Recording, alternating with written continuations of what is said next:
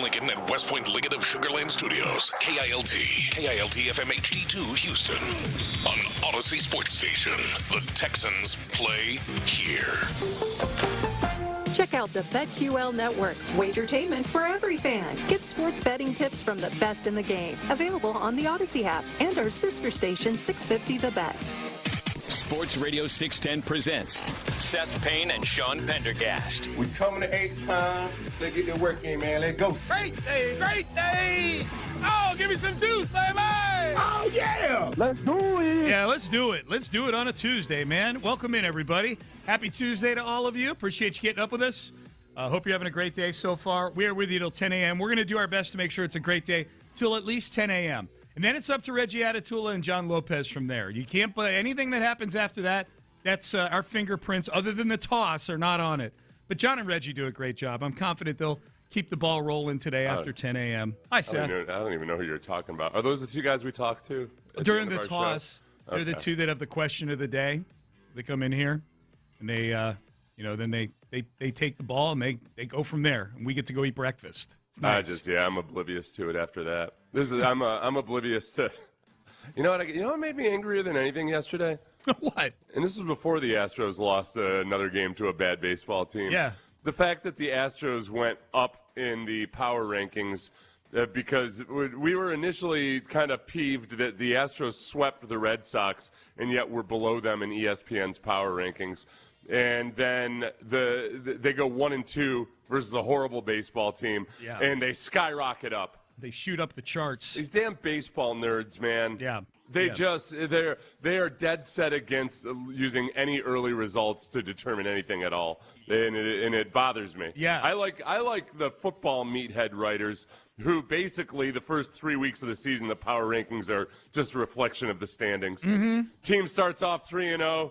Oh, they roll with it. Yep. The best team in football, lean into it. Yep. They'll never lose again. Well, be prepared. 9 o'clock, we'll do a power ranking of the early baseball power ranking. So I just want you to know that you may be agitated at 9 o'clock today. I just want you to circle that on the rundown.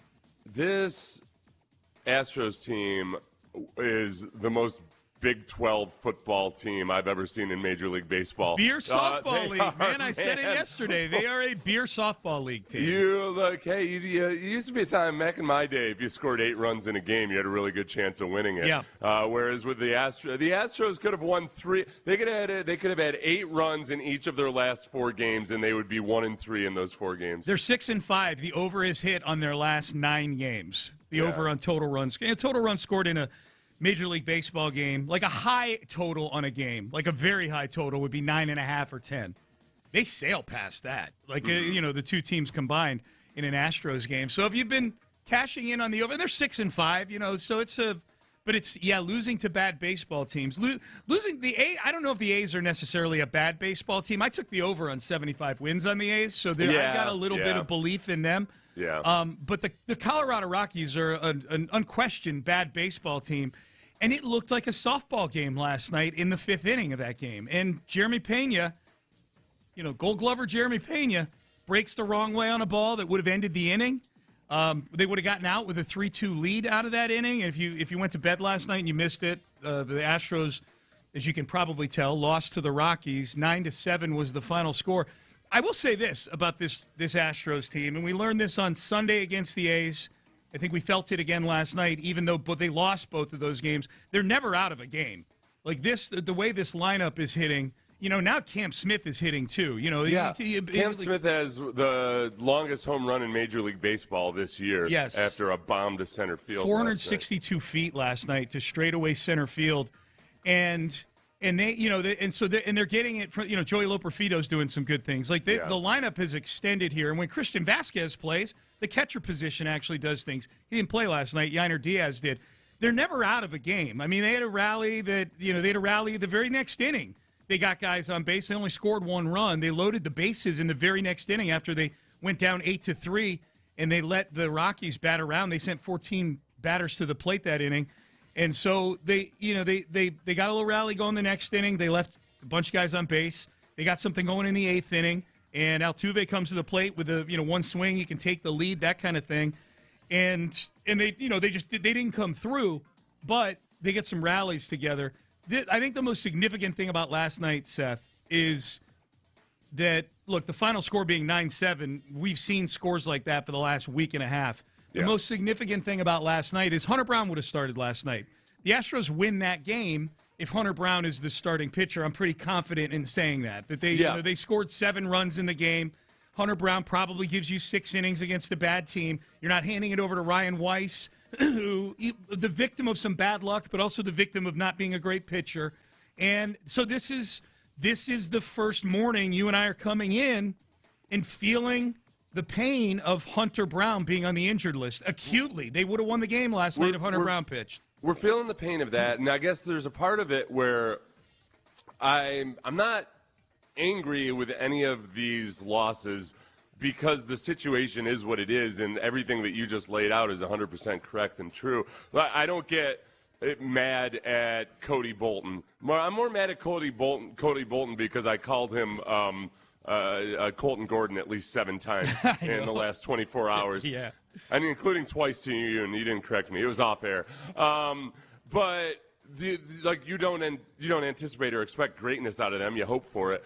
But the rest of the guys that you need to play well are playing so well that it's more of just a malaise right now. You know what helps me? I look at the standings. Way too early to be looking at the standings, and yet this early on, the only team that's clearly out in front of anybody else is the Yankees because they're 7-2. So by winning percentage, they're way better than everybody else. But everybody else has 6 wins or less. So like the Yankees have 1 more win, but 3 fewer losses than everybody's feeling the the Astros, the Guardians, anybody else. Everybody's kind of feeling their way right now. Yeah, like the Guardians are 6-5, the Astros are 6-5, the Angels are 6-5, and then you've got the Yankees at 7-2. So it's just.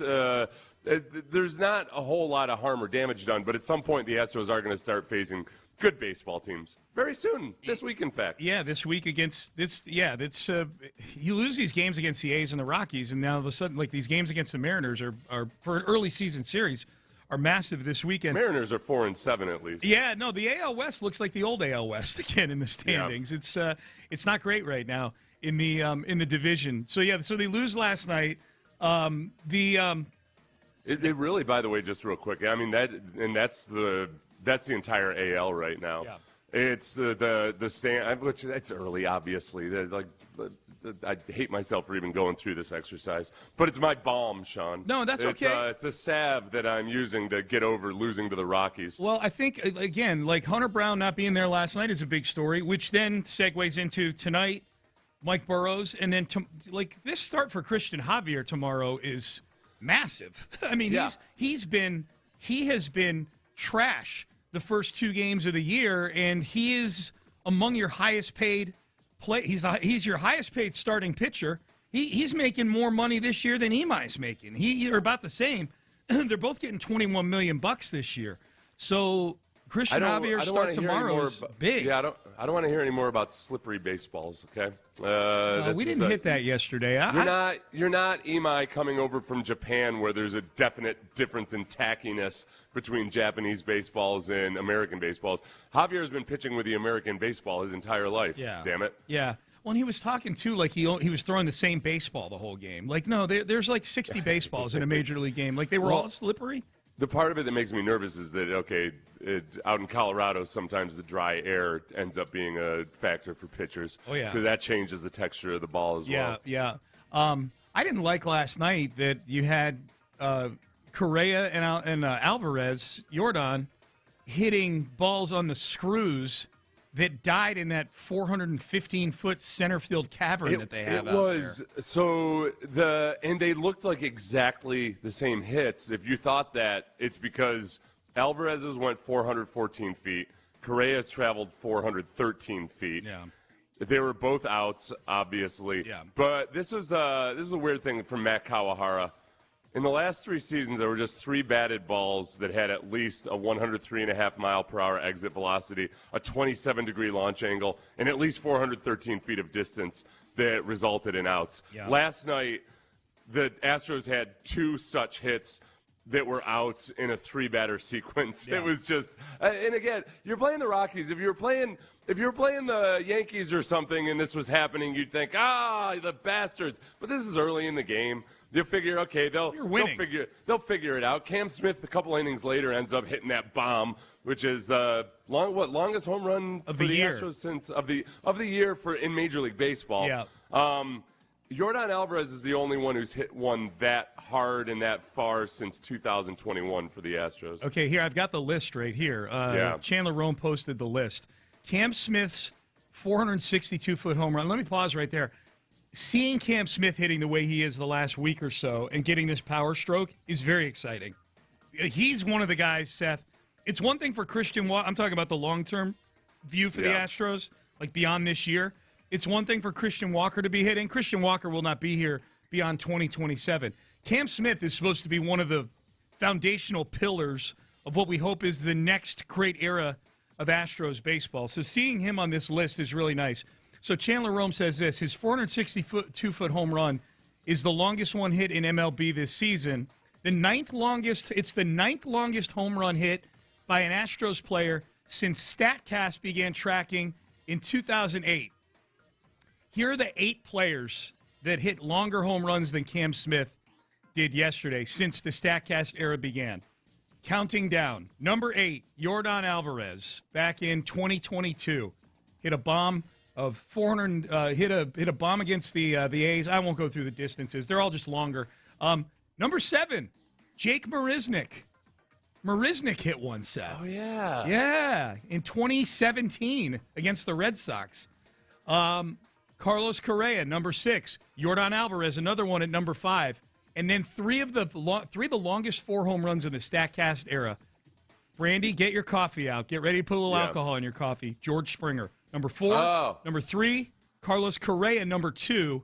And then George Springer, the longest one. George Springer hit a 476-footer against the A's back in 2018. Okay, so this entire exercise was marred the instant you mentioned Jake Marisnick. This is like whenever a rookie quarterback gets off to a hot start, Gardner Minshew. Stats. Yes, exactly. You knew exactly where I was going with it. Yeah. No rookie has done this except for Joe Montana, Tom Brady, Peyton Manning, Gardner Minshew, and C.J. Stroud. Yeah. All right. Thanks for the cautionary tale, bro. I thought you'd be excited about Jake Marisnick. I was excited, but no Marisnick. I'm grateful for Marisnick being in there because, as we know, Marisnick not a great offensive baseball player. Right. But it's a cautionary tale. That, all right, don't read too much into this just because you see these all-stars up there. That he's got some work to do. A lot of Springer in there, though, man. Those are the good old days. I don't know. Maybe at some point early in the season, Jake Marisnick in his career had an OPS above 1,000 like Cam Smith does right now. Yeah. But probably not. Is Cam above 1,000 right now? He's 1,017. Oh, OPS. my goodness gracious. Oh. Hitting 297, my friend. I love it, dude. I love it. It's big, man. It's big. Honestly, the weirdest thing I've ever seen in my entire life happen last night. What's that? And it was just the perfect symmetry that shows the growth of a player in overcoming all the old the old labels he's had on him. Free swinging Jose Altuve, notorious for swinging at the first pitch. Yeah, sits and watches the first pitch of the game, challenges it, call overturned, ball. That was a tone setter. Yeah. That is your Jose Altuve, my friends. Mm-hmm. He's just not swinging at the first pitch no matter what. I wonder what happens over time as pitchers start to really realize that, okay, Altuve's not operating the same way. Like, everything's going to have to balance out a little bit when they start pitching to him more and not trying to dupe him. Yet at the same time, that's going to mean that he's going to have more pitches to hit. But also he's got to fight all his inner demons. The chess game, man. It's the chess game. It's unbelievable, man. It's so cool to watch. It is. It's fun. It's when all of a sudden you run into that old friend you haven't seen in like a decade, and you're like, oh my gosh, he's wise all of a sudden. What the hell happened to him? And you find out, he just got divorced. His wife is dead. He's been through some stuff. It happens. Altuve went through some stuff. That's exactly right. Years. I can relate. Yes, absolutely. Text message to the Base Power text line. Listening to you two clowns is always awful. And then I checked, and it was from 12 hours ago. So that must have been to Ron and Clint. Yeah. That's what I'm going to do from now on. Whenever I get insulted, I'm just going to pretend that was actually for Ron and Clint. It was for the afternoon show 12 hours ago. No, the only text so far that I can see is the one that says pitching is trash. The pitching is very unbalanced right now. The trash is very trashy. Like Christian Javier, trash. Brian Abreu, trash. Yes. Not trash human beings, but they are pitching like trash right now. That's not what you were saying off here. Yeah, that's not true. I just want to be clear, that is not true. You're such a jerk. That is not true. I didn't say anything off air about them personally. They're just not pitching very well. Now, you know who's playing well? Yordan Alvarez. Player of the week, Seth. Player of the week in the American League. Yordan Alvarez. And I will say this. He's been with the Astros since 2019. That was his rookie year. We know he missed the whole COVID year. We know he's missed a bunch of time at various points throughout pretty much every season. That's only the fourth time Yordan Alvarez has won Player of the Week. This is his his 8th year on the team. That surprised me a little bit. That's only the fourth time he's been playing. He's had some big weeks before, man. That's only the fourth time. Probably in any given week, there's a good chance that Aaron Judge also had a good week, and they had to be sure. Oh yeah, it's not easy to win. I get it. But there's whatever 30-something weeks every season. He's only won 4. As far as the pitching goes, they're currently 28th in ERA. Yeah, that sounds about right. That matches the eyeball and the nausea test. 5.75 ERA. God. Yeah. I mean, well, look. When you're a team who plays in games that go over the run total in nearly every game this season, you give up a lot. You give up a lot of runs. I guess Mariners are currently 4th in ERA, so it is going to be fun to watch these guys and their new approach at the plate and everything go up against a team with. Also, the Mariners are pitching really well, so the irresistible force meets the immovable object this weekend. We might have to settle for like 6 or 7 runs per game. Yep. That one. Yeah. Yep. All right, so we're off and running on a Tuesday. Payne and Pendergast with you. They're back at it tonight. Mike Burrows tonight. Man, it's a shame. It would have been so nice to steal a would-be Hunter Brown start last night. You know, that's because when you lose a starting pitcher, it's different. You lose an everyday player. You lose Yordan. Let's say he's gone. He's not in the lineup every single game. There's a void there. If you can put together big offensive outputs in the games where Hunter Brown would have pitched, you can win the game with Cody Bolton out there, like you did last night. It's just unfortunate the way that things unraveled. And the ball bouncing off a base in the 5th, it was just Pena making 2 mistakes in the field. It was just weird. So they're back at it tonight. As we say all that to say, they're back at it tonight. All right. Big name announcing yesterday that he is seeking a trade in the NFL. Is this somebody the Texans should kick tires on a trade for with their extra draft capital? We'll approach that. We'll talk Rockets, too. They're back in action tonight against Phoenix. The 4 versus 5 for the Lakers is in the standings that way right now. Can it stay that way for another week? We'll talk about that coming up next. Big name in Houston if you're looking to build your own custom dream home. Kirk Homes, third generation, family owned, and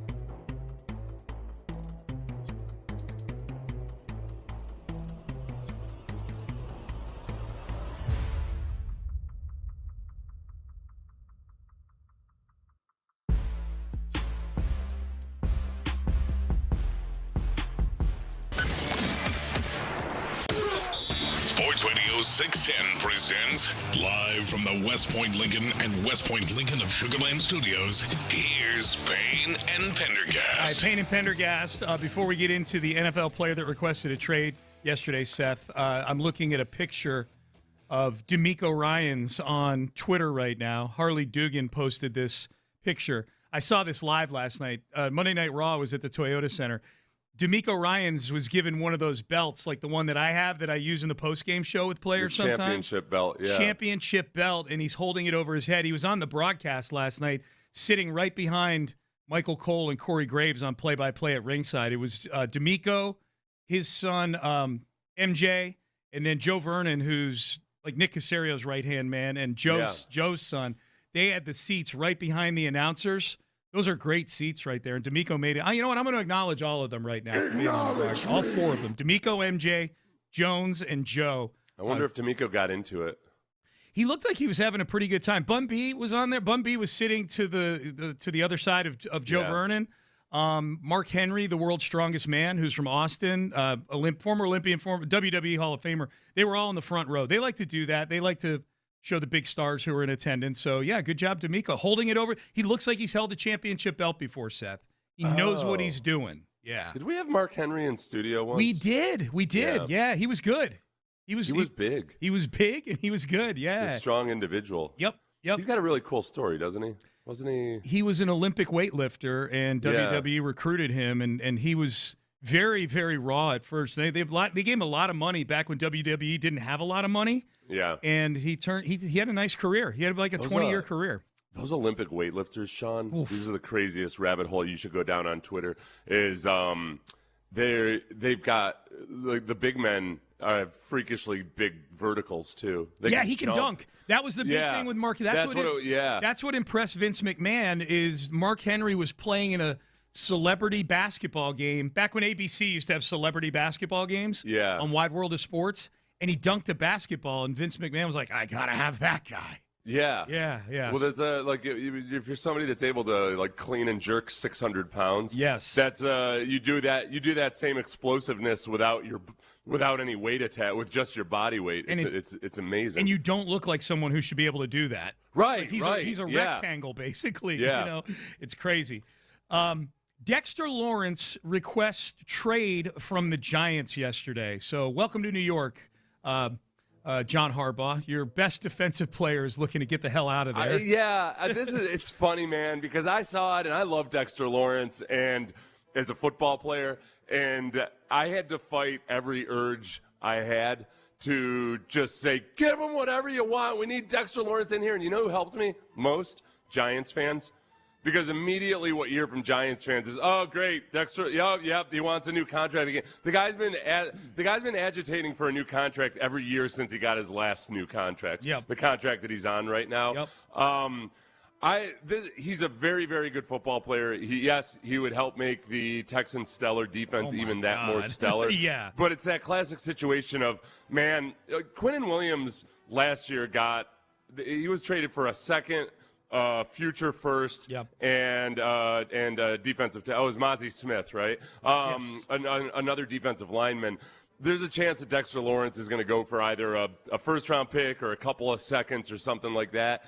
And I can't justify this team right now allocating even more salary space and draft picks to the defensive side of the ball. Yeah. I would feel like in House of the Dragon, Sean, there's a king who's not a good king at the beginning of it. Viserys. Wait, Viserys? Yeah, Viserys. And he's like obsessed with working on his model of the kingdom.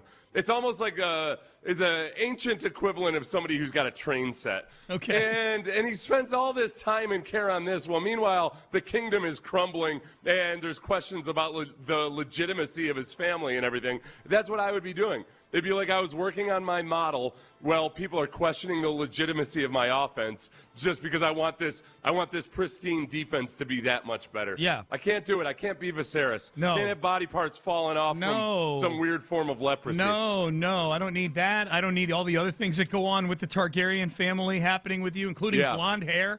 Long blonde hair on you would be very disconcerting, especially with the beautiful beard that you're working right now. So, no, I don't need that at all. Do we You need? think my beard is nice now? Wait until I start dyeing it. Are you gonna grow Bad it? dye job. I'm gonna do it at home. Are you trimming it, or are you gonna grow it down at all? I'm growing. I was aggravating Brandy yesterday with two things. One, I was talking to her about trading Paredes for a pitcher. Okay. It's the first time we've had a knockdown, drag-out brawl in a long time. She's a big It's the first Paredes. time we've thrown fists over a fight. Okay. In a long time. Yeah. And then yesterday was I'm considering not cutting my hair or beard until the Texans go to a Super Bowl. Okay. Have you? Did I say win a Super Bowl? Have you consulted? Well, that would be higher risk, obviously. My sister-in-law is a hairstylist, and she doesn't seem to be a fan of me already not having had a haircut in 2 months. She says I could use a little shaping. I'm like, you're such a fancy lady. Yeah. Beard. I haven't had my everything, hair? my hair and The whole beard, thing, yeah. My sister-in-law is a hairstylist as well. You know, that's small world. Small world, man. Yeah, Maybe they know each other. Yeah. And you and I do a radio show together. That's Hey, what you are know the Jody odds? Unverdorben? Call up your sister-in-law. You know Jody Unverdorben? Yeah, She's yeah. a hairstylist. Ask her if she knows Amanda Zan. Yeah, in Houston, Texas. No, I think so. For Dexter Lawrence, the scheme fit wouldn't be an issue at all. He plays in a different type of scheme, but he also, remember, he had 9 sacks in 12 games 2 years ago. Yeah. He can get upfield. Mm-hmm. He's just an absolute brawler and a bully. Statistically, didn't have a great year last year, but he was getting double-teamed all the time and doing what nose tackles need to do. Yes, he would be a good addition to the Texans. The Texans have already signed a free agent defensive tackle in Logan Hall. They also signed Sheldon Rankins to bring him back. I really love Tommy Togiai. If they're going to add to the defensive line at this point, I'm more focused in on edge rushers. Depth at edge. Yeah. Yep. Now, draft a defensive tackle, that's a whole different scenario because that's for the future. But both either through the draft or signing Joey Bosa or something like this, they need at least one more edge rusher right now. You mentioned the two things that you're having to give up to get Dexter Lawrence. I almost kind of 3 in a way. Like the draft capital, yes, you'd have to trade draft picks to get him. He wants a new contract. You'd have to make some sort of accommodation. I think the third thing you're trading a little bit is I don't think the Texans normally bring in guys who are agitating for contracts like this every year. So you're trading a little part of your soul as well to bring in Dexter Lawrence. Here's the thing, Seth, of those things, I think DeMeco can make the whole behind-the-scenes thing work. I trust schematically if they're bringing him in. DeMeco, hell, knows what he's doing for sure. I have no problem giving up a draft pick for him if I'm being honest. Like it's the money is the issue for me because you're going to reach a breaking point here where acquiring somebody like this is going to cost you somebody like Kalen Bullock down the road. Yeah. Or Kamari Lassiter. And this is how it would have to work. Because he's a guy who's continually agitating for a new contract, you'd have to give him a Danielle Hunter type of deal where it's 2 years, virtually all guaranteed, and then maybe you keep adjusting it year to year as long as everything's working out. But they already have a guy like that in the aforementioned Danielle Hunter on the defensive line. And it's just a matter of allocation of resources to just keep I feel like Danielle Hunter was the one guy where you break out of your mold a little bit and you bring him in and it's a perfect situation and it works out great. You don't really have room for 2 guys like that while the offense especially is ailing. But you're right. In the future, they got to pay Kamari Lassiter, Kalen Bullock. They're going to pay Will Anderson. If you do a short-term deal with Dexter Lawrence, you don't have to worry about all that much. None of those guys' big cap hits would be until later on. Right. But it's still something that it bleeds over in lots of ways to what you can do on offense and what you can do in the future if you're spending that much money in the short term. He's under contract for 2 more years. I mean, like, that's part of it, too. Like, dude, what's to say you're not going to be doing this when you've got 2 years left on this new deal that we get? He was agitating last year. Right. When he had 3 years left on his contract. He gets mad every time somebody passes him on the interior defensive line AAV list. Whenever you give a guy a big extension, what you really hope is that he's the kind of guy who understands, all right, if I keep up my end of the bargain and keep playing well, I'm going to be underpaid immediately. The next offseason, you'll be underpaid. you got to be cool with that. That's why you got that big chunk of guaranteed money. Yeah. It's a pain in the ass when you got somebody who every single year is looking at the power rankings of defensive tackles and says, "Oh, wait a second, Yep. but these guys they're below me on the power rankings, and yet they're making more money." That's how you got to it find works, some man. kind of a happy balance. That's how there. it works. This would be the equivalent of Nico Collins saying, "Hey, whoa, I'm 17th now on the wide receiver list, and I was one vote away from being second team All-Pro this year." See, with Daniil had some standoffs with the Vikings before he got here. And I want to say it was both of the off seasons before he got here. Mm-hmm. I can't remember. Definitely when he was in the last year of his contract, he held out. He either held out a training camp for a little while, or it was a hold in, whatever it might have been. But that was a more conventional. But you don't have to worry about it when you sign a guy to a 2-year guaranteed deal. So that's where I think if the Texans were to trade for Dexter Lawrence, they would probably just do something like guarantee the last 2 years of his deal without giving him a new one. But that's just might not be good enough, man. You're taking something that's already really good and just doubling down on it at the expense of all the other areas of your roster that need to be addressed, including depth on the defensive line. Or depth on the defense in general. If he was just a really good player that just wanted off of a bad team because he's 30 and he wants to win, then I'd be inclined to do it. Even the money he's at right now is very doable for a couple of years. A top 10. That's the thing. He's agitating about it, and I want to say he's still in the 7th highest paid defensive tackle. Well, and when you trade for him, the Giants have already picked up the freight on signing bonuses and things like that. You're just responsible for the salary. And his salary is very reasonable for the next 2 years. It's $16 million and $15 million. You can make that work. Voidable years and restructuring and things like that. But I think the guy wants to make $30 million a year, or whatever. It's whatever the market is for interior defensive linemen, 20, 25, whatever it is. All right. He's 9, 10. He's still the 11th highest paid defensive Not good lineman. enough. In the third year of his contract. It really hasn't. And he was last year he was agitating for a new contract. They ended up giving him like $3 million in incentives. Yeah. And I don't think he made the incentives, so he's probably somehow angry about that. Yep. I like big, angry defensive linemen, but not when it boils over all the time into contract talk. Absolutely not.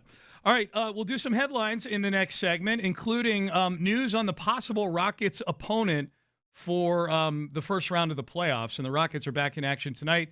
We'll dig back into the Astros game from last night, as ugly as that got in the 5th inning. We'll do all of that coming up next. But first, what am I talking about here? Oh, BetterHelp. Yes, BetterHelp.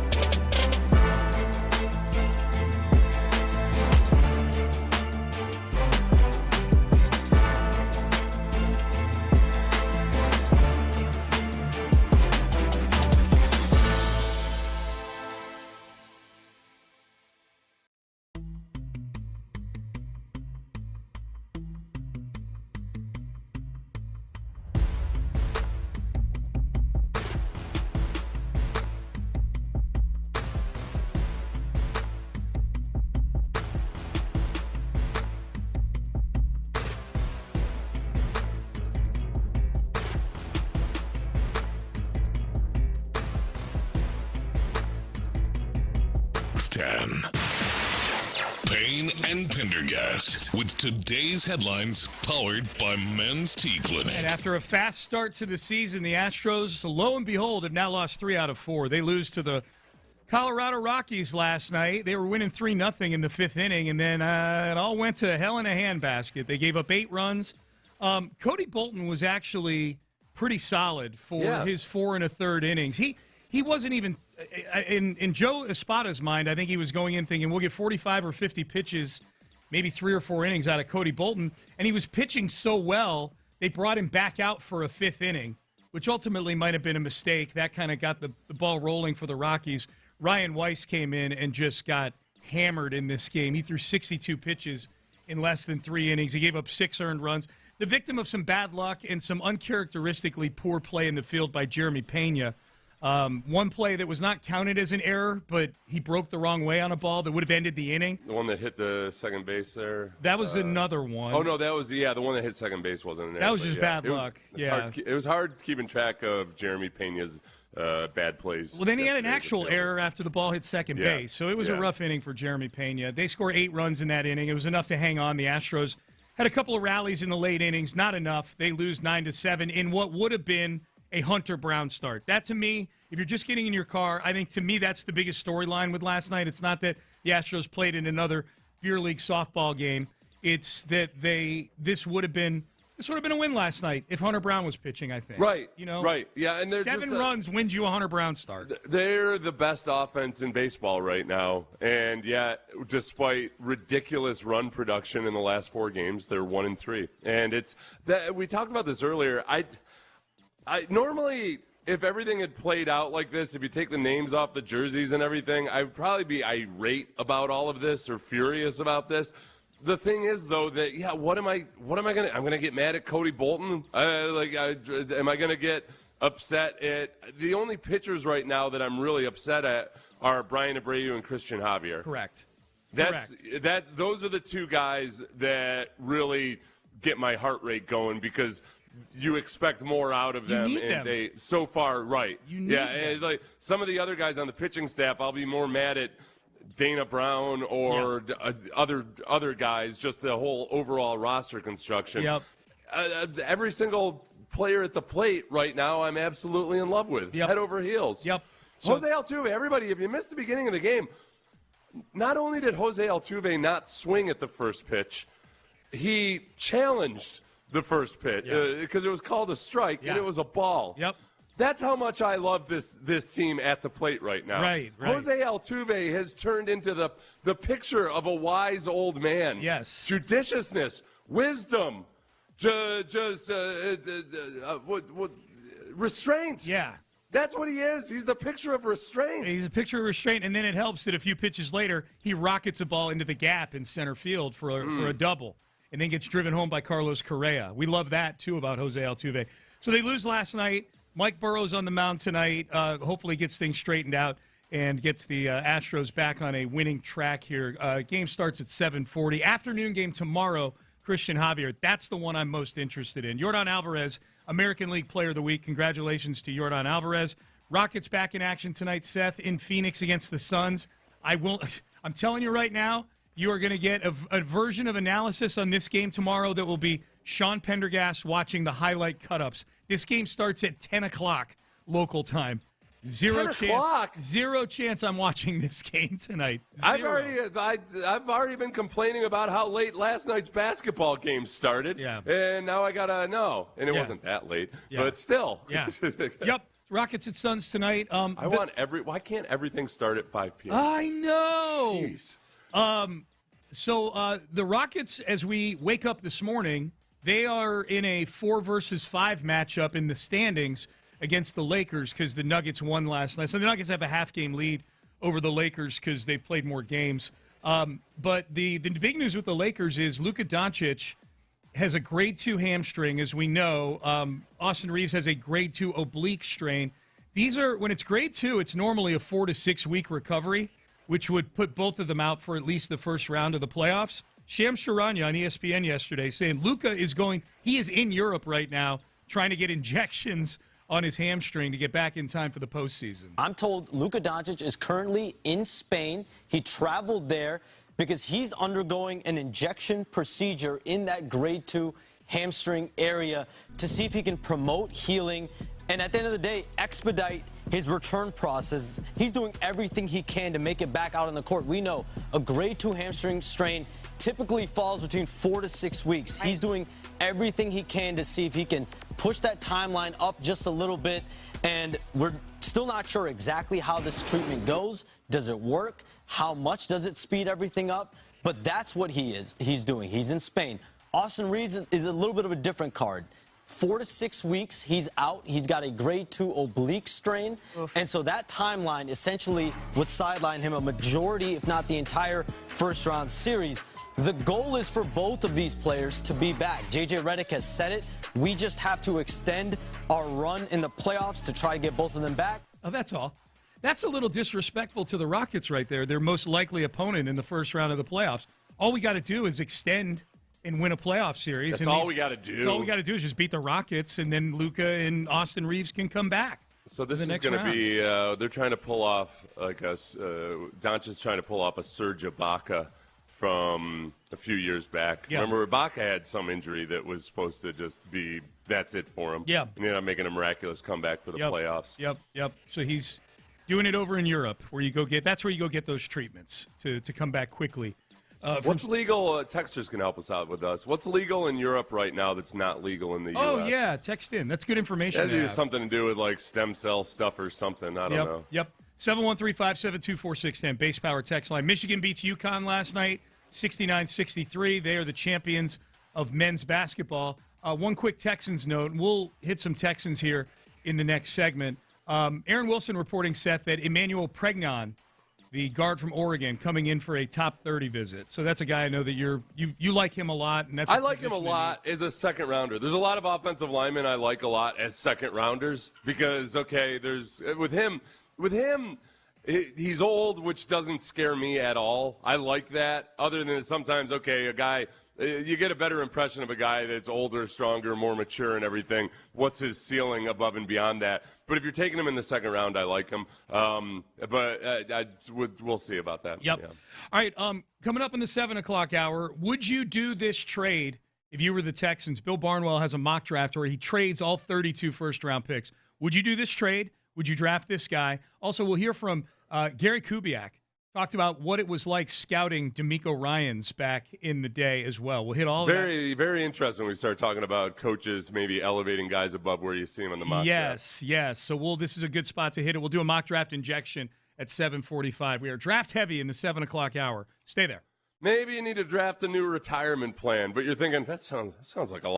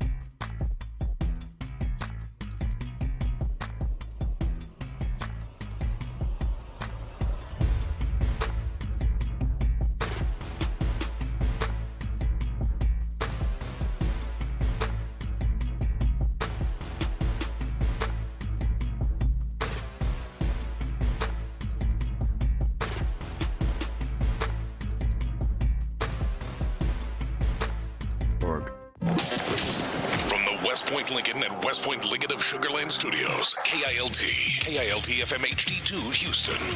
On Odyssey Sports Station. The Texans play here. Sports Radio 610 presents Payne and Pendergast. All right, so Bill Barnwell did his 50,000 words for the week yesterday. I always joke about that. His stuff is really, really good. It's just really long. So you pick out the pieces that apply to your team, and you go from there.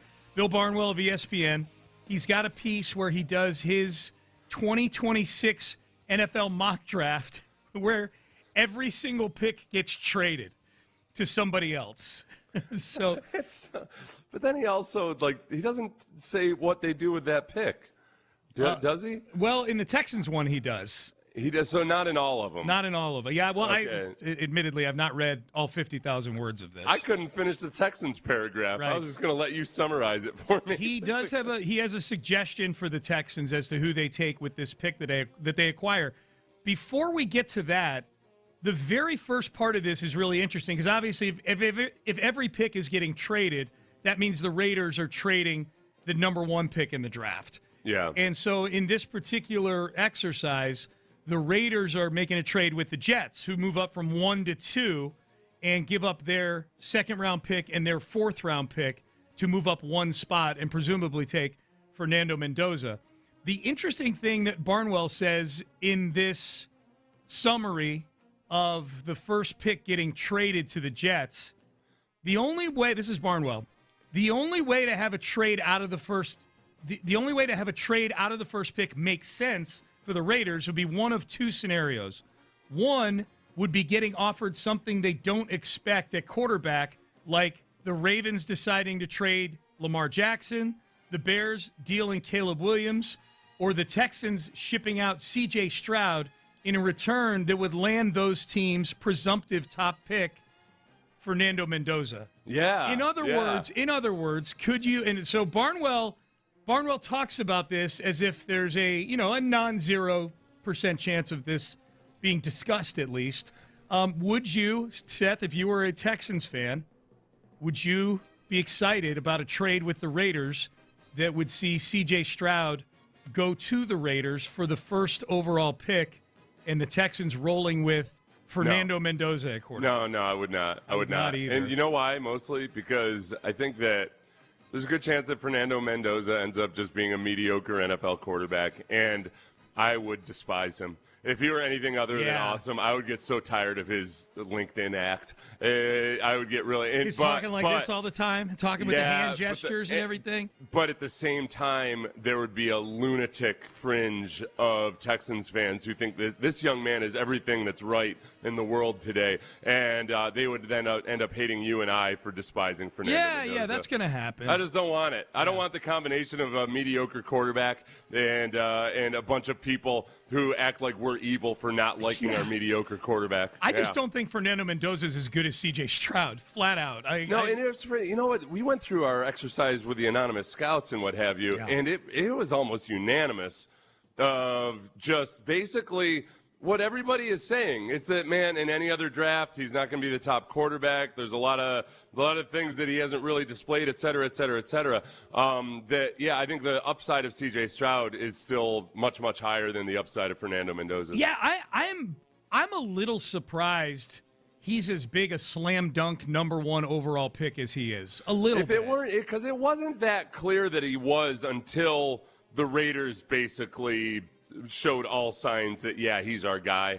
And more and more reports, Fernando Mendoza is studying the Raiders' offense. Yeah, he's going to be the number one pick. There would be a lot of healthy debate about it if it weren't already kind of preordained that the Raiders specifically were going to take him. Right. If it was a team, I think there's probably some teams out there that might not want to draft Fernando Mendoza number one overall, and there'd be rumors about them trading back or whatever. Yeah. So there's still a chance maybe that it could happen, but it seems like that's what they're rolling with. All right, so here's what Barnwell has for the Texans with the 28th pick. Again, this is a mock draft in which Bill Barnwell ends up trading all the picks or proposing trades regarding each pick. The Texans trade with, this is so similar to what John Harris had. It's crazy. Yeah. John Harris had the Texans trading up from 28 to 18 with the Vikings. Bill Barnwell has the Texans trading from 28 up to 19 with the Carolina Panthers. The Texans get the 19th pick in the draft, and the Panthers move down to 28. In the process, the Panthers get the Texans' second-round pick and fourth-round pick. The Texans get the Panthers' third-round pick and sixth-round pick. So essentially, to move up 9 spots, the Texans are moving 24 spots back on day 2 and 94 spots back on day 3. That's the easiest way to look at it. Yeah. So they move up 9 spots. Barnwell says Nick Caserio quietly has a lot of draft capital this year. He outlines how they got it, the Tunsil trade, the Jackson Dart trade. With an exciting core, Caserio might feel like he can afford to be aggressive and move up for an impact first-rounder. He suggests, Barnwell does, that, like John Harris suggested, the Texans move up and draft Kenyon Sadiq, tight end out of Oregon. He says this, the Texans use 2 tight end sets, the second lowest rate in the NFL. But I wonder if Nick Caley, the OC, noticed that the Rams noticed what they did, his former team, by using much more 13 personnel, 3 tight end sets. Yeah. Two things annoy me about this. One is that he didn't actually have the Texans take Sadiq. That's why I was annoyed that he doesn't. This isn't even a mock draft. He says, "What about Sadiq?" Oh, okay. Yeah, that's why I was confused a little bit. It's this damn long article. But the other part is, okay, I don't fault Barnwell for not understanding the injury situation that the Texans have had with their tight ends. I think last year they went into planning on using a lot of multiple tight end sets. But their second and third tight ends got injured in the 2 weeks leading up to the season, and it was just it was a rough year in terms of just availability of viable tight ends. So I get annoyed that he's acting like Caley must have noticed what they did with the Rams last year, and now he's going to try to copycat. He was already going to copycat him last year. Yeah. And the 3 tight end sets is something a lot of people have been talking about in NFL circles for a couple of years because defenses they've been built to stop the passing game, and now all of a sudden offenses are running the ball a lot more. Yeah. They ran the ball the most last year since 2008 or something like that. So I think that's very possible. And yeah, Sadiq's not a great blocker or anything, but again, modern NFL tight ends, it's more about just, all right, you've got some bodies in there who are viable receivers who can also block.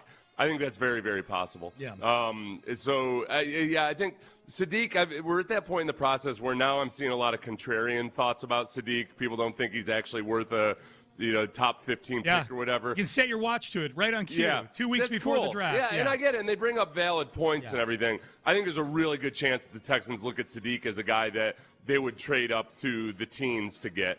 And in this one, they still – in this hypothetical, they retain their 38th overall pick. They do, they do. So you still have an early second-round pick. Yep. I'd feel good about this. They trade their other second-round pick in this one, the one that's actually their pick, not the pick from the Tunsil trade. Here's what Barnwell says about Sadiq. This is the part that Seth alluded to earlier.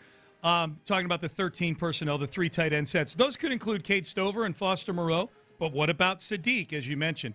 His ability to run away from defenders and stretch the field would be appealing for the Texans, who ranked last in yards after catch over expectation on a per-catch basis last season. There is, from Next Gen Stats, by the way. That's an analytical mouthful right there. He suggests the Panthers could just stay there and draft Sadiq. I've seen them doing that in some mock drafts. That's all well and good. You mentioned that yesterday, Seth, when we talked about Sadiq. I think it was yesterday, about his ability to run away from defenders. Can he do that at the NFL level like he did in the Big Ten for Oregon? That would be the big question. Right, yeah, and that's what John Harris had brought up the other day. The one reservation about it is, he didn't have a lot of huge home run breakaway plays, but he had a bunch of chunk plays. So how much of it is this scheme versus the guy himself? This is another one where on the defensive side of the ball, if the Texans draft a guy that looks like a little bit of a project, as a fan base, we kind of feel like, okay, cool. Yeah, DeMeco and Matt Burke and whichever position coach will get the absolute most out of these guys. Because we've seen it now with Kamari Lassiter. We've seen it with Kalen Bullock. We've seen them just take these guys and turn them into the best version of whatever the scouting report says. Yep. We don't have that same faith or confidence on the offensive side of the ball. No. So it's still the Texans, if they draft an offensive player in the first round, we're going to have a whole lot of, all right, let's wait and see what they do with them. Yep. I like this trade because they still have the same number of picks after it's over. You're just moving back. And they're moving back from late in the second. You know, the day 3 picks or whatever. You know, you're moving back from the early 4th to the 6th round. Okay. You know, that's whatever. Like the day 1 and day 2 picks are the premium picks. So you still keep the 38th overall pick from the Tunsil trade. And you still have now you have 2 third-round picks as opposed to the 59th pick and the 69th pick. You have 69 and 83. Nick's done a good job in the 3rd round, you know? Yeah. And so you're moving back from 59 to 83, and that's the cost to move up and get a guy that you think is a potentially elite tight end, is clearly the most clearly the highest rated of the tight end. We'll see if he ends up being the best tight end, but football has spoken about Kenyon Sadiq and the other tight ends, and there's a big chasm in between them. That's a price I'm okay with paying because you're still walking away from day 2 of the draft with the same number of football players that you would have had before this trade. The fun thing about this would be that it would open up potentially even more trades down the line between the rest of the draft and training camp because you'd have a pretty packed tight end room. Yeah. I think that they brought in Foster Moreau specifically because he's a good blocker, and that I don't think that it's almost like he's in a different competition than Brevin Jordan and Cade Stover. Yeah. Because those guys, for one, you've got Brevin Jordan's injury history, but he's got this ability to make plays as a receiver. Yep. Cade Stover overall is just still an unknown in terms of what type of tight end is he going to turn into. But I feel like Foster Moreau, if you're looking at Kenyon Sadiq, going to be on the team, Dalton Schultz going to be on the team, and then Foster Moreau, I don't think he's even in competition with those other 2 guys. Yeah. They want to have a guy who can block in that tight end room. Yes. And Foster Moreau's the only guy of anybody there right now that you feel, including Kenyon Sadiq, that you feel is a capable blocker. You had to pick one to make the team. Blindly right now. Between Foster Moreau, Cade Stover, and Brevin Jordan? Well, I was just going to limit it down to Stover and Moreau, but yeah. Oh. Yeah. Well, yeah, based on what I was just saying, Moreau's going to make the team no matter what. That's what I'm Cade Stover's in competition with Brevin Jordan. Yep. And they're different, which is, again, weird because they're different types of athletes and tight ends. Yeah, they're listed at the same position, but they're different guys. Yeah, that makes sense. So yeah, the Barnwell article is good. There's a few other ones in here that are interesting if you want to go seek those out. Mina Kimes had Daniel Jeremiah. Let's just sticking with the draft theme here. Mina Kimes had Daniel Jeremiah on her podcast, and they did a kind of a quasi mock draft where she was proposing a couple of guys to him at each spot, and he'd have to pick between the 2 of them. At least that's what it was for the Texans spot at 28th. Take a listen. Here are the 2 players that Mina Kimes proposes to Daniel Jeremiah, and take a listen. Daniel Jeremiah makes a pick and compares this player to a current Houston Texan. I'm going to put Woods back here. Okay. Because it'd be fun. Yeah. Pause, Ben. Peter Woods, defensive tackle from Clemson, is who she's talking about. And then the other choice I'm going to give you is a guard. I'm going to give you Pregnon, the Oregon guard here. Yeah. Yeah, I would, in that scenario, I would take Woods. I would be, he does have the ability to get upfield a little bit. I don't know if he plays, they like guys who are aggressive up the field and who play with a little violence. I don't know if he has quite that violent streak to him, but he does have a quick first step. He kind of is similar to a Sheldon Rankins. I don't think I think Sheldon Rankins plays with a little more pop in his hands, but I think this dude has that type of quick first step stuff. Okay. Peter Woods. How far into the podcast did those 2 wake up?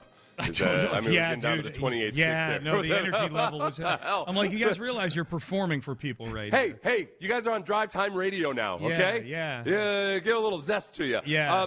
I think I would agree with what Daniel Jeremiah says there. I think with Peter Woods, part of it is, I'm going to make a weird comparison here. It's a little bit like how people were talking about Will Anderson in one regard only. I'm not comparing him to Will Anderson, but Will Anderson in his second to last year in 2021 was more productive than he was in 2022. But people were looking at it and saying, man, why doesn't this guy make more plays? Boy, last year, that was when he really looked like a top 3 pick in the draft. But they changed how they used him in his final year in college. And that was part of why the production wasn't the same. And the same thing kind of happened with Peter Woods, where I felt like going into the season, people were really high on him, but Clemson was using him more out on the edge and in a role where he could make more plays. When he had to play down inside like a nose tackle a bunch, he's not going to make as many plays, and he's not going to be as comfortable. So I think a lot of his upside is still there, and some of the lack of production last year was probably more an offshoot of just him being uncomfortable in his role and them using him differently.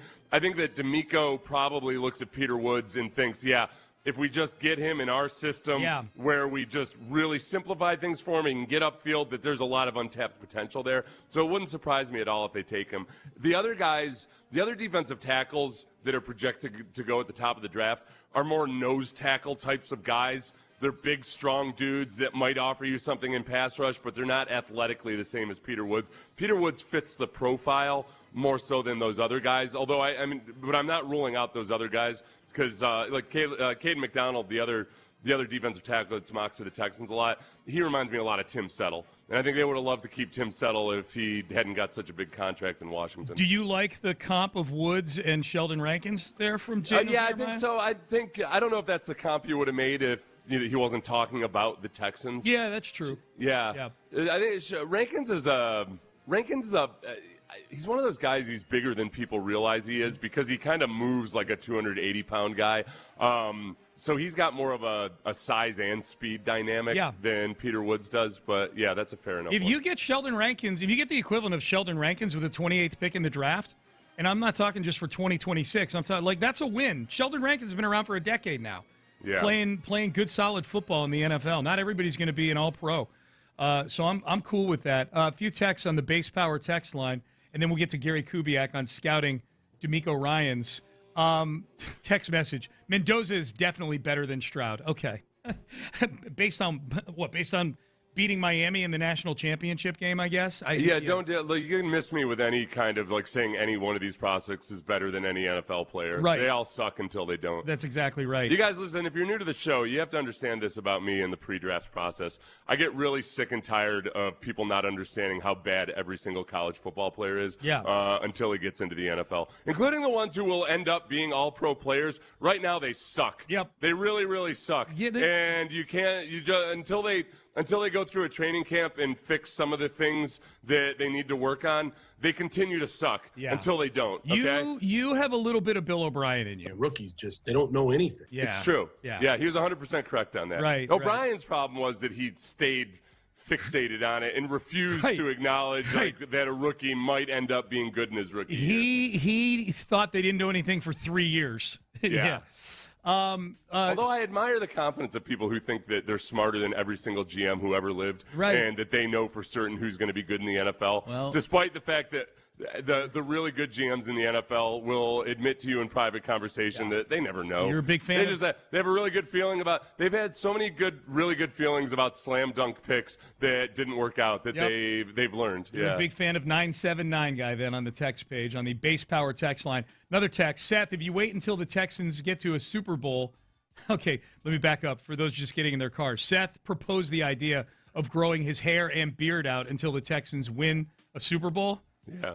Seth, if you wait until the Texans get to a Super Bowl, you'll look like Tom Hanks in Castaway after being on the island for years and years. Well, that's why I think it would be a good test for me to just to really be committed to my job. That at some point it's going to get to the point where it's going to drive me insane that my hair and beard are as long as they are, and I have to make that decision of I've either got to retire from sports media so I can cut my hair or stick it out until the Texans get to a Super Bowl. Yeah.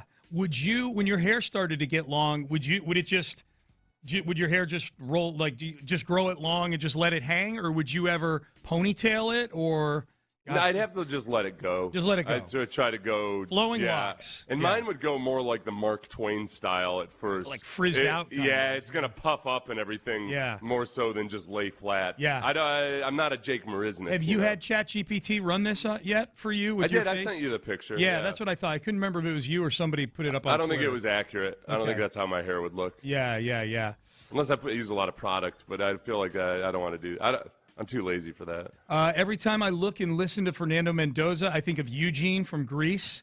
Yes, I put a video up this week. That guy who played Eugene was also in War Games, the Matthew Broderick movie. And Amy and I watched that this weekend. And I'm like, that guy, you know him if you see him. He is the nerdiest actor of all time. And he plays nerds on all these movies. And he comes walking into the computer room in War Games. And he's like, hey, Lightman, how you doing? Hey. And he looks like Fernando Mendoza. He acts like Fernando Mendoza. I said, that is Fernando Mendoza right there. You know the thing, you sent me that clip. Yeah. And I think the biggest, most shocking thing about that clip was how bad the acting was in War Games, including from a young Matthew Broderick. It felt like I was watching a high school play. Matthew Broderick was not yet a genuinely good actor at that point. That was Ali Sheedy was in that movie. Yeah. Dabney Coleman was in that. Dabney Coleman was good in that movie. He's always been a pretty good actor. He was already Dabney Coleman. Yeah. But Matthew Broderick was just that was his first big movie, right? It was, and and now that you mention it, I found myself several times during that movie going, wow, this is the guy that became Ferris Bueller eventually, and went on to great acclaim. He's he's a big stage actor now, I believe, if I'm not mistaken. So, yeah. Not Didn't great. he kill somebody in a car accident? I don't know. I think he did. I think he's a murderer. Okay. That's like one of those under, the soft-spoken murderers. Yeah, they don't talk about it a lot in Hollywood. He's one of those ones, there's a list in Hollywood where we don't talk about their transgressions. I Googled Matthew Broderick killed somebody. Yeah. Yes. On really? August 5th, 1987, actor Matthew Broderick was involved in a fatal accident in Northern Ireland that killed 2 people. Wow. Sounds like he was working for the IRA also. Yeah, something, man. Just crazy. Wow. 1987. That was only like a year after Ferris Bueller. That's crazy. I don't think he wasn't drunk or anything. Okay, so he didn't murder somebody. He was driving a rented BMW on the wrong side of the road. Okay. Resulting in a head-on collision. Okay, probably more of a manslaughter situation than a murder. Well, I don't know. He was initially charged with causing death by dangerous driving. Okay. The charge was reduced to careless driving. Okay. He was fined €100. Is that a lot back then? Is that not? How many really. euros did a Snickers go for back then? He's fined €100 and served no jail time. I don't know. Honestly, I'm going to be honest with you too. I don't know if that's a sign for a euro or a pound. Okay.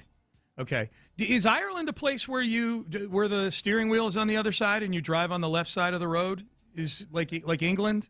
Yeah, because it's in the UK, right? Yeah. So they drive on the they drive on the road. They drive on the wrong side of the road, as I like to say.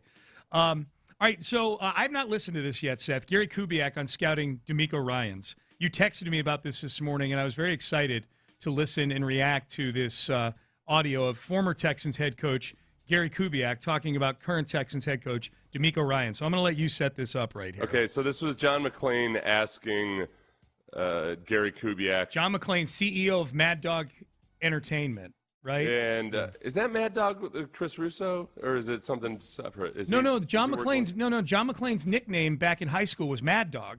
Oh, so all right. It's his company. The documentary that they did on the PVIL was from Mad Dog Entertainment. Oh, I thought he was working with Chris Russo on that. No. So that's just his. This is just his, yeah. So he looked like they were at some kind of an event where they're doing a sit-down in front of an audience, perhaps, and John McClain asked Kubiak about scouting DeMeco Ryans and then also DeMeco Ryans getting into coaching. This part is just Kubiak talking about scouting DeMeco Ryans. I was evaluating, doing my job, getting ready for the draft. Charlie and his scouts were working every day, and they had their board set. So I would sneak into the room every now and then and look at their board. And I had watched these players, and of course I had watched DeMeco, and I thought a lot of them. And I saw DeMeco's name was I think it was like in the 4th round or something. So Charlie and I started going through these particular players, and I said, Charlie, why is that kid, in the whatever round it was, I don't remember. And Charlie said, well, he had a rough Indianapolis, didn't run very good, didn't jump very good. So DeMeco didn't test very good, as an athlete. But I said, Charlie, when you turn on the film, he's faster than everybody, he diagnosed quicker than anybody, and all he does is make plays. And I told Charlie, I said, Charlie, y'all can tell me everything you want about DeMeco's workout times. This kid can play football, so let's move him up. And to Charlie's credit, he moved him all the way to the 2nd round, and he ended up being the first pick of the 2nd round. Oh, so we owe Gary Kubiak big time. That was Kubiak and Charlie Casserly worked together incredibly well on that first draft. Did they ever? Yeah. Against great criticism They drafted Mario Williams. Number 1 overall. Instead of Reggie Bush or Vince Young or anybody else. They drafted DeMeco Ryans. They drafted Charles Spencer, who I think Charles would have been an awesome lineman, but he just ended up the offensive lineman, but he ended up having injury issues. Yeah.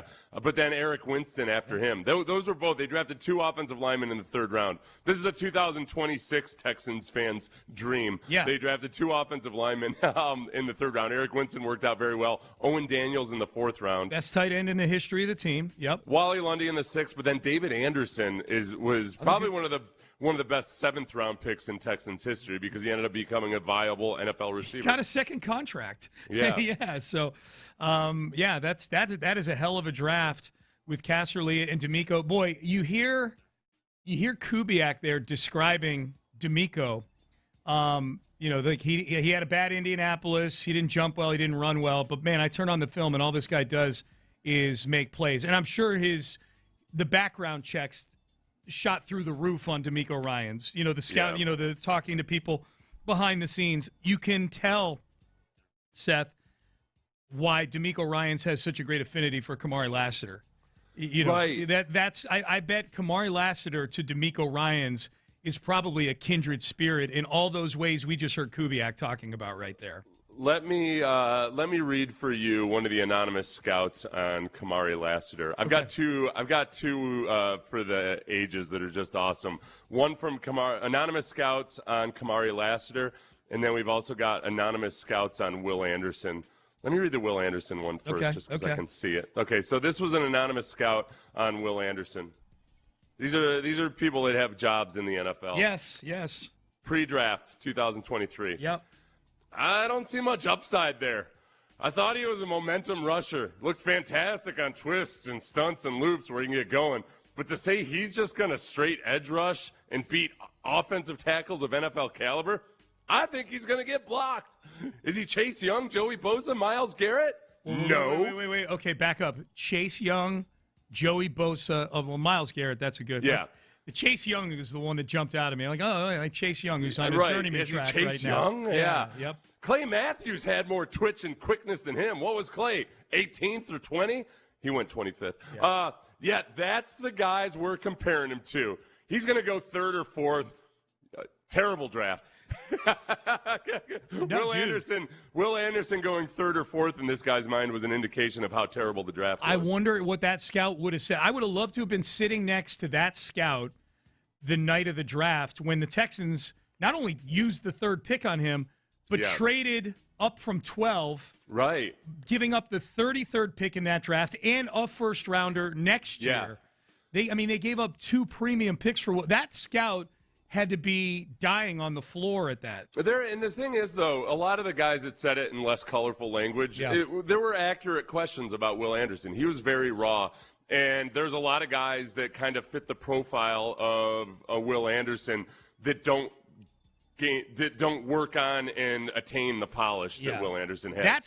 That's what that guy didn't account for is Will Anderson's want to become great. Right, yeah, and that's what he didn't account for, but there's also a lot of guys that want to and just can't seem to figure it out. Trayvon Walker is another guy that in a lot of ways had that same question about him, and he hasn't done as great a job as Will Anderson has done at polishing himself up. Kamari Lassiter. Oh, yeah, let's do this one. So this is an anonymous scout a couple of years ago on Kamari Lassiter. Remember, he had run a 4.64 40 at his pro day. It had everybody kind of slow trying to figure him out. Yeah. A 4.64 corner? That's hard to get over.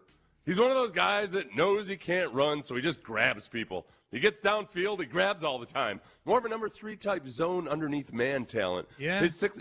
And then they point out that his 6.62 3-cone drill at the combine led the position. Okay. Another scout says, I like him, but that was a disaster, talking about the 40 time. Yeah. I wouldn't draft him until the 4th or 5th. He's a good player, too. That was the weird one. He's a good player, but the 40 time knocked him all the way down to the 3rd that's or 4th someone round. who's married to the stopwatch. That's that guy, the 4th or 5th. Can you imagine 4th or 5th round for Kamari Lassiter? Now, But again, that's the thing about he was very, very handsy in college, and that was something that he had to work on in training camp. I remember just thinking, man, he's got to clean this up because when they get the officials out here, you're not going to get away with this stuff. And he did. He worked on it. He got better. But the 40 time is what that did have a lot for all the guys that say 40 times don't matter. When somebody runs a bad 40, there's a lot of them where it gets tested, and they immediately freak out. And they don't want to. What they don't want to be is the guy that drafted somebody with a slow 40 time, where it's so easy for an owner to walk in and be like, "What the hell? He ran a 4.64 40." Yeah. Ben, Seth, I'm going to go out on a limb and say that I think Ben Gary, our producer, really enjoys the new voice that you've concocted here of Dullard Scout.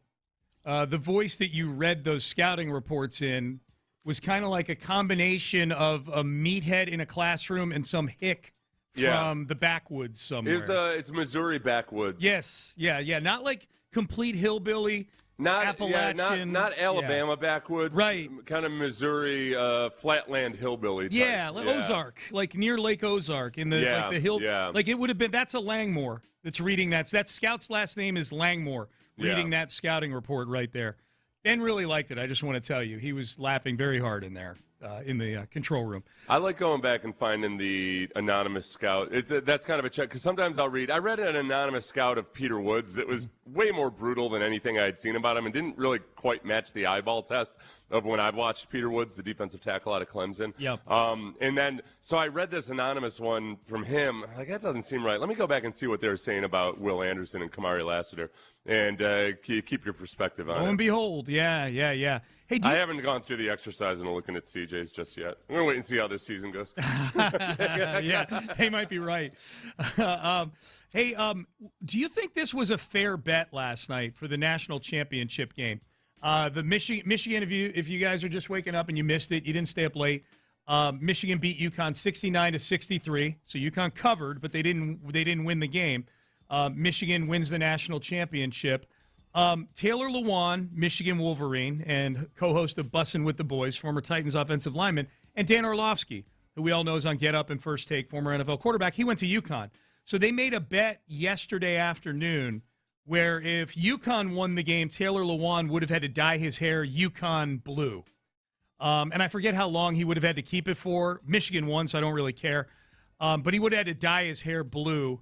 Orlovsky, because Michigan won, Orlovsky, who does a ton of TV. I mean, I'm just watching yesterday. He's on 4 different shows yesterday on ESPN. He has to wear on every TV appearance now for the next month. He's got to wear a dangling. He doesn't have to pierce his ear, but just one of those magnetic dangling earrings. Yeah. Of a very ostentatious Block M Michigan logo dangling from his ear on all of his TV appearances. A month felt like a little much to me. You start to get into that range where it's not funny anymore. It won't be funny anymore, except at the same time, it might be an unfair bet if he had a real job. But he's working in sports media, and it'll be a nice gimmick for him and everything. For a week. If anything, he's probably happy that he lost the bet because it'll give Stephen A. Smith a reason to bring up his name. Yeah. I saw Stephen A. Smith is now floating Orlovsky's name for coaching jobs. That he's doing what he did a couple months ago. Remember when he was offended that the Steelers didn't interview Ryan Clark to be the head coach? That he's also now saying that teams are stupid if they don't hire Dan Orlovsky. Does he understand? Like, he was there for Jeff Saturday, Stephen A. Smith. Like, he sat across the desk from Jeff Saturday, who got hired off of the desk to be a head coach in the NFL, and it was a disaster in Indianapolis. And he lost just enough to get them Anthony Richardson. He didn't lose enough for them to get a little higher and get a better quarterback. He got Anthony Richardson out of it. I did see that yesterday, to answer your question. Steve? That's the biggest one with NBA coaching. I'm full bore into just when former players step right into being coaches. I love it. But it's just a different dynamic than it is with in the NFL especially. There's so many moving parts involved in a football organization. Yes. And just to think that because a guy is smart, he's going to be a good NFL coach, it's out of bounds. It's out of bounds. Yeah, we've seen it worked here in baseball. They pulled Larry Durker out of the booth here, and he managed the Astros several playoff appearances. But I'm with you. Football that's a different animal. Now, on the scouting side of things, like John Lynch is the one that I was skeptical of, but it's worked out. I would say, I know 49ers fans usually don't feel like this. I feel like it's been a really big success in San Francisco, just by virtue of how competitive they've been since John Lynch got there. But that's the one outlier of a guy that jumped immediately from broadcasting into a high-level position. Yes. Texters remind me of anybody else that I'm missing in the NFL, where guys leapt from – but Lynch was a little bit like Lynch had spent some time, though, working for NFL teams before he went into broadcasting, didn't he? I don't remember. No, was he completely? I don't recall if he did or if he didn't. And he's a super smart guy, so he's done a good job. Mayock didn't work out so hot. No, he didn't. And I've always I still like Mike Mayock. I think he does a great job on TV. I loved him when he was the color analyst for Notre Dame football games on NBC. I thought he was outstanding, and I think he's really good on the draft. He just didn't draft all that well. I'm going to pin that on Gruden, mostly because he continues to ignore my texts and phone calls. John Gruden. I don't think he even gave you a real. Have you actually called to hear what the voicemail sounds like? No, I just text. Call. Yeah, he's going to hit ignore. Yeah, so you don't have to worry about, or he'll pick up the phone one way or the other. That's true. It's not like you to be bashful about things. No, but I don't like to be intrusive either. I don't want to be that guy. So. Anyways, mock draft. Call him and you leave a voicemail. He said you gave me your number. Hey, I thought maybe that meant we ate po' boys next to each other in New Orleans. I thought we had something special. Yeah, you sound real psycho. I will. All right, Payne and Pendergast with you here on a Tuesday morning, just rolling along. 7:45 mock draft injection time. Chad Reuter, one of Seth's favorites. The easy grading professor, Chad Reuter, NFL.com, has a 5-round mocker. We won't do all 5 rounds, but we will hit the important ones. We'll do that in our mock draft injection coming up next. But first, Bridgehead IT. Is that what I'm doing here, Ben? Bridgehead IT? Yeah. You cannot turn on a TV or scroll through your feed or listen.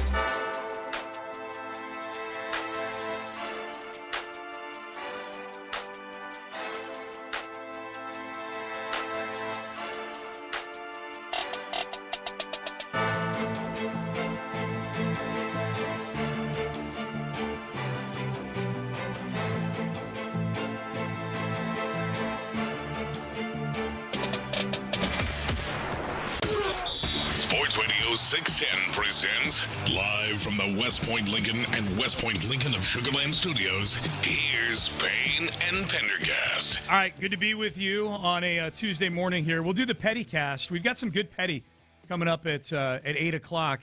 Geno Smith and Dawn Staley gave us enough petty over the weekend, the head coaches of UConn's women's team and South Carolina's women's team, to provide an entire petty cast just on their own. Yeah, I didn't even realize. I was just kind of casually monitoring all that. Dude, it was very visual. Like, Geno got up in her grill after that game after South Carolina's win over UConn in the semifinals. Geno caught a lot of heat for that. You know what we have to do is we need to grade his apology. Because that's what people were also upset about. It's not the crime, it's the cover-up. They felt like the apology was just kind of a whatever. Yeah, well, especially because it was just a written graphic apology. You know, it always makes it a little less personal.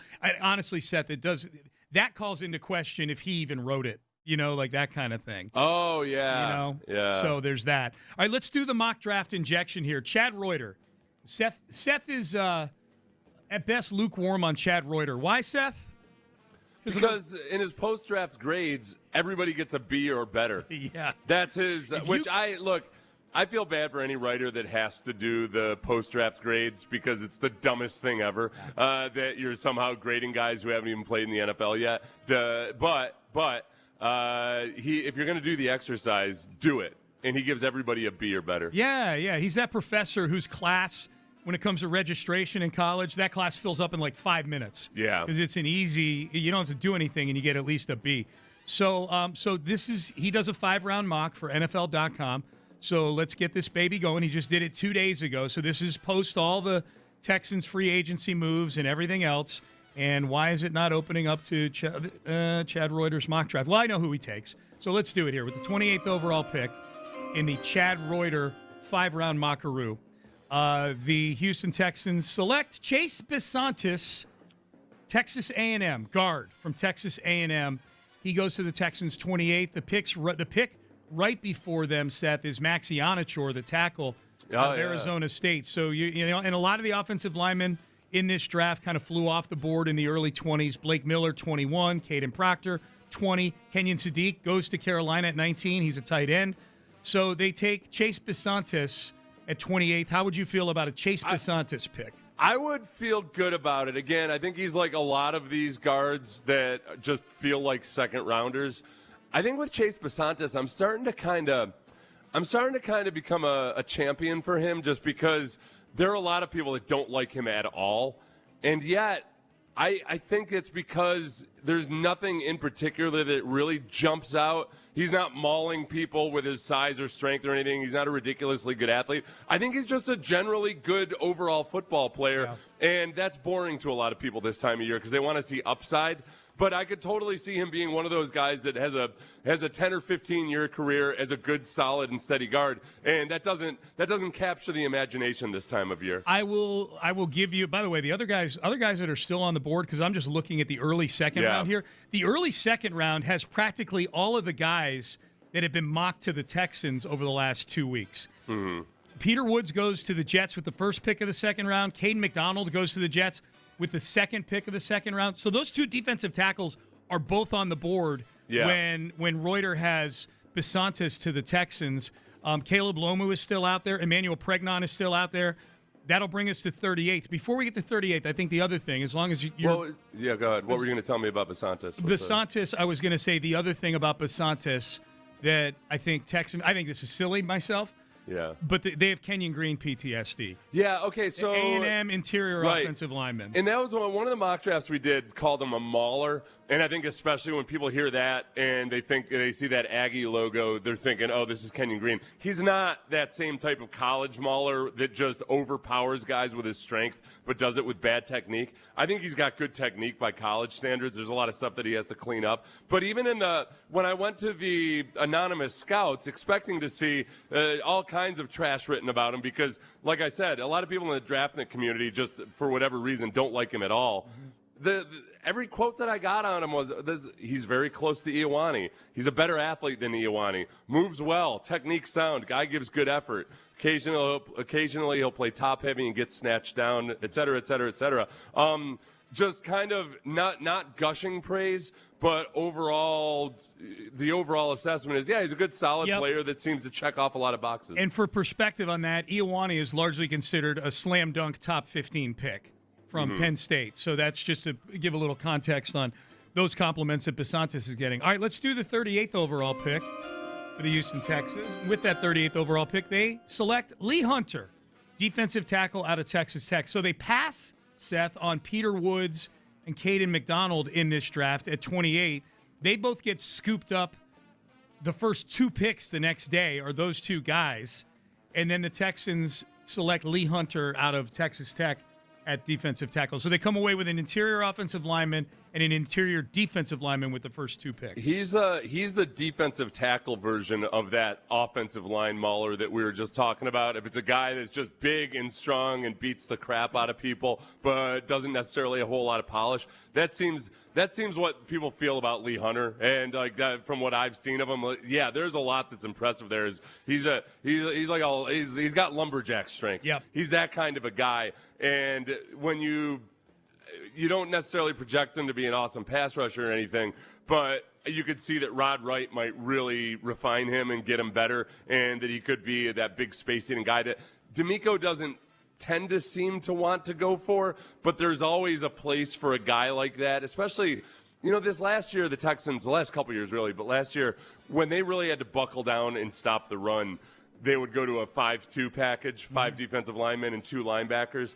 And if you've got a true nose tackle in there at some point, maybe you don't have to go to that. Maybe you can just play a 4-3 when you really need to stop the run. And the Lee Hunter might be that guy. So I think, especially in the second round, the Texans, I would never say the Texans won't draft a guy like that because he doesn't fit the mold. Because there's a mold for everybody depending on how much you play him. Yep. All right, let's get this one real quick. With the 59th overall pick, Houston Texans select Danny Dennis Sutton, edge rusher out of Penn State. And they do that with Jadarian Price still on the board. I'd take Jadarian Price, the running back out of Notre Dame, if he's there at 59. I still think they should beef up that running back room. But they go with an edge rusher, which I think, Seth, you had mentioned this earlier in the show. And we actually had a texter wondering why you thought that edge rusher is a big position of need for the Houston Texans. Because they rotate their defensive linemen, and last year DeMeco Autry and Derek Barnett gave you about 700 snaps or so, and that's a big gap right now that they don't have. They don't have any edge rushers that are as good as those 2 guys were behind Danielle Hunter and Will Anderson right now. So. I don't think DeMeco wants those guys out there playing 75 snaps a game. They're best when they stay fresh and they roll guys through. So the loss of DeMeco Autry and Derek Barnett at this point, I know it's not the most concerning thing in the world, but they haven't done anything to replace those 2 guys who are a valuable part of one of the best defenses in the league. Yeah. So that's why they're 100% going to address it at some point. It's just a matter of, do they do it early in the draft? Do they do it via trade? Do they do it with one of the free agents that's still out there? Well, I think long-term, too, Danielle Hunter's not going to be here forever. If you take an edge rusher with a first or a high second-round pick in this draft, that's probably your guy that's going to be opposite Will Anderson in 2 years or 3 years as the 80% of the snaps guy. In a perfect world, if the guy's a player, that's who he is. He's the reports tell you he's tough versus the run, but doesn't do a whole lot as a pass rusher. But it seems like he's got untapped athletic potential. He'd be another Rod Wright project. You talking about Dennis Sutton, the guy from Penn State here? Yeah. All right, Payne and Pendergast with you on a Tuesday. Let's do the Pettycast. Every Tuesday, 8 a.m., we get petty as hell. And Gino Auriemma and Don Staley gave us enough to last 5 Pettycasts. We'll have the best of that and a whole lot more coming up for you next. But I want to talk about Houston powder coaters right now.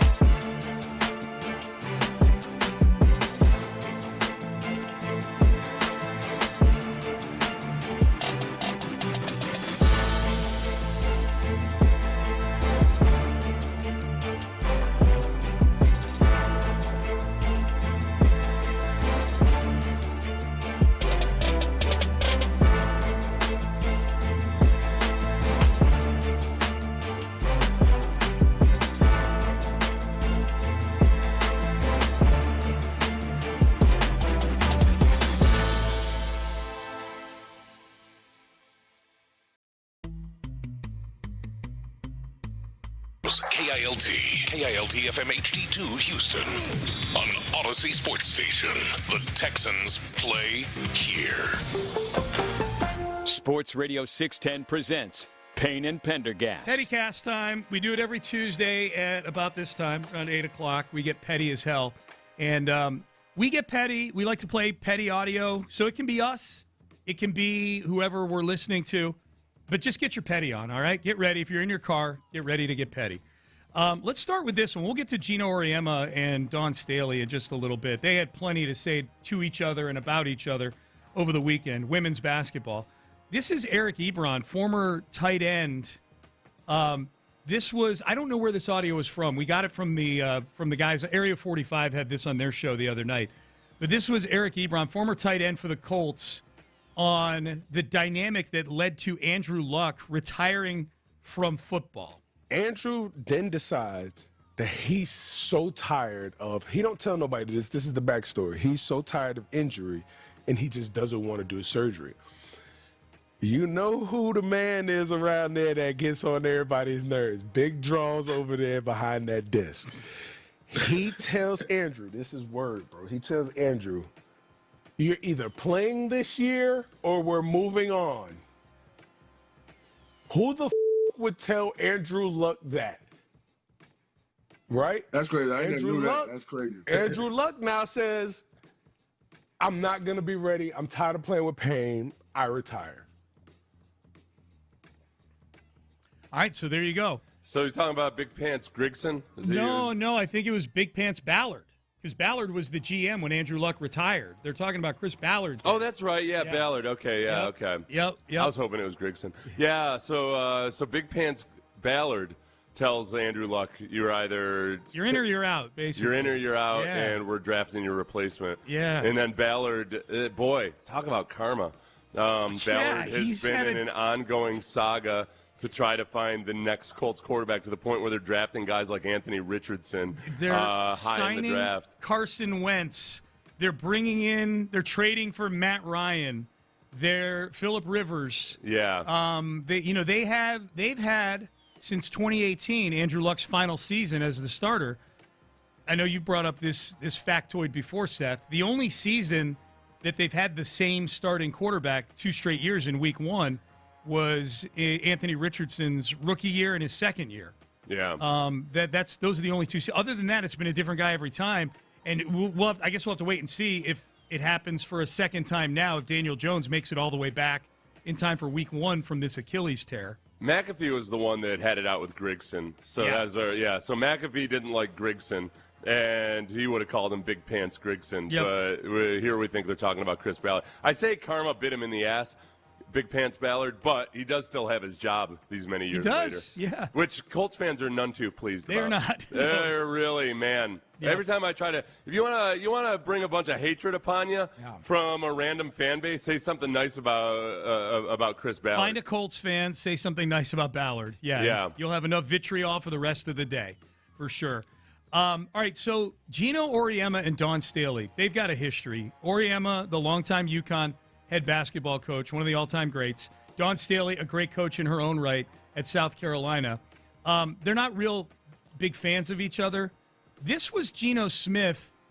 This was in-game, so this is sort of an isolated thing. But this is after Did I say Geno Smith again? I'm going to say it 7 more times, so just be prepared. Gino Auriemma, in-game, he's mad. This is the sideline reporter just talking to him after the first quarter, like, hey, Coach, what did you see out there in the first quarter? A kind of wild turn of events. Sarah Strong's jersey is split right down the middle. I saw you speaking to the refs about it. What message did you try to convey? Right. There were 6 fouls called that quarter, all of them against us.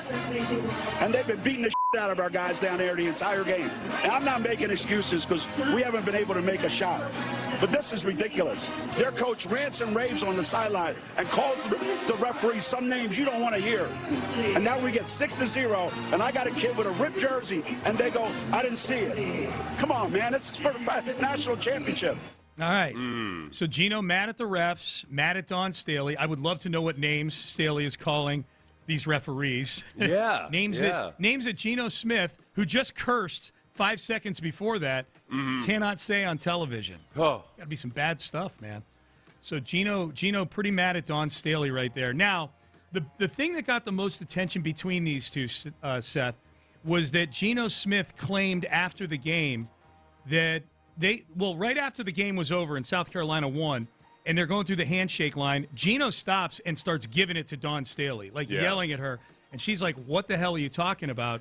So Gino Auriemma, I just called him Smith again, I'm sure.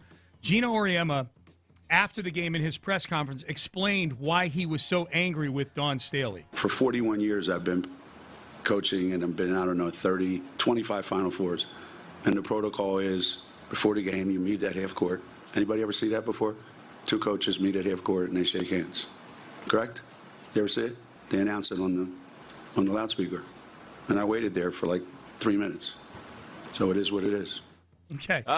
Gino cannot be put out. Dawn Staley is in his head. Oh, dude. I love it. Here's the crazy thing is that, and we're about to hear from Staley in her post-game interview about this in a second. Yeah.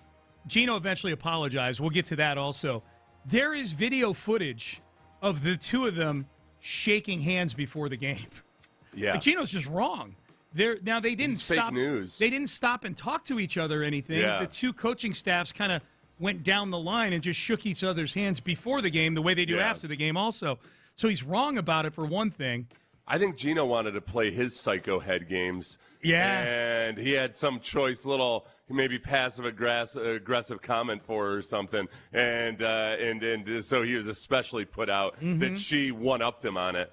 Just chose not to duel. That's the best. Is she made me wait 3 minutes for the handshake. I'm Gino Auriemma. Do you know who I am? A.K.A. Geno Smith. Right. And I'm left to stand here for 3 minutes of my valuable time. Exactly. All right, here's Dawn Staley in her post-game press conference basically saying, whatevs, Gino. Coach, something happened there at the end of the game. What went wrong on the sideline right now? I have no idea. But I'm going to let you know this. I'm of integrity. So if I did something wrong to Gino, I had no idea what I did. I guess he thought I didn't shake his hand at the beginning of the game. I didn't know. I went down there pregame, shook everybody on his staff's hand. I don't know where he came with after the game, but hey, sometimes things get heated. We move on. Okay. So sometimes things get heated. We move on. There is footage of Dawn Staley after that exchange with her and Gino. It's like fan footage off of an iPhone, but you can hear her because her staff is trying to kind of calm her down. Yeah. And she's like, I will whoop Gino's ass. She's saying that verbatim. Who do you take in that fight? Dawn Staley in a heartbeat. Gino's an old man now. Yeah, no, I take Staley. I feel like he'd fight dirtier. He might.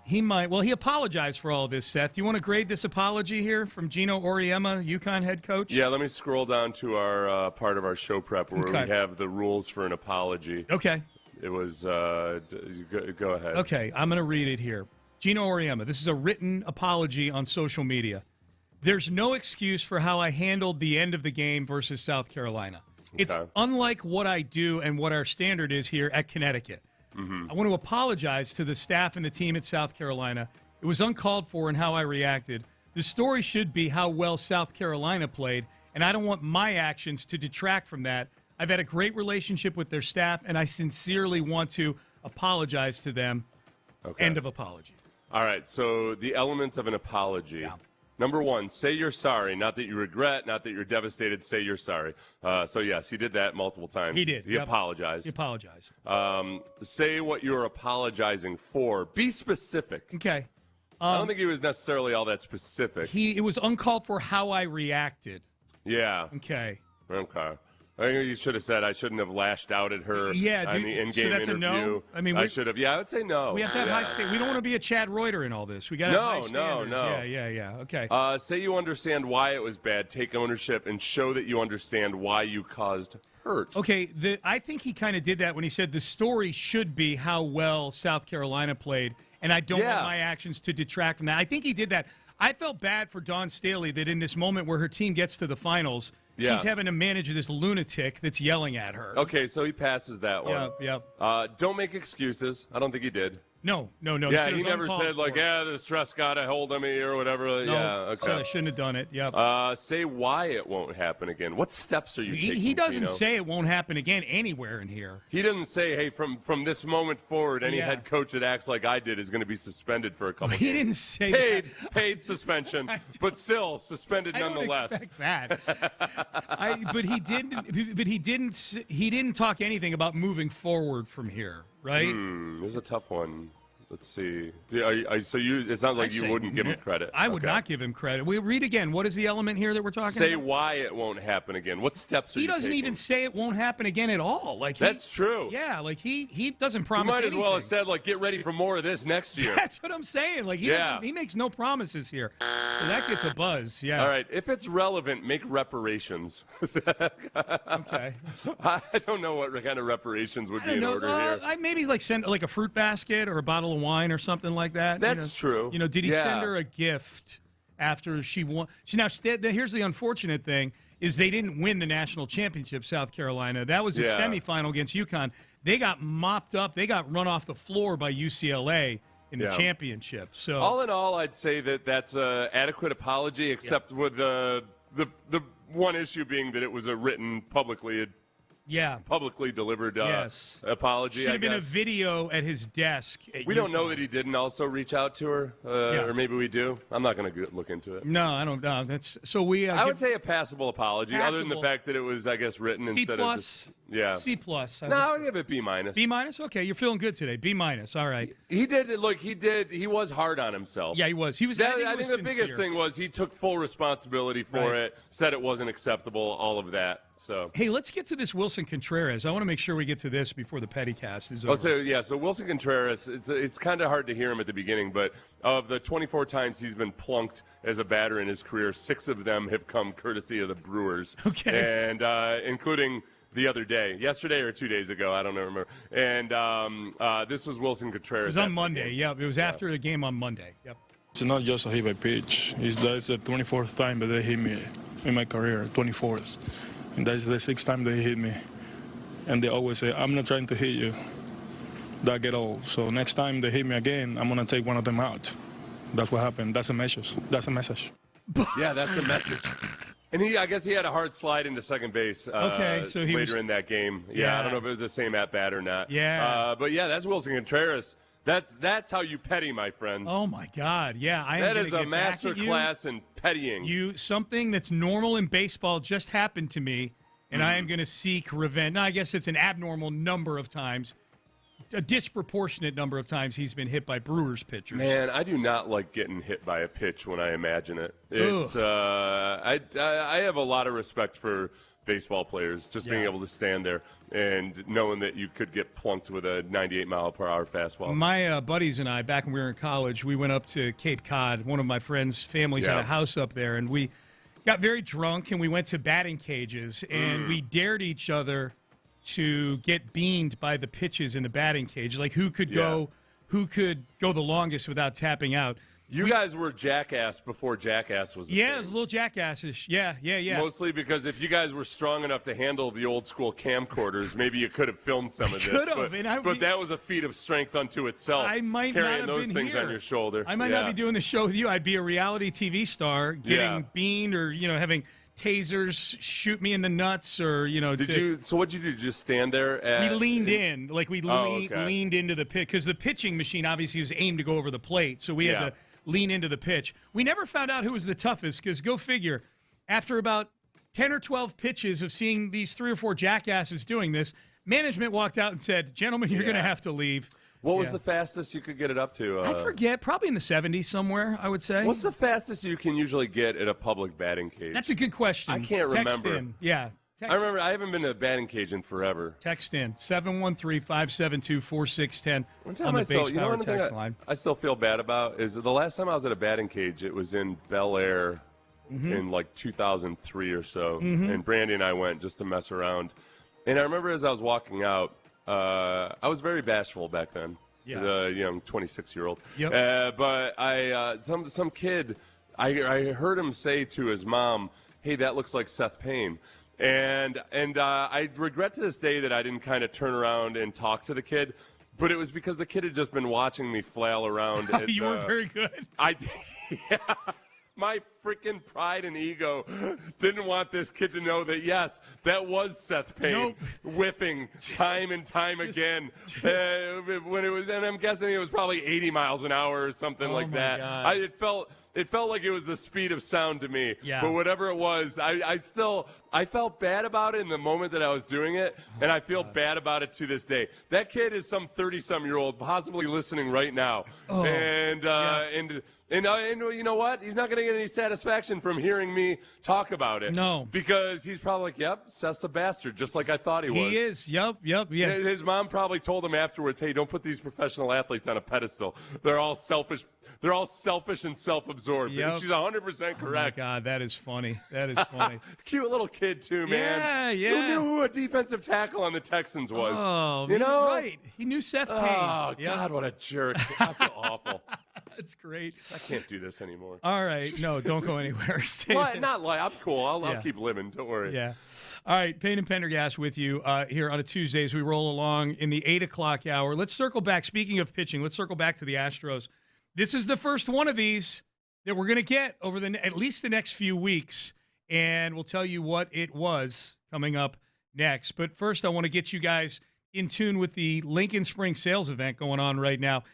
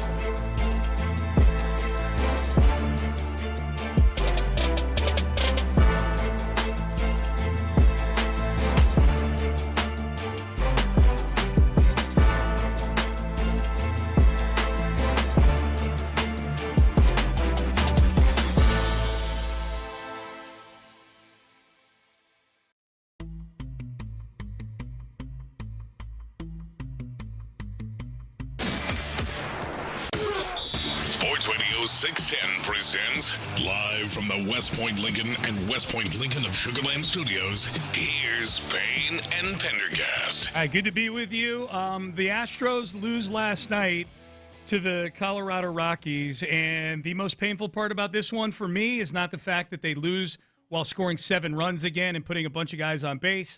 It's that this is a game that they win if Hunter Brown is out there, I think, last night. I think Hunter Brown wins a game that you score 7 runs in. So this is the first go-round, Seth, of new territory, which is acute pain because of Hunter Brown missing time with injury here. Acute pain because of general discomfort. Yes.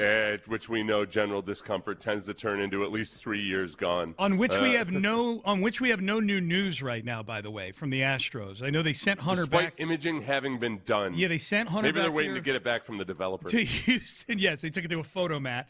Yeah. The little drive-through. But we have no new news on Hunter Brown. This is, I think, what everybody's waiting with bated breath on is just what grade is this shoulder strain that he's dealing with. Yeah, because it could be most likely at least a month usually, like 30 to 40 days on average anytime it's a strain. Yeah. But it could be a lot worse than that. It's rare, especially this early in the season. They're going to take their time with it. But, yeah, Mike Burrows now and him looking like he reined it in and got it together after the first couple innings of his last performance.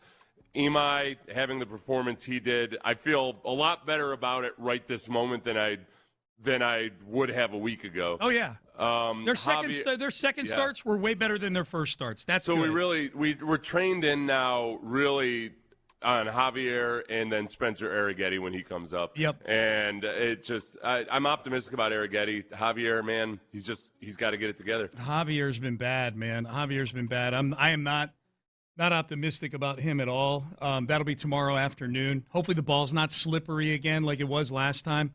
I hate it. In Colorado, the issue is usually that it's the opposite. It's too dry. Yeah, they keep it in a humidor, the baseballs. Yeah. I just hated hearing Javier, and he did it multiple times in the postgame after his last start, he started against the A's over the weekend. And it was the game they lost 11-4. He was bad in that game.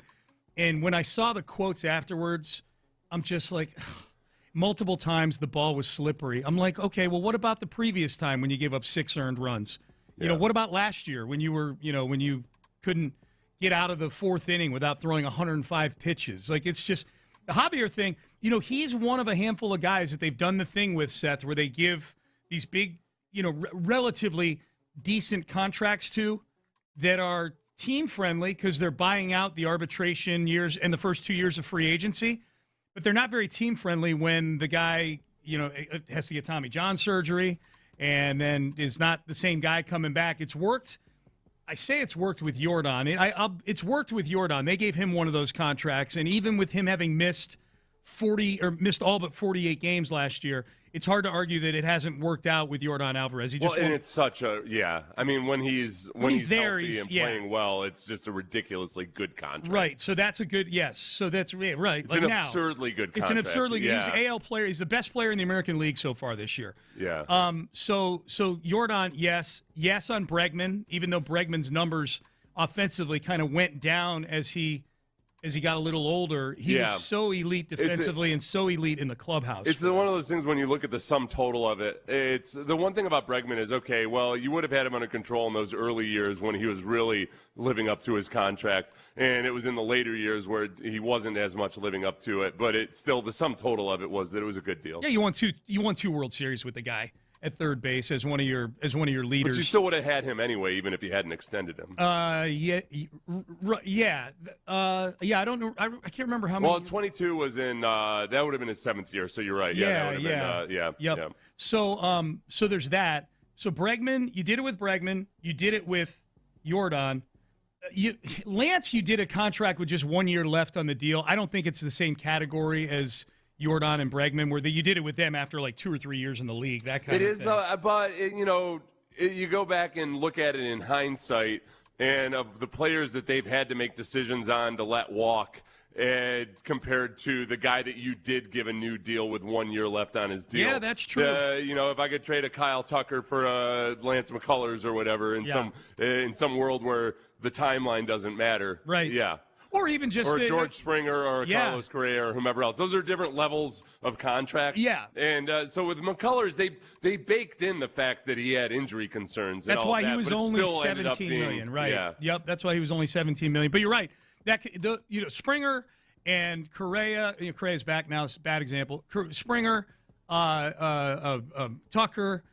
Yeah, it's 17. Those guys are all making more than 17 million, but it's 17 million you could have used towards that. Yeah, if at least one of those guys. Maybe you try to retain one of those guys. The only other one I can think of, obviously Javier, and that's working out horribly right now.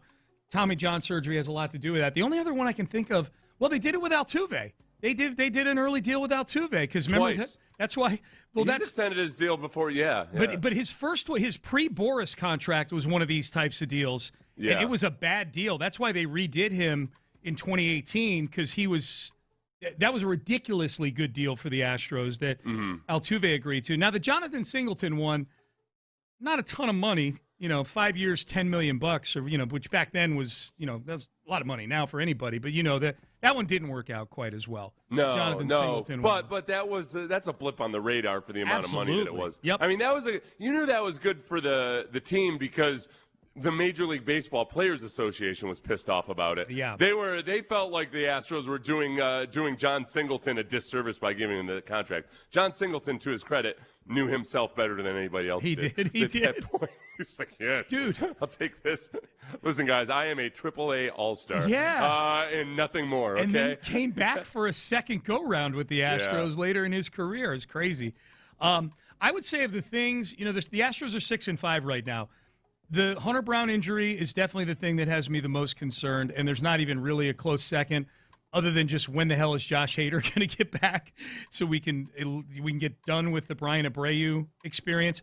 That'll be an interesting thing, Seth, if they play in a close game over these next couple days, or especially if they play in a close game where they're leading against the Mariners this weekend. That'll be where the rubber meets the road.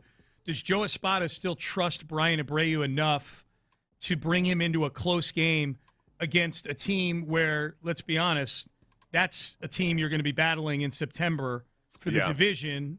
Do they trust Brian Abreu, or is it a Brian King show now? This is where Abreu, look, he goes through these stretches, and we do this several times a year where Sean T. Pendergast has just had it up to here with Brian Abreu, and then Abreu will go on a run for 6 weeks or so where Sean has to deal with somebody coming at him every single day.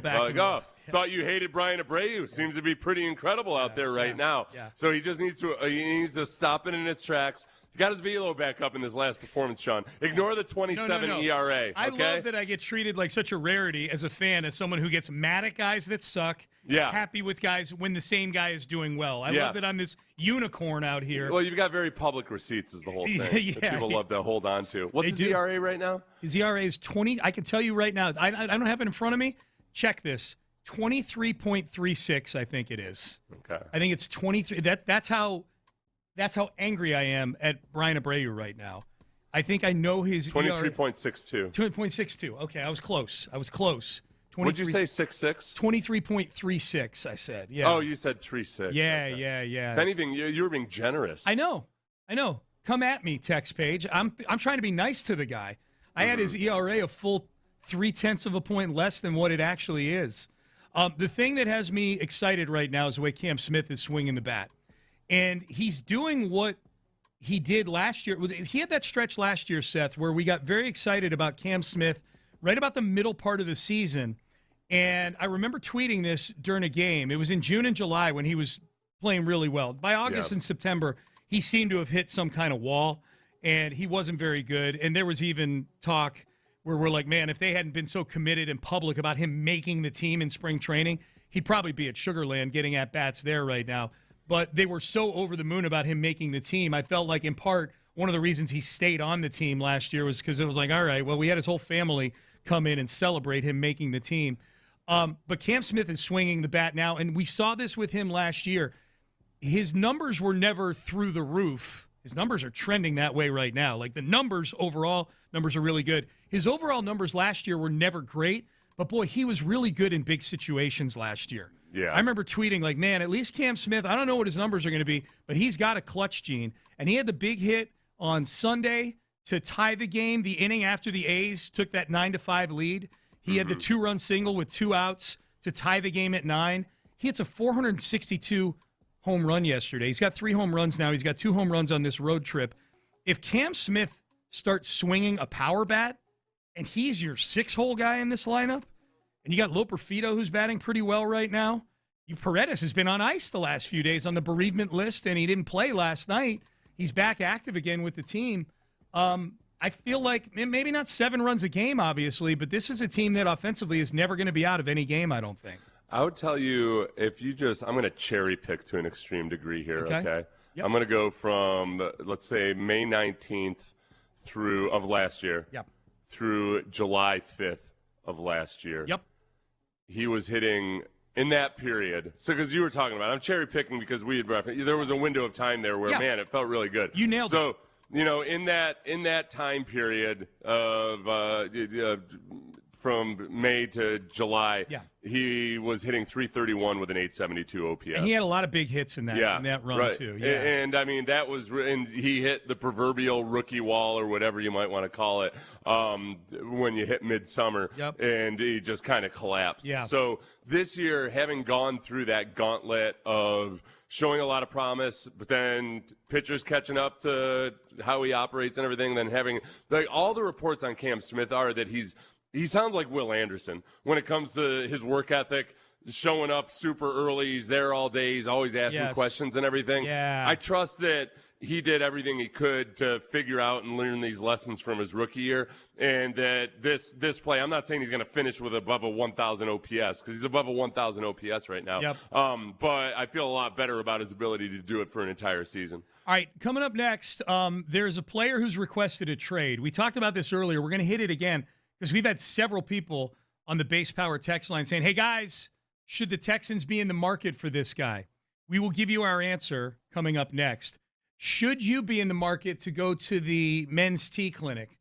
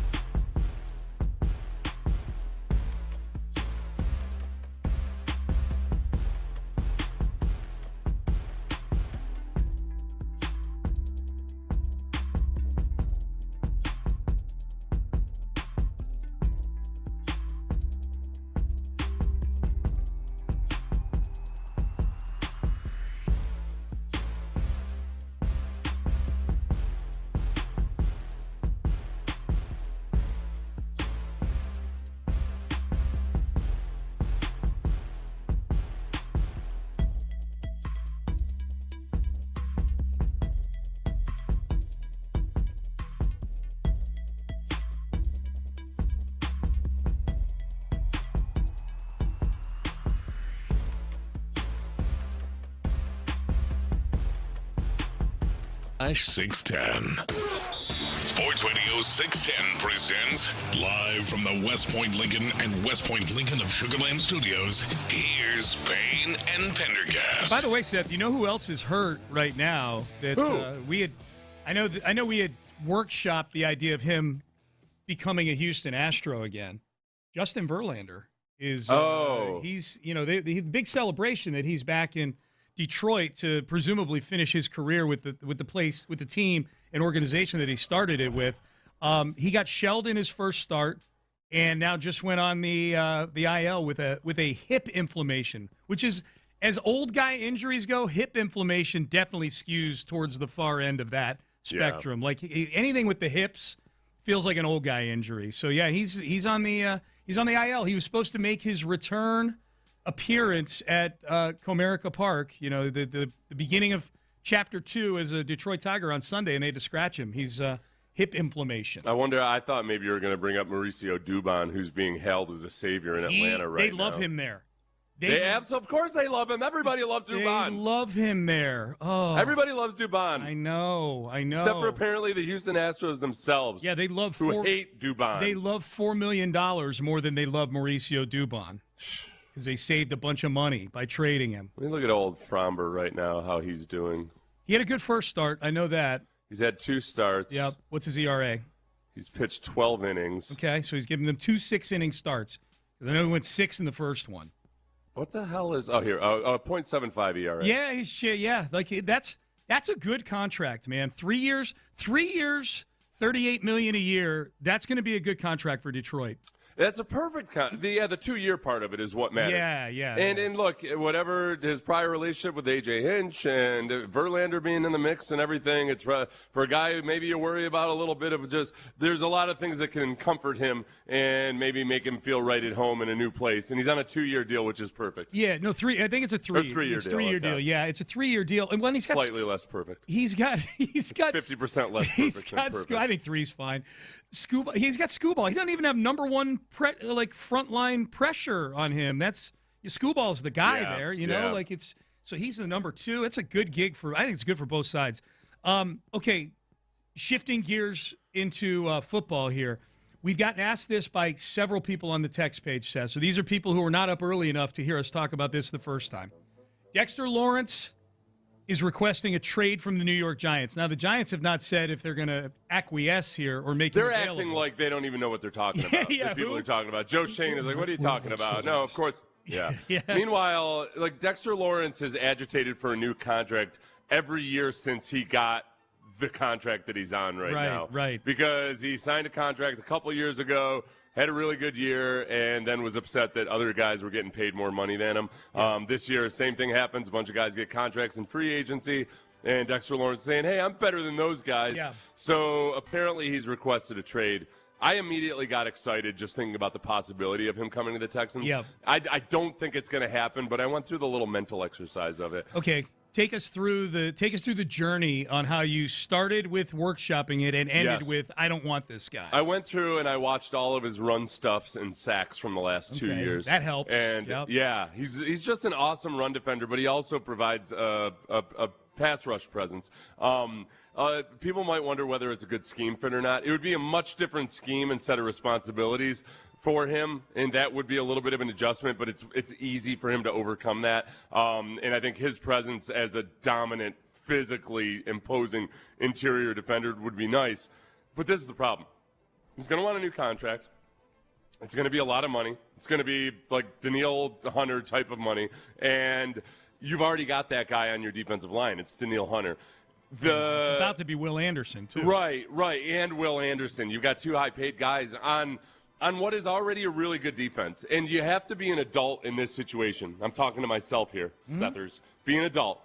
Act like you're actually 51 years old. In good conscience, I can't continue to just try to build the perfect defense. Well, the offense obviously is the thing where you need to focus our attention and resources on. Yeah. I think what they did in the offseason so far made a lot of sense defensively. Logan Hall, very reasonable contract to a guy with upside.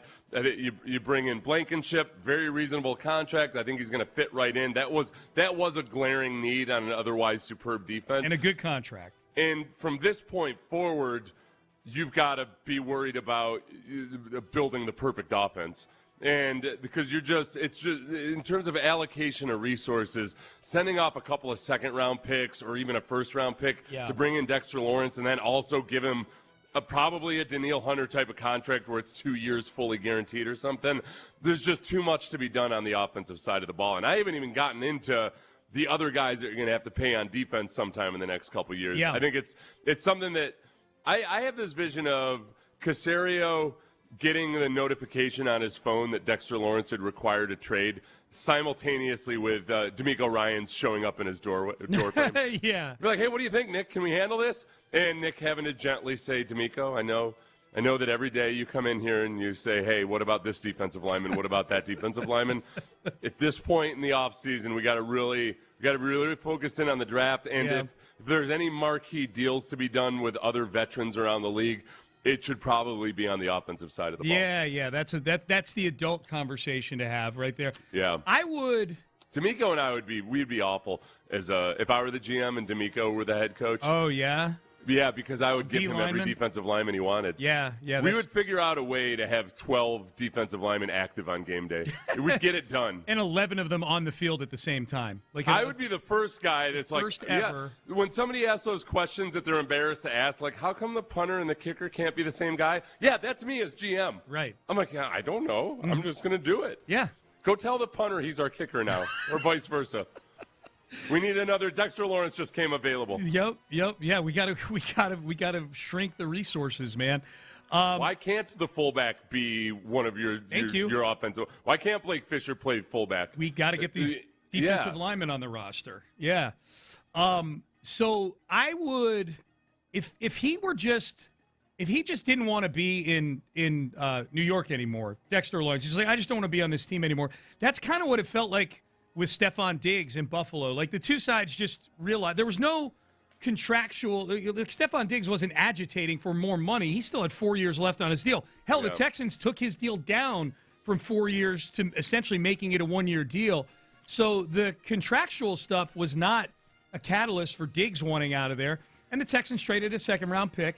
And if he hadn't torn his ACL, then I think that trade actually, I liked the thinking at the time. I would do it again and hope that he didn't tear his ACL. And if his productivity were the same over 17 games that it were for the 8 games that he was healthy, I would absolutely live with that trade.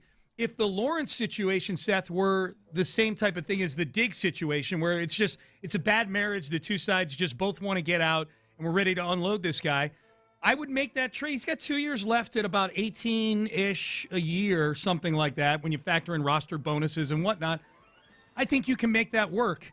I think if you trade a high pick for a guy and then have to give him a new contract at the top of the market, you can make it work, but making it work means, like, you're probably not going to keep Kalen Bullock. Yeah. Or you may have to trade one of your corners because you can't keep both of them. It feels like it's honestly, it's like one of those things where you justify making an addition to your home and kind of forgetting about the fact that you don't know how you're going to pay for the kids' college. Yeah. You're just, all right, look, yeah, I can make a lot of arguments for why we need an extra, we need a rec room or something. But at the end of the day, we already live in a house that's just fine enough. House is elite, yes. I've got to pay for college tuition for 3 kids. It's a good analogy. And right now, the offense is the kid that needs college tuition. Absolutely. It's a good analogy. You know what? These kids are I'm going to give them the gift of self-reliance. And figure out how to do it on your own, That's right. kids. That is a gift. Yeah. I worked my way through college. You guys can do it too. That's right. Meanwhile, I need a pool table. Give me my rec room. Yes. Someone says they went to a batting cage in Cape Cod as well. I told a story in the previous segment of how me and my idiot buddies went to a batting cage at Cape Cod drunk and dared each other to get hit by pitches as many times as we could. The maximum speed was 75 miles per hour. I was looking into it. Usually the maximum speed at a public batting cage is 80 miles per hour. It's 80? Okay. Yeah. Now, how about this? Which feels like 179 miles per hour. Yeah. This person said there's now batting cages that simulate actual pro pitchers. Oh, like the shape of a... The wind-up of the batting, like the wind-up of the pitch. You can put in Paul Skeens. Right. And bat against Paul Skeens. I wonder if it does like the shape of their pitches and everything. Yeah. Can it do that? Yeah. I am way out of date on batting cage technology. I am too. I haven't been in one in a long time. Yeah. Oh, you talk to these baseball parents. My God, the stuff they have. Well, just even, and then this is old news by now, but the pitch, the little app they have that tells you pitch speed and all this other advanced data stuff. Yep. That we're old men, Sean. I know. That's really cool. Sean, they've got telephones that fit in their pocket. What? Yes. These kids? Yeah. I got to carry that brick phone around like Gordon Gecko. Oh, I got to look into these after the show. All right, power rankings of the power rankings. We mentioned the power rankings in baseball a little bit earlier. We were a little upset with the disrespect for the Astros after Week 1. Are they getting a little too much respect now in Week 2? We will see if we can land on that spot with the Astros. We'll do that coming up next. In the Loop. 3 Astros teams in the past 10 years have won at least 5 out of the first.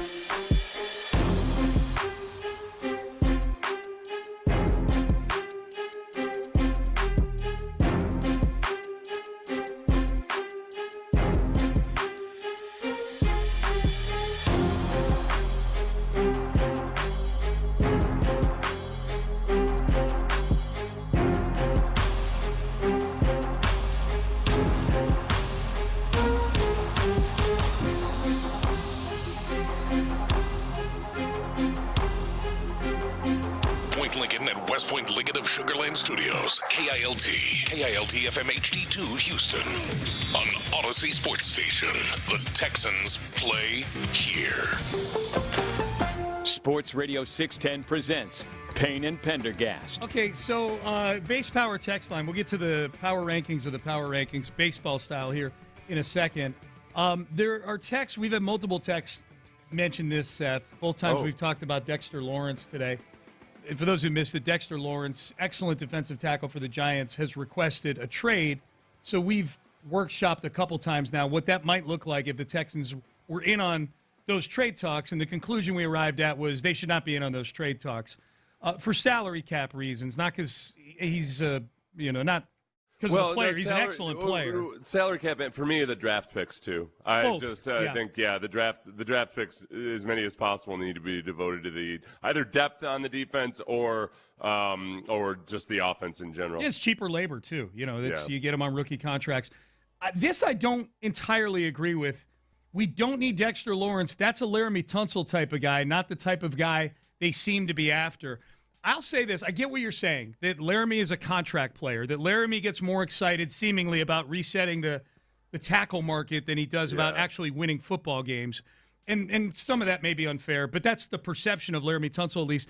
Laramie Tunsil never made his contract an issue with the team to where he was holding out or affecting the team. Now, he had a different practice schedule than other guys did. Yeah, but he was right. It never became a question about whether Laramie Tunsil was going to play or hold out or anything like that. This is the lead story on ESPN today. That was never Laramie. And Laramie wasn't one to do it immediately after he had signed a new deal either. I mean, Dexter Lawrence signs that deal, and then with 3 years left on the deal, he's agitating for a new one. Yeah. And then now agitating again. Well, he's still got 2 years left on the deal. Yep. That's the part where... Yeah, I think that's unfair to Laramie Tunsil. In terms of the type of player, I mean, Dexter Lawrence is a completely different type of player than Laramie Tunsil. Different positions, obviously, but Dexter Lawrence's calling card is his extreme physicality. Yeah, he's a dog. Whereas Laramie Tunsil is more of a finesse player. So I understand what he's saying there. If you just make it as vague as, all right, is this a guy that seemingly is, by NFL standards, overly concerned about his contract? Yes. Which, obviously everybody's going to be concerned about their contract. But, man, Dexter Lawrence seems like he's being a pain in the butt about it. But especially it's annoying when he's being a pain in the butt about it on a bad football team. That football team every year. Right, yeah. That's when, man, and it was the number of people telling me that the Texans shouldn't bother going after Dexter Lawrence was probably – what I got on social media was mostly Giants fans telling me this. That's wild, yeah. For our own benefit. Yeah. They're like, no, you guys don't need that. The guy wants a new deal every year. Yeah. He's agitating for a new deal after he had the worst year of his career last year, which I think that's with nose tackles, you can't go by the stats. He was still very effective last year. He's getting double teamed all the time. Mm-hmm. He just didn't have 9 sacks like he did the year before. Right. But, yeah, that part of it, it does. It gives me pause. It makes you wonder, all right, is he a DeMeco Ryans type of player? Yeah. All right, so let's do this here. What are the experts saying about the Houston Astros? This is really 10 games in. This is before last night's game against Colorado. I doubt one loss skews the power rankings all that much. So what are the experts saying? How high up have the Astros, how much higher have they moved up in the aftermath of what I think was a very good offensive first week and a concerning pitching first week? And I'll point this out. The irony of all of this, everybody, is that they've risen in these power rankings.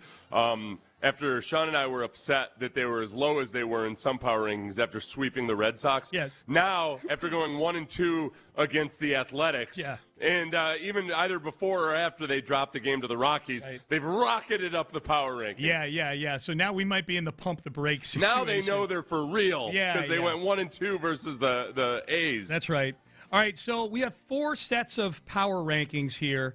None of them are ESPN, which is the one that we really had got angry about last week. The Buster was Buster only with ESPN? That's ESPN. Buster only. He does his on Thursdays, I think, for whatever reason. So, so these are the ones that came out after the 6-4 start.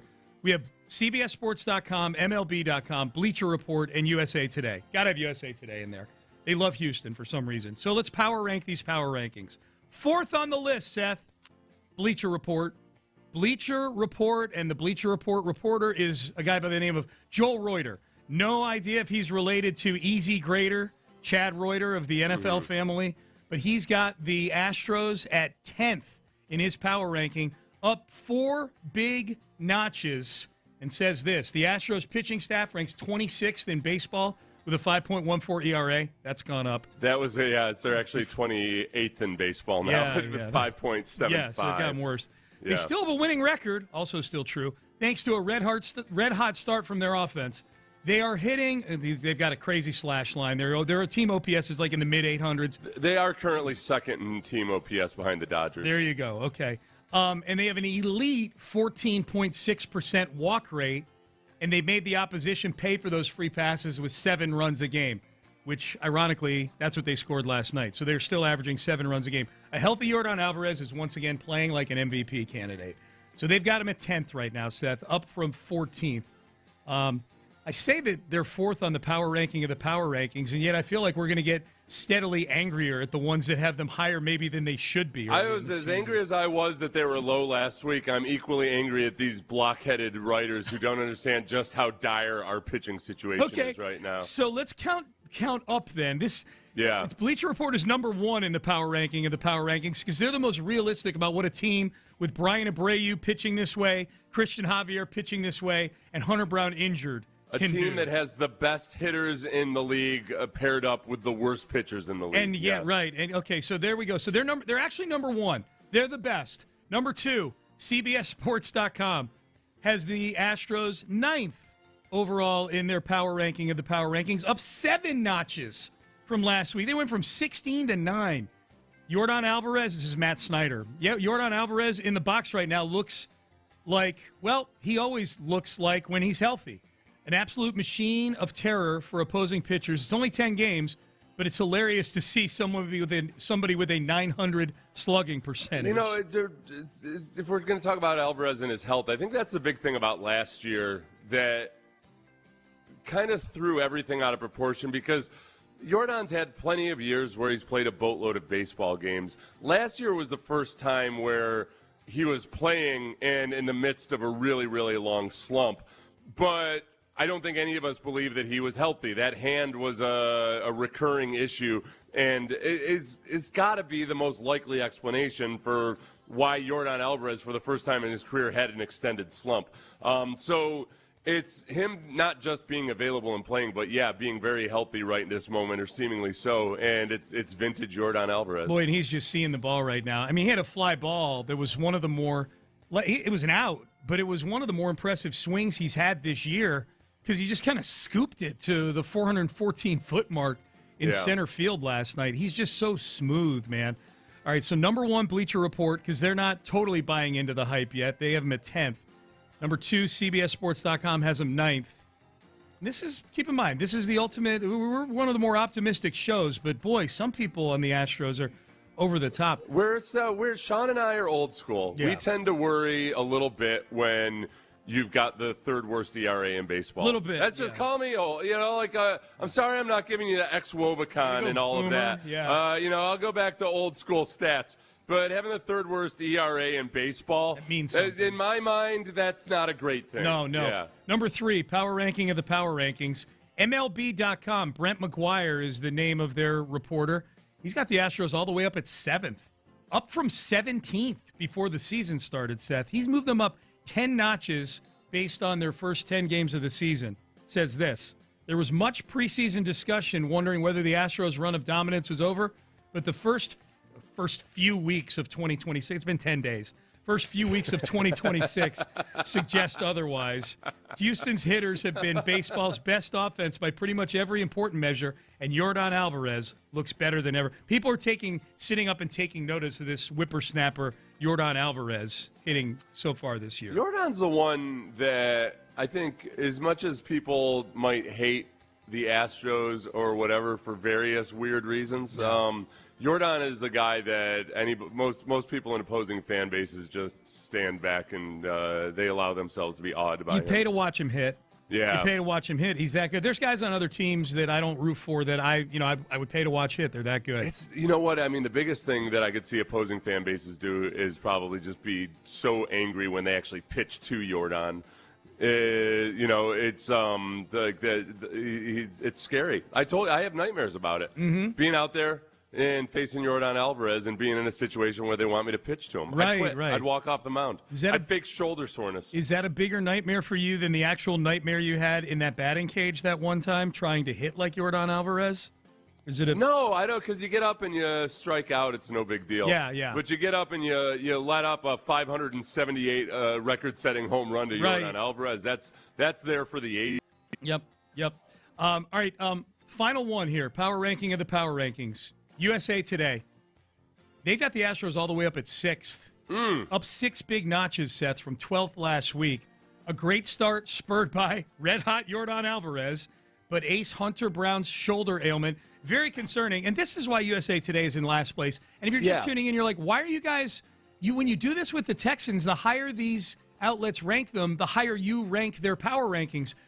We don't want these power rankings to ignore the awful start this team is at pitching, and without now their best pitcher in Hunter Brown. And this is why USA Today, who, by the way, killed it during the football season. They were number one every week ranking the Texans.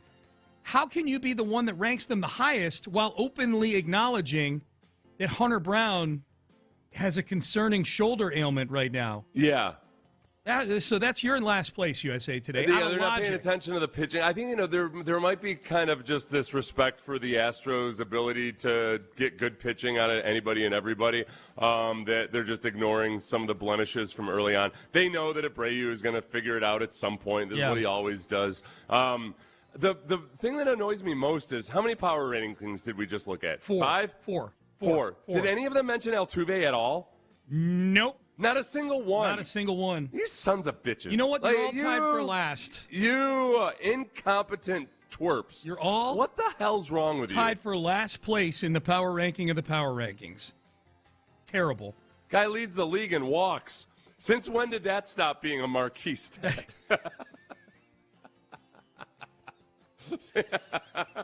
When did we start taking those off the highlight reels? Yeah, you know. Damn it. You know the old saying, chicks dig the walks. Chicks dig the walk Chicks ball. dig the bases Chicks on dig balls. The base. Yes, yes. Yeah, that's nice. I want to just be sure. Yep, Yordan and Jose Altuve. Yordan took the lead. Yordan's got 13 walks to Jose Altuve's 12. Yordan's gonna lead the league. I don't know if this holds up with Altuve. I have no idea. I'm just enjoying it while we can.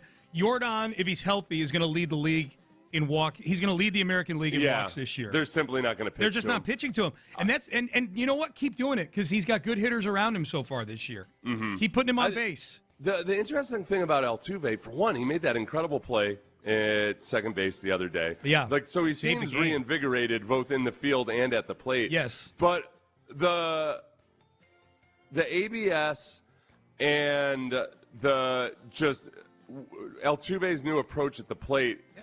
I'm just wondering how it all plays out through the course of the season.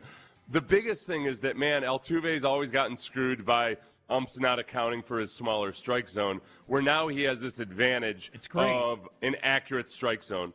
And what's he going to do with it? And, as pitchers start to adjust and start to pitch to him more, perhaps, is he going to just really, really take off with his hitting? Is he going to fall back to his old habits at times? I don't know. Yeah. But pitchers are going to start changing their strategies.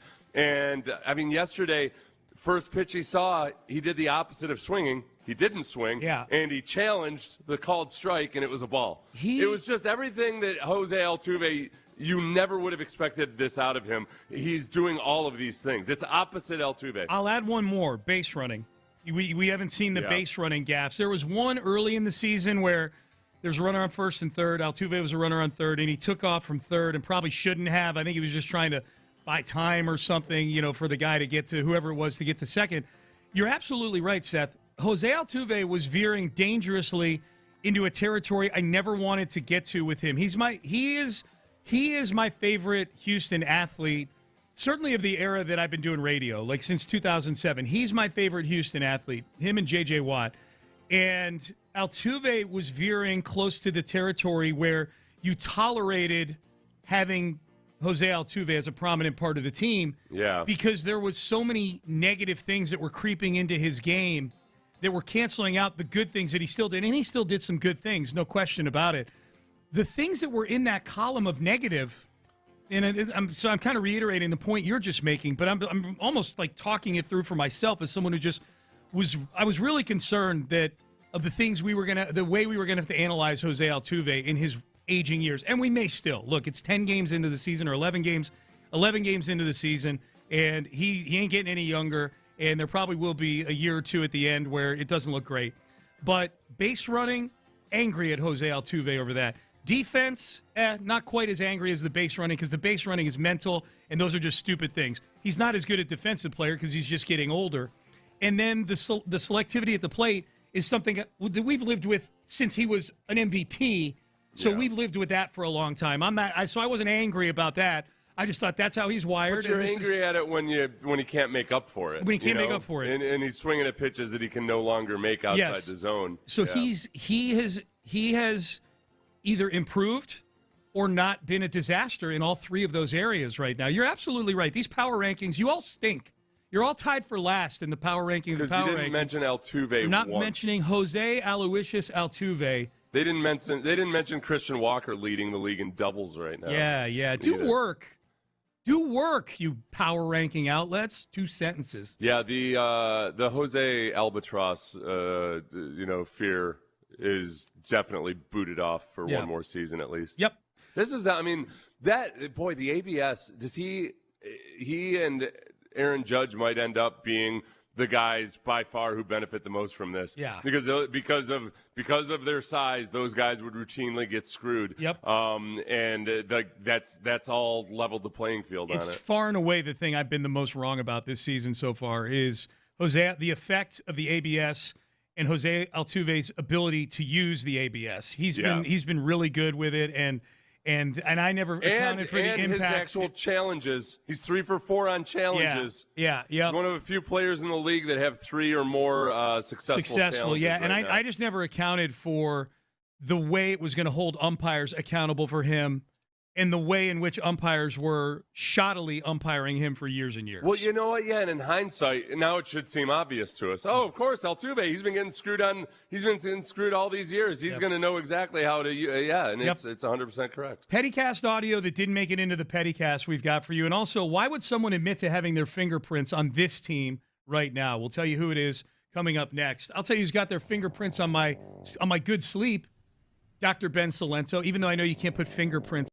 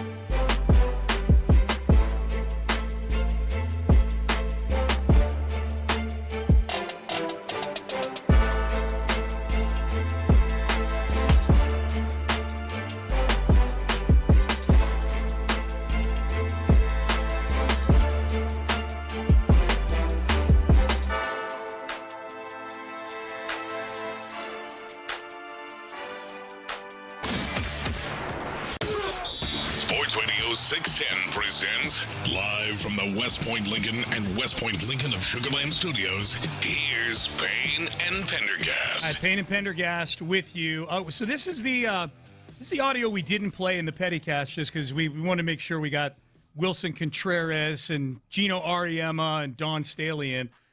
This is Raheem Mostert, who was on the Dolphins a couple of years ago. He had 20 touchdowns, 20-plus touchdowns for the Dolphins one year under Mike McDaniel. And he's still around. He was on the Raiders last year, I think. He was, yeah. Yeah, he was describing the environment when he was in Miami. And I'm not totally sure what exactly he's looking for in a coaching style here. I can't figure out whether Mike McDaniel was too mean or too nice. Yeah. And what he was trying to – it made me almost feel sympathetic for Mike McDaniel. A little bit. And we'll hear from somebody in a minute here who claims to have fingerprints on the Miami Dolphins offseason. You may know who it is. But first, here's it. I want the audience to play along with us here. Take a listen. What is this player seeking?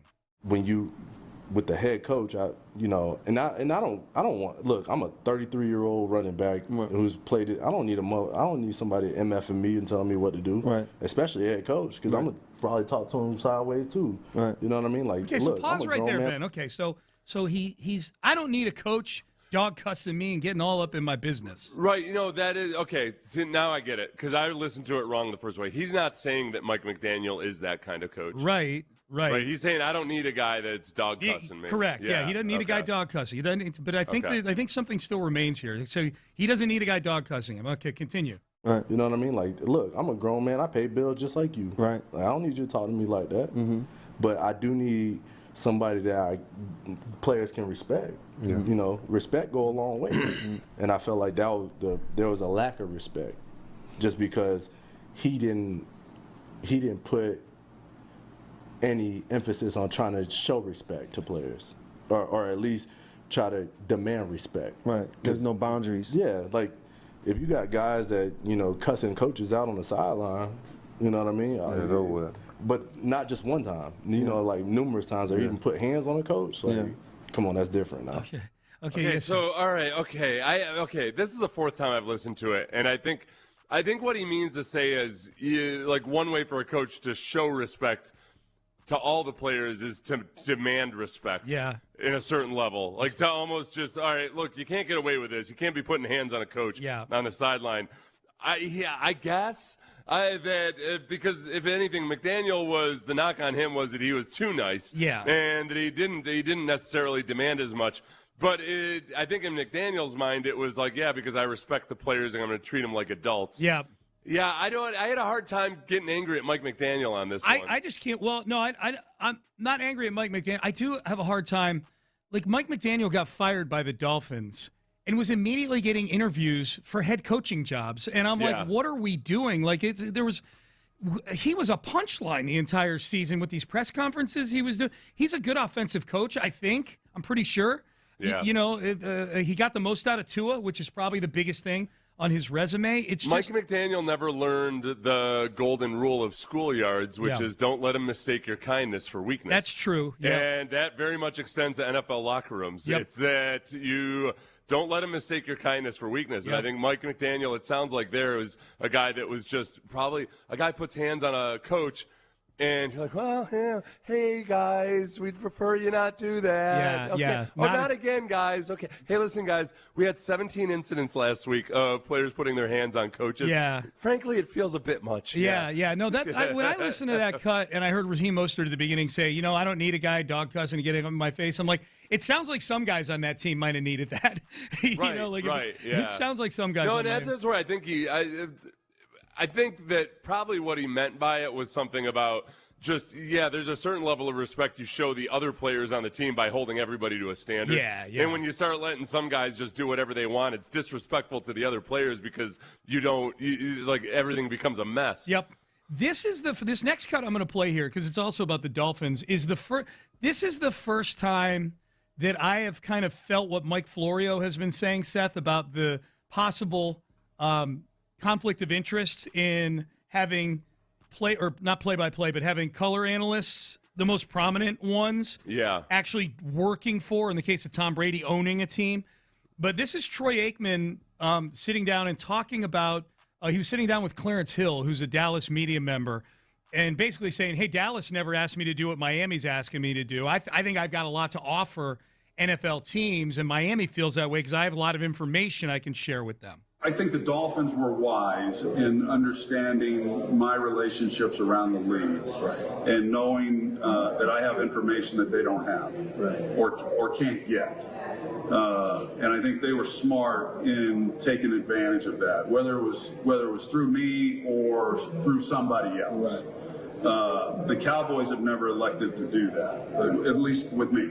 Maybe they have with others, but no, I don't feel there's a conflict. But I will say I'm pulling for the Dolphins, and I know that because now I have something at stake, and I think they hired two really talented, wonderful people, and I think that's going to prove itself out. Now, 26 is going to be a tough season because of the cap that took a big hit when they let Tua go. But time will tell. But yeah, I'm pulling for them. I want to see them do well because I feel like my fingerprints are on it as well. Ugh. You know what, though? It's tough there because I think you could say the same thing about Troy Aikman. Everything he said there about his contacts around the league and all of those things. I think if he had said that and he had never gone into broadcasting, I would say, oh, yeah, because he's Troy Aikman. He's involved in whatever he's still doing in the NFL. And there's certain things and resources he can bring to the table. I agree with you. So when it comes to, okay, do guys learn so much from these meetings and what have you with coaches and everything that it gives them an unfair advantage? That's the part where it doesn't bother me is that, look, people trade notes in the NFL with people from other teams all the time. And it's usually not part of a broadcast meeting. It's just either coaches getting together in the offseason or talking on the phone or whatever it might be. That I think people in the league look at Florio flipping out about this stuff and probably look at it like, come on, dude, you're making more of it than it needs to be. Yeah, Brady gets information and sees a different perspective when he's in these meetings, but lots of other people get lots of information and perspective other types of ways. So they just don't see it. Like the league itself is saying, we don't think this is a big deal. And Florio is like trying to tell the league, you need to be concerned about it. Yeah. And they're just not concerned about it. No, they're not. And that's what Florio does. I get all that. For whatever reason, the way Aikman phrased that jumped out at me. The way he said, I've got information that they don't have. Yeah. When it gets phrased that way, anytime the word information gets brought into it and extremes, like they don't have this information, I need to share this. I would just be, especially if Troy Aikman was doing a Bills, Patriots, or Jets game, like if I'm in a division with this team and I face them twice every year and I'm the head coach or the quarterback or somebody prominent with any of these teams, I'd be real hesitant to share a whole lot with Troy Aikman in a production meeting. But that's the hard part, too. You say that now, and that's the rational approach to take. Yeah. The danger is, I'll be on Florio's side now. The danger is that people's ego get the better of them. Yeah. And we see this all the time in the business we're in. You just talk to people and you're like, wow, they're telling me a lot more than I thought that they would. And they're not always necessarily angling to try to, win. People just talk. And they do it all the time, and they give up more than they probably should just when they get in, even if their ego isn't involved, just because they're in conversation. That part of it I could see if you take it all in, a guy like Aikman or a guy like Brady, after you have years and years of those meetings, you start to get an overall feel for guys' philosophies, what they think is important, what they don't worry about, all of those things, maybe more so than anybody else. And I don't know, maybe it's the league itself or all of their collective egos don't allow them to think that anything's a weakness. I'm smart too. The other thing, maybe the most obvious thing staring us in the face with this right now is neither of these teams that we're talking about, the Raiders or the Dolphins, are any good. Yeah. These are going to be two of the, if the forecasts are accurate, these are going to be two of the worst 7 or 8 teams, conservatively 7 or 8 teams in the NFL this year. How worried can you get about Troy Aikman helping a team go 4-13 this year? If either of the teams, or if there's a good team that hires, I don't know, some other color, hires Chris Collinsworth. He sold PFF now. He can go be a consultant for some team while doing Sunday Night Football on NBC. And he's a consultant for a good team. Maybe people get worked up about it. But right now it's like, it's the Raiders and Dolphins. Whatever. I wonder what would it be like if Romo took a ownership stake or a front office job somewhere? Can you imagine? Would there be anybody Dude, that would be worried about it? That is you know what? That's a really good question just in terms from a broadcasting perspective. And if I'm CBS and I'm counting down the days to try to get out from this Romo contract or for it to expire, is answer the question, would an NFL team hire that guy to be a consultant? I think hiring Troy Aikman makes perfect sense. I think Troy is excellent, and I think he's smart, and he's a former quarterback. A lot of those color analysts, you can tell, really study and work at it. I think Greg Olsen. Romo, he's just the exact opposite. It seems like he's becoming acquainted with those teams that day. I wouldn't He's hire. reading some bullet points that a producer gave him. I wouldn't hire Romo to be a consultant on a game of Uno with me. Like I don't think that he would show up on time to work. I don't think he knows how to play Uno, first of all. But yeah, I don't think he's right. Right, and he just sit in my ear going. You know the two topics that have brought the police to our house at times with Brandy and I. The two things that we fight about old school. Right. Trading Paredes for a pitcher. Yep. She's opposed to it. It was yesterday. Yep. Yeah, and whether Tony Romo is a good broadcaster. Right. That'll come in. She used in the she fall. used to really love Romo. And she would ignore all the times during a football game I was watching with her where I would point out how wrong he was about something. Yeah. Because she said it was like watching a game with somebody at a party. He was just fun. Yep. She's changed.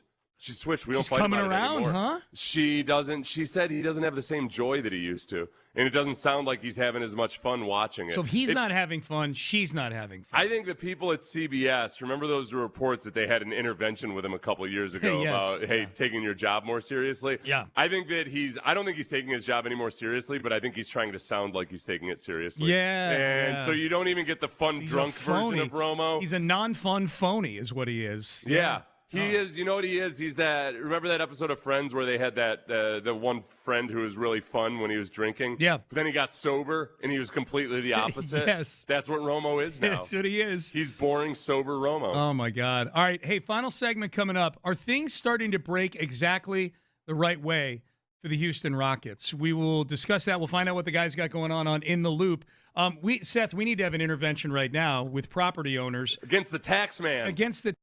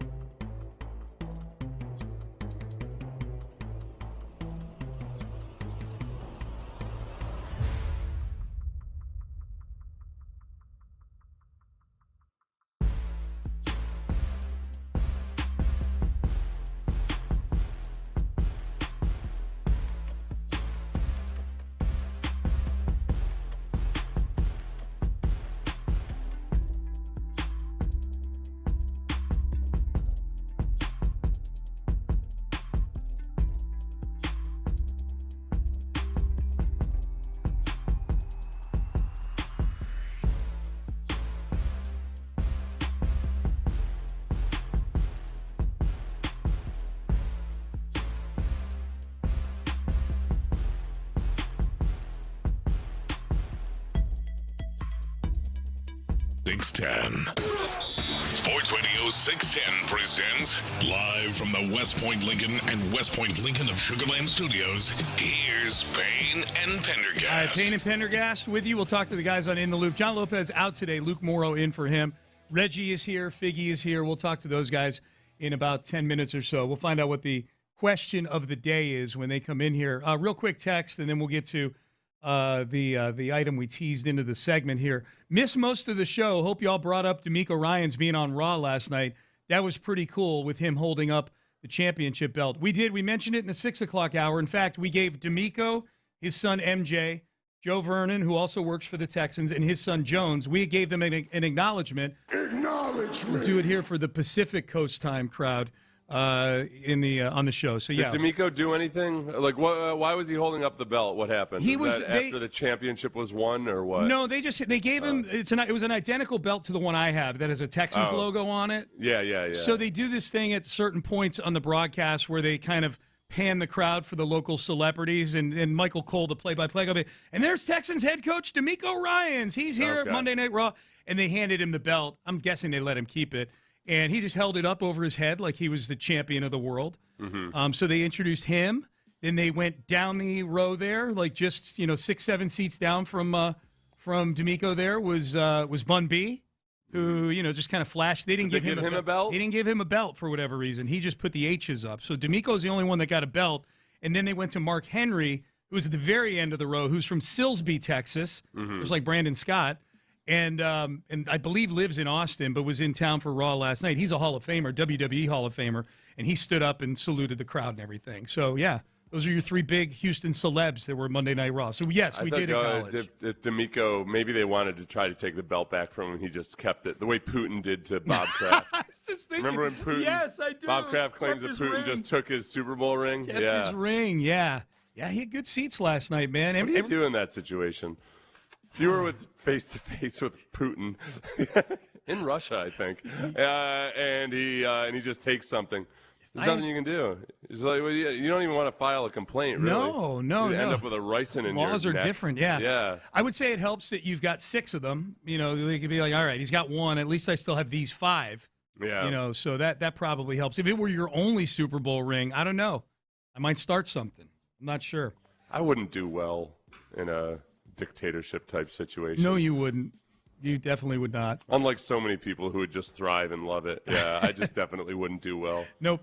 I'd get killed fast because I wouldn't be able to keep my mouth shut over some injustice. Well, that's fine. If you're gonna, at least you're not suffering then. Like if you're gonna get out well, quick. Who knows? Depending on what flavor of dictator you have. Oh, that's true. Yeah, they might want to make it last. Yeah. Yep. That's how I fear. I don't fear death. I fear torture. Torture. Yes. That's the thing, man. A clean death is underrated. Yep. Agreed. Agree with you. You know what my biggest fear is? You become one of these people. Snakes. Yeah, that too. But when you're locked in, it's like when you're completely paralyzed. Yes. But still very much alive and can't communicate with the outside world or anything. Why are we doing this in this last segment here? Why are we? I just want you to make you appreciate the life you have for now. Yeah. So you get locked in. It can't move. Buried alive in a box somewhere. It's like in that Metallica video, Which is based on that movie. Mm-hmm. Johnny got his gun. Thank you. Johnny got his gun. Thank you, Ben. I had no idea what You didn't even know what I was talking about. You just nodded. No, I was just going It's along. the one that's in black and white, and it's based on the movie Johnny Got His Gun. Okay. But where he's is that what was in an actual movie, Ben? Yes. Okay. So this guy's just like he's alive. Yeah. He can hear everything around him and everything, but he can't communicate with the outside world. Yep. Okay. And you're just stuck in That would be a nightmare, no doubt. That would be awful. That would be terrible. Buried alive. As much as I like sugary treats. Yeah. Nobody would just be sitting there wondering when my next sugary treat was. You're relying on these people to feed you your sugary treats. Yeah. Okay, so you know what's really bad? Also, pulled hamstrings, strained obliques, and the Lakers being locked in. The Lakers are dealing with both of those things right now. Here's Shams Charania. This is really important news for the Houston Rockets because as of right now, with just 4 games left in the season, and the Lakers playing OKC tonight, if I had to bet, the highest odds are probably a 4-5 series with the Lakers playing the Rockets, with the home court to be decided here over these final 4 games of the season. Here's Shams Charania on the latest update with Luka Doncic and his hamstring and Austin Reeves and his oblique. I'm told Luka Doncic is currently in Spain. He traveled there because he's undergoing an injection procedure in that grade 2 hamstring area to see if he can promote healing and at the end of the day expedite his return process. He's doing everything he can to make it back out on the court. We know a grade 2 hamstring strain typically falls between 4 to 6 weeks. He's doing everything he can to see if he can push that timeline up just a little bit, and we're still not sure exactly how this treatment goes. Does it work? How much does it speed everything up? But that's what he's doing. He's in Spain. Austin Reeves is a little bit of a different card. 4 to 6 weeks, he's out. He's got a grade 2 oblique strain. Oof. And so that timeline essentially would sideline him a majority, if not the entire first-round series. The goal is for both of these players to be back. J.J. Redick has said it. We just have to extend our run in the playoffs to try to get both of them back. Okay. So the technique that's available in Spain but not available in the U.S. is probably some combination of stem cells, platelet-rich plasma, or more advanced regenerative techniques that aren't available in the U.S. right now. Okay. And then Luka's going to exhaust every option to try to be on the court for what is looking like a series between the Lakers and the Rockets. However, I'm on playoffstatus.com right now, Seth, where it kind of – we use it during the football season a lot. You know, it shows what the percentage chance is of, you know, what's the highest percentage chance or highest percentage seed you could have. Right now, the Rockets are 78% to be the 5 seed. So, according to the computers, the Rockets are the big number for them is the 5 seed. As of right now, it's still the Denver Nuggets who have the highest chance of being the 4 seed, 49%. There's a 64% chance the Lakers are the 3 seed right now. I disagree with that. I think I don't know that the computers are factoring in Luka Doncic and Austin Reeves being out. I think they're just looking at whatever ranking those schedule. Teams are and everything. What's their winning percentage? Who are they playing? They're probably not factoring in load management with some of these teams. You need Vincent, your bookie, to get on this and tell you what the straight scoop is. Well, I would think, I mean, if I feel like I've got a pretty good feel for this stuff. I would be really surprised if the 4 versus 5 isn't some permutation of Rockets and Lakers. And that would be phenomenal news for a season that was really teetering kind of for a while there in February and March, or early March. It is shaping up, at least for the first round, to be a great stroke of luck for the Houston Rockets. It was teetering in such a way that you never felt like they were in danger of missing the playoffs or anything. Right. But that no matter what the seeding was, it wasn't going to feel good going into the playoffs. Where right now, even if Doncic were 100% healthy, even if his super special platelet therapy that you can only get in Spain was 100% effective, I feel so much better about their odds or prospects versus the Lakers, healthy or not, than I would have 2 weeks ago, or let's say 3 or 4 weeks ago, especially before they started looking like a different basketball team. Yeah, and I feel better about playing the Lakers, healthy or injured, than I do the Nuggets. The Nuggets are just a scarier team to me with Jokic and with some of that the athleticism on the wings and thing. Murray's a guy who can take over a game. I'm happy with the way things are kind of unfolding here in the Western Conference. This is nice. Lakers got OKC tonight. Rockets have the Phoenix Suns. Seth and I have already, I think, indicated to the audience that the chances of us being up to watch that live, if you're looking for the hardcore play-to-play analysis of the game, we just want to be honest with the audience. The game tips off at 10 o'clock local time. 10 o'clock? 10 o'clock local time. Yeah. Where do they get off, man? I know. What the hell? The central time zone should be the one that gets accentuated and catered to the most of all of them. Hey, if you are ever a vegetable and you might be in kind of a locked-in situation. Yeah. What do you want me to do? You want me to take care of it for you? Yes. Just end it? 100%. Yes. Okay. You have permission. I'm saying it on the radio right now. Officers, do not come for Seth Payne. If that happens. I do not want that. You're going to hear me.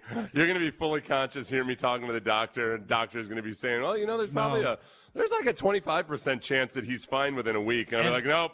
You heard him. The instructions were very specific. You heard the man. And then, not only that, he's gone, and I'm going to create the worst ratchet AI version of him moving forward. So that, you know what I'll do is I'll take you on one last tour. I'll take you over to Lizards. Lizards. Like Beck's pour a Prime. drink on your face or something. Beck's Prime. Yeah. Just cram a burger in my mouth. Yeah. I'll take you to a baseball game. Avalon Diner. Yeah. Just carrying you over my shoulder around town. Oh man, that's what I need to then give I'll you. dump you in a bayou. My wish list. Fine. At that point. Oh, yeah. Sean, you're floating much longer than I thought you would. Don't worry, it'll be over soon. How do I get my mouth facing down? Try to, if you can still move at all, try to roll to your left. This is the most morbid segment we've done in forever. You're stuck on an abandoned vehicle. Oh, my, see ya. Yeah.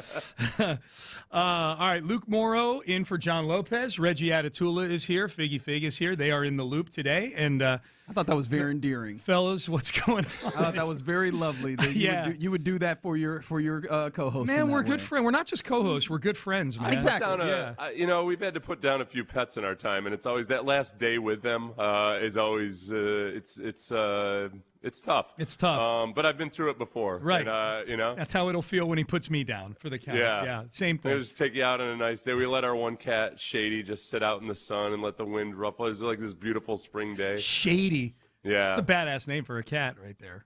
Shady. She was shady. Yeah. Like many cats are. Yes. Yeah. It's a shady species for sure. She's dead now. Thanks for the update. She's not sitting out. Luke, are you okay today?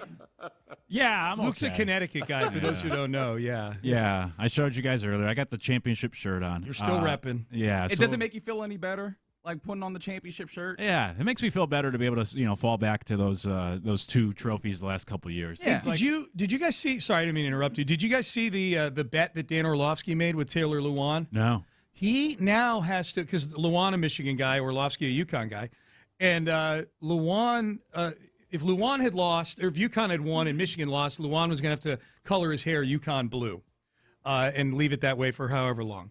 Orlovsky, now who does a lot of TV, is on TV a lot, now has to, for a month, wear one of those hanging dangling earrings? Dangling earring. Now, they're not making him pierce his ear. It's a magnetic one. Sure. It'd be easier to do it, yeah. So it's a dangling, like, big block Michigan M, a Michigan logo. He's got to wear it for a month on any TV appearance that he does. And if he fails to do it, the month starts over again. Yeah, this was bad bet negotiation for him. A month? I would have done. Got to wait for a week. I would have been like on all of your NFL Live responsibilities, right? Keep it to one show or something. Yeah. He's on TV a lot of different places is the way ESPN will have you do. Yeah. I feel like he messed up. Or if you go every TV appearance, I have to go, can it just be a dangly earring? Does it have to be the block M? Because I feel like he could get away with just, it's a dangly earring. This is my look for the month. Hold up. You think Dan Orlovsky could get away with wearing a dangly earring? Yeah. You do? Yeah, after a while. Okay. Well, after a while. Like, I think it would be pretty startling at first. Oh, okay. Yeah, that's the bet portion of this. Okay. It's not like, hey, wear a cool hat. The dangling earring, I don't know, maybe I'm stereotyping, kind of indicates a level of unhingedness, maybe. Like a little devil-may-care, with the... He told us that Ty Simpson is undoubtedly better than Well, Fernando that's true. Mendoza. That is There's a a little dangling devil-may-care ear. in That there. is a dangling earring of draft takes. Barry Bonds made it pretty cool. Great point, Reggie. Thank you. Tell me, does this sound like it was an even bet? Taylor Lewan, if he had lost, was going to have to dye his hair husky blue once and then let it grow out, over time. Yep. Does that seem like an equal bet? No, it doesn't seem even at all. It doesn't seem even at all. Because also, even if that was not a color that would appeal to him personally, his show is a lot less. It's a lot less dressed up. It's a lot less high stakes. He doesn't ever wear a suit. Yeah, no. Like this, it would never be so out of place where it's so much of an issue. I think the block M ends up getting to be a problem. I think it's an even bet if it's not a full month. We were saying earlier, Seth and I were saying, the funniness of it runs out after a week. Yeah. Now you're just wearing an annoying Michigan M for the next 3 weeks. So true. The other part too is like Michigan was a 7.5 point favorite. Right? And Yeah. so Dan should have gotten points. Exactly. Yeah. I think you should consider the betting line when you make these bets. It shouldn't be 50-50. I mean, UConn, they were such a big underdog. It's going to be a good show today. You guys are making very valid points here. Well, plus, and the thing with Orlovsky too is this is one of the most important times of year for a guy like him, which is the draft. And some of those broadcasts and everything, that's where a lot of people tuning in that don't usually watch but they might tune in and see Dan Orlovsky for the first time. Yeah. And think, like, what the hell's up with this What's guy? up Wait, with hold this on. Is dude? he a part of any draft coverage? Dan Orlovsky? Because that means he's wearing a Michigan M during draft coverage. Oh, my God. Boy, he did a bad. You know who I blame? CAA, his agency. That's what I'm saying. You know, I just thought to them myself, negotiate it. I want to start a bet negotiation agency. Let me be your bet negotiator. Because if I was his bet negotiator, what I would have done was, okay, a month of any Michigan apparel. Yeah. Because that would have allowed him to mix it up. It would have kept it fun for the entirety of the month. Sure, yeah. Right? Yeah. Like today I'm wearing Michigan socks. I think he's going to look like a goof with this big M there. You're right. Also, it's not fun after like 4 days. A week is what I said. A max of a week with the this rest thing. of us aren't having fun with it either. Bad it just job. becomes a problem. He's got to be on their draft coverage, right? Look, put it this way. If he's not on their draft coverage and he's out here on these streets touting Ty Simpson over Fernando Mendoza as the lone voice out there doing it, then somebody's cowardly in this whole thing. He's got to be on their draft coverage if these are his hot draft takes, I would say. All right, boys, you're listening to KILT AM, KILT FM HD2 Houston, an Odyssey sports station, Crosstalk, brought to you by D&M Auto Leasing. What is the question of the day? It's been something that I've just been sitting with for a little while, so I figured let's bring it to air. Who's the most underrated, not best, underrated athlete currently in the city? Okay. Seth, you want to go first? Zach Allen.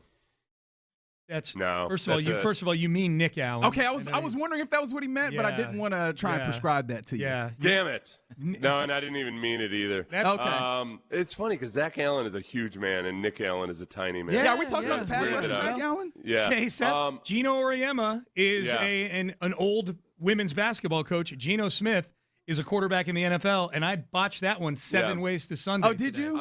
I'm going to say, because I see all these teams mocking a defensive tackle to the Texans, and I get it, and I understand that, and yet at the very least, they don't even mention Tommy Togiai's name when they do it. So it's on the list. It's on the on my list. I wrote it down. Number 1 on my list. I just showed it to I Reggie. would say outside of Houston, he's the most underrated Texan. He so rarely gets mentioned by people when discussing the current Texans roster. The other names I wrote down were I put Azeez Al-Shaair, but he's a Pro Bowler now, so he's probably properly rated as opposed to underrated. Yeah. But I think he used to be underrated. And he was – and then when he had the whole Trevor Lawrence thing last year, I thought he was just completely improperly rated and berated by people. Okay, one more Texan. I think Jalen Petry's a little underrated. But didn't he, like, especially in this new era of we're all looking for the star player, he got a lot of love this past season. Didn't as make the that Pro dude. Bowl. Didn't get he got a few All-Pro votes. But was probably the most talked about as a guy that should have made the Pro Bowl, but there's no position for him on the Pro Bowl. Like, the voting's all screwed up. Yeah. I think if anything, he was the guy that was so underrated that now he's properly rated because people talked about how underrated he was. Some would say he used to be overrated. You know, when Nick Caserio would come on this show in the middle of a horrible season and say, I'd take 1,000 Jalen Petrys on my team, I would have said he was overrated, and now I think it skews more towards underrated. You guys he make got good benched points. 2 years ago. Right. You know? It's hard to have 1,000 Jalen Petrys on your team when they're all sitting on the bench. Yeah. Right. You have a bad football team. Complete tangent because I want to get this in while I realized it. I looked up Zach Allen just to make sure in the moment that I was thinking about who I was. He has a hyphenated middle name. Zach Allen does? Zach William Jacob Allen. The defensive end? Yeah. He has a hyphenated middle name. You don't see that a lot. That's really You know what weird. you don't see a lot? Hyphenated first names, and that's what the new GM on the Dolphins has. Ah, yeah. John Eric Sullivan. Yeah. Oh, my gosh. Yeah. So pretentious. Yeah. Is that what you think when you see double barrel names immediately? I think you're trying a little too hard. Yeah, maybe. but especially with those names. Like, that just sounds like, I don't know, country club kid, private school. Zachary William Jacob Sounds Allen. like he's from Connecticut. Exactly. Ironically, yeah. Petrie. I wrote Jabari Smith Jr. down as a little underrated. And here's why. Because I think Amen Thompson, Alperen Şengün, and Kevin Durant get the lion's share of the attention. If you asked people who are the big three on the Rockets, sure, everybody would say that. The correlation of Jabari Smith Jr. performance and the performance of this basketball team is very aligned. Like when Jabari's not good, they're not good. I think Jabari Smith Jr. is a little, and he's paid like he's a little underrated. He got an extension that was significantly less than some of the other guys in his draft class there. So, Jabari Smith Jr. I'm with You're you. nodding I like your that. head, Red. I Reggie's like nodding that. his head. These are great answers you guys are bringing I up. want to steal all the answers. At this point, I feel like you guys might have done the segment. We might not be able to do it 10-4. No, you can do We might it. need to come up with a new question of the day. Or you can. Yeah, sorry about that. No, it's cool. I love it. Well, you can do all-time underrated too. Ooh, we you could make do it. that. If you make it. If you get some of the olds on there talking about how underrated. Bill Spires was for You the hear that, Astros olds? back in the day. 1040. Yeah. Yep. Show up. Yep. All right, boys. Have a great show. Thanks, Seth, man. antibodies to you. Antibodies, and a warning to anybody else out there: if you see a batting cage, do not approach me. No, don't. Unless you're hitting. Unless you're swinging it good. All right, we're done. We are out of time. Crosstalk is brought to you by D&M Auto Leasing. Reggie Atatula, Luke Morrow in for John Lopez today. Figgy Fig is here. They're in the loop, and they start now. That's right. You're in the loop here on Sports Radio 610. You heard the head count. I'm Reginald Atatula. Luke Morrow. Hey, Nas Luke. Yeah, in for John Lopez. I don't even know if you like that I call you that every once in a while. I don't mind. Okay. Yeah. That is a nice way of saying I don't really like it. No. I don't dislike it. I think I'm just telling the truth on things, and I'm labeled as a hater. But no, I don't mind the label. I appreciate the notoriety. I'm looking forward to it. I hope you understand that. Don't let him get to you, Luke. Keep hating. And I want you always. to understand, I want you to keep hating as well. I say that in appreciation of you bringing that particular hate to the fore at times. And it's because I really enjoy everything that you do. And I'm glad that you're in for John Lopez today. Figgy Fig on the ones and twos as always. You doing good over there, brother? I'm doing pretty good, man. Excellent. We need to talk about this Astros game, which we will. The Astros fall 9-7 versus the Colorado Rockies in Denver. My brain is stuck in a way on awful bets because I'm just like, good God, Dan Orlovsky, how do you end up with the bet where you have a month worth of something that affects all your job and somebody just has to color their hair on the other side? Yeah, and especially as mentioned, this time of year, if he is involved in the draft, I mean that's the worst part of it all, to be sitting up there. A great point that comes in on the YouTube page. Again, actually, let me do this, right? Appreciation to the Mo Caram Injury Lawyers for the live streams. We keep it 100. YouTube page is Sports Radio 610, Twitch chat is 610 Houston. But on that YouTube page, someone made a point that he makes regular appearances on Pat McAfee, and if there's somebody who is going to light your ass up for looking like an idiot, or even just for making a bad bet, it is one Patrick They probably McAfee. going to have him on because of that. Oh, yeah. Yeah. Man, they're not going to Even talk if about he don't make regular appearances. Yeah, and I mentioned it before. Some of my friends think it's really lame when you consider like the betting line and everything. Yes. But it should, it wasn't an even matchup, so to speak, on paper. Michigan was a much more talented team, so the bet shouldn't be as equal. And a lot of times when I bring that up to a friend, like, if I'm going to make a bet with you, like, I need some odds here. I can't just take an even bet.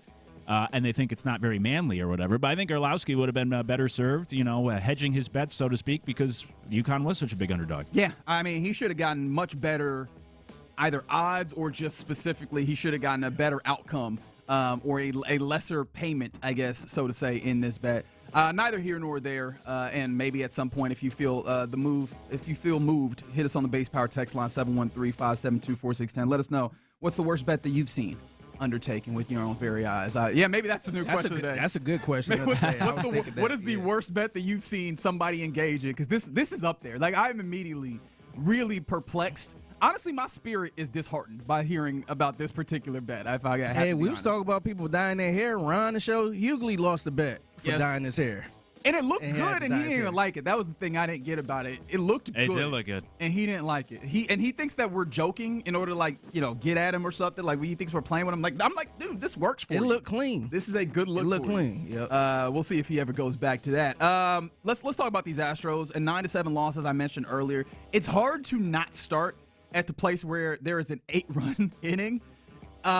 What part of that inning irked you most, Luke Morrow? Because I keep going back and forth between what was a really rough situation for Ryan Weiss, and then also a defense that simply would not help out their pitcher. Yeah, I think it's the defense. I know Jeremy Pena is taking a lot of flack. I mean, the fact that most of the runs came with 2 outs is always frustrating when you just can't get out of the inning and when you give another team extra opportunities, especially.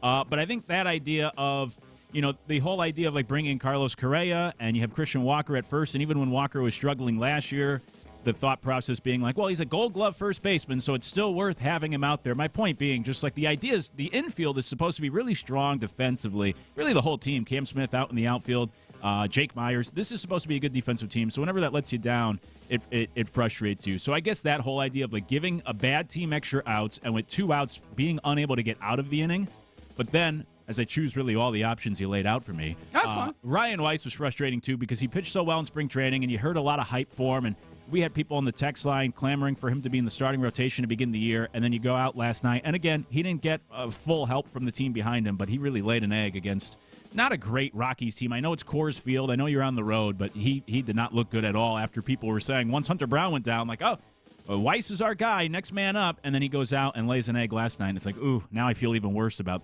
this starting rotation or just this pitching staff as a whole. So all the above, but I guess specifically the fact that you gave a bad team extra opportunities, especially with 2 outs in an inning. Yeah, I mean, you're not going to win a lot of baseball games if you give up 8 runs in a singular half inning. That's just not the way to win baseball games. And for me, I lean more heavily on the defense. If for no other reason than in baseball, I don't know that you can have a singular place where you're good. And so you can maybe do 2 out of 3 and make this go. And clearly the offense knocking, right? We're doing all the things that we need to, right? You got 7 runs in this game on 13 hits. Even that, even though you lose that game, you go, hey, if you just come into any particular game and go, you're going to get 7 runs, I think any fan in baseball takes that 10 out of 10 times. For sure. So you have that. The offense is going to keep hitting, at least for the foreseeable future, knock on wood, because I hope I did not just jinx them. If you have defense along with it, if your pitching gets a little squirrely, at least you can lean on defense to help you out, right? And that is a real problem. On top of the fact that it is the sure-handed ones that you're expecting to help you out that are kind of coming up short. I take you back to Sacramento when you have Jake Myers, admittedly in the sun, but Jake Myers almost feels like, especially knowing that your bat ain't that nice, and that's the nicest way I could think to say it. You gotta be extra icy when you're out there with that glove. And a mistake like that, I'm willing to obviously move past it just because ultimately mistakes are going to happen. We're talking about human beings. This is not played by robots, so on and so forth. However, right, it just can't be that. And then Jeremy Pena, who, I mean, I got to a point last year, I'm like, that's the best player on your baseball team. Point blank period. And then also obviously including the defense, understanding that he is dealing with the level of injury, but even still, you got to make that play and help your guys out, especially guys that we already knew were a little bit of a question mark. Even if you know that they're capable of being good, you know that that's not a guarantee every time out. Plus, the thing that I don't think we've talked a lot about, Denver just makes pitching harder. Yeah. Right? The altitude, it's widely said that you need 2 different arsenals if you're going to pitch in Colorado, right? You need your regular arsenal when you're playing everywhere else in these contiguous United States, and then you need your Denver arsenal just because the altitude does not allow these things to break in the same way. I don't know that that's specifically what happened with Ryan Weiss. Like, this just could be that he is figuring it out, but I think that that's an added degree of difficulty where I'm willing to give him a little bit of pass on this. Also having to come in without a clean inning as well probably set him into a weird place here, right? I think that this is where the defense absolutely is supposed to step up, and it's a real uncomfortable feeling to have a thing that I felt I did not have to worry too much about, especially because you've moved your kind of, at least the starting rotation, away from being a ground ball team, so it feels like there's not as many of these things that are going to be necessary in the defense. It feels like you just need to stand up in a few moments, and of late they have not been doing that. Yeah, I think that's all certainly fair, and I'm with you. Like, the most frustrating thing is when you lack those fundamentals. Like, if you get beat just by simply a better team, I can live with that. And so if Cody Bolton goes out there and then even followed by Ryan Rice and you get knocked around on the road by the Rockies, like, okay, I can get it. It's Bolton. What did I expect? But when you don't make the simple plays, which is typically defensively, you go back to that Jake Myers fly ball. When you don't make the simple plays, that's what's really frustrating, right? In all sports. Like, if you're just the better team, you get bested, you can live with that. But if you make these silly mistakes that will lead to you losing on the road to a bad team, that's tougher to live with. And you look at this road trip where you're talking about, you have the A's and the Rockies. And when I was on the air last week with B. Scott, and we're talking about, you're almost already pre-celebrating what the next week's going to bring. And now you're 1-3 with a couple of bad losses here the last 2 nights where, in part, you really kind of gave these games away the last 2 days to bad teams. With that being the case, though, there being bad teams, and maybe if you want to see this with rose-colored glasses, you go, these feel somewhat anomalous. Now, of course, anomalies are only anomalies as long as they remain few, right? If this keeps happening, then it becomes an issue as opposed to an anomaly. But I digress, right? With that being the case, and with the understanding that you played in Sutter Health Park, which is the most hitter-friendly park, at least of recent history, because of it being a AAA park in all reality. Denver, with all of its particular misgivings for pitchers. Does that at all give you a level of, I can wipe this away, or is this becoming an issue in your mind? I think it's becoming an issue because it's almost like because of these stadiums, I give the strength a grain of salt now. Like this offense, obviously, we saw the lineup and what they did the first week of the season here in Houston, and they're continuing to mash, and I think it is a better lineup than maybe a lot of us, myself included, anticipated. But then also, when you look at these last couple games, it's like, yeah, well, they played in a AAA ballpark, and then with Coors Field, like that's kind of like a AAA ballpark as well, with the way the ball can fly out of there. So, of course, they're going to hit. You have to do some of the other things as well. And so when you don't do that, that's where I become maybe a little more concerned of it knocks down the strength for me and rises up some of the weaknesses or some of the concerns just in these last couple of games moving forward, where it's like, yeah, you're expected to score those runs in these road games, in these stadiums, and maybe that's unfair of me to say. So you have to make sure you're doing the other things as well, and they just haven't done that at least the last 2 days. So it almost has the opposite effect of I knock down the offense we're seeing and criticizing more that you're not doing those smaller things to get wins. Well, Astros remain tied at the top of the AL West with, do you know who? Have you checked this out? Yeah. I was looking at it this morning. The Los Angeles Angels of Anaheim. Oh, yeah? Damn it! What the hell? What a weird start to the season. The thing I will say as we wrap up this particular game, because I really don't want to dwell on it too much. Unfortunately, it is right. It's there. I don't know that you're going to move swiftly away from this being a constant thing for them, especially because of the things that we know, right? Which is you have a bullpen without a lot of guaranteed answers, even in leverage situations. But on top of that, you're dealing with a rotation where you also don't have a lot of guaranteed answers. I kept thinking about, and especially after that fifth inning, this was the game in which Hunter Brown should have been playing. Right, this should have looked entirely different. And shout out to Cody Bolton, who goes through 4 scoreless and looks like he is giving you exactly what you want. But this is the thing that gets to me. Joe Espada readily acknowledges that he has to stretch him out because he's not certain how he gets to 9 innings if he does not push his starters a good amount. And that's a Cody Bolton who was not stretched out to be a dude who goes 5-6 innings yet. Like that was a dude that they had to try and steal an extra inning, and then you start down the flight of stairs that lead you to an 8-run inning. That's something that's not going away anytime soon. Even if you bring up Arrighetti, even if you try and get to a 6-man rotation, all these things remain, and that's the thing that's the most scary about what we saw yesterday. Yeah, I said it before the start of the season, and look, they've played better than even I anticipated to begin this year, but I said that this roster is kind of half-baked. I like the top half of the lineup, didn't like the bottom half. Now, obviously, the lineup's doing really well, and I already have a texter who I was debating with last week about how bad this outfield is offensively, already, coming with receipts. Yeah, what did 11 Cam games Smith in. love? Yeah, that's what right. What did Joey Loperfido love? Exactly. 11 games in. They have looked much better than I anticipated. You hear that 11 games in? Yeah. That's the hate We're I early. love. He's like, just 11 games in. It's still early. It's April 7th. Come on.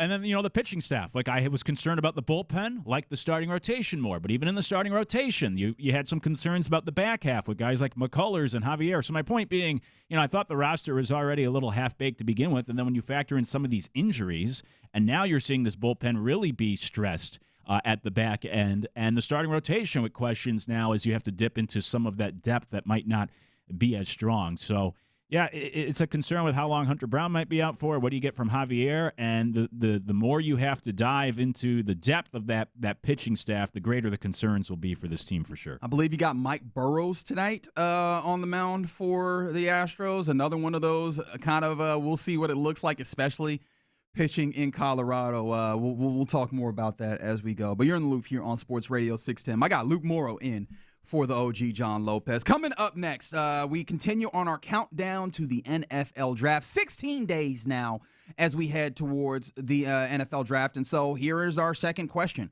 leading towards that. I know Lopez was big on this. Is receiver a luxury pick, or is it possibly a necessity? 713-572-4610. Let's talk about it next. All right. D&M Auto Leasing right now. Thousands of dealerships across America.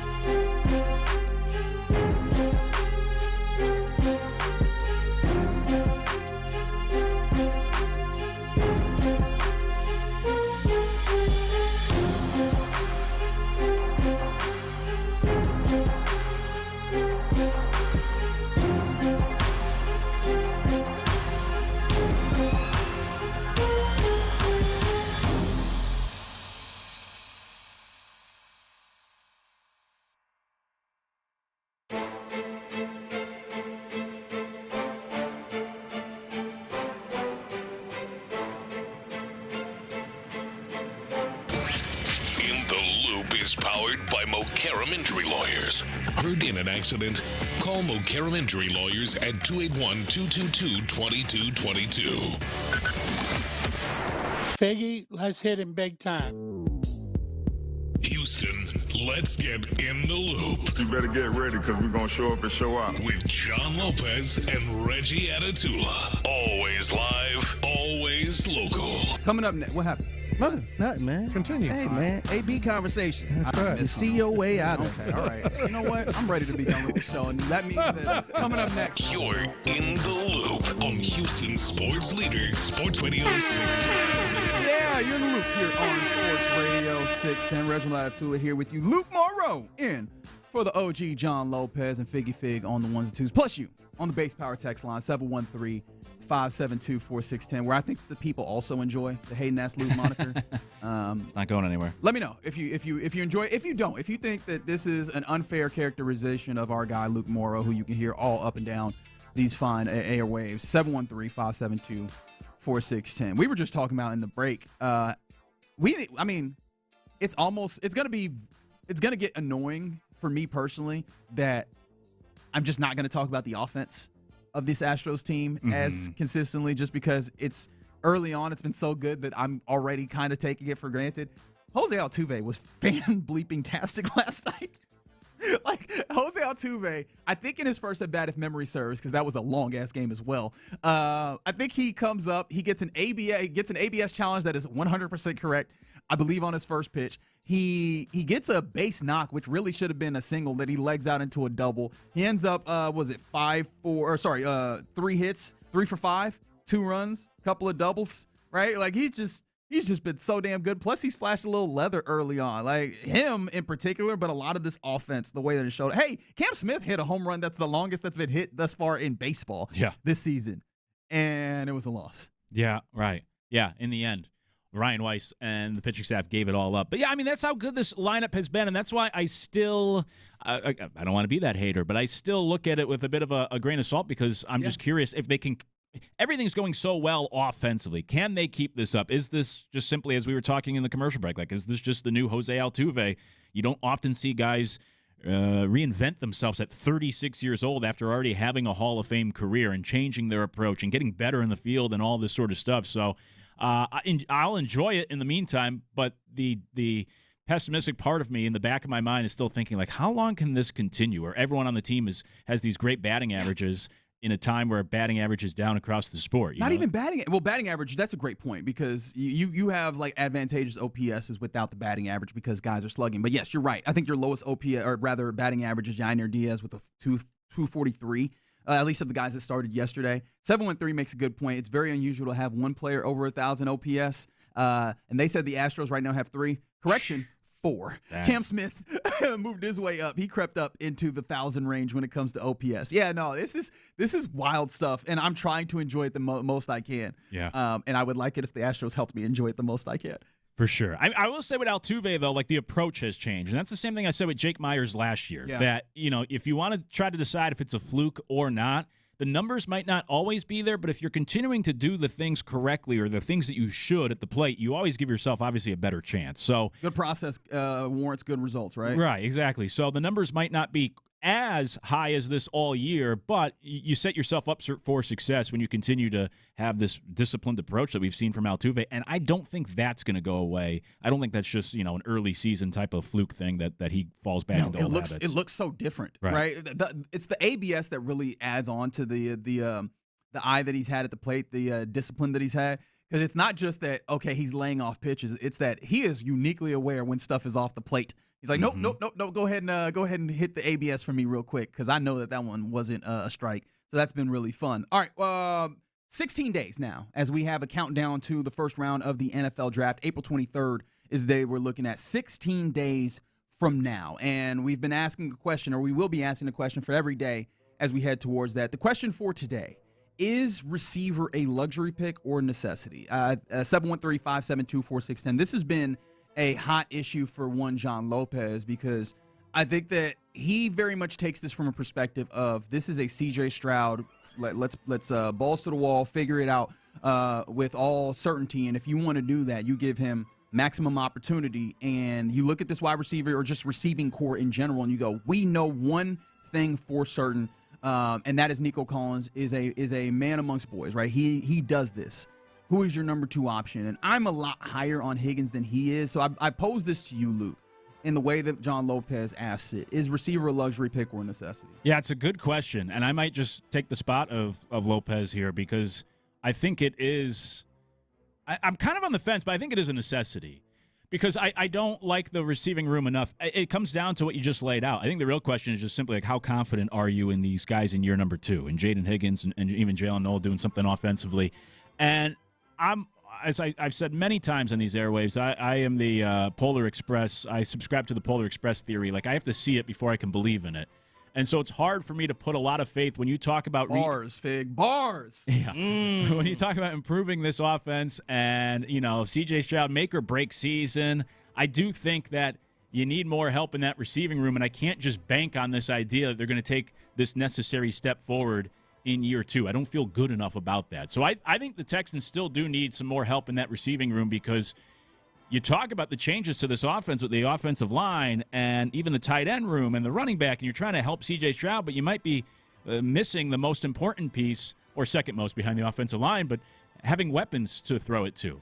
I like, Bucky Brooks always says, is a quarterback the truck or the trailer? Is he driving the team to victory, or does he need the pieces around him that help kind of carry him to victory? And I think C.J. Stroud, regardless of what we saw in that first year, I think he's somebody that needs all of that support around him. So I believe he still needs more help in the wide receiver room. And you look at last year, I mean, it's why they brought in Christian Kirk. I know that didn't work out, but he was their best receiver in the playoff win in Pittsburgh. So I think you still need that. Feels like that falls in blind squirrel territory. I think we all saw all of last year to understand that game felt like more like blind squirrel finds nut rather than, breakthrough. I agree, but playoff game on the road, you had the veteran that was able to make some plays, and, Stroud he had better opportunities in that game. But plus, the Steelers were really bad against the slot. Exactly, all year long. It was I do wonder opportunity. If we had put Blake Fisher out there in the slot, if he wouldn't have had 70 yards and a touchdown. I don't know if I go that far. But I get your know point. what? I'm going that far. Yeah? They should have put Blake Fisher out there in the slot. He'd have had at least 65. Yeah, I would cap him at maybe 40. But no, I do agree with your point. But anyways, all this is to say, I think they still need more help in that wide receiving room. You could do all the other things. That's great. I think CJ still needs more weapons on the outside, and I just don't have enough faith yet in those young players to take that big step forward in year 2. This is the uncomfortable thing for me. I have a lot of faith in Jaden Higgins. I was talking to J-Lo yesterday about it, that I got back on my numbers grind. Just, sometimes the spirit moves you and you end up digging through some numbers. I had taken a little bit of a time off, like when you stop going to the gym for a little bit and get a little fat. I know it. I say that because I'm there. But yeah, I looked at some numbers, and especially I was looking at success percentage versus zone, because that's something that for Jaden Higgins, I know that he's a dude who's big body. He can use that big body, so that kind of works against man, I guess, in some instances. But how much does that work against zone? He's pretty well regarded. I'm not going to say he's like the highest in the league by any means, but I think he ended up in the high 30s, and that's amongst all pass catchers, wide receivers, tight ends, running backs, versus zone. And I was like, okay, there's good usage, and obviously he worked up to that during the course of his rookie year. I think that there's opportunity, if utilized correctly, for him to show more of that true number 2 receivers type stuff. The question I have is, what does Jalen Noel have? Because he does show an opportunity, a ability to separate, but also I think that throughout the season I did see that there was an issue, at least in some regards, with him knowing what he needed to do in like an experienced way. And was that a reason for him to not play nearly as much? I don't think so, but I do wonder, how does that come along, and how does he actually show up if he ends up being that slot guy that you turn to down in and down out? That's something that I have a question about. And then the additional question that is added upon by DeMeco Ryans saying that Tank Dell basically getting to he's not sure that he's going to be ready for OTAs. Yeah. I think that we might stretch it a little too far in saying I don't know what he'll then be, but it reminded me that we have to keep him in a maybe category exclusively. And so when we go from there, I would love for you to have 4 guys that you really can depend on to contribute. And that's 3 right there. Talk less of what you have at tight end, which that goes up and down, and how you feel about Dalton Schultz, especially with the idea that he was just carrying injuries all last year. I wonder how you go there. The question that I wanted to ask you, and I've kind of taken too much time here, so I'll try and ask it quickly. If they need a wide receiver, where do they get it? Right? I think that's the better question, because I don't know that it's hey, go get a first round wide receiver. No, yeah, I agree. Or a wide receiver in that second group of guys, right? Think of the Denzel Bostons as opposed to the Mekhi Lemons and the Carnell Tates, right? That second group of wide receivers, I don't think that's where you do it. Is it day 2? Is it day 3? Is it a free agent in your mind? Yeah, really, honestly, I would prefer a free agent. Admittedly, I haven't kept up with the free agent market. Like, I can't tell you if there's a wide receiver available still out there that I know Stephon Diggs is still out there, but I wouldn't want him. But I don't know if the option's out there. But I would prefer that because it kind of goes back to what I was just laying out, that if I don't feel confident enough in these receivers going into year number 2, I don't know if the solution to that is then to go draft a receiver in the middle of the draft thinking he's going to solve those problems. So I think I would prefer a veteran in free agency. I don't know if that option's out there. And so therefore your best solution at this point, so late in the process here in April, is that it might be through the draft. And I'll also say just quickly on that is I just referenced Stephon Diggs. I mean, he was a 5th-round draft pick. You can find guys we've seen in recent years in the 4th and 5th rounds or even 3rd rounds that really pop at that position.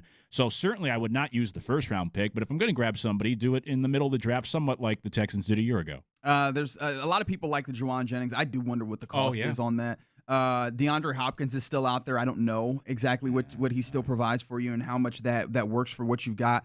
I did not realize that Noah Brown is out here. You wanna bring that old thing back?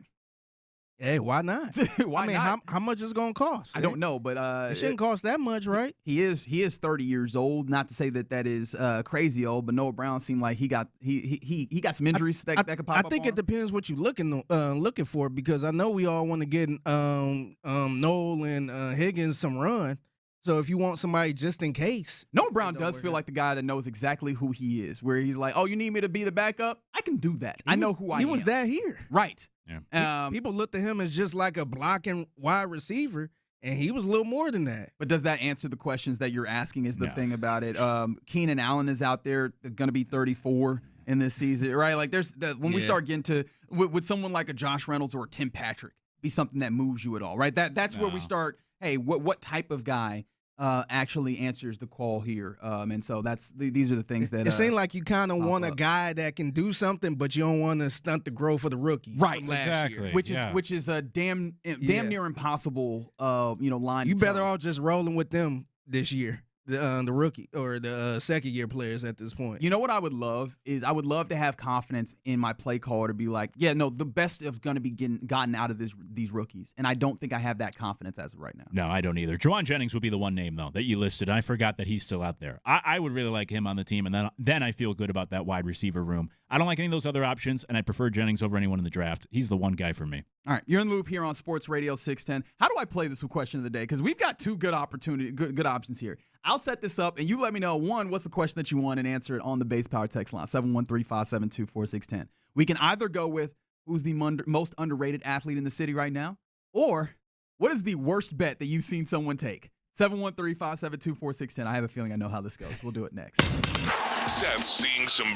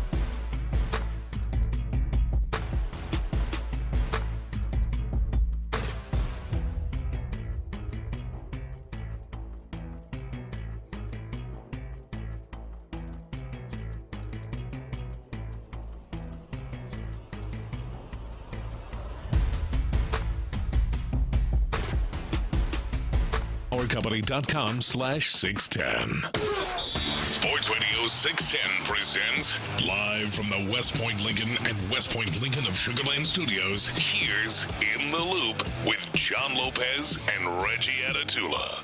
Yeah, you're in the loop here on Sports Radio 610. Reginald Atatula.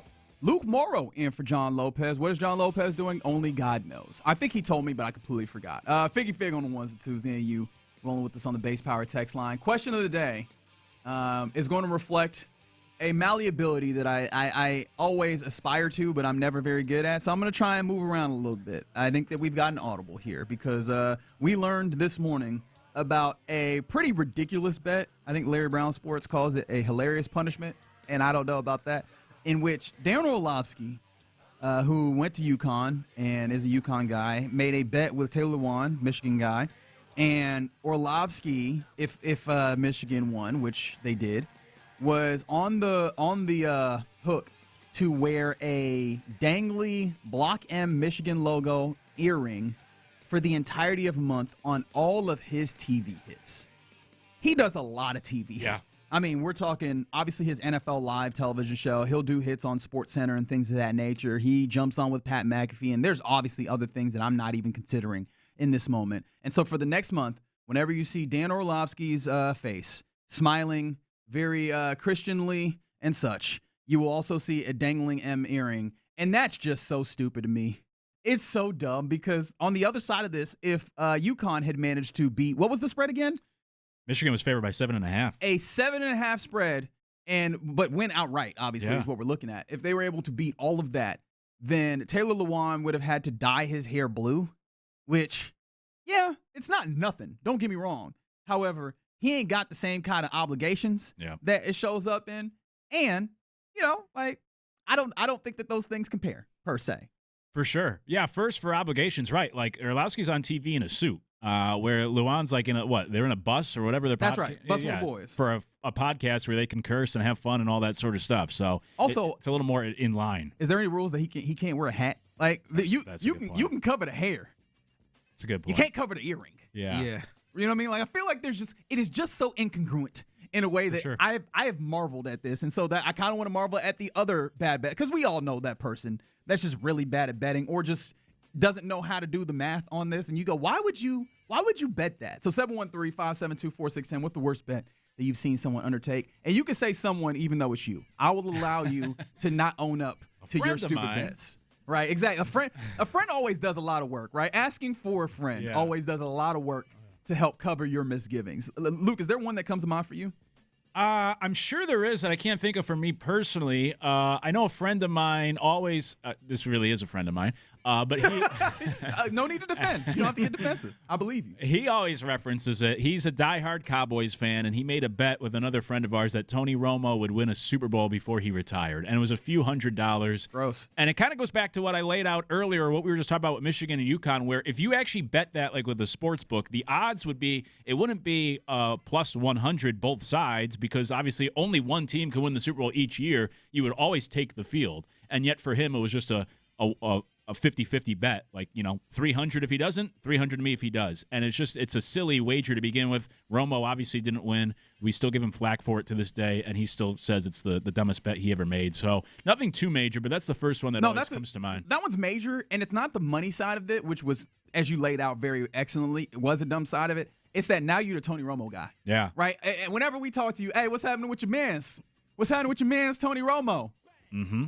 And anytime the Tony Romo comes up, anytime the Super Bowl comes up, it's true. Like anytime anybody that chokes comes up, like we will find a way to bring this back to you. And that one time, hey, you remember that one time that you thought Tony Romo would win the Super Bowl? Right. It's more about the bad take that you now get labeled with than any sort of financial component or anything else. In a similar fashion, my favorite one obviously has me in the place where I win the bet.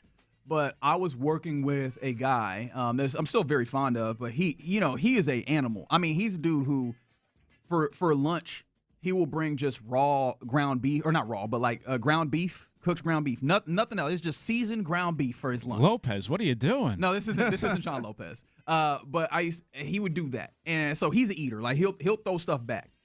He had bet at one point that he could take down. You know how sometimes people do these. Loser of the fantasy football has to go to Waffle House and spend 12 hours but you lose an hour for every waffle that you eat. He's like, I'd be out of there in like 3 hours. I'm like, you're not eating all those waffles. They're dense. He's like, yes, I would. I was like, all right, so here's the bet. I want you to eat, I don't remember how many waffles that we had said. I think it might have been like 10 waffles in the span of one show, a 4-hour show. Buddy, this was a terrible bet for him because you've eaten a waffle before. Oh, yeah. They're filling. Yeah. This is just carbs in your face. And their Waffle House waffles are a full plate size. Two might be a max. Them things were giant. And he was like, yes, I will do this while talking on the radio. Yeah, that's the worst and I part. think, buddy, he got, I think, 4.5 waffles in, and he just gave up the ghost, I think, in 2.5 hours, which honestly, still pretty good timing. You're just not eating 10 of these. It's just not going to happen. Even if he would have went on his pace, he still would have came up short. Yes. That's the toughest part is then continuing to try to do the show. Yeah. Or being on It'd be air. one thing if he ate 6 of them in 2 hours or something like that. I'm like, oh, he would have made it if he kept going. Nah, you wouldn't have even been close. Yeah. I'm also very happy that he's not the type of dude to make excuses because we all know that guy. Because I was anticipating fully that he would be the guy that goes, well, I had to talk, and that's why I couldn't do it. Because I don't think he could have done it if he had no other obligations besides eating waffles for 4 hours. Right. Because there's not a way. We've all seen like the eating competitions where you start fast and you will inevitably slow down. There's no way you start with the pace fast enough to get you to 10 and 4. I don't know. I might try this afternoon now. I'm enticed. Oh, go ahead. Please be my guest if you want to suffer. Yeah. Fig, is there one that comes to mind for you? Yeah, the one that came to my mind, this had nothing to do with sports or anything like that. It was, this was way back in the day. Me and my boys were out. And me and my one boy, we saw a girl that we both liked on some sitcom type stuff. And so we was trying to figure out who would be the one to try to get with her. And so it was a thing where, hey, I'll try to get with her. If I don't get her number, then we gotta set you up with somebody else type deal. So I was the one thought I could get her. I didn't get her number. So what they did was they went around the club and found the ugliest person. Oh, no. And I had to try to get on with them. Yeah, that's a dumb bet. Because also now, not only is this in that same realm that we were talking about where people can make fun of you, did you feel bad that you're just like, I'm giving this person attention and I have no intention of following? Yeah, no, I was just pissed off because I thought I had a chance with the pretty girl because I knew who she was. Like we wasn't close or anything like that, but you thought you insider had yeah, I knew her from back in the day. I'm like, oh yeah, I could get her. Like we was cool back in the day type deal, and didn't get the number. And so they're like, all right, now you got to get her over there. So I'm like, man, all right, man. That's always the classic one. There's a lot of those out there where guys think they could pick somebody up. Oh, yeah. And I think everyone has a story like that. And that's always so embarrassing because you're with your pals and you want to be, the Rico Suave, and then you get turned down at the bar in front of everyone, and it's so embarrassing to walk back with your tail between your legs. Yeah. Oh, from the 281, somebody said, how about the bet that's caused me and my sister be born? I feel like that's an interesting one. They said that their uncle bet their dad that he couldn't get their mom's number. Okay, so similar. But he was I feel like that's not a bad bet, though, because otherwise you not here. Unless, depending on how you feel about your own existence, which I don't think we should talk about at this moment, right? I feel like that's a whole different program that we have at that point. This one is a fun one. When the Steelers played the Bills in the playoffs, a friend of theirs took the Steelers over the Bills, and if he lost the game, he had to play a full round of golf at Memorial Park wearing a dress.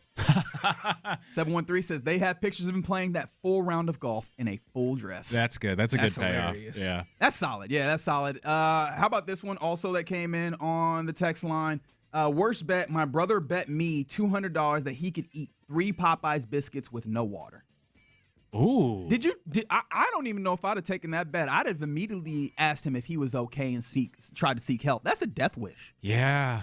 That's interesting. I'm contemplating that in my own head. And it reminds me, too, like of the college days, he did all like the saltine challenges and all those different things that no one could ever get through. So I guess this is similar, too. That's another one. I don't know. I might hit up a Popeyes on the way home and see how many I could get down without I like that we are just setting up all the food challenges that Luke is ultimately going to go do. Sounds pretty good. I haven't eaten today. I'm Luke hungry. is the food challenge guy at the station. Honestly, at this point, I kind of want to see if I can use a delivery service and bring some biscuits up to see if you do that at some point during this show. All right, let's do it. Okay, I don't like that you're so eager to do this because I'm afraid to do that, man. They are good biscuits. You got to put some honey or have a drink with them or something.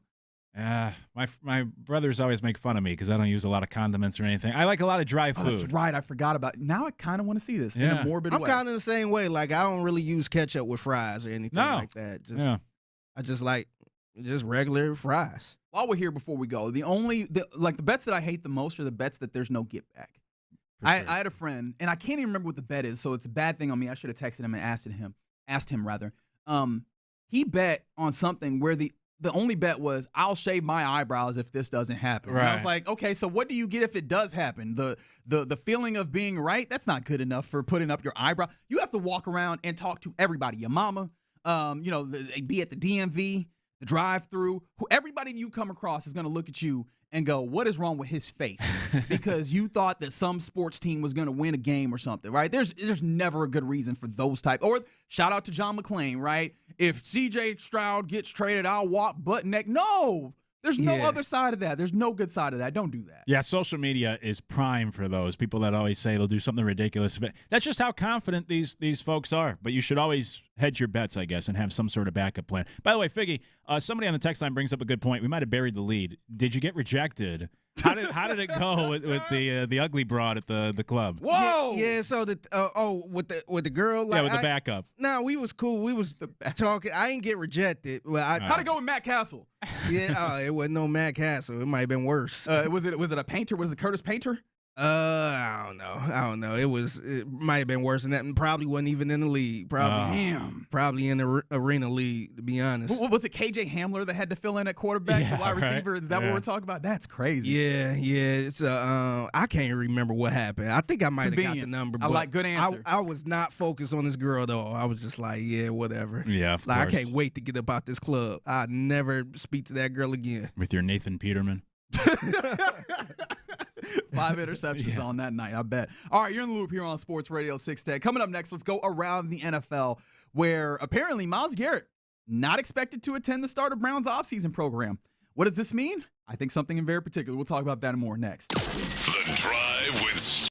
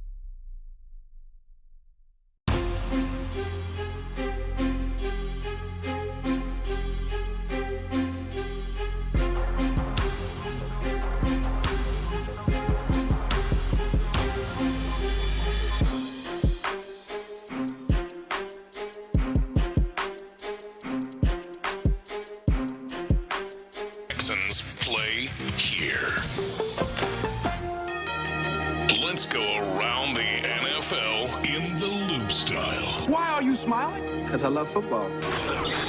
Here's John Lopez and Reggie Atatula. I'm going to tell you all about how much fun you're going to have this season. On Houston sports leader, Sports Radio 610. All right, we're about to go around the NFL, but a couple more texts come in on the text line during the break about the worst bet that you've ever seen executed. Someone mentioned that when the Nationals and the Astros were playing in the World Series, they made a bet with a Nats fan that if the Nats won, that they would have to do the morning announcement at the school that they work at, including highlights from the game. And I feel like you made a bet for the entirety of them babies. That's not fair, right? You made a bet for the kids, because what did they bet to have to hear Howie Kendrick's highlights on that morning? Right, you know? it's true. Why do we have to suffer for your incompetence? Right. We already have to do that in your math class. Whoa! So why the morning announcements, too? Yeah! I'm sure he's a great teacher. I'm sure. I was just kidding. Yeah, agreed. I'm with you there as well. And then there was one more that I had missed. Where was it? Somebody said that Lakers-Celtics finals, I think, what is that, 08? Celtics were up 3-2, bet that they would win. If not, they had to put on it had to be 09, I think. Put on a Laker purple or gold dress, go out to their favorite place and sing karaoke. Did get a free bar tab, though, from the owner, so that's nice. Funny. That's nice. That's a good one, too, yeah. From the owner, though, I was going to say if somebody in the crowd really appreciate it, like the effort, they pick up your tab. That's a I'll buy you dinner. Yeah, sweetheart. Right. Yeah. Oh, yeah. Yeah, I had thought about that. That gets to be a lot more uncomfortable now, doesn't nice. it? Yeah. Depending on how you're situated, that does change the entirety of the conversation now, doesn't it? That's a nice dress you're wearing there. All right, let's go around the NFL now because I don't know how to respond to that. Myles Garrett, obviously sack leader, not just last year, but also in the National Football League after putting up a record. He's not expected to attend the start of the Browns offseason program. And that in and of itself feels like a nothing burger, does it not, Luke? Right, when we just get, hey, star player not going to show up to optional type stuff. Right, yeah, exactly.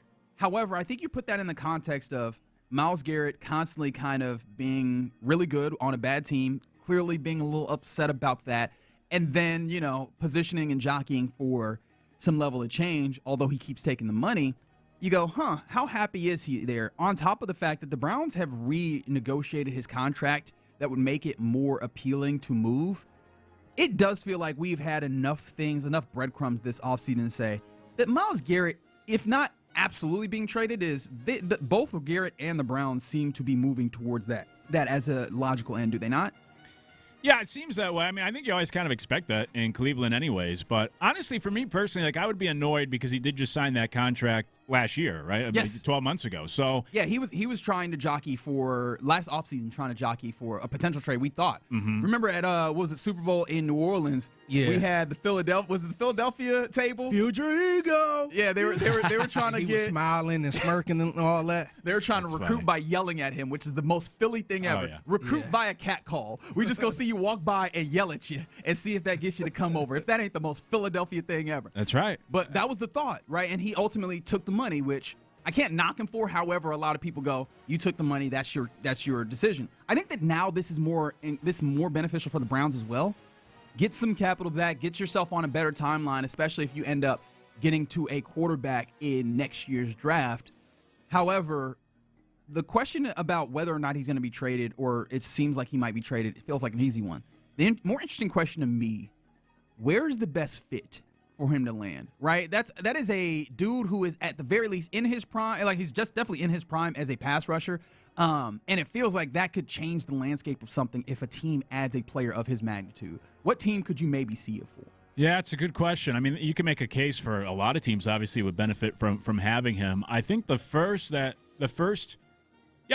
that comes to mind, but they're in cap hell, so I don't know if they can make it work, but like the Chicago Bears. That's the one. Yeah.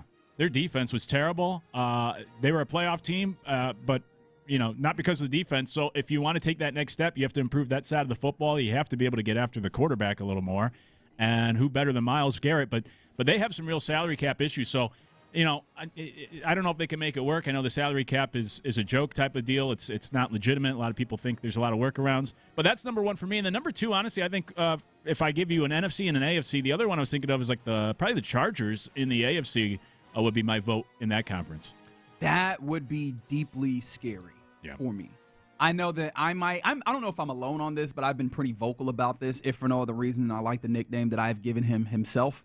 Mike McDaniel, Black Mike. I do think that outside of the jokes, one of the things that I appreciate about him is he clearly he has shown himself to be one of the few guys in the NFL that guarantees to bring you schematic advantage as a coordinator, which I think that everybody is looking for. It's the reason why so many of these offensive coordinators, these offensive assistants are being hired as the quarterback coach to now come be my coordinator and then come be my head coach. People are trying to get that definitively, and he has shown that he brings that. You pair him with a dude that, at the very least, everybody can acknowledge is talented, even if he has not reached the potential that we have thought in Justin Herbert, and you go, that offense has some opportunity to do something special, especially bringing back some really solid tackles from injury. You go, the offensive line's good, schematic advantage, a quarterback that can do this.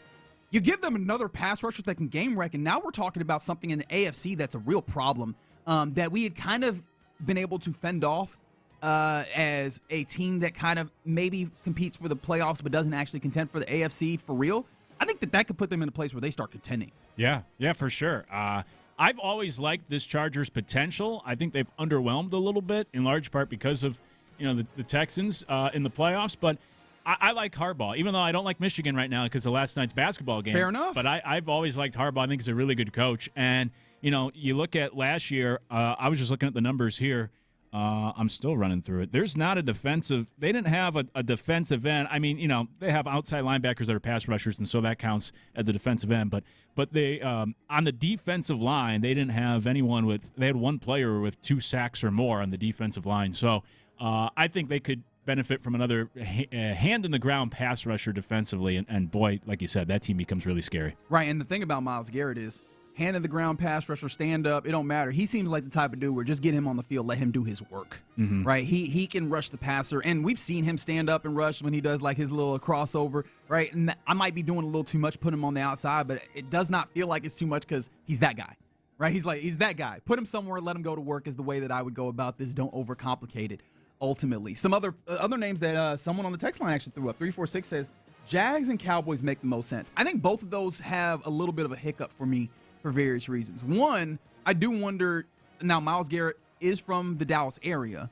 I think he went to Arlington Martin. Not that anybody actually cares about that. It's just a piece of information that I knew. When you mentioned Myles Garrett, I was wondering, what high school did he go to? So I appreciate it. Yeah, I was kind of thinking. The sarcasm is dripping off of that statement. No, that's sincere. But no, does that appeal of maybe playing at home and trying to get that team back to prominence help them? And that's something that they need desperately, is just anybody that's good on defense. So that would really do them a solid. I wonder what capital that they would send the other way. The Jaguars is interesting because they do have Josh Hines-Allen, and they did literally just extend Trayvon Walker. Does that prohibit them from adding another big-ticket item on that defensive line? I don't know. That's something that I would absolutely hate to see, though. In division, it's just, no doubt. There's 2 times that you will definitely see Myles Garrett whooping ass. Yeah, there you go. What's the worst fit for Texans fans? Probably would be the Jaguars. Yeah, I don't know. Like you just laid out, I don't know if they can make it work. Cowboys is a good one. That's an obvious one that I didn't think of, obviously, to try to replace the production they lost from Parsons. So, yeah, Cowboys would be a good one. But it's the type of thing that, we're talking best fits, but when you talk about just like good fits, you can make the case for just about anyone in the league. Obviously, everyone would benefit from a talent like that. Yeah, no, that's fair. All right, we continue around the NFL here. I take you, as we mentioned, the Jags, to Liam Cohen, head coach of the Jacksonville Jaguars. Fantastic first season for him. He took that Duval and told y'all where to shove it, unfortunately. He talking about his quarterback that also had a little bit of a resurgence last year, Trevor Lawrence, with Sirius XM NFL Radio, said this. He said that he thinks that Trevor Lawrence will improve this season with more stability in coaching and such. He said, quote, 4 new systems, multiple different head coaching situations, offense coordinators, whatever it is. Go through the season and you find out. I mean, he doesn't miss a single practice, doesn't miss a single throw in practice, played the whole season, MVP finalist, comeback player of the year finalist, did some great things. There's so much room to continue to improve, and I think that's what we're excited about attacking, close quote. First and foremost, do you agree with him? Because clearly there was an improvement in Trevor Lawrence from this guy that we can reasonably make jokes about with the contract that he had there in Jacksonville to a guy that you go, okay, he may not be the best in the league, but he's definitely a dude that you have to take seriously Do you see the idea that there's more room for him and what that could possibly be as a quarterback under Liam Cohen? Yeah, I do think so because, look, and in large part, a lot of this had to do with the fact that they won more games than any season in Lawrence's career so that he didn't have to maybe throw as often. But as they had more success, it went hand in hand with him having a career-low number of passing attempts. Passing yards were lower than previous years. My point being, as good as Trevor Lawrence was, they still took the ball out of his hands in certain scenarios or still wanted him to be sort of like that game manager, kind of like what the Chargers always do with Justin Herbert of, just don't screw it up type of deal. So I think there is still that next step to take where, he had 29 touchdowns, which is good, not great. He averaged, 230 yards a game. Good, not great. I still think if that talent level truly is there, where everyone believed he was the next John Elway and was the number one pick, then yeah, he should take that next step, or he is a top 5 quarterback in the league, as opposed to a good quarterback that will win you games, but you still have questions about him screwing it up, or you still try to make it you still keep the training wheels on him, so to speak, in certain instances. I want him to be more of like the Mahomes, Josh Allen, more similar to that at least, where he could put the team on his back, throw it 50 times, carry you to a win. Yeah, and that's interesting because he's, big guy, obviously athletic, talented. I do wonder if he's that makeup of quarterback, but you're right. They did kind of limit some of his exposure, so to say, quarterback-wise, and if they expand some of that exposure and he continues throwing with the level of confidence that he did last year, right? And I think that was also improved by getting the right profile of wide receivers around him. I do wonder, does that take him to a different level? I have a hard time getting there, though, but it did feel like that was part of what they did in this past year. And in a weird way, I might go and look and see if I could get a little bit of a feeling as to just what exactly made Trevor Lawrence better this year, because it does feel like you might be in a similar situation with C.J. Stroud in a way that's really uncomfortable, doesn't it? Yeah, like in the idea of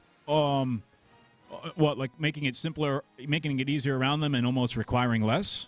That does feel like something that the Texans are in some ways trying to do. Now, obviously, the idea of the Patriot system does not play into that per se, but the idea that, hey, we're going to run the football, we're going to try and take some of this off of you to get you to be the best version of yourself.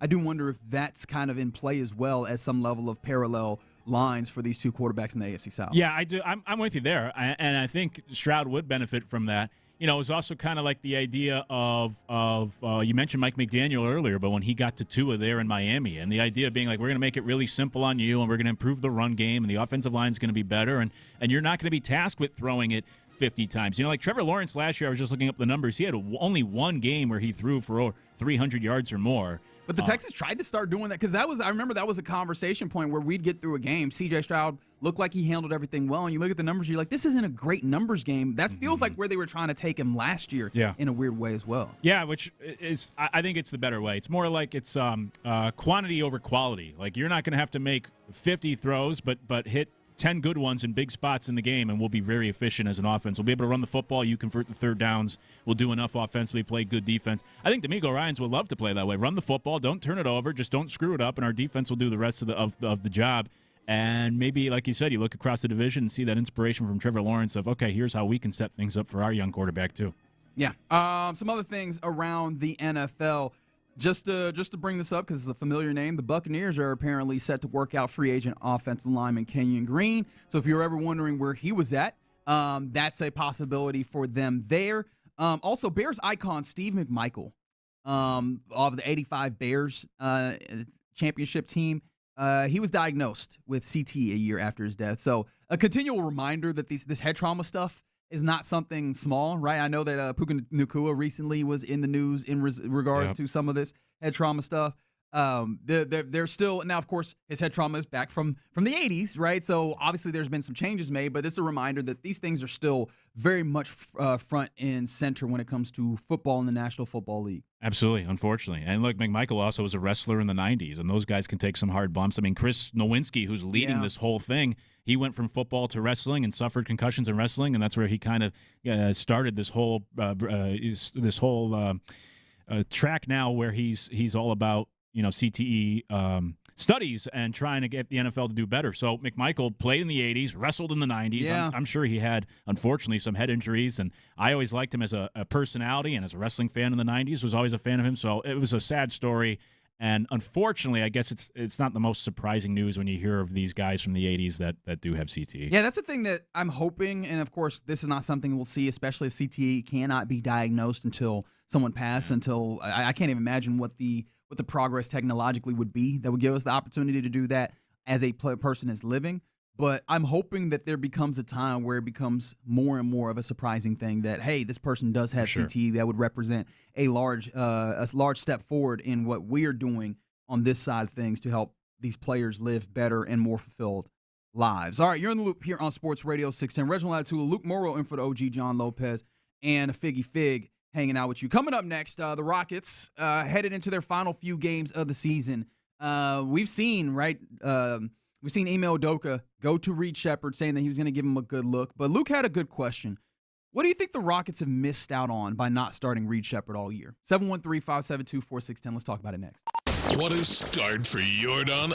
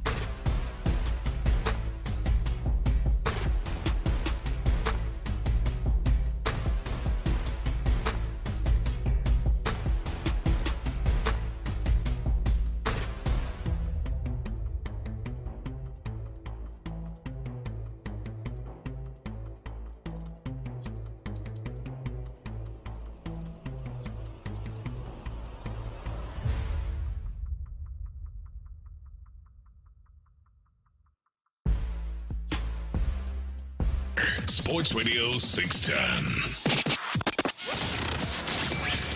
In the Loop is powered by Mokaram Injury Lawyers. Heard in an accident? Call Mokaram Injury Lawyers at 281-222-2222.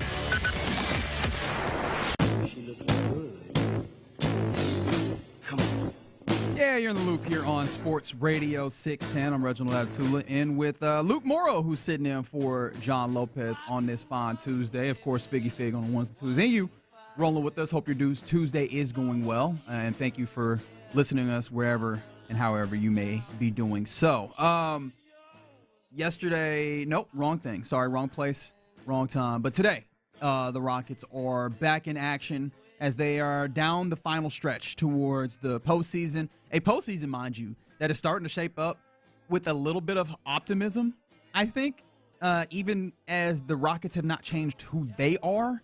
I think that the world around them in the West is shifting a little bit as the Nuggets got a victory and the Lakers fell then without playing into the 4 seed. So if the playoffs were to start today, which we're not crazy far away from, the first series for the Rockets would be one where the Lakers host them in the first few games, and yeah, they would have the home court advantage in a 7-game set versus the Rockets. Now you're only a game behind them, so there's still some games where this could shift in an interesting way. But that's neither here nor there. I think I wanted you brought up an interesting question and I think you've been thinking on this, right, Luke?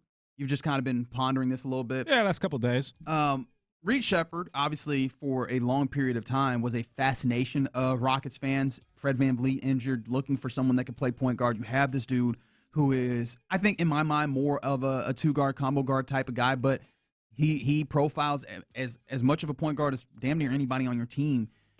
And for a long period of time, he was not a starter. And, we know what the process was. Ime Udoka eventually said that he'll give him a run. He's played him damn near all of those games as a starter outside of that one versus the Knicks. You asked an interesting question, which is, what did the Rockets miss out on? Or what could they have possibly missed out on by waiting that long period of time to have not started Reed Sheppard? Yeah, let me lay it out because, you just touched on the standings. For me, this Rockets team still feels like a mid-major Division I basketball team where, just get to March Madness, and that's our championship. We know we're not going to win a championship, but if we could just get there, then we're satisfied. Maybe get to the second weekend. Yeah, exactly. Have a right? little fun. And that's the case of the just get to the second round, and I'll be satisfied. I still go back to campus and be big man on campus for 1 week before we go and lose. Right. Say you won a playoff series, couldn't do that last year if you're the Rockets. That's still the ceiling for me. I am more excited about this team, but then when I think about it, it's I still don't think they're going to get past the second round or get past the Thunder if and when that they cross that bridge. So now I feel better about the chances to win in the first round. That's about it. But in large part because of what we've seen these last couple games. And maybe I'm giving Reed Sheppard too much credit here. You can tell me if I am. But I'll tell you. They've been playing better. They've been winning, and the offense looks better at the ball movement. In fact, this is the first time in 40 years that the Rockets have been on this stretch of 30-plus assists in 5 straight games, whatever that streak was. They're sharing the ball better. And so maybe it's like a chicken and the egg. Maybe I'm causation or correlation. Maybe I'm giving Reed too much credit that once they kind of inserted him into the starting lineup and you can get Durant off the ball a little bit more, that it helps improve that ball movement and the offense that we've been clamoring for this year. And then obviously you throw in all the other stuff of Reed Sheppard's your second best three-point shooter on the team. This was a team that we knew going into this year still needed more outside shooting. He could give you that. I've been a Reed Sheppard guy all year of he needs to play more. He needs to have a larger role just so we can figure out what we have in Reed Sheppard. But then as I watched the team the last couple weeks, now I'm thinking it's not just about the development. It might just also be to help this offense run better. And if we were doing this all year instead of the last 2 weeks, what would the record look like? What would this team look like? Where would they be in the standings? I know they're already the 5th seed, and they might be the 3rd seed by the end of the season, but how would they stack up with the rest of the Western Conference if we were doing this for the entire season instead of what we saw the last couple of weeks? And with Reed Sheppard in the starting lineup, just to throw out one other stat to try to back up my case, 15-4 this year with Reed Sheppard in the starting lineup, which is a little bit better than when he's not in the starting lineup. And statistically, last I checked, they score more points per game when he is starting than when he's not starting. So we've seen the results on the scoreboard and in the standings as well. It was just what I've been wondering the last couple of days. If we've been doing this all year, would we feel different about this offense, about this team? Would they have an even better record, and would they be in a different place right now than where they currently are? I think that you had to get through some of the bad things to get you to this place. I don't think that it needed to be this slow. Mm-hmm. I think is a fair thing to mention. But to your question, right? If you had gone with Reed Sheppard, I think you're right? The gravity that having an additional shooter in your starting lineup matters. And when I say gravity, I think people know, but just to be as clear as possible, that feeling of defenders needing to stay out on the perimeter, needing to not just stay out there, but keep a conscious eye on what is happening out there and not being able to just crash in on whoever is in the paint or driving into the paint. That has opened things up. That has also allowed, with some other factors, I think, this team to be a lot better and understand that, hey, no one is coming to save you point guard-wise. This is less about one person becoming your point guard and more about moving the basketball as a team and everybody playing together. I said it, I think, yesterday, but I definitely have said it when I've pestered B. Scott with some of my basketball thoughts. And that's I look at the Golden State Warriors and I go, damn, you should be a little bit more like that. In that, clearly the movement that they have, the freedom of movement that they have, and the way that creates things for them. But just everybody swings the ball with a very intentional, or with a lot of intent, I guess the way that I should say it. And so I think that that's what you're starting to get to when this team is, hits flow state and is playing the best version of themselves. The Rockets, they pass out of double teams. The ball swings around, finds open shooters, or at least finds guys who can drive, finds guys who are cutting backdoor to get easy layups. Those are things that happen, and it's in no small part because you have that gravity of Reed Sheppard, or sometimes you have Reed Sheppard on ball using his ability to drive downhill, which is better than sometimes we give him credit for. I think the more interesting things to me outside of that are, for one, and I'll start with the stat that sounds negative, but you'll see why I get positive. And we were talking about this yesterday as well, Fig. I brought up the fact that this weekend I saw that of the 5-man lineups that qualify, the Rockets' current starting lineup, with Reed Sheppard starting, Amen, Kevin Durant, Jabari Smith Jr., Alperen Sengun, second worst defensive lineup that is played. And that's not just a Reed Sheppard thing. However, if you're playing that for longer, I think you find more of some of your things that make that a more tenable defensive lineup. I think you figure out more things. Now, of course, what are you giving up in the meantime? Are there some games that you're giving up from not having as good of a defense? I don't know, and I don't really want to litigate that in this moment. But I think to this end right now, you would definitely have a little bit better of a realized defense as a team, but also specifically Reed. I'm seeing some improvement with him defensively. He's not perfect by any means yet, but I'm seeing him navigate screens better and get a better feel for that. And I think that communication of just playing with the same guys and that connectivity has helped them get a little bit better there. But the thing that I also wanted a knock-on effect is with Reed, with some of this passing around, I think that you would have had an Amen development that you did not have this year. And Amen has been a really interesting figure because it's been odd with him as point guard. Clearly, that's not a thing that's the case. I think we've put that fully out. He can handle the ball a little bit. He can definitely, you like him getting downhill, but he's not a point guard. Right. And they definitely tried to make him that for a long period of time in a way that made me uncomfortable. And it felt like that kind of stifled some of his development, which feels weird because he's damn near scoring 20 points a game this year. But he's not as dominant as it felt like. You remember what the talk was around Amen Thompson last offseason. Oh, yeah. It felt like he's going to step up and be an all-NBA type player. Right. And I do wonder if taking him out of the places that make him the best, playing almost as a de facto power forward at times, as opposed to playing like this point guard, would have allowed him to flourish into that place where not only are you talking about Kevin Durant is incredible, Alperen Sengun, especially now that he's back on his business, is trying to be one of those guys that looks like he could be an all-NBA player. Having another one of those guys in Amen Thompson outside of just being really good, but being really and truly a guy that the rest of the league has to focus on. I do wonder how much that shifts if you have Reed Sheppard as a starter. Yeah, I'm with you on that, too. It's almost kind of like I would make two Astros cross-sport comparisons to the Astros in that, like when you have an injury in the bullpen and then you have to move everyone up, we're seeing it right now where they're in these different roles and it really hurts. It could hurt an Abreu and then it could hurt a guy who's now suddenly a setup man that's not supposed to be a setup man. That whole trickle-down effect. I think it's similar where when you take away Fred VanVleet and now you move Amen Thompson to that point guard role and then Kevin Durant has to do more and even Sengun has the ball in his hands more. Like it could have that trickle-down effect where you are minimizing multiple pieces on your roster, where the easier solution can be if we just change one thing, our point guard, and keep everything else the same, then you could be more successful that way. Like, Amen, you keep doing what you, instead of moving you over here and this guy over here and all this to account for one lost player. Let's plug Reed Sheppard into that spot. Keep everyone else doing what they're supposed to be doing. And sure, we might not be as good at the point guard position as we were hoping to be or as we were last year, but all the other things can stay the same as well. Almost like for the Astros, if you, just hypothetically speaking, went out and acquired a closer and kept everybody else in their roles during this Josh Hader injury, then it'd be like, okay, the closer might not be as good, but everyone else can still stay in their roles where they're comfortable doing what they do, and we'll still have those strengths. Now it's just that one weakness instead of creating other problems in your offense. Right.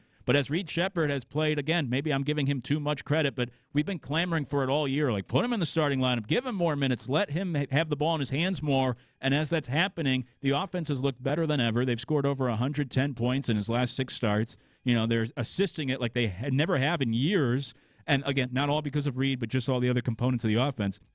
And it just has me sitting here thinking, like, this is kind of what we've been asking for all year. And now that we're actually seeing it for a period of time, we're seeing these great results. And granted, it's at the end of the year where you're playing some bad teams and teams that have already, moved on to the offseason. But it just feels like a missed opportunity that this is what we were asking for. Now that we're seeing it, we're seeing that we're almost being proven right that we thought this would be better for the offense. And it makes you feel like a missed opportunity in that, man, we could have been doing this a long time ago. What's funny is I don't know, because I do think that you're putting a little bit much on Reed. Like, I think that the offense looks a lot better, not necessarily because he's on ball, which he does do some of that, and I don't want to take that away from him. I think the more of is the shooting and the opportunity for that ball to swing around in that way, plus obviously just getting that 3 versus 2 more often than not, I think is helpful. Yeah. But if you know what you know now, where you go, all right, there's not really real aspirations in the playoffs earlier on in the season, do you do this just for the possibility of development for individual players to put those players in a better position for whatever you're ultimately going to do in the 26-27 season? I think so. That's what I've been saying all year. Like, once you got the Fred VanVleet injury, to me, or maybe once you got to the Steven Adams injury, I don't know when that exact point would have been early in the season, but we all had that sense of like, oh, you know what, this team's not going to be able to accomplish what we thought they originally could this season. And once you got to that point, the biggest priority this year should have simply been the development of Reed Sheppard, to find an answer on if you have that answer on him one way or another. Similar, another cross-sport reference, like similar to C.J. Stroud, where you're going to have a decision coming up on his contract, and you're kind of, a lot of people, I know a lot of listeners might have their firm decision on C.J. Stroud, but I think a lot of people are still on the fence of if you want to commit to him or not, or if he can still be your guy. You need to have that answer. You need that clarity. And I think it's the same thing with Reed Sheppard. When you have a third-round pick who will be entering his 3rd year, you need to know if he is a true top option on your team and what he's capable or not capable of. And even if you get the bad answer, at least you know, and you can either move on from him or adjust your roster so that you plug the hole that you thought he was going to fill, whatever it might be. To me, that was the top priority this year, is getting clarity on what Reed Sheppard is or is not. And I feel like they let too much time go by on that we're still now at the end of the season with these questions of what exactly do we have in Reed, or what can he fit for, or what role can he fit on this team next year or moving forward? And maybe this is just being unnecessarily devil's advocate of sorts. And I also just looked at the clock and was like, oh goodness, did we not kind of get there ultimately? Not that I'm saying that I need to defend Ime Udoka here, but if you were to try and defend him, do you not still feel like you have some of those answers that you were looking for with Reed in the way that this played out still? I feel like, and I've defended Ime plenty. I am an Ime defender, so no issues there. But I just feel like we haven't had a large enough sample size that for me personally, and maybe I'm in the minority, I still do have some questions about, can Reed Sheppard be that typical starter like all 82 games next year, or you're going to rely on him to be your number 3 option or something? I still don't know if he's that type of guy. I still have questions on his ceiling or what he's capable of.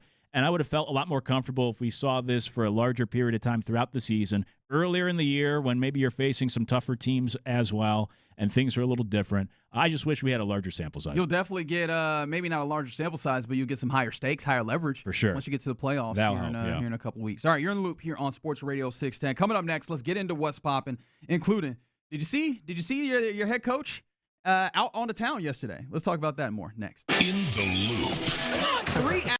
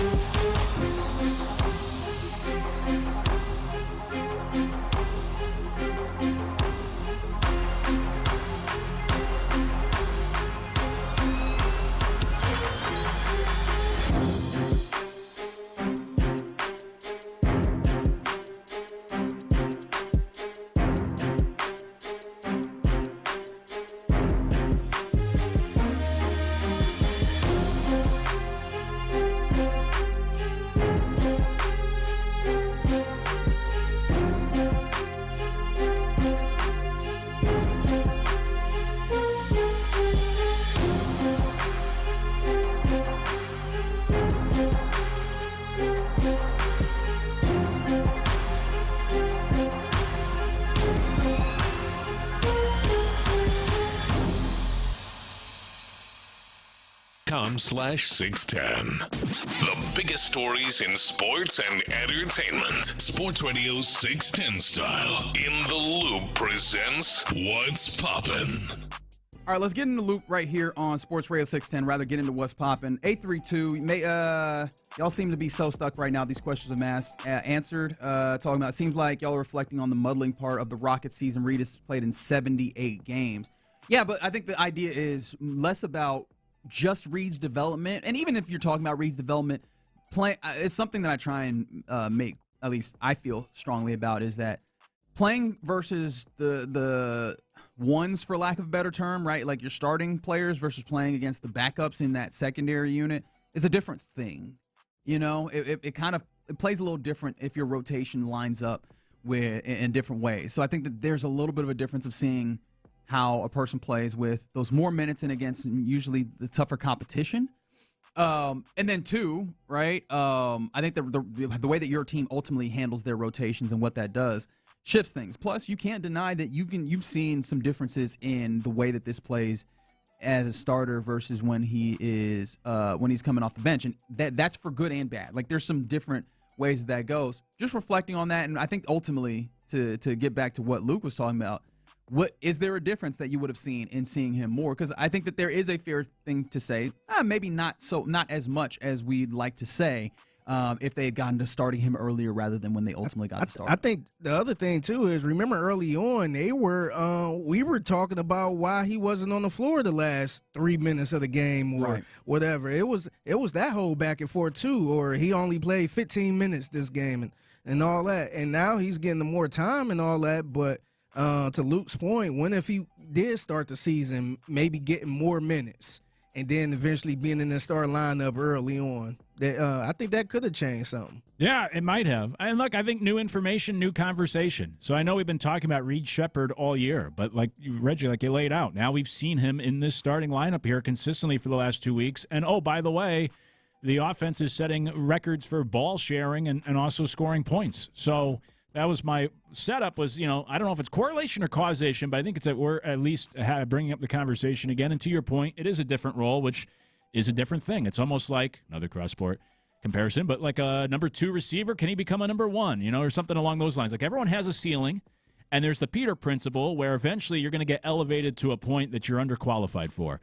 So for Reed Sheppard, where is that ceiling, and is he qualified to have this larger role as a starter for all 82 games? Oh, man, it's baseball season. You're not kidding. But all 82 games instead of just this smaller sample size that we've seen this year. You called that the Peter principle? Yeah. I had never actually heard it called that, but I just knew that that's why basically all managers stink. Yeah, exactly. Right? It's because you're good at your job, and then you get promoted until you're a point where you're not good at your job, and then you just kind of stick there because that's as high as you get. Yeah, I've always known it as the Peter principle, and I mentioned it on air one time here when I was in with Bijani, and then he mentioned it in the commercial. He's like, does that have biblical references? And I was like, oh, maybe. I don't know. I don't know where the name comes from. But the Peter principle, yeah. It's like offensive coordinator, great offensive coordinator, but then they become head coaches. They're not good head coaches. Eventually everyone will get elevated to a point that they're not qualified for. That's fair. The Peter principle is a concept in management developed by Lawrence J. Peter, which observes that principle in a hierarchy, people tend to rise to a level of respective incompetence. Look at that. Look at learning. That's what's popping. We are learning things because Luke Morrow was in here. So I call him hating ass Luke, but he also brings the smarts. You got to appreciate learning that. Ass Luke. Learning ass Luke. That's right. And it's alliterative and everything. You love to see it. Last night, I imagine that you'll hate this portion of the program, and you have every right to, Luke, okay? The Michigan Wolverines won the national championship game last night. We'll talk a little bit more about it later on the program, but I shouldn't say shocked because that's too much, but I was pleasantly surprised that this game was a lot more competitive and interesting than I was afraid that it might be coming into it. 69-63 was the final score. I mean, we had free throws, and shout out to Michigan knocking down a good grip of their free throws late, but we had free throws that kind of kept this from a distance. Otherwise, this could have gotten real hairy in Indianapolis at the end. Yeah, for sure. I mean, if UConn could knock down a 3 in the second half, that would have helped too. It is funny. He's not salty. He's not. They were talking about it in the broadcast, and I don't believe in this sort of stuff. I think you guys had a similar question of the day last week. I don't believe in it, but like Michigan did not make a 3 in the first half shooting on that same rim. And then they switched in the second half, and UConn started like 0 of 13 from beyond the arc on that rim. I'm sure it's just a coincidence, but it is weird that both teams shot better. That rim sounded funny, man. Yeah, you think so? Maybe there was something to it. It sounded like it was loose. It might have been a little off. Like I do think that I don't think there's anything supernatural. It could just be that rim was not particularly tuned or like tightened in the right way to where it sounded like a just screw was loose. Yeah, something like that. I can see that. You know how somebody hit a brick for real brick? Like you shoot a shot and it's just bong. That's what it sounded like, man. I'm like, damn. Yeah, they really breaking. Yeah, they couldn't make a three in the second half. It hurt them. They hung in there. UConn did, though. They covered the spread. You know, good teams win, great teams cover. So thank you for at least giving me that win last night. And yeah, they hung in there. They did their thing. You know, the way to beat Michigan is to slow down the game. That's how they lost to Purdue. That's how they lost to Duke. Yeah. And UConn tried it, and it worked in the first half. And then Michigan started to get some momentum there and started to be able to get up and down the floor a little quicker in the second half and knock down some threes, and they took over, and the fouls didn't help either. I thought somebody on the text line earlier said, man, they wanted UConn to win. I don't know what game you were watching. I thought UConn got hosed in the first half. That's right. Yeah, and then I thought it evened out in the second half. I thought the officiating had a bad night on both ends, too. Well, did you see the coach, Dan Hurley, in a rare instance of him being gracious, thought that he was like, the refs did a good job and they could referee, basically they referee any game that I'm calling or whatever, something like that. I was like, oh, this is not. What did you do with Dan? I'm surprised. Did they do the switch? Did they? I know that they're not twins, but did Bobby get out here and coach this game in his stead or something? Is this someone else? Although Bobby is in a different way, just as pissy. Yeah. But yeah, that was interesting. One more thing about this game: Lopez won the 6-10 bracket pool. Moving on, the Rockets back in action tonight. They'll play against some familiar faces as they're playing in Phoenix versus the Phoenix Suns. Mind you, 10 p.m. start time on NBC. So I know I'll be watching it. I just don't know how many other people in the city of Houston will be joining me in watching this. Is there anything that you are looking for in the final few games of the season from the Rockets? Or are you just like, all right, let's see what these other teams are sitting on and how it lines up for the Rockets in the postseason? Reed Shepherd, baby. I'm on this train. Let's see how many assists the Rockets get tonight and how great that offense looks with Reed Shepherd in the starting lineup. No, I just want to see them continue to play this brand of basketball that we've seen the last couple of weeks and continue to take that step forward offensively. That's all. But for me, really, the greater the greater focus is on those other teams like the Lakers, the Nuggets. Let's see if the Rockets can move up to a 3 or a 4 seed, as long as obviously they take care of their own business. But no, like tonight's game, like I said, just as long as they continue to look like they're playing a good brand of basketball on the offensive end, that's all I really need to see. It's not a need or anything. I'm just curious, morbid curiosity, how they deal with the clear toughness that has been added to the Phoenix Suns, I think, because of Dillon Brooks. That's shown up in the other games that I've seen these two teams play. Just where they are at this period of time, I don't even think that that's going to show up because I don't see the Lakers as, oh, man, they just going to beat you up. I don't see the Denver Nuggets as, oh, they just going to beat you up in the way that I think this Phoenix team has done a little bit of. Just kind of curious to see what it looks like with this team. That's where my brain is, just general basketball curiosity. Another place where if you want to do the double feature, part one of the Houston Sports is Astros at Rockies Game 2. See if the Astros can bounce back. 7:40 p.m. is when this one starts. A lot more friendly on the watching when it comes to your bedtime. Space City Home Network is where that one is. I believe Mike Burrows goes for the Astros versus Kyle Freeland, who Freeland he's dealing. Now, I think this is his first time pitching back in Denver. So, Denver does things to pitchers, but he has a 2.89 ERA, which is notable just generally for the Rockies this year starting out. But it's also notable against this Astros team that's been able to rake. Like, how did those things come together? And then, of course, how does Mike Burrows adjust as he's trying to find his legs at Mile High? Yeah, that's the big thing for me is to see how Burrows does. I've mentioned it before with you guys, but it's always that. It's a little different. I always talk about kind of like a third year for a quarterback. In this case, it's like that third album for a band. This is the third start where it's the make or break. That's not the case with Burrows, where it's not a make or break this early in the season, but you had a rough first start. You were better the second start. Like, okay, now let's see where water will find its level. Still so early in the season, but what can you do this third time out before we get an early impression on you? And for Burrows, it's been he's had an issue in the past of kind of settling into games, and that was certainly the case against the Red Sox. The first 2 innings were rough, and then he settled in. So tonight, let's see how he starts, and you don't want to give the Rockies some sort of head start or give them 3 runs in the first 2 innings. Let's see if Burrows can be sharp from the get-go tonight, and hopefully you get something. I know, I think it was Ocho earlier said, tonight's a must-win because they're going to get swept with Javier tomorrow. Game 12, must win. I'm not that Major desperate. League Baseball, baby. That's right. But You do want to see a good performance. I don't even think Ocho's bets that much. Like, actually, he do be betting like that because that's the sound of a degenerate, ain't it? I say that with all love, Ocho, mind you. Game 12 must win. All right, buddy. I'm gonna need you to show me the app. Show me the app. Let me see it. We might need to put a pin on it just to make sure that everything's good there. No, but I obviously very intriguing.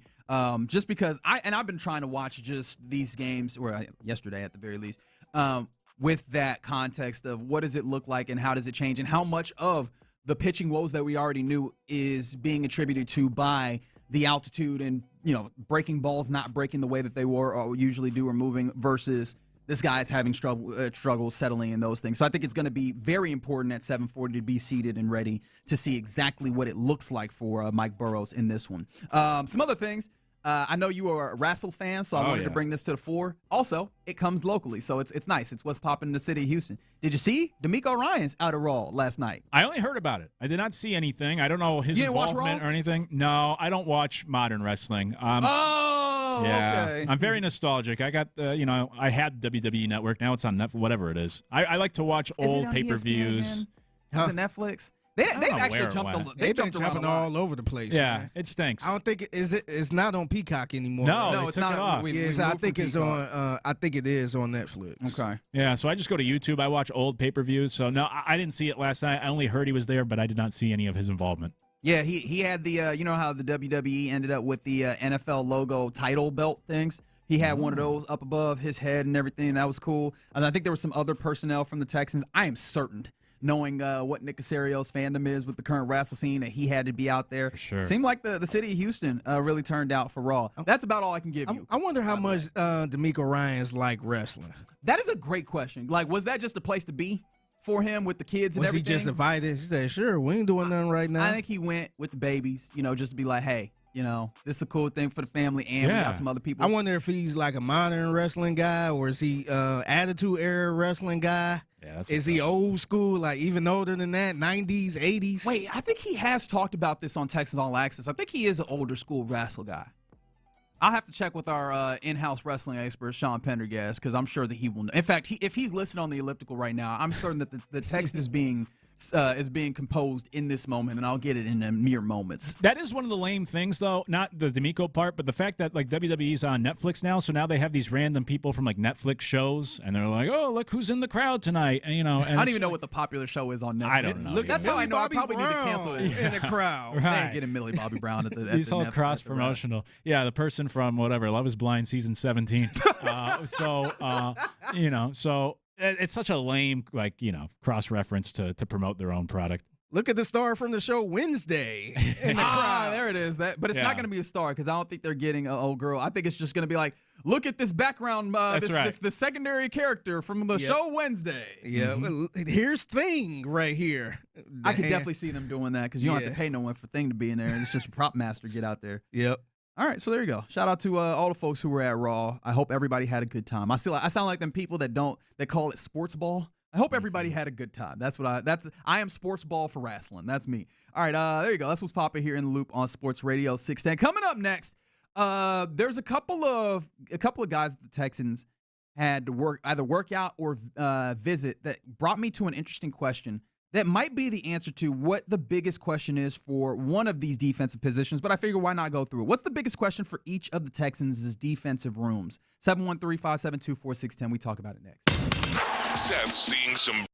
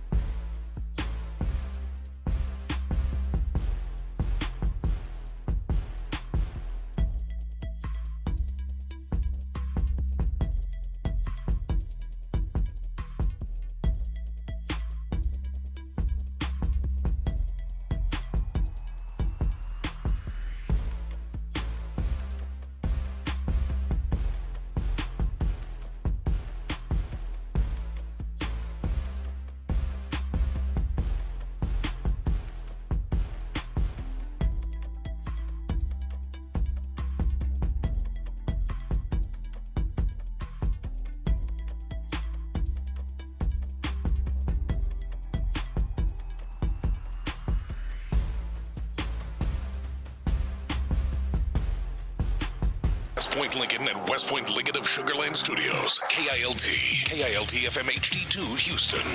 On Odyssey Sports Station. The Texans play here.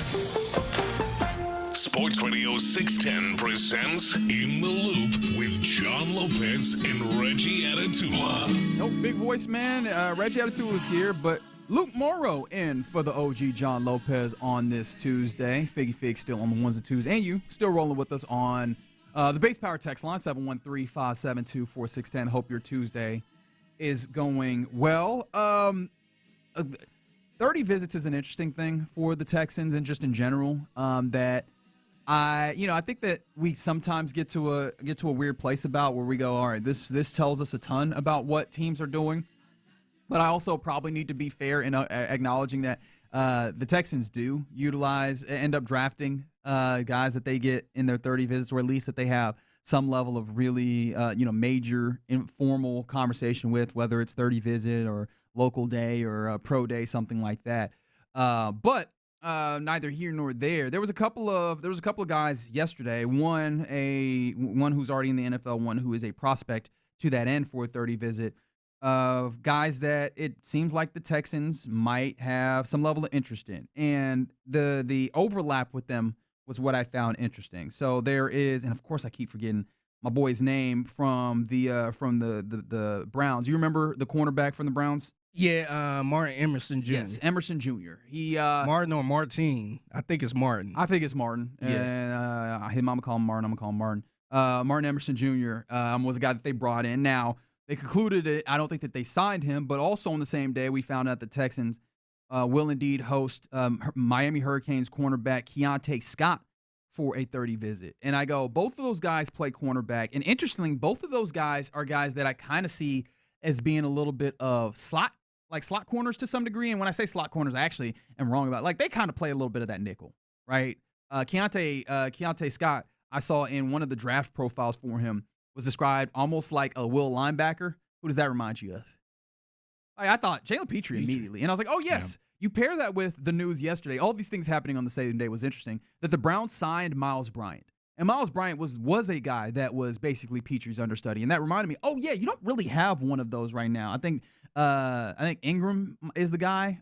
Is it Javonte Ingram? Or Jamarcus Ingram, rather, is the guy who would be that, and I don't really see him quite as that. And so I was like, oh, okay, so is that the question that would then fit into this larger situation, Luke, of what are the biggest questions for the Texans defensive groups that exist? 713-572-4610. Do you think that would be the one? Who is the Jalen Petrie understudy for the secondary, or is there another secondary question that you think is the biggest for the Texans right now? Yeah, biggest for the entire defense or biggest for the secondary? Well, we'll start with the secondary specifically. Yeah, we'll go level by level. Yeah, I think so. I think that's it. I think just in general, right? Just like that depth that you speak of, and the Texans have put themselves in this great spot where the defense is so strong. I mean, as we'll go through this level by level, we'll see at least what you say, Reggie. But for me, I think obviously the defense is so good that a lot of it is just those depth pieces. And that's the case in the secondary as well. That for me, I would say just specifically depth, that if you do lose a guy,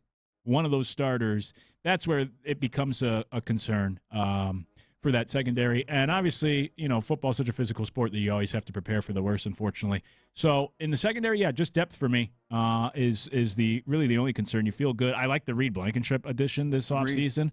Otherwise, that would have been a bigger issue, is getting another good starter at the safety position. But obviously, I think they're set on the first level, so just trying to fill the back end for depth purposes. I think that this is the question for me, the big one, of who is your Jalen Petrie understudy. We've seen him grow in importance, and honestly, he's grown in appreciation around the league, because there are dudes that are looking, or every team is looking for this type of guy, whether it's him, whether it's Nick Emanwori on the Super Bowl winning Seattle Seahawks, whether it's Kyle Hamilton, who kind of does this and more at all sorts of different levels. Teams are looking for the guy that it has that physicality that allows you to play kind of like a linebacker, but then also is still a defensive back, right? Still does some of those things in coverage and such. So I think that matters, especially because you no longer have some of the other answers that you were allowed per se. I guess MJ Stewart is still there. I don't know how much I love him doing that unless you feel like Reed Blankenship can maybe step into that. And even then, I don't feel great about that. He feels like, even though he can be kind of a box guy, I like where he's at that second safety. Right now, the best answer in my mind is moving Kamari Lassiter into that spot if he had to step out. And you don't really have a great other cornerback, which I guess continues to speak to that depth. But much like what you were talking about in one of our earlier conversations, I'd rather not have to start doing musical chairs. Right. I'd rather have somebody as an understudy that, even if they're not exactly the right answer, and even if you might have to mix and match in that same way, you have an answer that is that understudy there. I don't know if one of these two guys that we're talking about, whether it's the young guy out of Miami or the pro who had previously played in Cleveland, I don't know if those are the answer, but this does pop up as, okay, clearly this is a question and probably the biggest one that I have right now with the secondary. But as you mentioned, a good secondary question to have here. Yeah, it's the ideal problem or concern to have. But that would be it for me, is the depth. And hopefully it's not something that ever comes into play, like that you ever have to worry about. But it's like insurance. You hope you never have to use it, but God forbid you do, you hope you're covered. And so God forbid there's some sort of problem where you have to go to that second lineup or somebody misses a few games or whatever it is. You want to feel confident enough that it's not a huge drop-off in that secondary and really affects what is obviously such a strong defense. Yeah, 832 makes mention of the couple of times last year where either Sting or Lassiter went out and you get burned on that side. So I think when I get to was it Alec Pierce that did a little bit of this? I think that's particular to Alec Pierce, burner, right? I think that some of that shows up. But no, there are instances where, going to a Traymon Smith or a Jalen Smith or J-Rock, as they like to call him, did not work out clearly the way that you wanted. Although the question I will ask you is there a depth cornerback that you like right now as kind of cornerback 3 of sorts? Because Jalen Smith felt like he was supposed to be that. I don't know in the limited time that we've gotten with him that you can say that definitively, though. Yeah, it's kind of like, for me, I would say probably not. But to me, it's almost like I'm trying to think of, what's that expression? The whole is better than the parts, or whatever it might be. Yeah.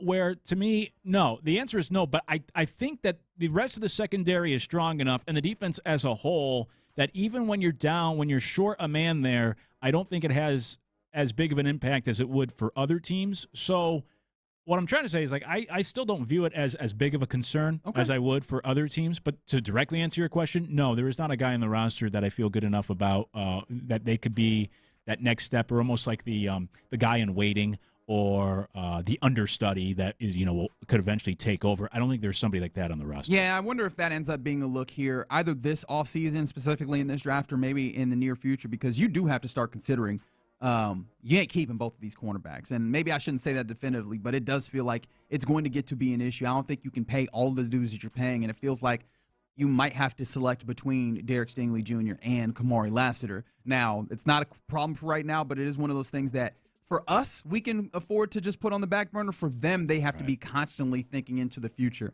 and that's one of those things that shows up there. But I don't think that is the question that exists right this moment. I think it's really just, for me, who is that Jalen Petrie? Because that is so particular to the way that you play. You can't just get out here and go, well, now we're going to go base all the time, because as much as EJ Speed is solid, I don't know that that's the answer that you want consistently, which brings us to the linebacker core. What do you feel is the biggest question with the Texans linebacker core right now as we stand? So, again, I would say depth personally, like on the surface, but I think almost for a different reason as well. Okay. I mean, I think, number one, kind of like what we were just talking about the cornerbacks, where I want more talent just in that room in general, and God forbid you have some sort of injury, I want to feel confident enough that someone can step up, but also more so just for the future, kind of like what you were just laying out with those cornerbacks and planning for the future.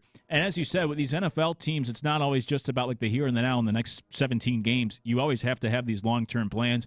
And when you look at the linebacking core, like both starters, if I remember correctly, their contracts are up after this season, unless I missed a recent extension. No, you're right. So that would be Aziz and Henry Toto. Yeah, right, exactly. And then I know like EJ Speed, they signed, so they got him for the next 2 years. But that's my question, is more so like long-term. And maybe the plan is simply just extending those guys. But does that fit into the long-term plan financially, where you have all these other people to sign too? So, for me, it's that depth, but not so much for like 2026, more for beyond 2026, where, I don't know, you have like a Jake Hansen and you have a Jamal Hill, whatever. Like, do you have the answers on the roster for the future, Or is it as simply as re-signing these guys and they fit into our budget and we're good to move forward? So that's my biggest concern there. I think the answer is clearly no. As much as I enjoyed what EJ Speed brought, I love that he triggers quickly, that he gets downhill, that he's fast and physical. Those are the two watchwords for what you want out of a DeMeco Ryans defensive player.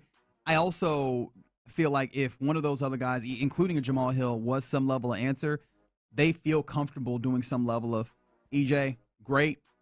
Don't know if we need you back here. And I think that I enjoy him being here. I prefer that he is here. But I feel like if one of those guys was some level of answer to that way, they would not operate the way that they did this offseason. I think that you're right that it's not directly a 2026 concern. I think the way that you make it a 2026 concern is Azeez Al-Shaair has had a pretty good run of health. Mm-hmm. If he doesn't, who do you like with the green dot? And I don't think you have a good answer. Because we saw Henry To'oTo'o with the green dot, and I love when he's able to play free outside of that responsibility of doing all the thinking, and I don't say that as a pejorative. I don't like it when he has to do the thinking of being that connective tissue for the entirety of the defense. We saw it. It broke him down. And maybe if you have some level of player, now it's probably unfair to expect some level of rookie to come in and be that guy, although there is one guy that seems like he profiles where he could do that in his rookie year, and that's C.J. Allen. It's just, are you willing to expend such a high cost in order to get a guy who possibly could be, one, your third or fourth linebacker, but two, a future Azeez replacement maybe? Does that cost match with what you're possibly getting out of it? If it goes on the high side, I'd say probably yes, but also that's assuming the best in a draft, which I don't think you can absolutely do always. Yeah, when I was in with Clint maybe 2 weeks ago now, there was some report out there about a potential trade of Azeez to the Cowboys, and we were talking about it at the time. I don't know if it was a report, but it was stupid. Yeah, agreed. Right. I said the same thing. I would extend him, and then maybe that solves at least part of my concern with this linebacking core. But yeah, I'm with you in the importance of him in the middle of that defense. And so for both of those levels, for me, it is just simply about the depth. I feel good about the top line. Not as good, obviously, about the replacements. Well, this is an interesting question because I probably did neglect this, but this is something that very much shows up in the linebacker core from the 7-1-3. For linebacker, who is going to ensure that Baker Mayfield or Bo Nix or Patrick Mahomes, Lamar Allen, Josh Allen, so on, don't scramble for a first down on third and forever, right? Third and a mile. Because we saw that. Oddly enough, if you can stop that, last year you probably are a 14-win football team in the weirdest way. That was the big issue. You are. It's the weirdest thing because as much as however you feel about this Texans team, they were this close.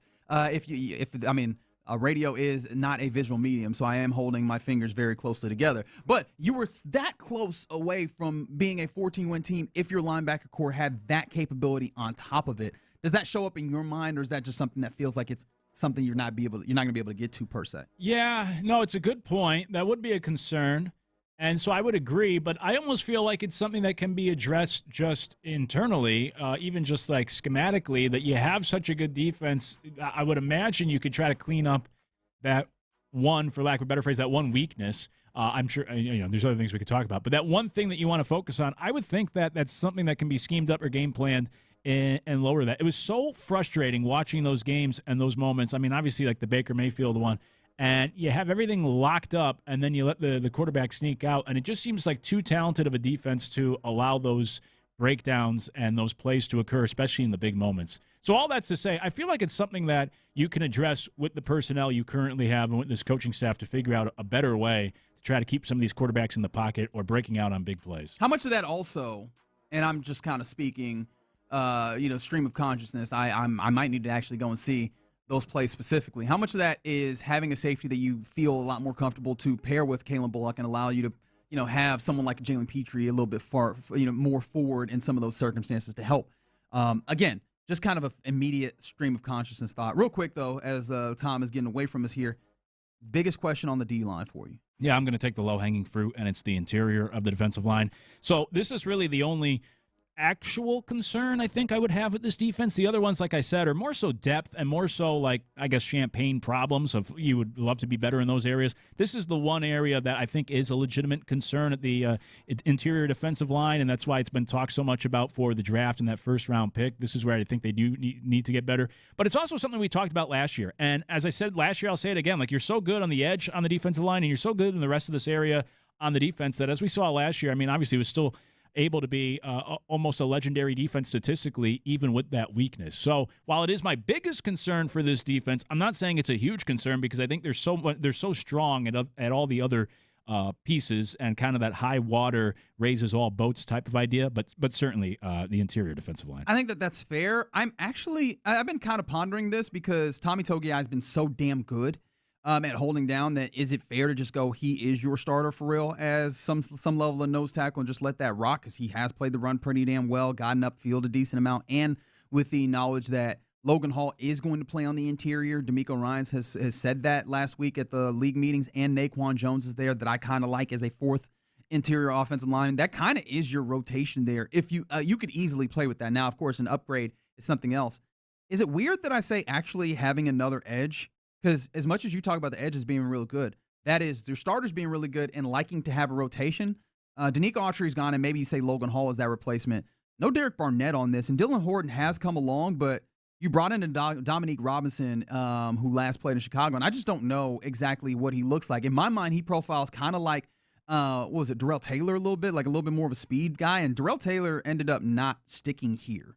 Now, maybe it sticks here, but I would like to have, knowing how much they rotate on those edges, have another guy that I go, damn, there he is, right? That's another guy that I know you're going to have production, so I have two guys at any given time that I can rotate out there and feel good on either edge that they're going to apply that pressure to help sustain all the other things that make this defense go. Maybe that's me being a little extra, and of course I have not gotten a chance to see Dominique Robinson out here on the field. I haven't seen where Dylan Horton is right now, and I don't know exactly how much inside out they do with Logan Hall. Maybe that calms all of that thought down, but I do go, hey, the Derek Barnett that wasn't there, I don't see the direct replacement for him. And I thought he mattered in what you were doing pass rush-wise. I think that's fair. And then I also think, obviously, this defense is just so good that's what all this is. Like, it is nitpicking. You might say that you're being extra, but I think in all these conversations, it's a very good starting defense, of course, but there's always areas to improve, and that's where we're trying to get better on the margins. But it's a lot of that depth and a lot of those secondary pieces. Now, the fun question is when we do this on the offensive side. I'll leave that for then, right? But there you go. You're in the loop here on Sports Radio 610. Coming up next, let's get to our lunchtime confessions. We do that on Sports Radio 610. The Drive with Stoerner and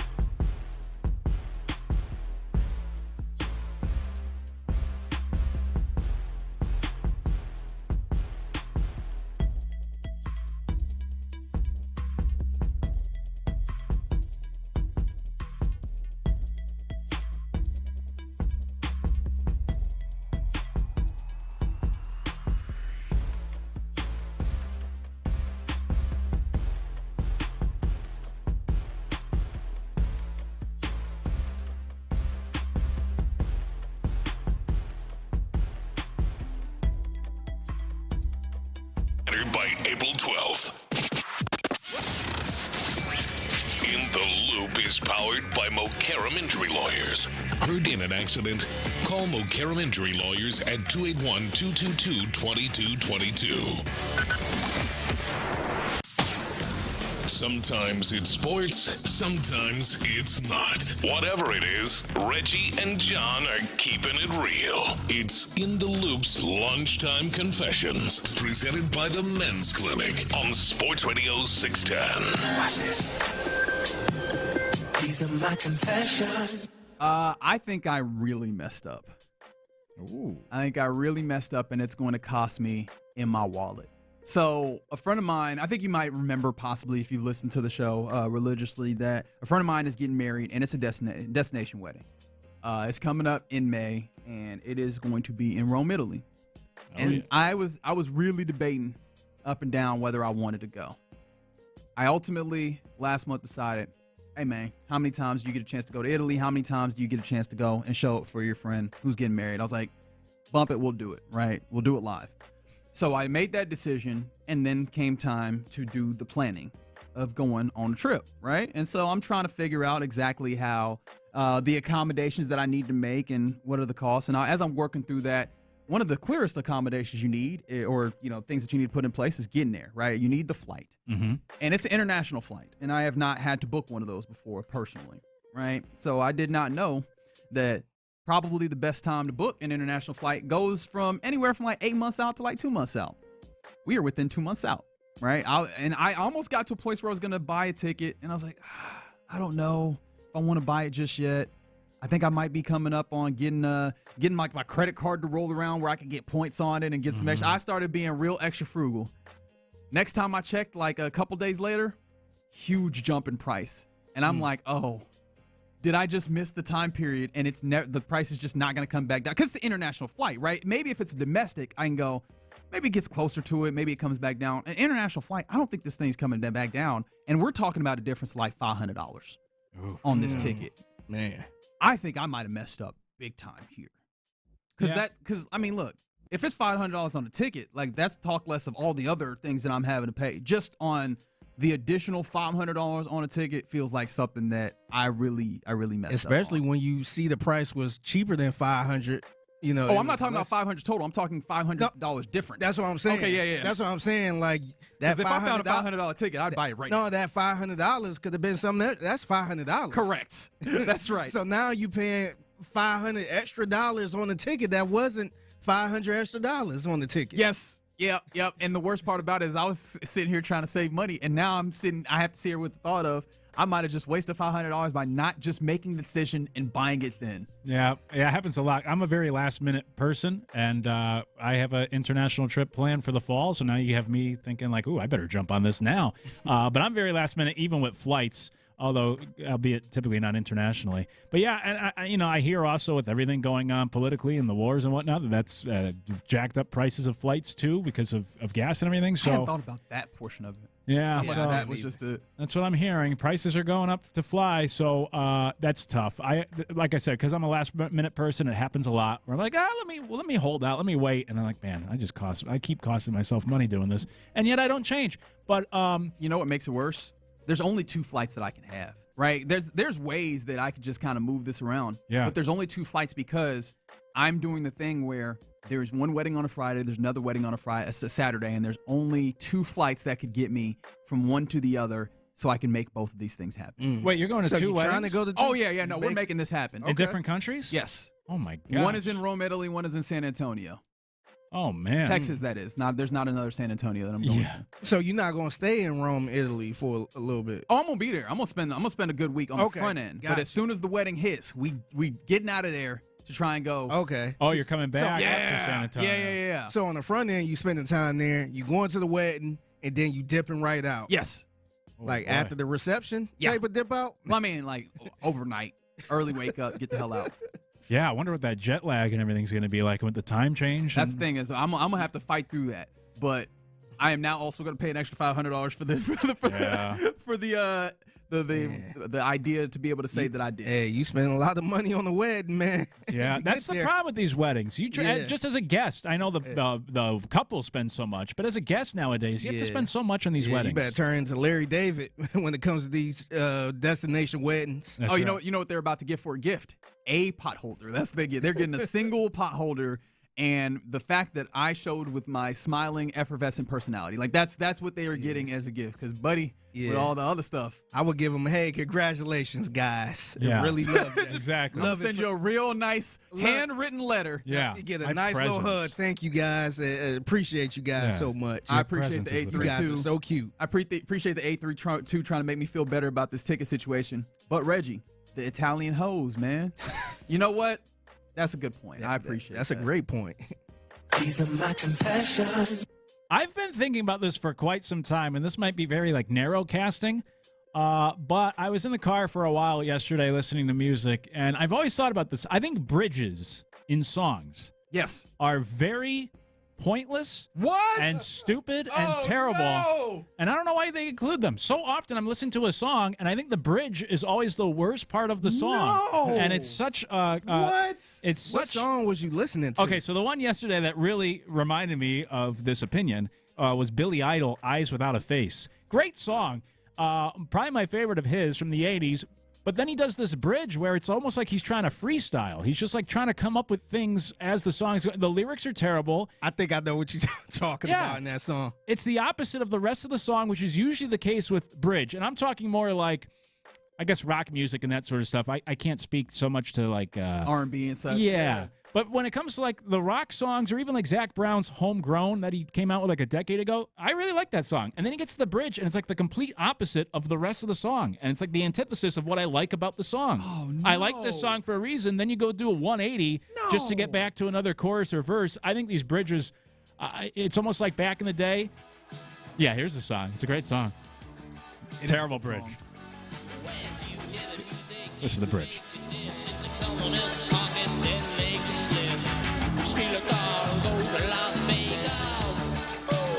You hate this? It's terrible. Hey, unbelievable. I did hear this part, and I was like, what is he talking about? Yeah. Go to Las Vegas. I'm like, all right. But I have an issue with it, though. It's terrible. All these songs. There's so many examples. I can't think of a bridge that I actually do enjoy. They're pointless. It's like when you used to do the 5-paragraph essay growing up, and here's my introduction, here's my 3 points why, 3 paragraphs, and in conclusion. And then eventually you got to high school, and they're like, no, people don't actually write like that. Do your own thing. And it's similar. When you structure a song, you don't actually have to include the bridge. I think the bridge is always the worst part of music. That is an incredible take, I've got to admit. It's an incredible take, and I feel you on the takes you out of the song thing. I don't agree with it personally, but I understand where you're coming from. I'm just very much pro we need bridge and moving away from the monotony that the music business is taking us towards, because if we don't do the bridge, we're just getting more and more songs that are becoming simpler and simpler and have less of the complexity and the texture, and I think the bridges are one of the key tools that musicians have used to add some texture to what this is. Yeah, I do see what you mean with this song, though, because the song started off kind of smooth a little bit. Yeah. And then he kick it up kick it up a gear. And then he just started freestyling a little bit, where I had no idea what he was talking about, where he was going with it. I don't know if he was drunk or high, just saying, go to Las Vegas, woo! something. Yeah, it's terrible. And I'm just like, I don't know what he's talking about. I was still rolling with it, though. I was still rocking with it, but it takes you out of the whole song. Unbelievable. I'm more of the Bob Dylan, Bruce Springsteen, where, Bob Dylan, do 5 verses. It's fine. Song. Keep it's a going. folk song, though. What are we doing? 8-minute song. It's every fine. song's you don't got to need be a folk song bridge. now? No, not every song. Bruce Springsteen, same thing. Whatever. Tell a story. We don't need the stupid bridge. Wow. Yep. Hey, Naslu. That's my take. Yeah. Every time I think about Billy Idol, I think about my dad saying he's a knockoff of David Bowie. Because he didn't really listen to Billy Idol like that. Mm-hmm. And I played a video for him, actually, to this song. And he was just like, he looked like a knockoff David Bowie to me. As a kid, I always used to confuse I'm them. like, damn, man. I can't unsee it now, man. Mm-hmm. I mean, as soon as you said that, I was like, well, I can't say that he's absolutely And wrong. I wasn't around during that time to know how big of a star Billy Idol was compared to David Bowie. Oh, I could tell you that David Bowie, I could tell you that it doesn't compare. I can't tell you by what magnitude, but I know that one. Yeah, I don't know the magnitude, but I'm like, damn, was people going around during that time saying, man, this is a knockoff David Bowie, man. Look at them trying to be like David Bowie. If people weren't, I know Luke would have been. Yeah, that's right. Now, Billy Idol is cool. He was a Wedding Singer, my favorite rom-com, so I'm all good with You know Billy. who favorite song that is? He used to always have me play this song on the station that got me hip to it. Booker T. Huh. The wrestler Oh, Booker really? T. He used to always, hey, put on that Billy Idol. Would have I never used to play guessed. it. It's a great song. I didn't even know nothing about that song until he Would've made never me guessed. start playing. And this was back in 2017, 2016, somewhere Look at around Booker there. T knowing ball. Yeah. Somebody said must not have heard the bridge on Off the Wall by MJ. Somebody said must not have heard the bridge on Earth, Wind, and Fire. I don't even know which song they was talking about. Just keep sending them. What is the bridge that Luke? Please. That disproves Luke's theory that bridges are all useless. What was the song that I forgot who used to sing this song, but isn't it ironic? Alanis Morissette? Yeah, she kind of went through a phase in that song where she's like, yeah. And I'm like, I don't even know what she's saying. You can't even break this one down. You could break everything else in that song down. You couldn't even break that part down. Yeah, the examples people are giving, Earth, Wind, and Fire, Michael Jackson, okay, that's great. I'm talking more of like rock, anything that's not like R&B or rap or soul or any of that sort of stuff. More like rock and roll. Give me something in that category, because all those bridges stink. How do you feel about guitar solos? I love a guitar solo. I wanted to see if this is also just like anything that breaks up. Give me verse, get the hell out of here. No, I like a guitar solo. Can't go on too long, but I like a guitar solo. He said respectable guitar solos. Yeah. Respect yourself. All right, that was one of my favorite lunchtime confessions of recent because Hayden S. Luke is in here, and you know he's going to come with the heat. Appreciate you rocking with us on this Tuesday. Coming up next, let's do a little college on a Tuesday. Obviously, college sports, there was another college sport that came to a head with the national championship. We'll talk a little bit more about that. But a big question in college sports has just been kind of like the end is nigh kind of conversation. Has too much been made about that in college sports? I want to have that conversation with you and Luke next. What a start for Yordan Alvarez.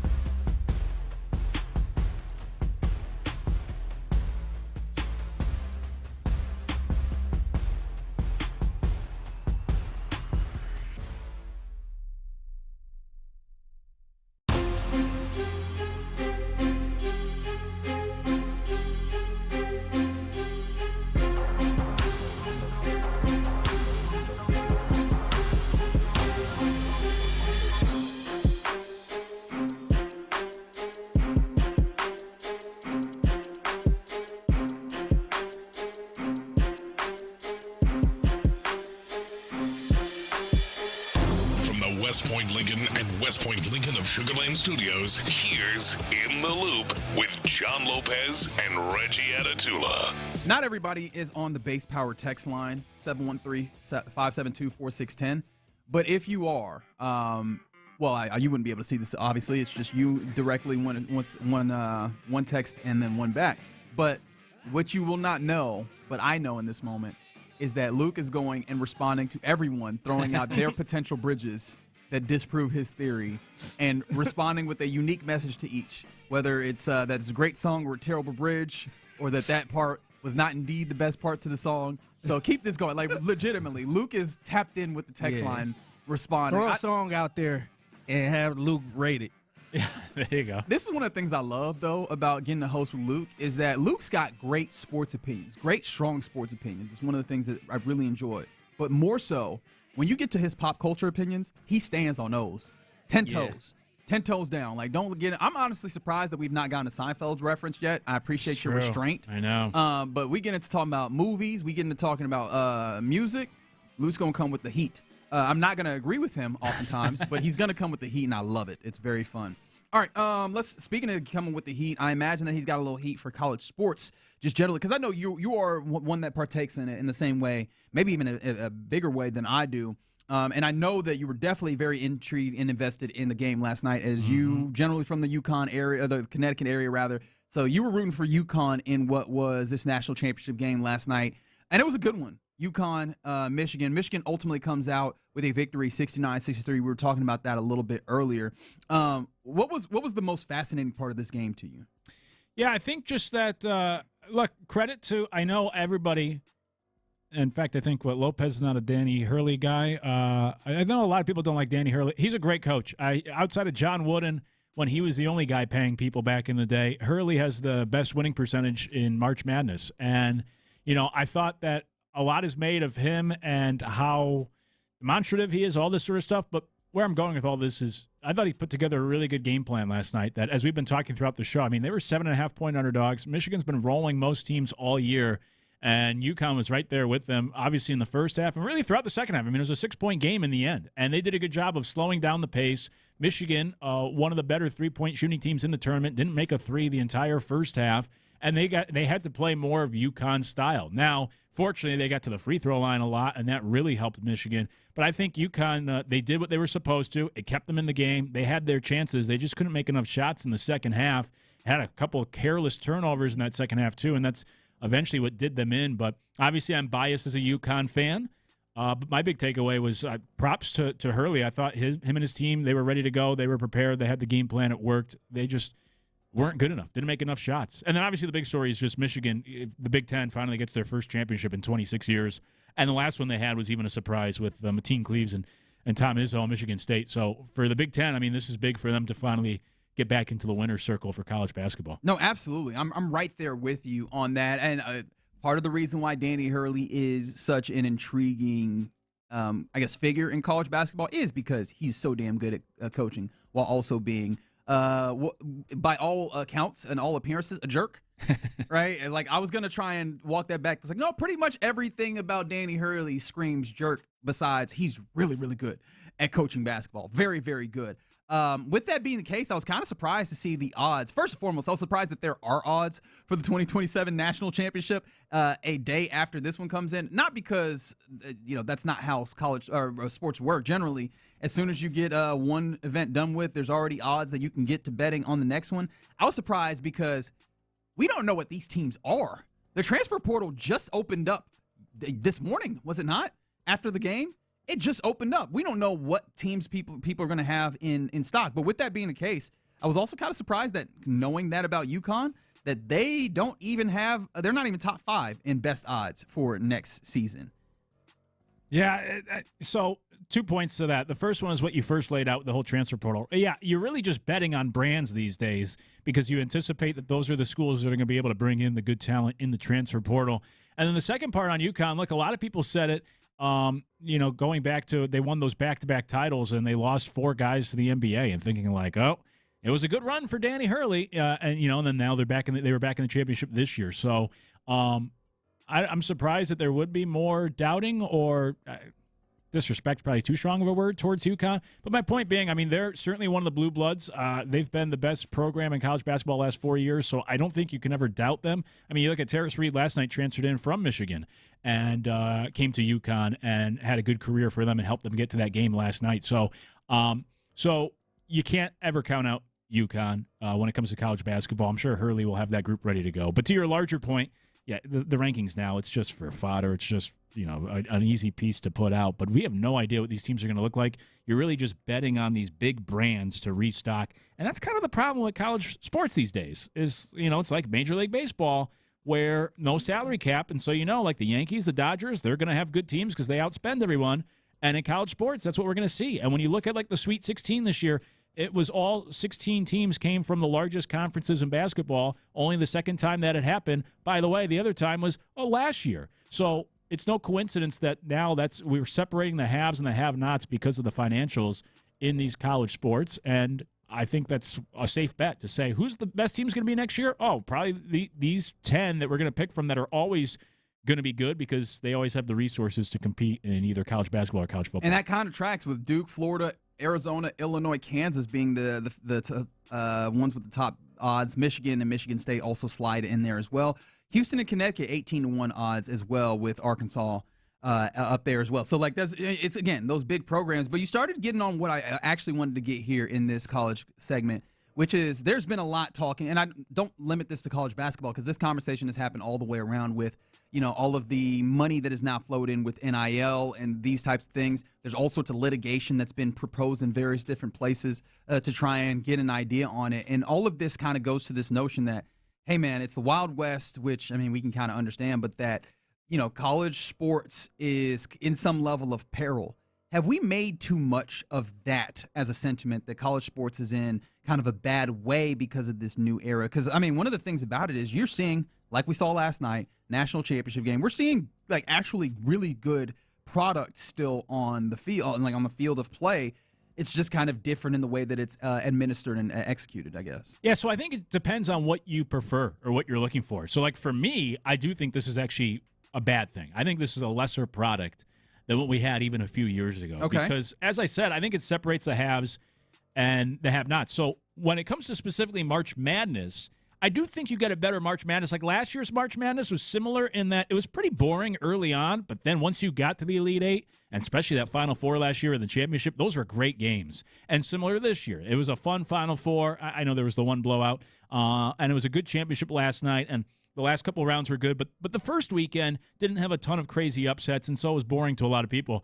And I've always said this about March Madness, though, is that people always root for upsets in the opening weekend because that's fun, but then you get to the Elite Eight, the Sweet 16, whatever, and you're missing those top-tier teams, and now you get like a George Mason playing Duke, and it's like, this isn't really the matchup we were hoping for. So I think this is a better product for March Madness that you make sure you get these good teams to the end and you get these really good matchups. It's going to make the first weekend not as fun, but it makes the rest of the tournament a lot more fun. But just in general, I don't like this for college sports. I compared it a moment ago to baseball, and I think that's how it is. Or even like you look at the NBA where right now, I mean, half the league's trying, the other half isn't, and they're tanking. And there's the separation between like the good teams and then everyone else is really bad. And I think you're going to have that in these college sports where the mid-majors just can't keep up. And so you're going to have those teams at the top of the sport that are going to be really good and the other ones that just can't compete. And those are most like either the tanking teams in the NBA or the small market teams in baseball, like the Pirates or the Royals or the Rays or whoever, who just can't keep up financially, and it's hard for them to compete year in and year out. So it depends on what you want. It's becoming more of a professional sport, and that might, tickle your fancy if you just want college sports to be more like the NFL and the NBA. For me personally, I don't like the direction it's going in. I liked it more when you felt like more teams had a chance, when March Madness was a little more chaotic. I prefer that instead of we're seeing now it really is both sports are typically being run by the blue bloods. Well, the thing that I will say, though, because if you're comparing this to professional sports, and of course I'll get off the take that I think it's always been professional sports, just not nominally so.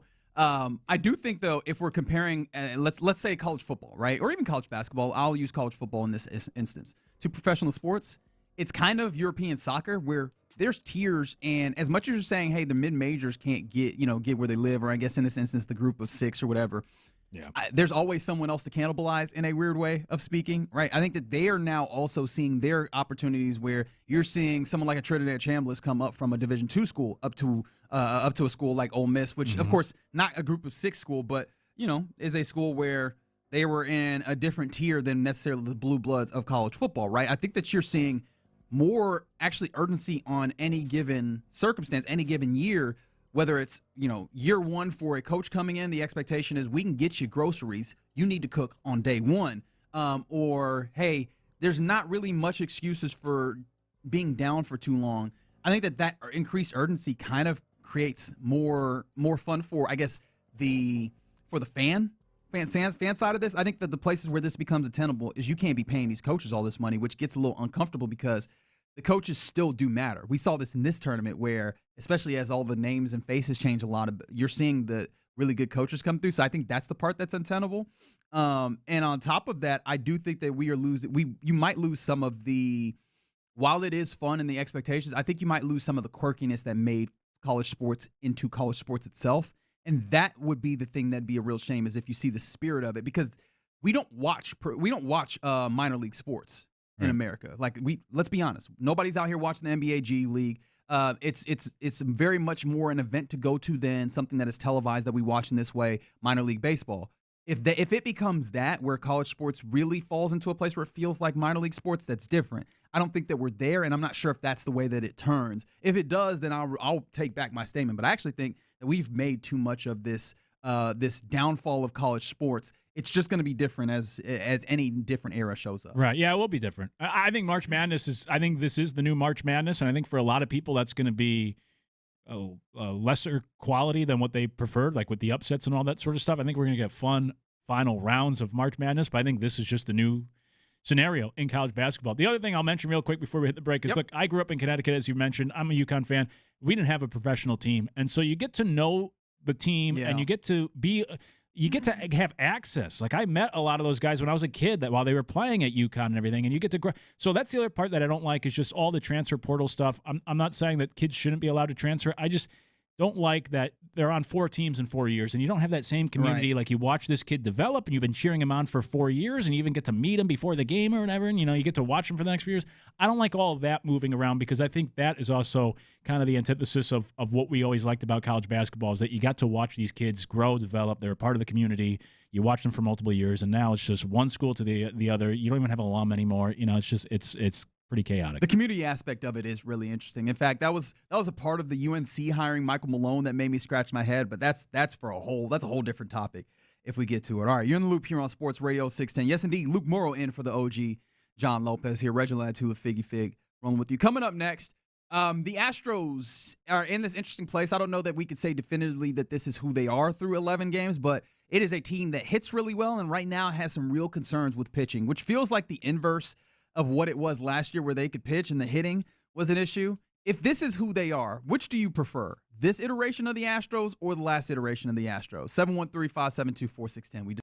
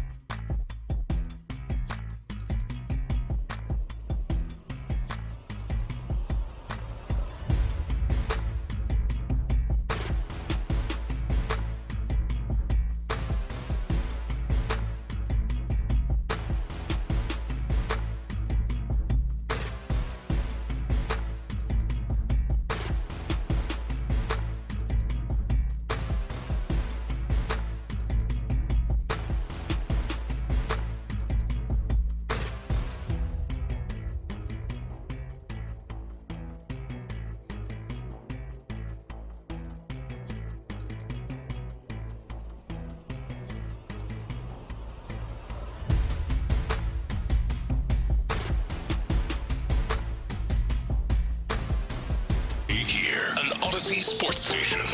Sports Radio 610 presents In the Loop with John Lopez and Reggie Atatula.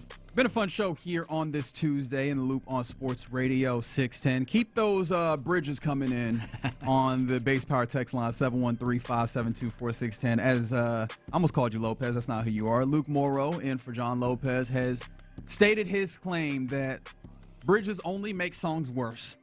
At the very least in like the rock folk genres, and prove him wrong on the base power text line. I've enjoyed seeing people do that. But I've also enjoyed having conversations, oddly enough, about this Astros team right now, which is odd because you had a really, really rough, no good, terrible, very bad fifth inning in which you give up 8 runs. The defense doesn't help out. Jeremy Payne should have helped Ryan Weiss get out of that inning. Ryan Weiss himself didn't have a great situation coming in without a clean top of the inning to go to work. Cody Bolton himself was very good in 4 scoreless and then had to try and thug out a 5th in order to help the team, and unfortunately couldn't do that. Like, all those things kind of show up in a weird way, but you did score 7 runs, which has continued to be the trend for this team. They can score runs. Jose Altuve looking fantastic. Yordan Alvarez doing what he do. So on and so forth. Cam Smith with the longest home run of the Major League season to this point. Not for the Astros, not for Cam Smith, for the league or for the the entirety of the majors. And so you're seeing a team that can definitely score runs at the very least in this early portion, whether it's against bad teams or what have you.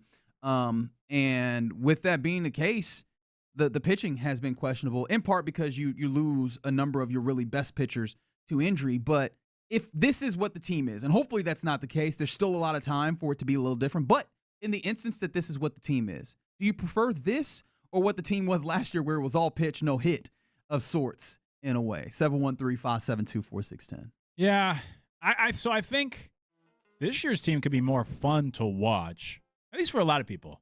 I always am one that I prefer a nice pitcher's duel instead of like a slugfest. And I think for this team in particular, or really all sports, I feel much more confident in a team that is good defensively. So like I grew up a fan of the Minnesota Vikings back in the days of Randy Moss and Dante Culpepper, and they had a great offense, terrible defense, and you could just never trust that they would actually hold on and win the game, and you couldn't feel good. Whereas, like, when you watch this Texans team, because of how good the defense is, I feel like you go in every game feeling like you always have a chance. And even if you grab a 3-0 lead, you're like, hey, this might be good enough. But when you have the good offense and the bad defense, it's hard to feel so confident or have that, like, intimidation factor that you can rely on a team getting a stop. And there's nothing more deflating, especially in baseball, when you can't get that shutdown inning and you score a bunch of runs, then you're like, oh, man, our bullpen's just going to give it back. Or Brian Abreu with his 21 ERA can't shut the door in the 9th inning. So for me personally, I do prefer a team that is better on the pitching side. But this is kind of the direction that baseball and a lot of sports are moving in, of just like more offense. The average fan will tune in more because there's more runs being scored. So more people might enjoy this Astros team more. I always lean more towards a well-pitched and a good defensive team, and a team that's good at the fundamentals, and I can trust that, hey, you know what, this team, we're facing a good pitcher tonight, but we got a good pitching staff ourselves. We can find a way to win a tough game. And I don't know if you can feel that way right now about this Astros team, where they're fun, but you're always maybe worried about the other shoe dropping. You know what's funny is, in this moment, I've only considered that I feel like if you have the pitching team, you probably actually have games that are less likely to drag out, like the 4-hour game that you got this weekend or whatever. Like, you're less likely to have those ones where you go, good God almighty, are we still here? Yeah. Are we still doing this? Because there's these long-ass innings. Now, some of these long-ass innings can be fun, as you mentioned, but oddly enough, in watching this team thus far, I think I felt more dread as it started to look over the weekend series and thus far the one game in this 3-game set in Colorado. When you can have the big inning, and I go, how long is this going to last? I think the way that I termed it earlier this morning when we were talking about something similar was, it's less. It's like you try to fix something with, I think, what do we land on? Electrical tape? Yeah. Like something that is not duct tape, something that does not hold in that same way, that does not have that same tensile strength, where you go, I have put this electrical tape on this. It's not just going to fall apart at first touch. However, with a little bit of jostling, you expose it to some elements, this thing could very quickly turn into a problem again. And that's kind of the way that it feels. And even with saying all that, I think I prefer the team that scores runs. If for no other reason, you saw this last night. That was a game that was competitive in such a way where if you get blown up as a pitcher last year, or even blown up as if you have a slight off day, you got 3 runs down and you go, all right, well, this is done, right? There was no ability to catch up. I think that there's opportunities for track meets, for boat races, for those types of things with an offense of this magnitude. The uncomfortable part is that neither of these is going to work.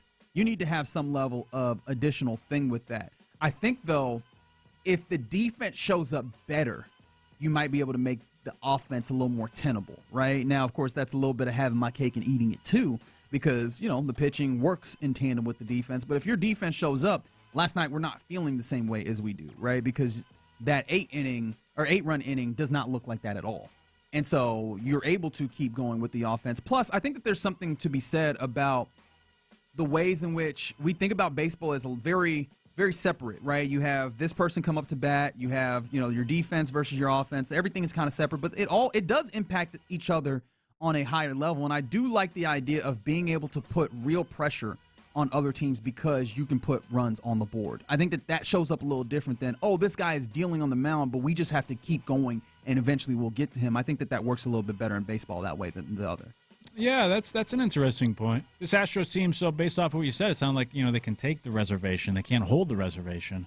And holding the reservation is really the most important part. And, they could take the lead, but can they hold on to it? I don't know. That's the big concern for these Astros. I love that so few people get the joy that I just got from that. Thank you so much for that, Luke. Yeah, you're welcome. You mentioned Seinfeld references. I did. So I had to sneak one in. And I appreciate it so much. But, yeah, so... the defense too on the other side. I know a listener didn't like earlier that I gave the pitching staff a hard time yesterday and was putting it more on Pena. But you have to pick up your teammates as well. And Pena did have the defensive miscue, but then you like to be able to go out and get the next hitter out and keep that from snowballing. And still, Weiss allowed whatever it was, 8 hits and 7 runs. Like, it wasn't just that one play to point to. It's like, okay, well, then don't allow the next 4 hits either. Can you get one of those guys? He made 1 mistake. Can you keep from making 4 mistakes? Yeah. So obviously it was a combination of things last night that led to their downfall in that inning. But I've always said before, when it comes to baseball, I honestly think defense can be a little overrated when it is tied to your offensive production.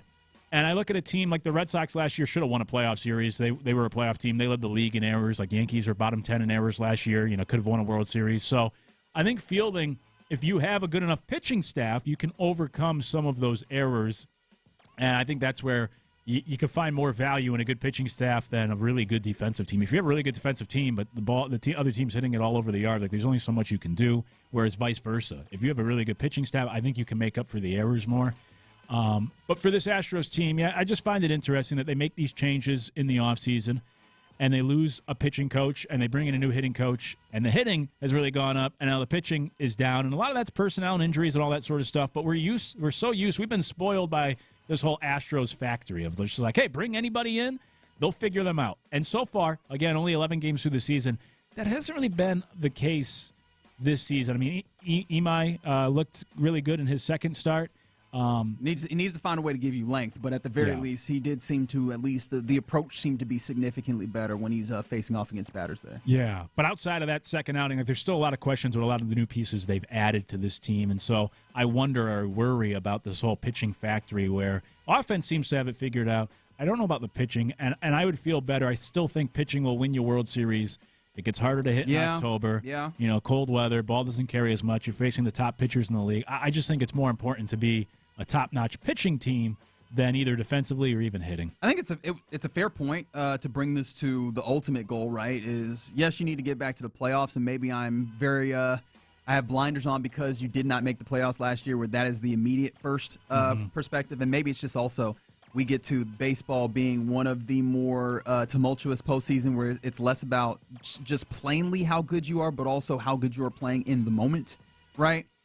So the focus ends up for me being like getting yourself there, but it is fair to say that. Also, the assumption that we're making just at the start of this conversation is not an easy one to make, which is, this is just who they are and they will hit like this. Like how confident do you feel in that? You got 4 guys that are bad at whose OPS is over 1,000, right? And then you have a few other guys that are not crazy far off of that, right? Then maybe you could talk about Jeremy Pena having the injury, not having as many at-bats getting there as well, right? Like this is a lot that you're doing right now, and how much can you even expect to be a team that just mashes? And I say mashes as if it's just like crazy big hits, but just hits as consistently as this one has for a longer stretch of a season. That's true. It's kind of like a relationship or like a marriage when you have kids. And if one parent is doing everything for the kids, like eventually that resentment starts to build or some cracks in the foundation. And it's similar where if you have like the offense is continually carrying this team, eventually, for different reasons than the marriage, but eventually, like, there'll be cracks in that, too. Maybe the same ones. You don't know. Yeah, maybe. I always go back to that 2017 Jaguars team where the defense was just like, y'all brought Blake Bortles back for what? Yeah, right, exactly. We're done here. Yeah, resentment could start to build, too, in some of those cases as well, but it's just hard to rely on the offense to carry the pitching staff all year. If we take this 11-game sample and believe the rest of the season is going to play out exactly like this, which, of course, it won't, but if that's the assumption, then it is hard to expect the offense to keep up this pace where you scored 10 runs on Sunday, still lost. You scored, 7 last night, still lost. By the way, it's not like two great teams either. So that's how big of a difference there is in the two, that the offense is still doing a really good job, and it hasn't been good enough to win the last couple nights. And again, just 2 games in a 162-game season, but I don't think the offense can keep the pitching staff afloat all season because I don't know if we can expect this. They're almost on like a historical pace with this offense, with this lineup right now, and the numbers they're putting up, and I think it's unfair to imagine that that's going to continue for the entirety of the season. It'll be a good lineup. It might be one of the best in baseball, but to be scoring so many more runs than everyone else in the league, I don't know if you can count on that for a whole season. You mentioned the coaching, and I think that's an interesting point of this that I think it's worth at least taking an additional second to think about, because you're right, there was major changes in this coaching staff, both hitting-wise and pitching-wise, and we've seen the shifts that they're in. How much do you factor in, and of course, again, early stages of this, but how much do you feel like those coaching changes have affected it? Because I think hitting coaches is a weird one. We have such a hard time being able to understand what the value is there, because, I mean, these dudes have hit at all sorts of levels, and I think Christian Walker had talked about it recently, how kind of a separate set of eyes, helping them, keep the main thing, get back to, basics and stay with the things that work or get back to the things that work. Pitching ends up being a little bit of a different thing. But how much do you feel like these coaching changes have impacted what you've seen thus far? I think it's big. I give it a lot of credit on the offensive side. I really like the Victor Rodriguez hire. I liked it at the time, and it's playing out. If you go back and look at his track record, his team's always hit for average. And they always take a big step forward in year one. If you compare the year before he got there and his first year there, you always get a boost. And then for whatever reason, I don't know, but his teams usually they do get worse the longer he's there for some reason. I don't know why. But you get that. He got a little bit of that Greg Roman to him? Yeah, like you get the immediate. Like this works for 2 years. Exactly. And after that, short shelf life. And that might be the case here in Houston. Sell the stock while it's high. But I do. It's the approach. I mean, what we're seeing from Altuve, and that's what Victor Rodriguez does. Yeah. His teams have always decreased strikeouts, increased hits. Like he wants to put the ball in play. He wants to draw walks, and we've seen it from Altuve. So I give a lot of credit to the hitting coach. He was Christian Vasquez's first hitting coach, and now suddenly Vasquez is hitting better than he has in like 5 years. Maybe it's just a coincidence. Maybe it's because he's back with Victor Rodriguez. A lot of coincidence. So I give him a lot of credit on the offensive side. On the pitching side, a lot was made of Bill Murphy leaving this offseason. And look, the Pirates right now, with Bill Murphy as their pitching coach, they're top 10 in the league in ERA, even with Skeens getting blown up on opening day. Mm-hmm. I don't know how much that has to do with the Astros pitching. Maybe Murphy was the one that kept it all together. But I think part of it is just kind of the personnel is the bigger issue right now for the Astros. That even if you had, I don't know, pick your favorite pitching coach. Even if you had a top pitching coach, that there would still be issues just because they don't have the arms right now, or it's still early in the season where like Abreu's velocity's down. Maybe he's still trying to work his way up. Maybe a number of different issues, but I think it's more personnel. Yeah, I think that you're right. And honestly, I'm kind of hoping that you're right because it would be very uncomfortable if that was that much of a shift because, as I think you mentioned quickly, but it's really a big deal. If the Astros car wash is gone, that I think I'd go as far as saying the magic is dead, right? If you're not able to get the uptick in pitching caliber, remember, not just with your starting rotation, all the way through your pen with guys that come up out of nowhere, if you're not able to get that kind of bump, I think that you don't put yourself in a position to be the successful Astros that you have been. Now, of course, a lot of that, right? We talk about like a Yusei Kikuchi recognizing that, hey, we see in your profile that you need to use that slider more. I think that that's more of that kind of, not to just put it on analytics, but that kind of research kind of team that's in your front office that obviously deals with some analytics. I don't think that shifted so much that you go, it's gone. But that is going to be a thing that is now back of mind, no matter how fair or not it is. But I'm going to be thinking about that because that matters, right? Is being able to get guys to elevate their play, especially when it comes to pitching. Because as we talked about, ultimately this conversation is which way would you like to die? Which is neither. They need to find a way to coexist with both of these. Yeah, it's true, right? It's finding that happy medium instead of being one extreme or the other, and we'll see. The hitting probably won't be as good as it is right now for the entirety of the season. The pitching also, hopefully, won't be as bad as it is right now. They'll find the water will find its level on both ends. I do think, though, with the way that this pitching has been, if they end up not being top 10, and that's really conservative, just to be fair, I think that they're probably like, this feels like a top 7, maybe even top 5 offense for a good portion for the entirety of the season. If they slip out of that, I'll be shocked. Honestly, I'll be real disappointed if that ends up being the case at some point. Something catastrophic feels like it would have to happen. I agree with you. It is a top offense. It's just the fact that they average like one more run per game than anyone else in the league, like even the Dodgers. Like, I don't think they're going to keep that up. But yeah, I do think this has the ability to be still one of the best lineups in baseball. All right, you're in the loop here on Sports Radio 610. Coming up next, if I look at the clock, it's about that time where we hand things over to Figgy Fig. What you got, man? Yeah, I got a crazy story about a local couple, and they found something in their chimney, and it wasn't Santa. They have a chimney? Yeah, they do. Okay. All right, let's talk about chimneys in Houston next. Seth's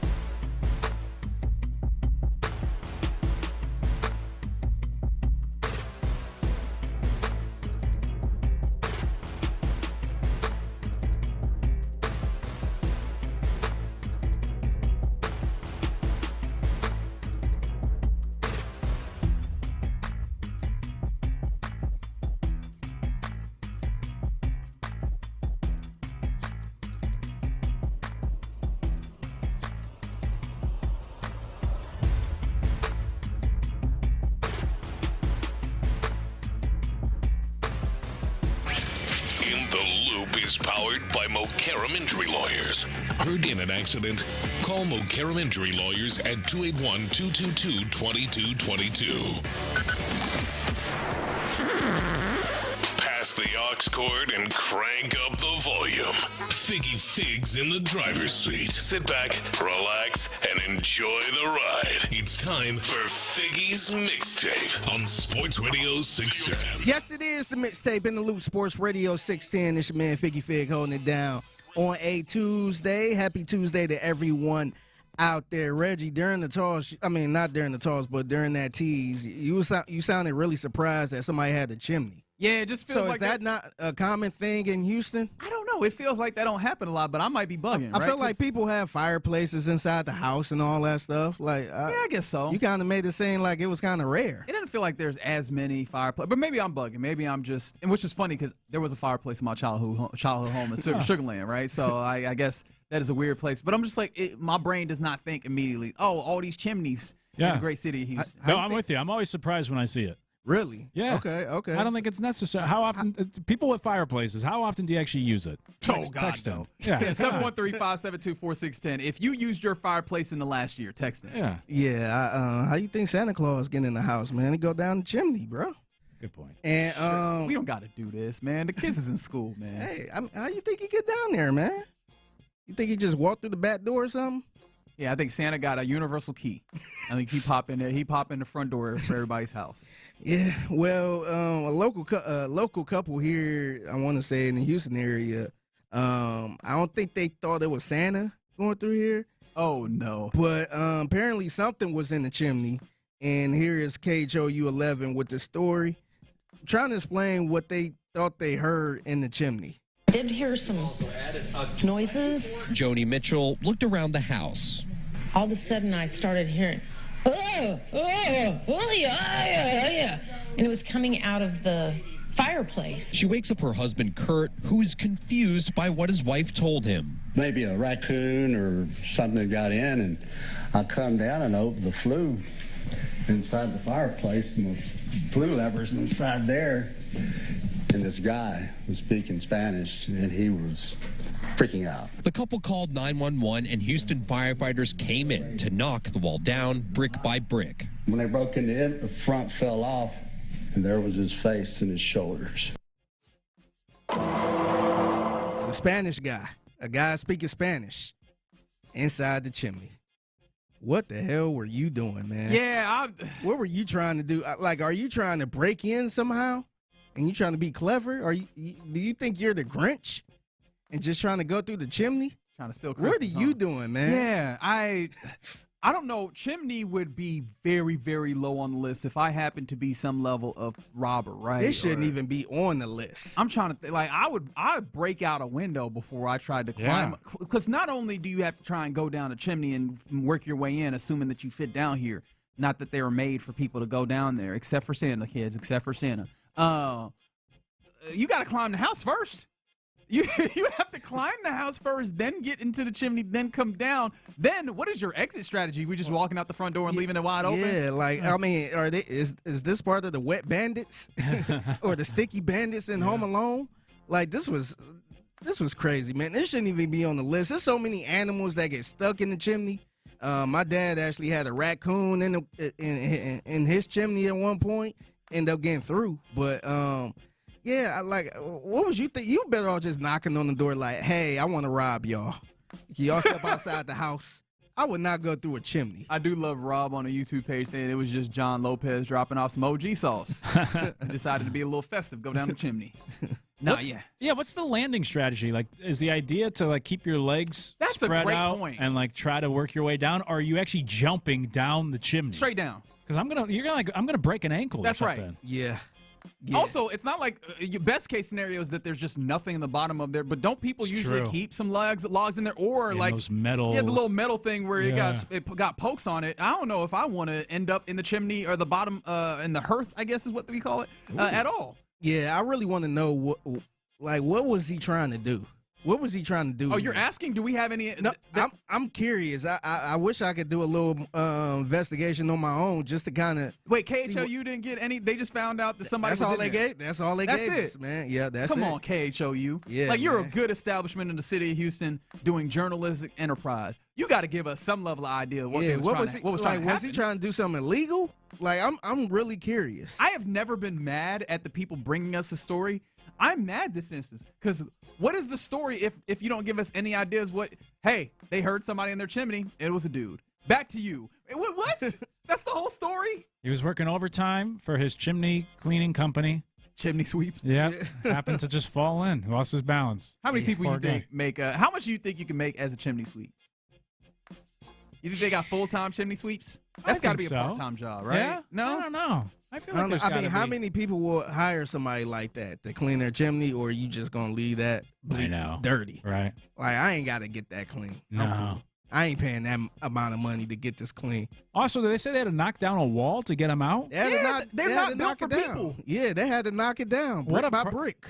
For the homeowners. I mean, what a pain that is. Somebody tried to break in through your chimney. Now you got to knock a wall down. That would have pissed me off, man. Yeah. Like, what was you doing, bruh? You could have just knocked on the door, man. I would have put my hands up.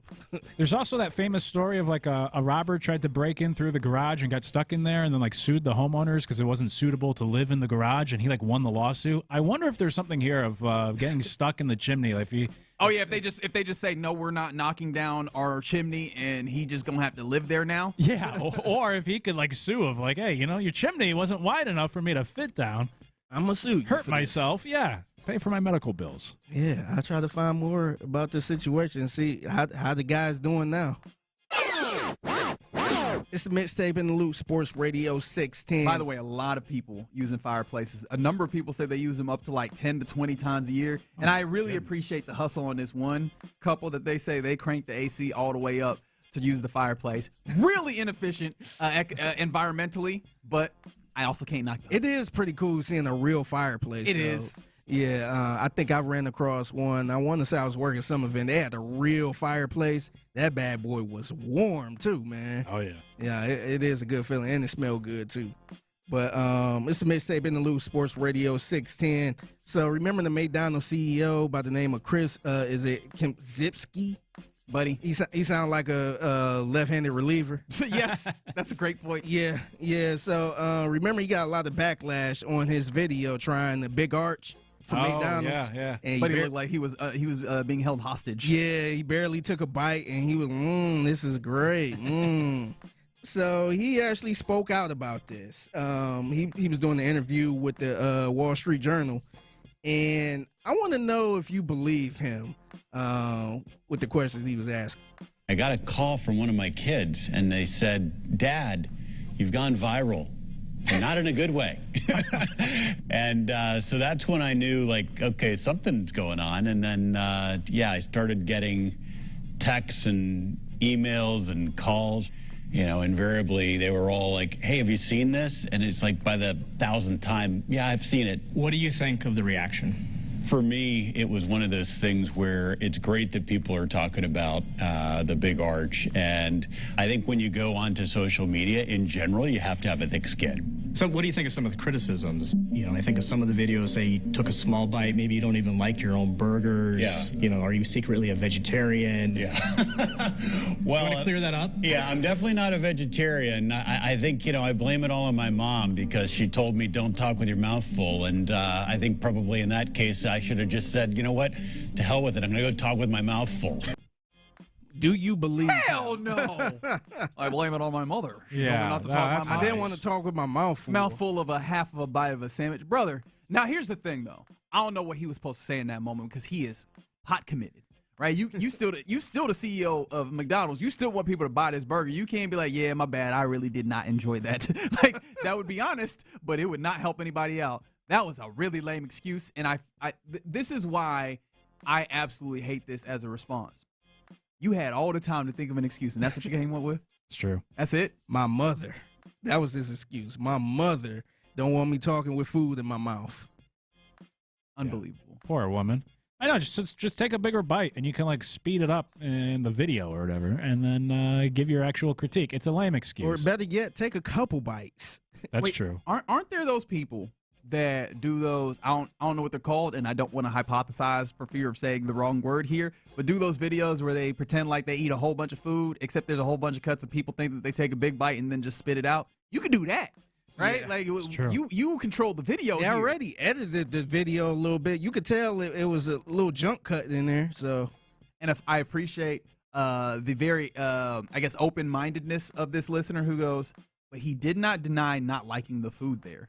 And that is correct. He just said that he did not want to talk with his mouth full. Yeah, he made sure to mention he's not a vegetarian. He didn't say. I bet he's a pescatarian. I bet it's something like this. Yeah. Yeah, I can see that. I can see him not eating that type of like beef or pork or something.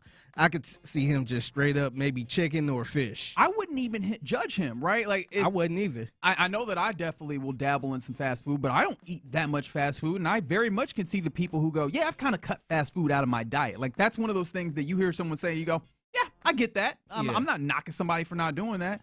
He got a lot of money. I can see how you get there. The problem is all your money is made off of this fast food, so it's a little bit of a conundrum now, isn't it? Yeah. Also, if you know going in, like it's something you might not like or it's not your bag, like you don't eat fast food or anything, then don't do the video of putting this guy on camera. Right. And be like, hey, you haven't had McDonald's before. Like, hey, try this on camera. See what you think. Like, this isn't very good. Yeah. All right, it's the mixtape in the loop, Sports Radio 610. We currently got Waymos going around, driverless Waymos going around Houston right now. And apparently they are in New York as well.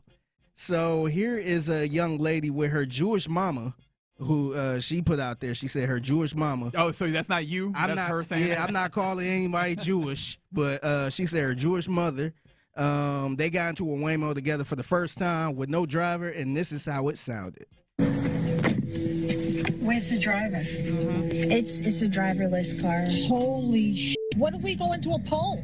We could just do them for millions. It'll be fine. So you're rich and twisted like a pretzel. Well, it's just nice because there's no like creepy drivers. There's no driver. You don't see stuff like this in New York. This is so San Francisco, California. This is so San Francisco, California. Damn, she turned that immediately into pejorative. At first, I love that she was just like, wait, first of all, what the hell is happening here? I like how the daughter was thinking. At least if we're gonna be in this driverless, you know, we could come up off of this, man. If we get wrecked, we go to America's favorite pastime. But you'll be twisted like a freaking pretzel. Litigation. I'm curious to see how it does do in some of those northeastern cities. I don't know if you guys are you familiar with Hitchbot at all?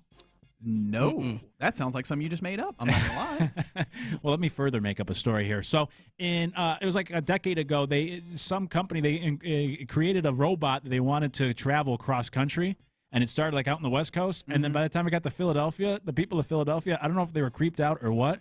They beat the crap out of it. That's right. And they decapitated it, and they tore apart this robot in the middle of Philadelphia because they're like, well, we're not going to have a robot walking around our city. Anyways, point being, I'm just curious with some of these cities up there, Boston, Philadelphia, New York, if you have some of these cars, I'm curious how that goes compared to the West Coast or even down south. The Waymo end up on blocks? Yeah, I can see that. All right, I'll get y'all out of here on this. It's the mixtape in the Luke Sports Radio 610. Earlier today, I think it was pre-show, I asked Luke, I'm like, are you Italian? Is your family Italian? And you told me yes. Yes, sir. Yep. Great Moro name. That's right. Yep. So I want to play this for you. So it's a lady by the name of Tara Jokes on Instagram, and she do something called like a American Italian word of the day. Huh. Okay. And so I want to see if Luke's family often use this word. Oh boy. The Italian-American word of the week is mamaluke. It is derived from the Italian word mamaluco, which simply means idiot, fool, a person who confidently does dumb things. In an Italian-American household, it is a low-level insult, a little less aggressive than stunad. I'll give you a perfect example. Look at this mamaluke in church with his hat on. Mamaluke, feel free to use it. We never, so I've known that phrase since I was a kid, but we never really used it. We were more of a chooch family, call people chooch. Chooch? I feel like we should dump it. Like I know that you're good here. It just hit my ear that way. Yeah. Different language. It's fine. But that's how the FCC works.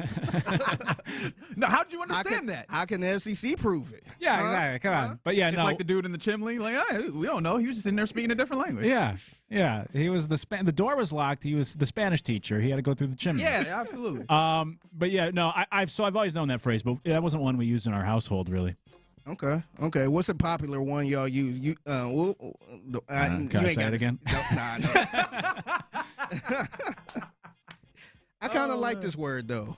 Was it Mama Luke? Yeah. I kind of like that word. Would it be uncomfortable? Is this one of those words that it's uncomfortable if you are not of the tribe out here saying it? Because, there's some things that when they break contain from who they originally are for, it doesn't hit right. I think we've all seen that in various different, no matter the tribe. If it ends up outside of the tribe and people start saying it, you go, no, not you. Not you, baby. Not you. Hearing everyone say like gabagool now. That's one, which really is just a Sopranos thing. That's not even like an Italian-American thing. It's the capicolo? Yeah, exactly. But you replace your C's with your G's. You don't finish the word. It becomes gabagool. So, but no, I think in the case of, if I heard Figgy using that phrase, I think you could pull it off. Okay. For certain people, they're saying Mama Luke, it might be a little weird. But Figgy, look at this Mama Luke over here. Yeah, I think you could use it. You want to know problem. why? You know why I couldn't use it? I feel like I was talking bad about your mama. You know what I mean? Like it would Mama Luke. It would hit my ear wrong. And I'd be like, right. That's a nice lady. Why would I do that? Yeah. All right, that's the mixtape. A very impactful edition of the mixtape. Appreciate you, Fig. 1:20 p.m. every weekday right here on Sports Radio 610. Hit them up at the Figgy Fig on social media if you see something that you believe to be mixtape worthy. All right, coming up next, we get ready to hand things off to the fellas of the drive. Another big piece came out this week, or actually today, and it's actually about Giannis Antetokounmpo, and it gave me an insight into a reason why I am completely out on the possibility of adding Giannis at any given point. I'll tell you what that is next. The Drive with Stoerner and Hughley.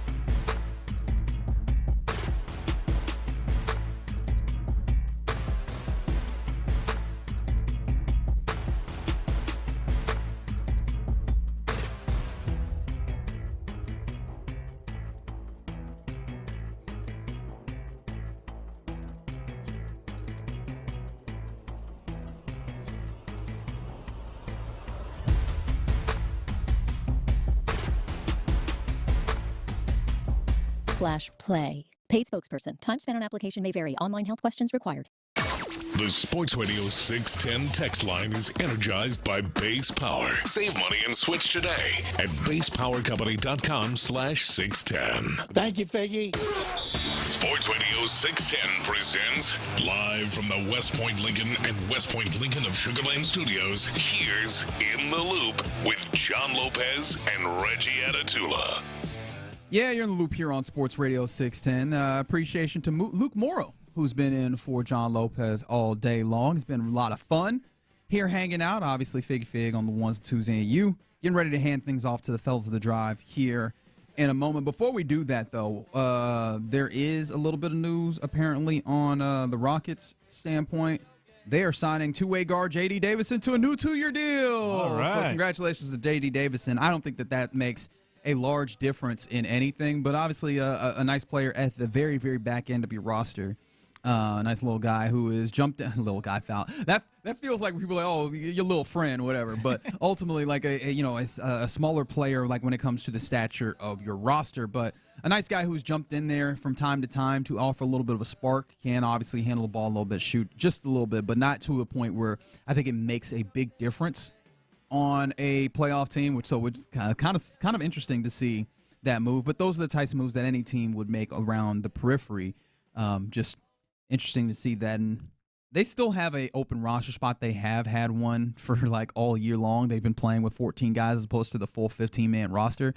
It's just the way that the salary cap set up after they used the exception on Dorian Finney-Smith and everything, where if they were going to add somebody to that final spot, it would have kind of done the weird NBA cap lock thing where you get up to a second apron type thing and you end up in the weird doldrums of the salary or the cap of collective bargained stuff in the NBA. But something that's a little bit easier to get your head around is star talk in the NBA. Talking about the back end of the rotation. You say that for people who are capologists. Talking about the top end of the rotation, that is for the fans. And with the fans, I think you look at this Rockets team, things are sliding into a place where you go, hey, if they have a good opportunity to win the first round, it's lining up in that way, as the Nuggets have leapt over the Lakers here yesterday with a victory. They now have a half-game lead, although the Lakers do have the tiebreak. So depending on how these last few games of the season go, it will dictate how that falls. But as of right now, if the season were to end today, the Lakers and the Rockets will be playing in the first round of the playoffs. I think, in fact, the Lakers don't play again until Thursday, and they'll be playing at Golden State, a Golden State team that now has Steph Curry back. So maybe that's something that the Lakers without Austin Reeves and Luka Doncic will also fall. And maybe you end up in a place where maybe the Rockets can step up and have the 4 seed and be the home team in that series. But regardless, I don't think anybody's thinking that the Rockets are winning a championship this year. So the offseason becomes something interesting. And depending on how you feel about it, I know that there's people that have been like, all right, I'm ready now. I'm no longer in that place where I'm so locked in on the youth that I'm ready to try a Giannis Antetokounmpo, right? I'm ready to go and make that big swing for another bona fide superstar and go that way. And I am entirely out. I was largely out before Luke. I've gotten to a place where I'm entirely out. And it was helped along by a piece that was written by Shams Charania recently about the kind of the way that this has happened, the fractured relationship between Giannis and the Bucks. Remember, the Bucks were the ones that drafted him out of Greece. They helped him kind of assimilate to the American culture, and they saw him become a superstar with this. But the way that this has fallen out, he's had this weird thing, will they, won't they, of asking for a trade. This year felt like the year where we kind of broke past that, and it was, according to this article. They had kind of gotten to a place where he was ready to go, and then they decided to try and push this through. On top of Giannis having 5 different injuries this year, it's the ways in which that they've handled him trying to come back from injury. Because at the very end of this, I don't know if you've seen some of the video that have happened of this down the stretch. I think the 15th versus the Pacers of last month, he was diagnosed with a bone bruise. And so the Bucks asked to shut him down for the end of the season. It helps both sides, right? He can get himself healthy for the possibility of like a level of trade or whatever. And then also they could get a better draft pick once it was very clear that they were done here. Giannis refused to be shut down and got to a point where he was very frustrated. In fact, the Players Association released a statement that they were tanking, the team was tanking, so the Players Association on his behalf is coming at the team about tanking. They're like, no, this works best for all of us. In that dispute between the association and the Bucks, apparently the Bucks claim that they set up, preliminary workouts to try and help him ramp back up that Giannis refused to go to. So there's a level of saying one thing, doing something else, and manipulation on the backside of this, where Giannis seen as like, hey, the good guy Giannis, and he's just trying to get along and he just wants to be a part of the team. He's doing these things that with a team that has that kind of magnitude, I can only imagine the ways in which superstars will do this, but throw their weight around. But this feels a level of sinister that I didn't think Giannis would do. And I don't like the idea of adding another one of those to the pot that is this Rockets team. Yeah, I'm with you. It's just another reason for me. I was never really in on Giannis. I thought Sean and Seth did a good job. I think it was last week I was listening in, and they did a good job laying it out. Actually, I think it was Bill Simmons that laid out the argument, and they were reacting to it. And I agreed with a lot of what Bill Simmons had to say, not only with the health issues and the fact that he'd have to continue to do things that we just haven't seen at this point of this career from guys of his size this late into their career in the NBA. There's only been like 2 other examples. So just from a basketball perspective, I was always out to begin with.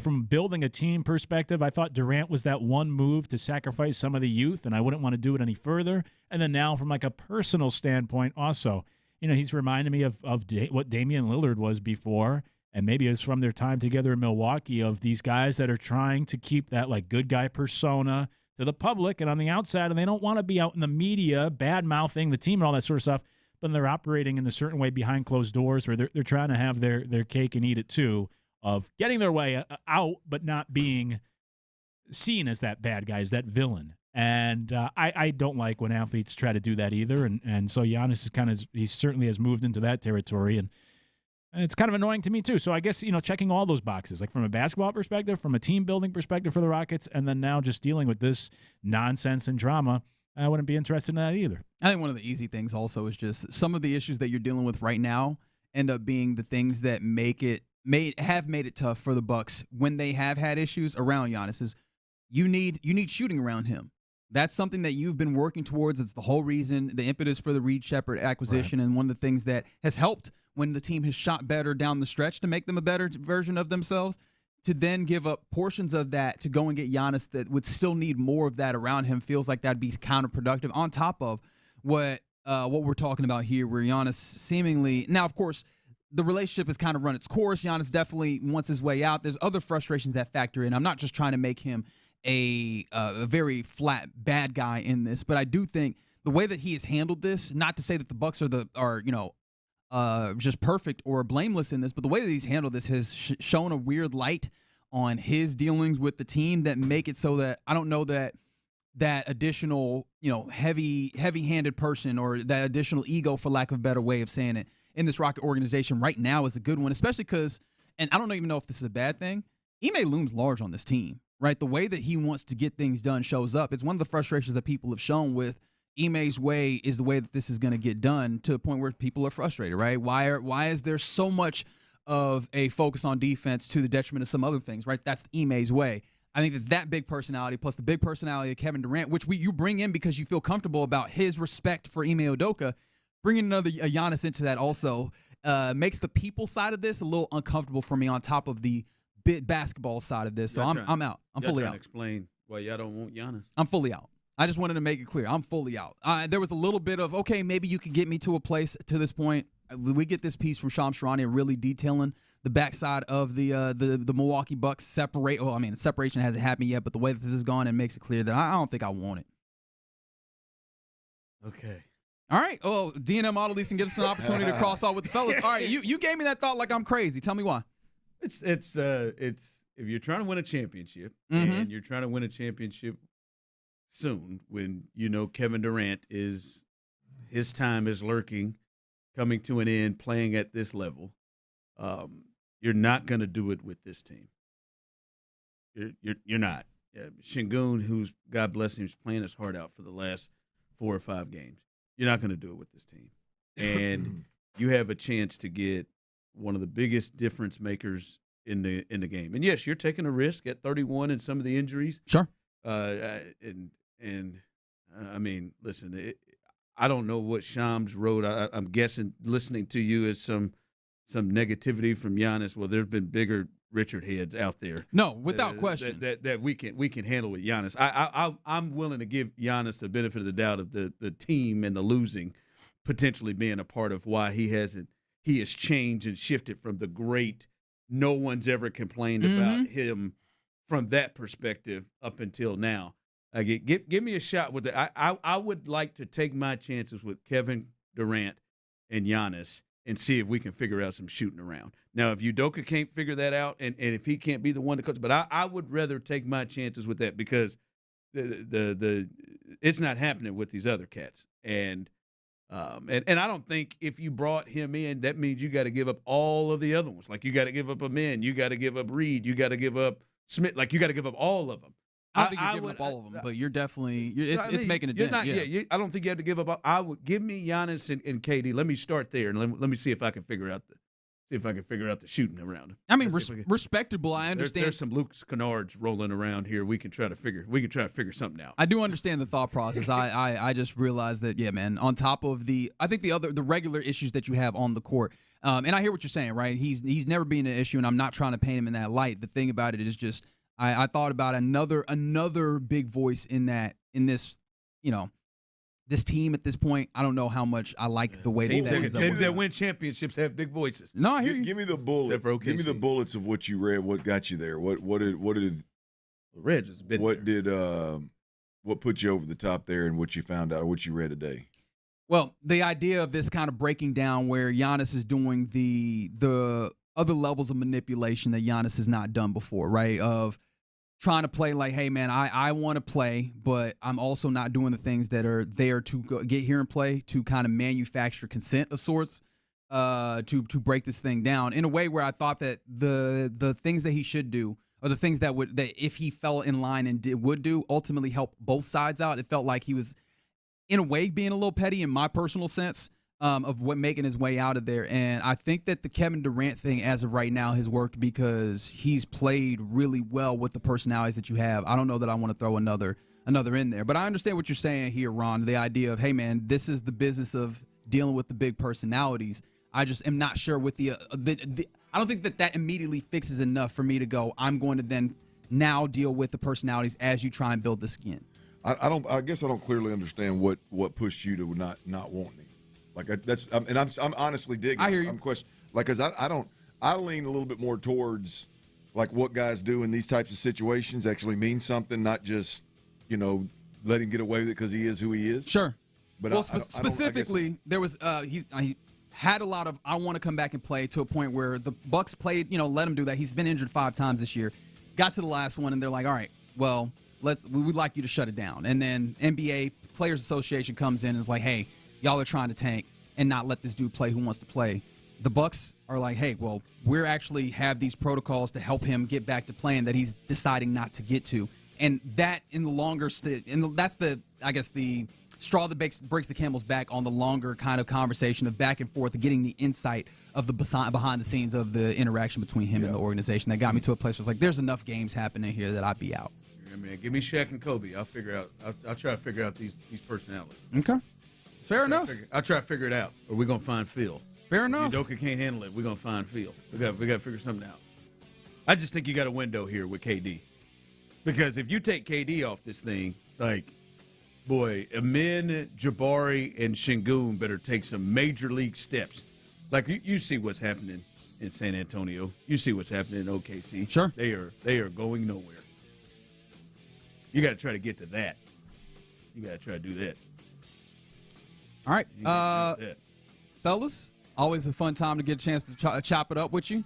Appreciation to D&M Auto Leasing for opportunity to crosstalk with them. Luke, appreciate you sitting in for the OG John Lopez. Hey, man, sorry about last night, man. I know that was a yeah, it's okay. Sorry, man. They played their asses off. They did. They hung in there. They had a shot. I thought they was going to get boat raced. Really? I did too. I thought they handled up really well. I feel like Michigan was just Michigan was in that situation where they kept trying to blow them out. Like they were hard up to trying to get a big. They kept trying to make the big play. They kept shooting just threes, just for no reason. Just kept trying to blow them out. Them jokers wouldn't go nowhere. Yeah. Hey, Michigan. They were top of the sport most of the year. So credit to them. And the Big Ten finally winning a championship. So it's such a loser response, but proud of the effort from UConn. Like, whatever. I came away. You should be. It was a good effort. I thought that was a 15-point game easy. That's what I thought coming in. They handled it up, and obviously Yaxel having the ankle injury. Some people talked about he wasn't able to play his particular game, but ultimately the game showed up the way that it should have, and it was entertaining for our purposes. Yeah. So, all right, appreciate you rocking with us, getting out of the way. You're listening to KLTAM, KLTFM, HD2 Houston, and Odyssey Sports Station, and right now, The Drive is live. That's right, The Drive is live, and we are live here on a Tuesday. Clint's in the building, Tyler's in the building. If you are on the Base Power text line, 713-572-4610. We appreciate you jumping on. Nipples are being shown. Dime-sized nipples are being shown if you're on YouTube. So, Joseph, you got that. Chris, you got that. Rocky, you got that. Back in there, Chief. Rob Torres, you got that. Still thinking about Ava Adams. Ooh, them ain't no dimes there, boy. Boy, I tell you what, them dimes you got look funny on that little chest, boy. You get some dimes on Ava, boy. It look like freckles. Text line coming through, not about your nipples. That's where Ron kind of loses me. The idea was for KD to fit here to enhance youngsters, not necessarily win one for KD. Since you've known me, since we've started working, what is a line and a motto that I live? New evidence? Well, when you get new evidence, it changes things. More evidence? More new evidence? You get that. I'm liable to say that. More new evidence. Yeah, you get that. Yeah, I'm with you.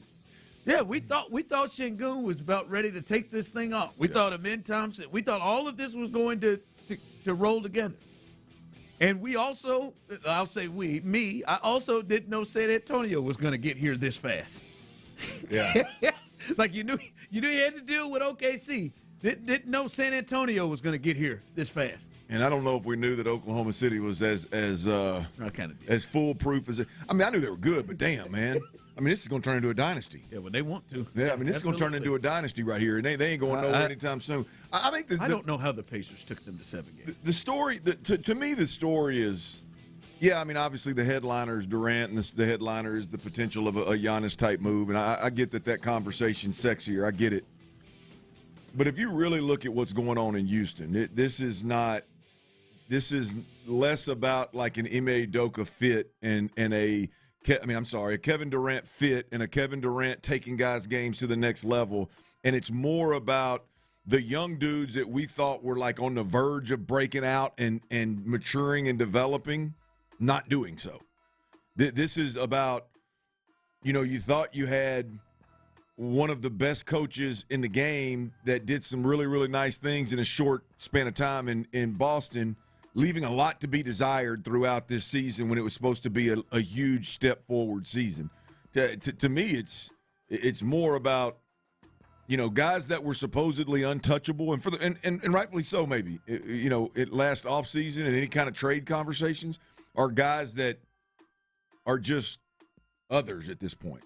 I mean, Şengün I think Şengün has shown some huge upside. Yeah, here of late. But I mean, you got guys that were thought to be untouchable that have not reached the untouchable play or reality, if you will. I think that in Houston, that's what's put us in a spot of where I think somebody like you or anybody would be like, yeah, ain't nobody untouchable. Yeah. Ain't nobody untouchable if Giannis is out there. Yeah, we got new evidence. I mean, if you'd have told me that KD was going to come this year and he was going to give you 26 a game on 52% shooting from the field, almost his 50, 90, 40, 41 from three, like what he does, like he was vintage KD, basically. If he's going to do that, then I'm thinking they're going to be right there with OKC. Mm-hmm. And they are not. Yeah, they're not. They are not because, and a lot of reasons, but Şengün is not the player that we thought he would be, and we thought he would get better with Kevin Durant out there. And he went through about a 2-month period that he was giving you 16 and 6, like routinely. Amen Thompson has seemed to be confused. And I think part of that is the Fred VanVleet injury and the things he had to do. But like this group just didn't gel and come together the way you thought it would. And then at the same time, you had those other powers just ride, past you. Yeah, take huge steps, yeah. Yeah. I mean, the old-ass Lakers got past you before. I mean, of all the guys that didn't get – LeBron's the one who didn't get hurt. The 41-year-old, he's the one that didn't get the soft tissue injury. Those other two did. But, I mean, like – it's take care of your body. It's it's like you're with the Timberwolves right now. You're closer to the Suns than you are the Thunder and the Spurs. And I think it's just, I mean, you got, as I said, man, you got new evidence. You got to. Well, that's a painful reality. You're closer to play-in than you are the top seed. Yeah, and not just in record, but also in just like eye test. Yeah. Like you look at it, but we'll see. We'll see what they do. All right, 713-572-4610. Those of you on the Base Power text line, YouTube and Twitch, join us as well. Last night, it looks like everything was rolling pretty good in Colorado last night. You got old Cody Bolton. Bolton came out there and gave you some good innings. Did pretty well. Even left the game. You're like, hey man, you get us into the 4th, 5th inning, baby. Woo! You take it. Got there, no runs. Got a couple runners on when he had to come out. Cool. All right. And Tyler started cussing out the next guy who came in. And what was it, Tyler? Basically the 5th inning from hell yesterday. Yeah, nightmares 5th inning. What the hell? Weiss, what the hell? What the hell? Weiss, Pena, what the hell? Yeah, Pena too. You're right. I was focused on Weiss, but Pena's got to pull his head out his ass. Yeah, the base, it's the second base. The hell happened? Like, I mean, that just got away from entering the inning, 3-0. Here we go. Here we are. All right, get off to a 3-0 lead. Right off the bat, baby. And Snowman. Right off the bat. Here we go. Altuve said, baby, I'm staying hot. Carlos said, I'm not leaving guys on base no more, baby. Let's go. 2,400 hits. Carlos, let's go. Then Weeze and the rest of them happened in the 5th inning. If you needed a reminder of what happened in the critical 5th inning, I mean, if you take that inning away, I mean, I'm telling you, the Astros running a landslide. If you take that inning away. Just take that one away. They scored 7 runs again yesterday and lost. They have scored 34 runs in the last 4 games against the A's and the Rockies, who I would assume, if not the bottom, but close to it, were picked to finish last in their divisions. Maybe the Angels were picked to finish last over the A's, but really not playoff contending teams. They've gone 1-3. In those 4 games, they have scored 34 runs. If you need a reminder, here is what happened in the 5th inning. That ball rocketed into right center field. That'll score 2 runs, and that'll be a 2 RBI hit for Julian. And it's now a 3-2 Astros lead. Son of a bitch. On the ground towards, Pena didn't get a very good read on that as it goes into left field for a base hit. That ball was not too far to Jeremy's left. I'm not sure if he slipped or misread it off the bat. That'll be an RBI single to tie the game for Goodman. No! This one right to Pena, and it hits the bag. What is going on this inning? That would have been an easy out to end the inning, and this one hits the bag and goes into the outfield for a Rockies 4-3 lead. That ball hit deep to center field. Myers on the move, still on the move, and he will try to reach out and can't make the play. 2 more runs scored for the Rockies. The throw gets past Pena, and Christian Walker will have to corral it on the infield. That'll be a 2 RBI triple, and this nightmare inning for the Astros continues. It's now a 6-3 Rockies lead. This ball is laced into right field. That'll be another run. It's a 7-run Rockies inning. It's now 7-3 Colorado. That one towards Pena, and he mishandles it. Wow. Yeah, that's all you can say. Pena wants to hide somewhere. He is not enjoying this inning. That's going to continue the inning. A sharply hit base hit to right in to score Castro. Castro scores his 2nd run of the inning, and the inning continues for the Rockies. It's now 8-3. Into left field, Loperfido has it lined up, and this will mercifully end the inning. 14 batters come to the plate, and the Rockies score 8 runs. Bistros ain't loyal. And he just kept thinking it was going to come to an end, and it just wouldn't.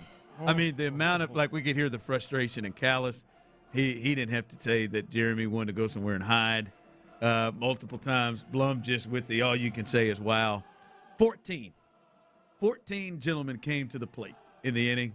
As you heard there, Castro, he scored multiple runs in the inning. Just absolutely got away. I had to reel Tyler in via text message. Tyler had thrown in the game and completely moved on to the national championship game. I told him it's just the fifth.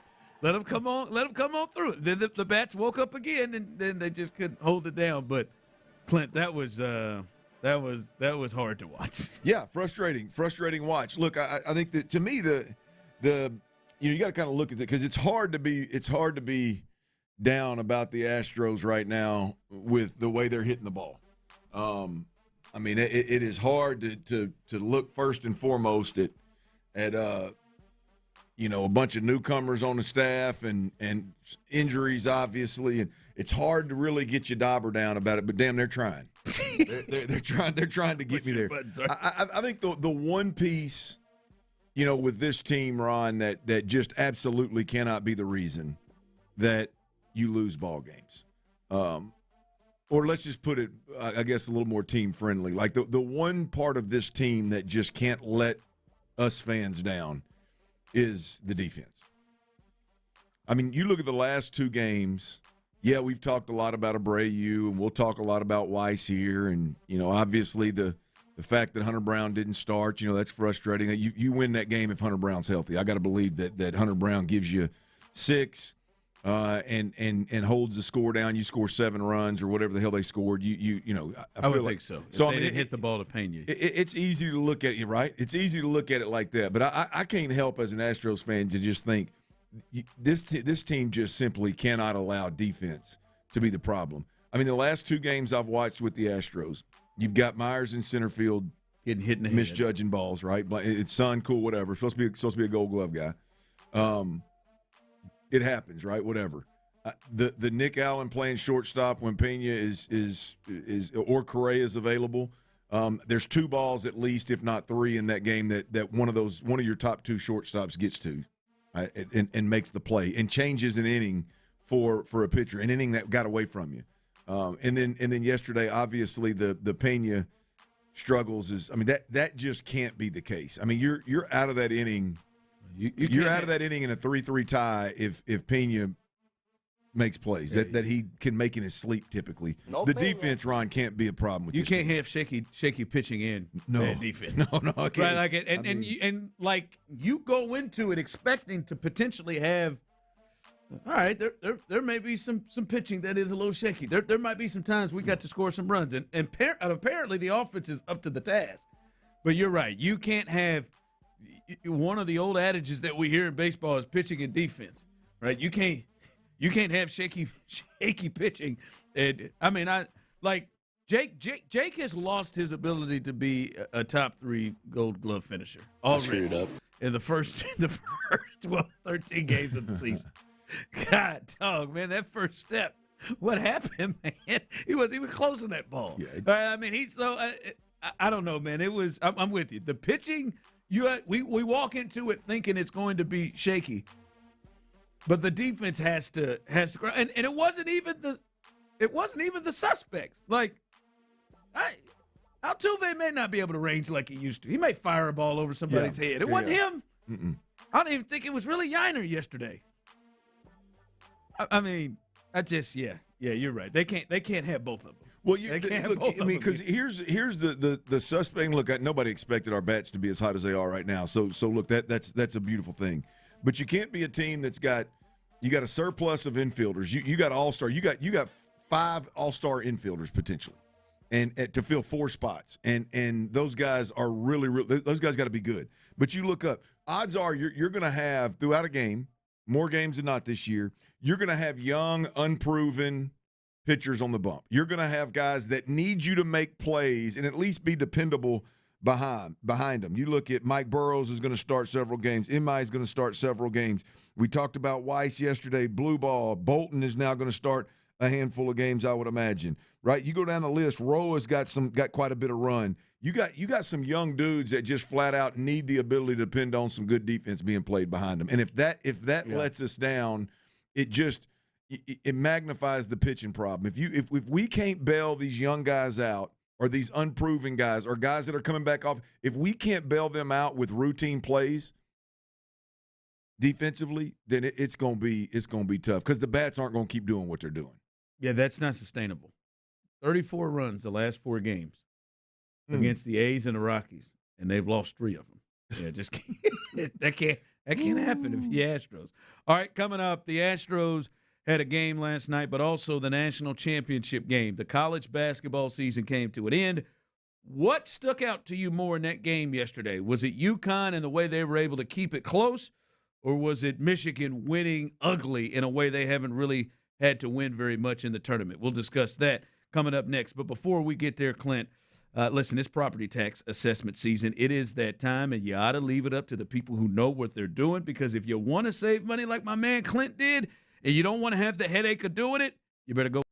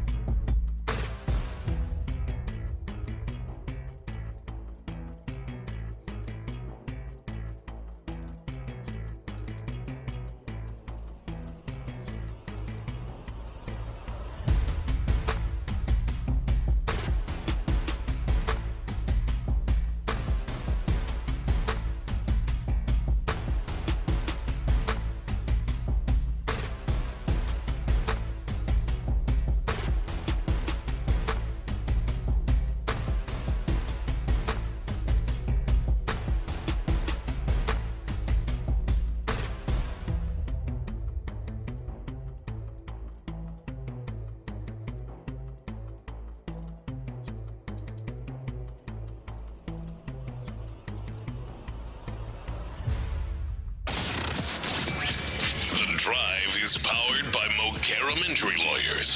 Heard in an accident? Call Mokaram Injury Lawyers at 281-222-2222. Sports Radio 610 presents The Drive with Stoerner and Hughley.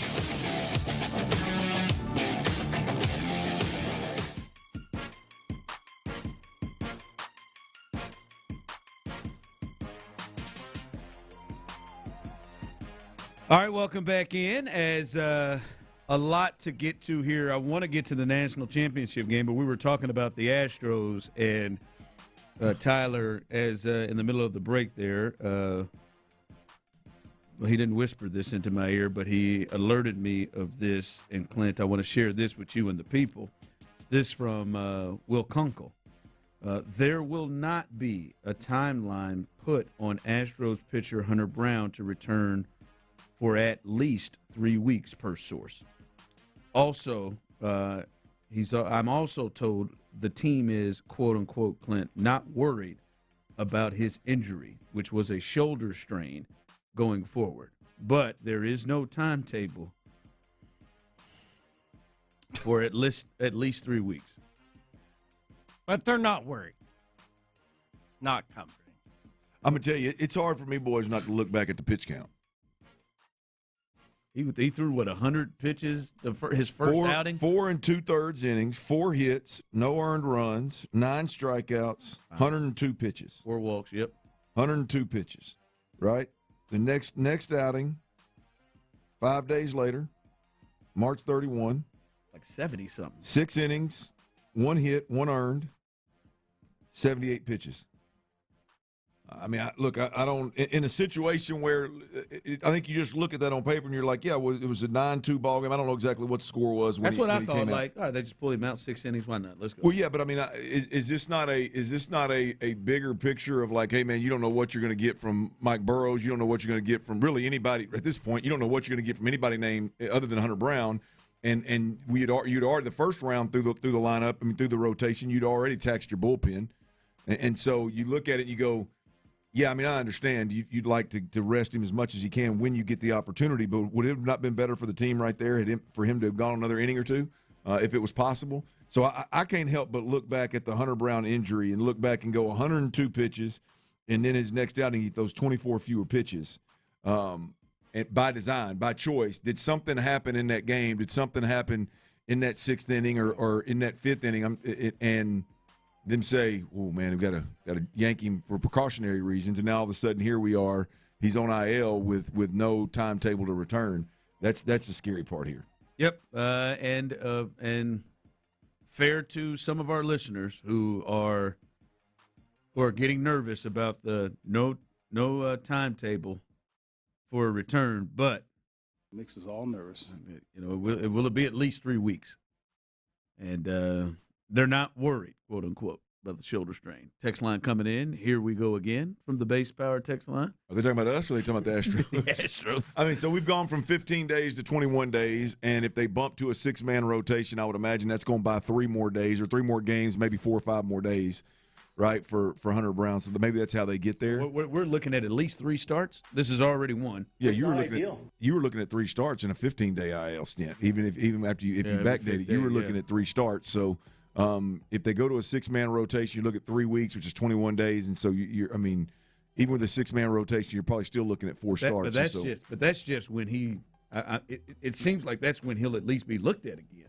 Like they're saying he won't be back for at least 3 weeks. Yeah, I mean, so here we are 2 weeks into the damn season, and you got Hunter Brown that's on the IL with some issues, and you've got Jeremy Pena who's load managing from jump, playing every other game. And you literally all the infielders you got some guy named Nick Allen getting run. So I'm trying to do the best I can. Nick Allen swung the bat pretty well. Yeah, he swung it as fast as hell too. He ran. He's one of the reasons you scored. 6 hits in that. Yeah, I mean, I'm not. That's not a knock on Nick. That's just simply. I mean, hell, you got 5 all-star infielders. Yeah, Paredes returned yesterday. It didn't play. The Paredes. Yeah, so it's I don't know, man. It's tad bit. That's interesting. Tad bit interesting, man. You get, we get him some at bats. You're right. Maybe the every other day thing for Jeremy Pena is probably not helping him out they're out there in the field. Well, no, I don't know. I don't know what the deal. I mean, it's the tip of a finger, isn't it? It's his throwing hand. It's not even his glove hand. Or it's his glove hand, isn't it? Anyway, point being is, I mean, we're 2 weeks into the season, and we've got two of our key players, our leadoff guy and our ace pitcher, and you don't have a hater back yet. Yep, Chandelier Rome on YouTube. It's a hell of a name, man. Is that really the name? I think it's a play on Chandler. Oh, Chandelier Rome. Chandelier Rome. This smells like the Tucker thing again. I don't know about that, guys. I mean, we're not going to give them a chance. We're not going to give the new guys a shot here. Nobody has bones as weak as that man's shins. I don't know, man.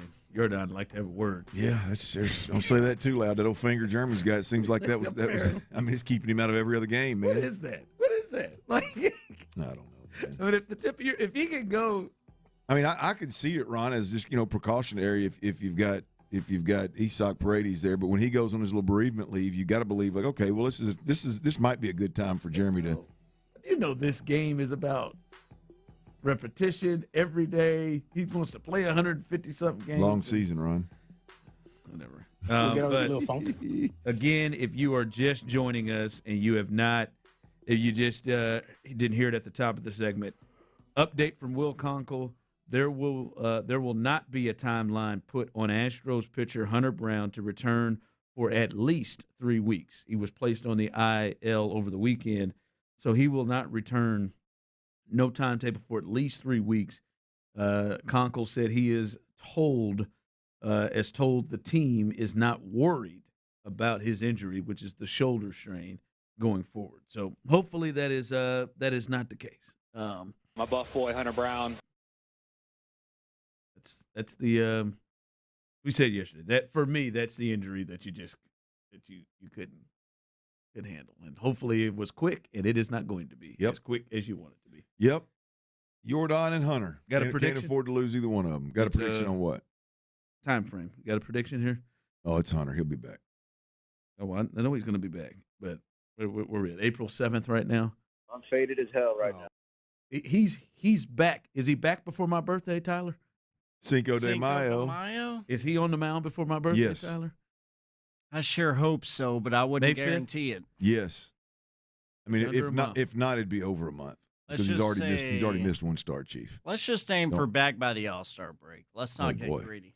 Boy, Tyler, come on, man. I mean, that'd be cool. That'd be cool if we had Fromber and JV from 5 years ago, and maybe even a late Greinke. We need that old Hunter Brown, Chief. He said the All-Star break. He's really being cautious. They said they're not worried. I hope he's back by then. This new training staff's probably like, let's take this slow now. We ain't messing this one up. Baby steps. They probably are. They probably ought to. Damn it, Roy! Of all the players, this couldn't have been Nick. It sucks to suck. It couldn't have been Christian Vasquez. The first one out that we got to deal. The first two we got to deal with. Hunter Brown and Josh Hader. Of all, God, no. Two names we brought up in our most important Astros conversation a few weeks ago. Lead off, ace, and closer. Can we stay with Fermel, maybe? Can we deal with one of these guys? Yeah. Coming up. Take Jake. Jake, I'll even you want to take a starter. We'll take Jake. Take Jake, man. Leave the rest of them alone, will you? So messed. Jake didn't have a chance. As soon as he took those steps back when that ball was hit to him straight away center field on Sunday, he did not have a chance. I screwed it up. And that ball just nailed his ass. Anyway, I will not relinquish that from my mind. All right, coming up, the national championship game. What was more impressive? We'll talk about that coming up next. Fielder's Choice Sports Construction, over 25 years of experience, over 600 fields built in and around our beautiful city of Houston. Fielder's Choice is the choice.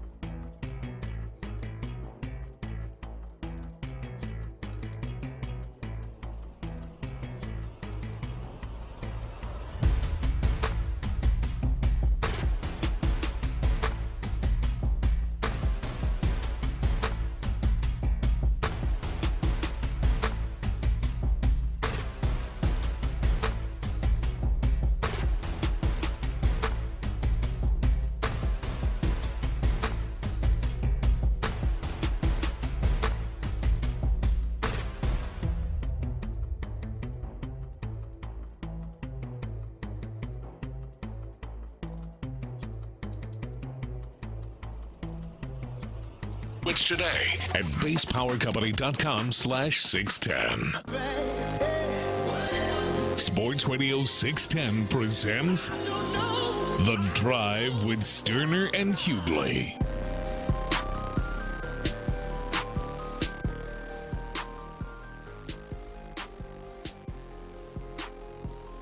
All right, welcome back into The Drive. Every time we talk about, try to talk about the national championship game, there's news that kind of breaks, and we just told you about Hunter Brown, and now there's some Texans news.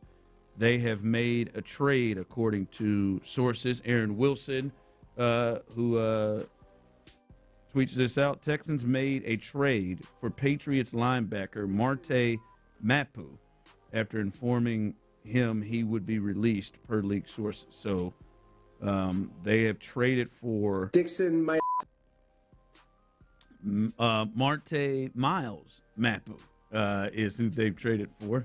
Not that person, 26 years old, and he was a Patriot, kind of like a tweener safety linebacker type player. So kind of maybe in that Jalen Petrie, maybe a little bigger range of things. 6'3", 225, 230 is where he is. So they are they add to that defense, boy. I'm telling you, man.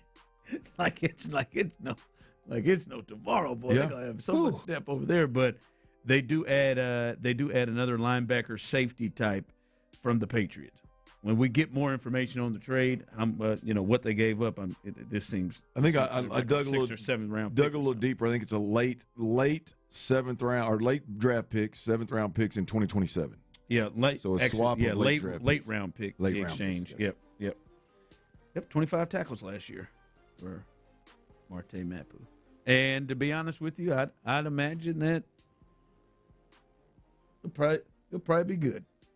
They'll probably find some use for him. DeMeco and Matt Burke and this crew, they generally bring in guys, and they generally don't suck. They generally come in here and play well. They identify guys that can help them and can do what it is that they need them to do, and they generally play well. Well, depth safety, depth nickel defender, depth linebacker. I mean, all of those, I think are probably positions that you need to address. And if you can address them, with a late round pick, swapping late round picks before a guy gets released, if you really like him, if you trust New England scout department, you like what Vrabel does from a program perspective, a culture perspective. I mean, if all of those boxes are checked, and it's all it's going to do is cost you a 7th round swap in 2027, then why not, right? If you like the guy, if you know a little bit about the guy, if you know he's going to fit to some degree your depth, if he's a great special teams player, why not, man? So, yeah, you got to – on these kind of moves, man, you got to trust DeMeco and Nick. They've done a hell of a job. Yeah.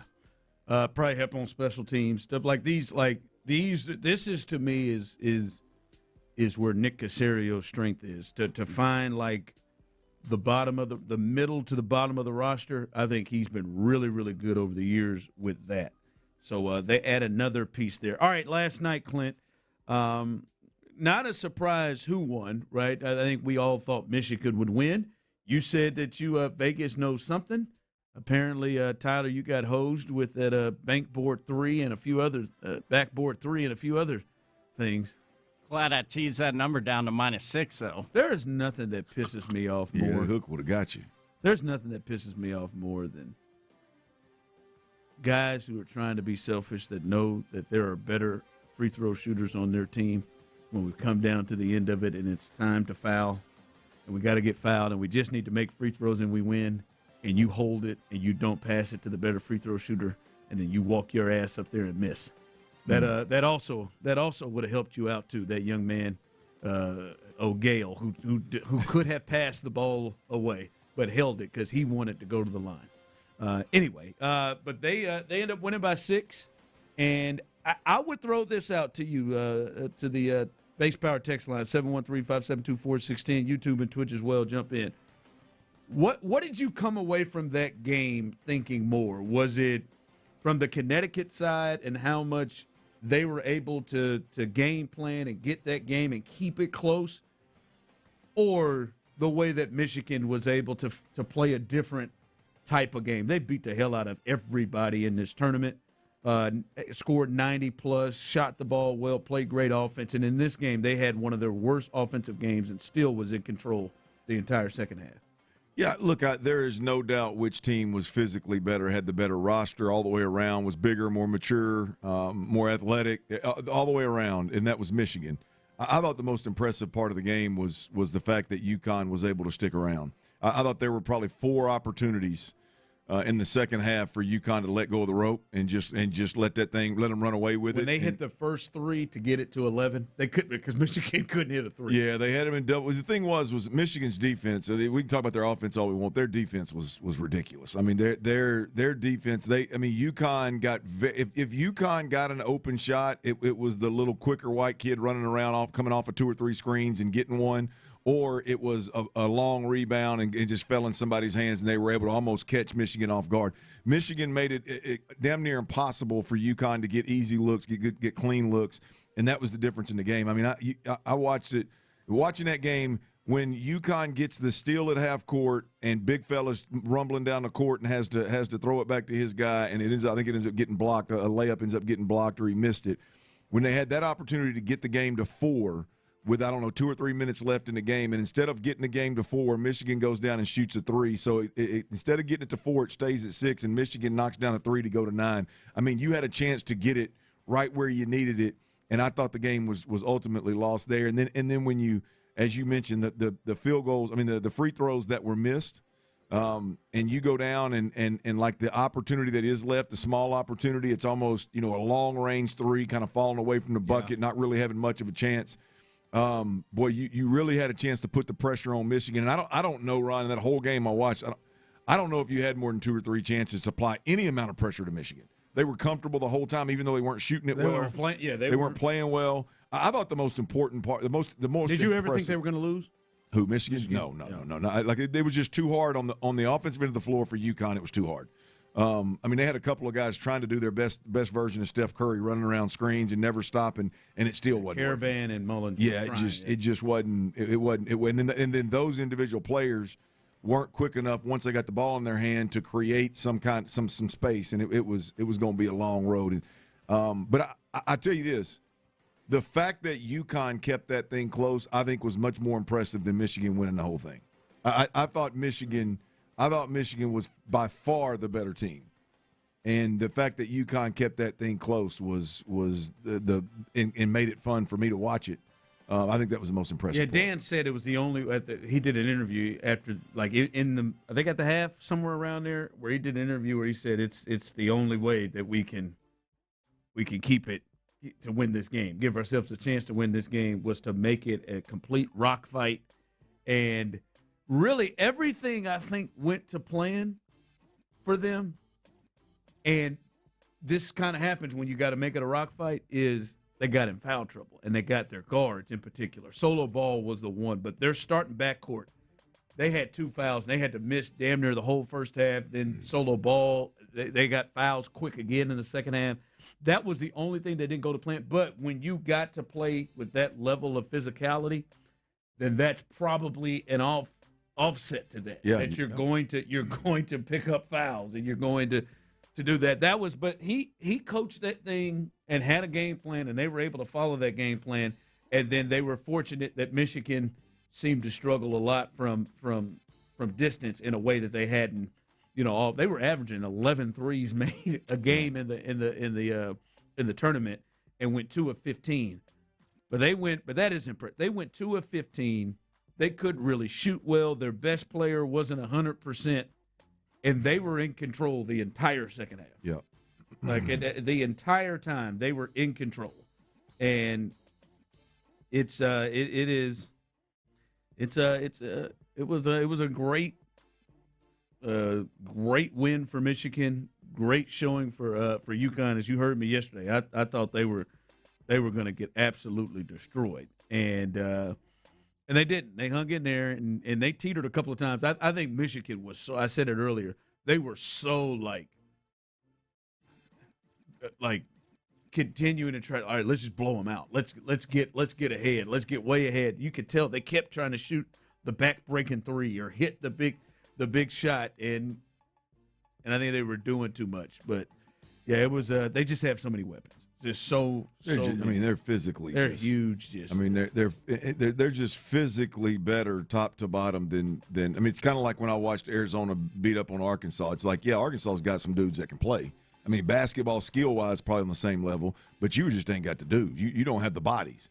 And you look at that game last night, and you look at, to be honest with you, look at the Michigan game against Arizona.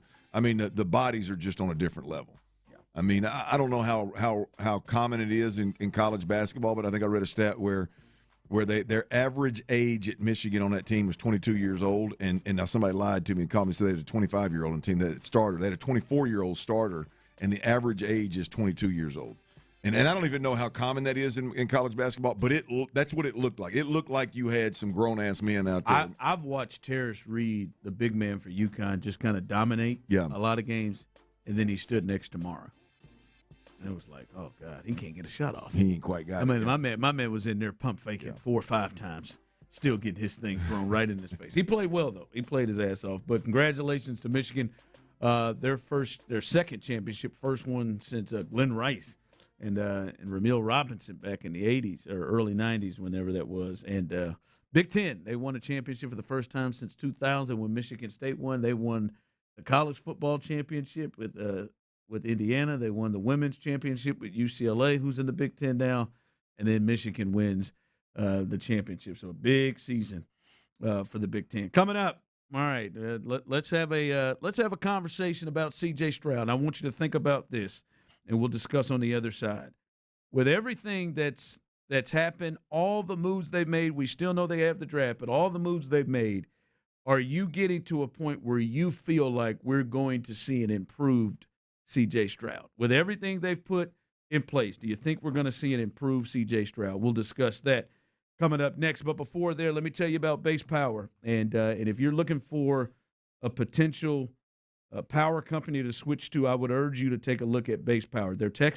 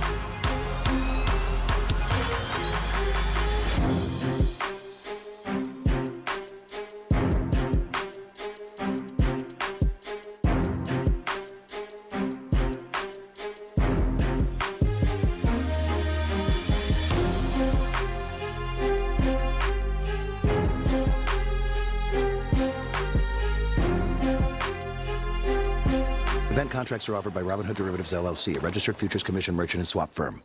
From the West Point Lincoln and West Point Lincoln of Sugar Land Studios, KILT FM HD2 Houston. On Odyssey Sports Station, the Texans play here. Is she from Big Sandy? No, she's not from Big Sandy. She's just... Sports Radio 610 presents The Drive with Stoerner and Hughley. That's Lovey thinking everybody's from Big Sandy. I just said, yeah, my mom told me to make sure I'm nice to you. She's a big fan of yours. Oh, is she from Big Sandy? You think? I mean, man, you'd know. I'd imagine that Lovey Smith would have known me if my mother was from Big Sandy. Well, I mean, look, I'm just saying, like, I don't everybody. know. I don't know how many people are in Big Sandy. I am just purely judging by what Big Sandy sounds like. That sounds like it's a place that if I was another black individual in media like this, that he would have who I am. How many people you think are in Big Sandy? I don't know. I'm gonna guess. About Big Sandy probably got about 27,000. 32,000. It's a guess. I don't know. It says Big Sandy is as of the 2020 census, the town's population was 1,231. Well, he would have definitely known. Where's it at? It's in East Texas somewhere. Where's it at? Where is that? Somewhere east of Longview. I get that. That's got Piney Woods written all over it. That's got Beast Texas written all over it, baby. EAST. There's a hot link That's definitely place East that I used Texas. to eat at way back Whereabouts? in the day. We're at far east. I mean, man, you just south of Texarkana over there. It looks like. And he ain't too far off Louisiana and Arkansas. He got some. He done crossed state lines. He done drug that thing across state lines a time or two. I guarantee you. Yeah. There is no way he would not have known me if I was from Big Sandy. One blinking red light that town. Yeah, no. Big Sandy. Is that Hughley? There's no way that he would not have known a Hughley. Well, let's be honest. There ain't no way he wouldn't have known Teresa. That Teresa's boy? Before getting to me. Hey, him and Teresa about the same age. Oh, he may have a couple years on Teresa. How old's Teresa? Hey, man, chill out, man. I'm just telling you, how old's Teresa? 68. Is she 68? Yeah. Oh. It's really about the 69. Yeah, they may have been classmates. How old do you think Lovey is? I don't think Lovey that old, is he? Oh, he's in his 70s, I bet. He's got kids older than you. I would bet he's close to it I don't if know. he's I bet not. he's got kids. No, you're old. You're right. I think you're in the right ballpark. 67. They'd have been classmates. Hey, 6'7". Hey, he'll be 68. He'd have been stepping up a weight class up over Teresa, one year older than him, man. I'm telling you, yeah, Teresa from Big Sandy, yeah, he'd known that. Your mama Teresa? That's what he said. Your mama Teresa? Your mama Teresa. Yeah, Hughley. What was her maiden name? Johnson. Your mom, Teresa Johnson? Yeah. Oh, I see it in your eyes, boy. I see it in your eyes. Yeah. Tell your mama I said hello now. Hey, he don't call her by her nickname. Her nickname growing up was Fee Baby. Fee Baby. You talking about Fee Baby Teresa? Fee Baby Johnson.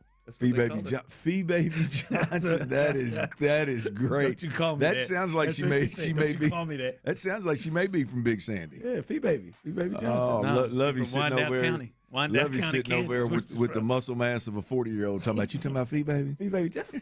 Is that Simple Fee as that. Baby Johnson your mama? Simple as that. Fee Baby. That is great. Yeah. Was her mom named Felicia or something? No. Where does Fee Baby come from? I don't know. She also used to kick kids' ass too. So they called her the Queen of Hawthorne. That was the street they lived on. She used to whoop people's ass. I could see Teresa. Teresa looked like one that would whoop ass or two now. Yep. You know, sometimes divorce is a good thing. I've seen it from experience. Felt it. You talking about Teresa whooping ass or divorce being a good thing? For her, both. Whooping ass and divorce. I tell you. Yeah, she. Well, I never forget that bastard Greg Johnson. Who was that? He got my ass beat one time. That was just whew. Not supposed to have people at the house while Teresa's not home. I don't know if y'all had that rule. I had that one. Can't have people over the house. We kind of had it timed what time Teresa would get back, so we'd be over the house just hanging out. And then as soon as we'd see around 4:50 come around, we just go out there to the front porch where I could hang out with her and just be sitting at the front porch. Nope, Teresa came home a little early that day. And we heard the garage come up and bam, try to run him back out to the porch real quick. Obviously, she drove past and saw there wasn't a soul on that porch. When she got inside, y'all were on the porch, huh? Mm-hmm. Yeah, man, she said, how y'all doing? Y'all been right here this whole time? Fee Baby ain't no fool. Y'all been right here the whole time? And I mean, we were 9 or 10. Yeah, Fee Baby was born that night, not last night. She like cornered Greg. And she got like in. She bullied your friend? She got to him. She said, Greg, I'm going to ask you this question. I want you to tell me the truth. She's already let me lie. She said, Greg, I want you to tell me the truth. Greg, were you in this house? And like she like shifted her body weight and stared Greg right in his eyes. And that bastard said, yes, ma'am, I was. Hey, see, honest kid. She said, thank you, Greg.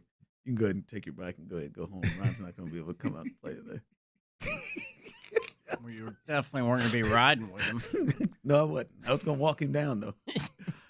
Ooh, wee, boy. Caught one. My God. Caught one that day. Try to tell you.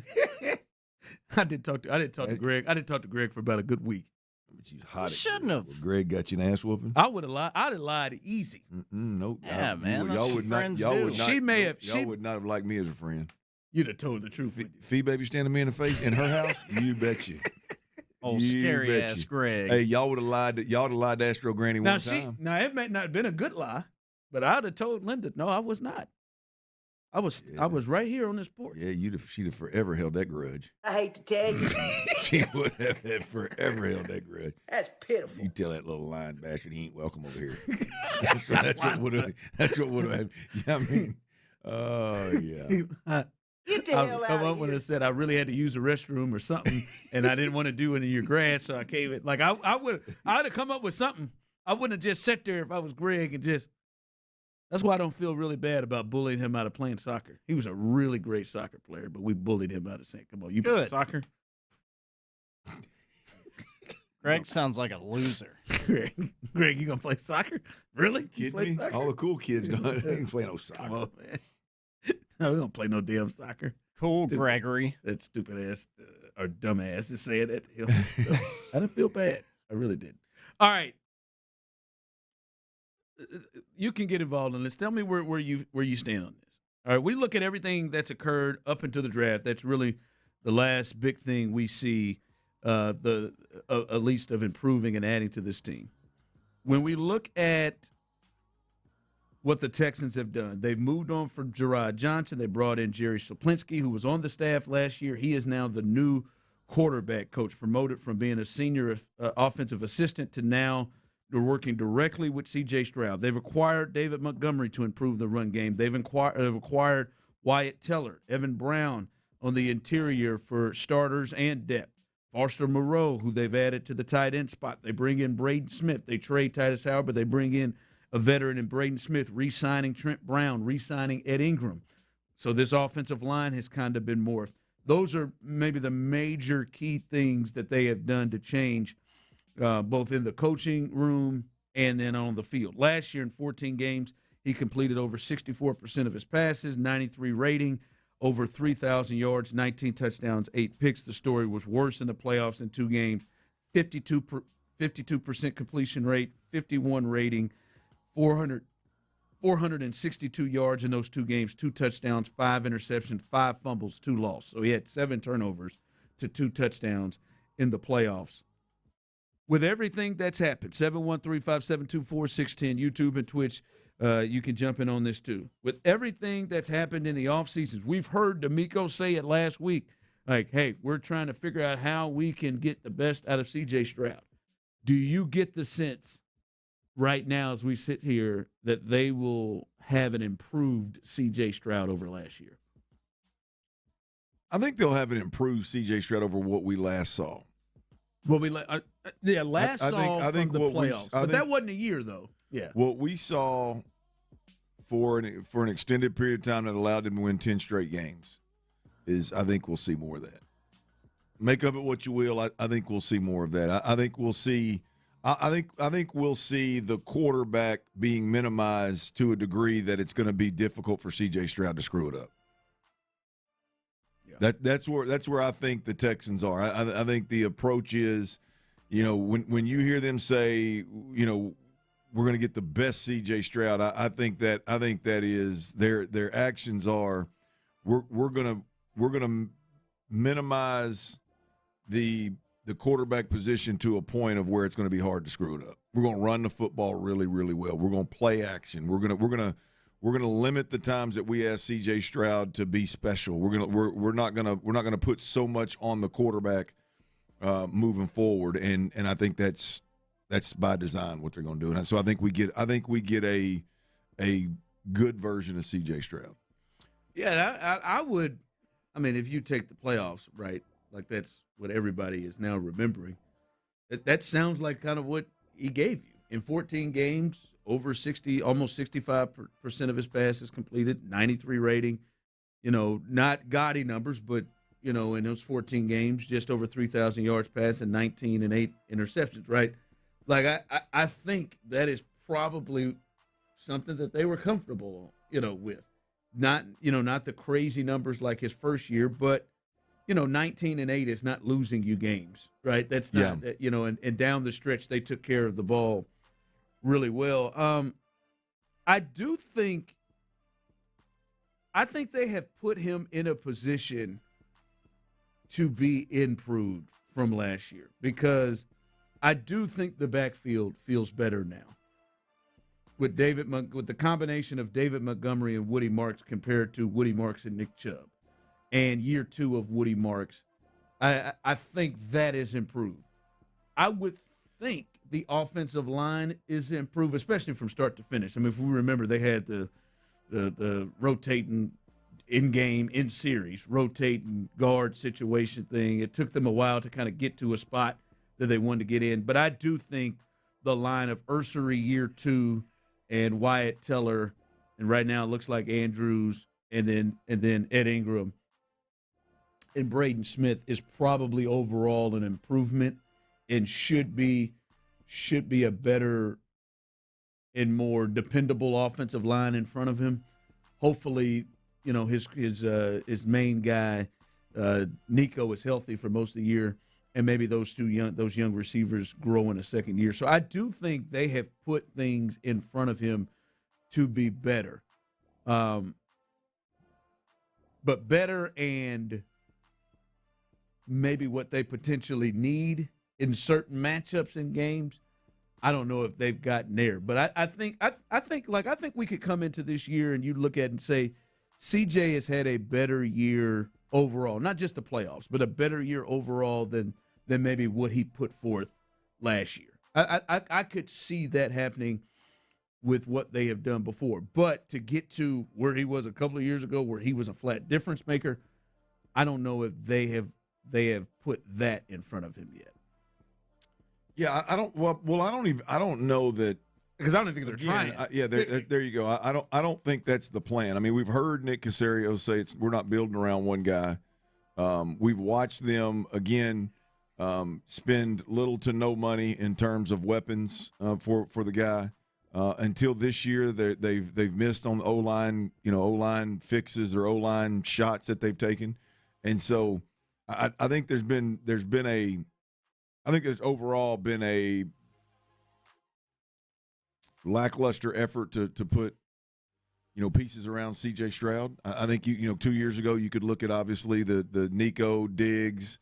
That one Tank you're thinking, Dale boy, year. they put something together to make because it you got even better. you had Joe Mixon and Diggs, and you end up firing your offensive coordinator. So that probably is not going to happen again. So we'll see. I think this is based on the pieces they're putting around him, based on everything that we hear coming out of the organization, and based on what we know about the offense. It seems like this is let's just get our quarterback to a spot where he doesn't make mistakes. Yeah. Text line coming through, base power text line coming through, as we said. With everything that's happened in the offseason, we've kind of gone through it, changing the coaching staff, guys they've acquired and brought in or re-signed. Do you think we're going to see it improve C.J. Stroud from last year? A couple of comments here. He may be improved but won't be good. The scheme sucks. The offensive coordinator sucks. Also from the text line, we will see a far better C.J. Stroud because we will see a far better run game, is what the texter says. And I do think that can help if they're able to use play action, and that's where he has thrived in the past. So I do. I think he'll be improved. Will he be good enough in a situation where you say he's going to go head up with Lamar in a big game? He's going to go head up with, those guys. And that I think that is I think that conversation, those types of conversations about C.J. Stroud they're very difficult for me to have. I mean, I think the legitimate conversation about C.J. Stroud has shifted from how does he stack up against the best in the league? Is he a guy that you can put the whole game on his back and he can lead you to victory? The game, to me, the conversation shifted from that to can he commit wholeheartedly to what Nick Caserio and Nick Caley want their quarterback to do? I think that, I mean, I know it's a drastic change in conversation, and it's hard to acknowledge that.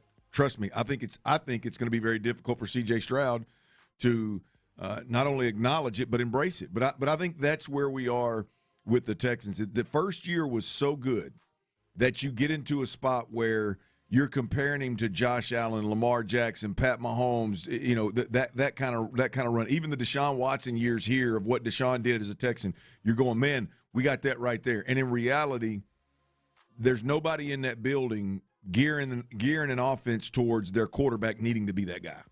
They're doing everything they can to keep. And this isn't even I don't even think this is a reaction to what the playoff debacle. They would do this even. Yeah. I think it was going to happen whether he had 7 turnovers in 2 games or not. I just think that's the new reality for C.J. Stroud. The Houston Texans are not in a position and aren't even trying to be in a position where they can field a quarterback, an offense where the quarterback can be in the same conversation with some of these top guys. All right, coming up, a little real or fake. It's Tuesday. I throw out a statement. You tell me if it's real or fake. We'll discuss and do that coming up next right here live on The Drive.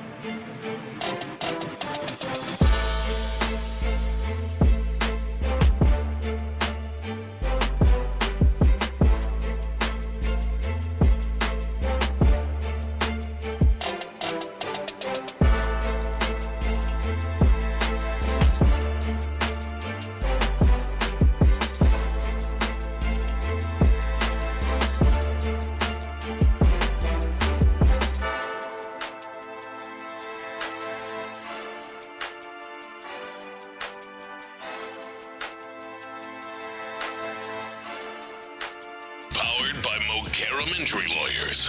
Heard in an accident? Call Mokaram Injury Lawyers at 281-222-2222. Sports Radio 610 presents The Drive with Stoerner and Hughley.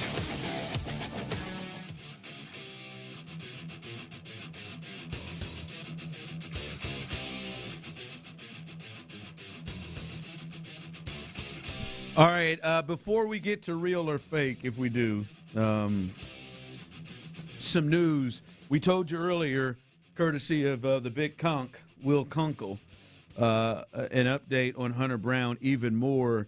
This is coming from the real Chandler Rome, not Chandler Nome, who is rolling around on our YouTube page, or what's it, Chandelier Rome? Chandelier Rome and Chandler Nome. And that other one. Imposters. This is the real Chan Rome.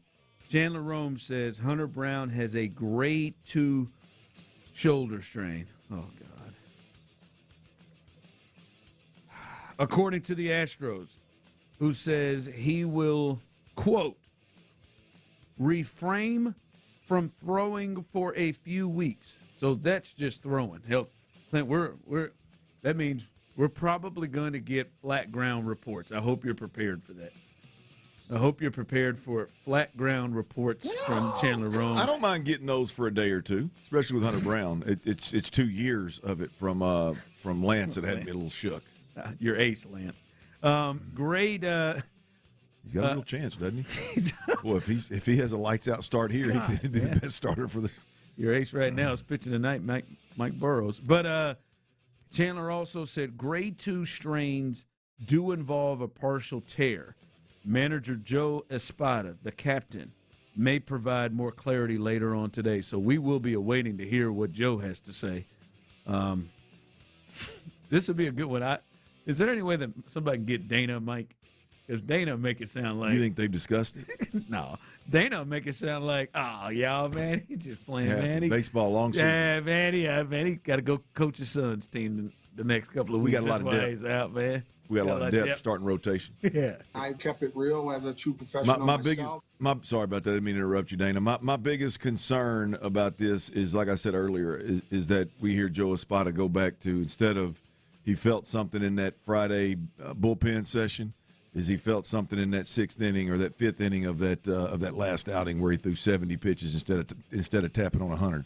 That's my biggest concern, is that it was actually something that was, when that 5th inning got away from him a little bit, when he had a chance to get out of that thing, and he ended up walking a batter, and then I think he gave up his first run of the season in that inning. I hope that they didn't pull him because of an injury. I hoped it was the score got out of hand, and they were just protecting him. But so my biggest fear is that it actually happened, and I guess it really doesn't matter at this point. It is what it is. But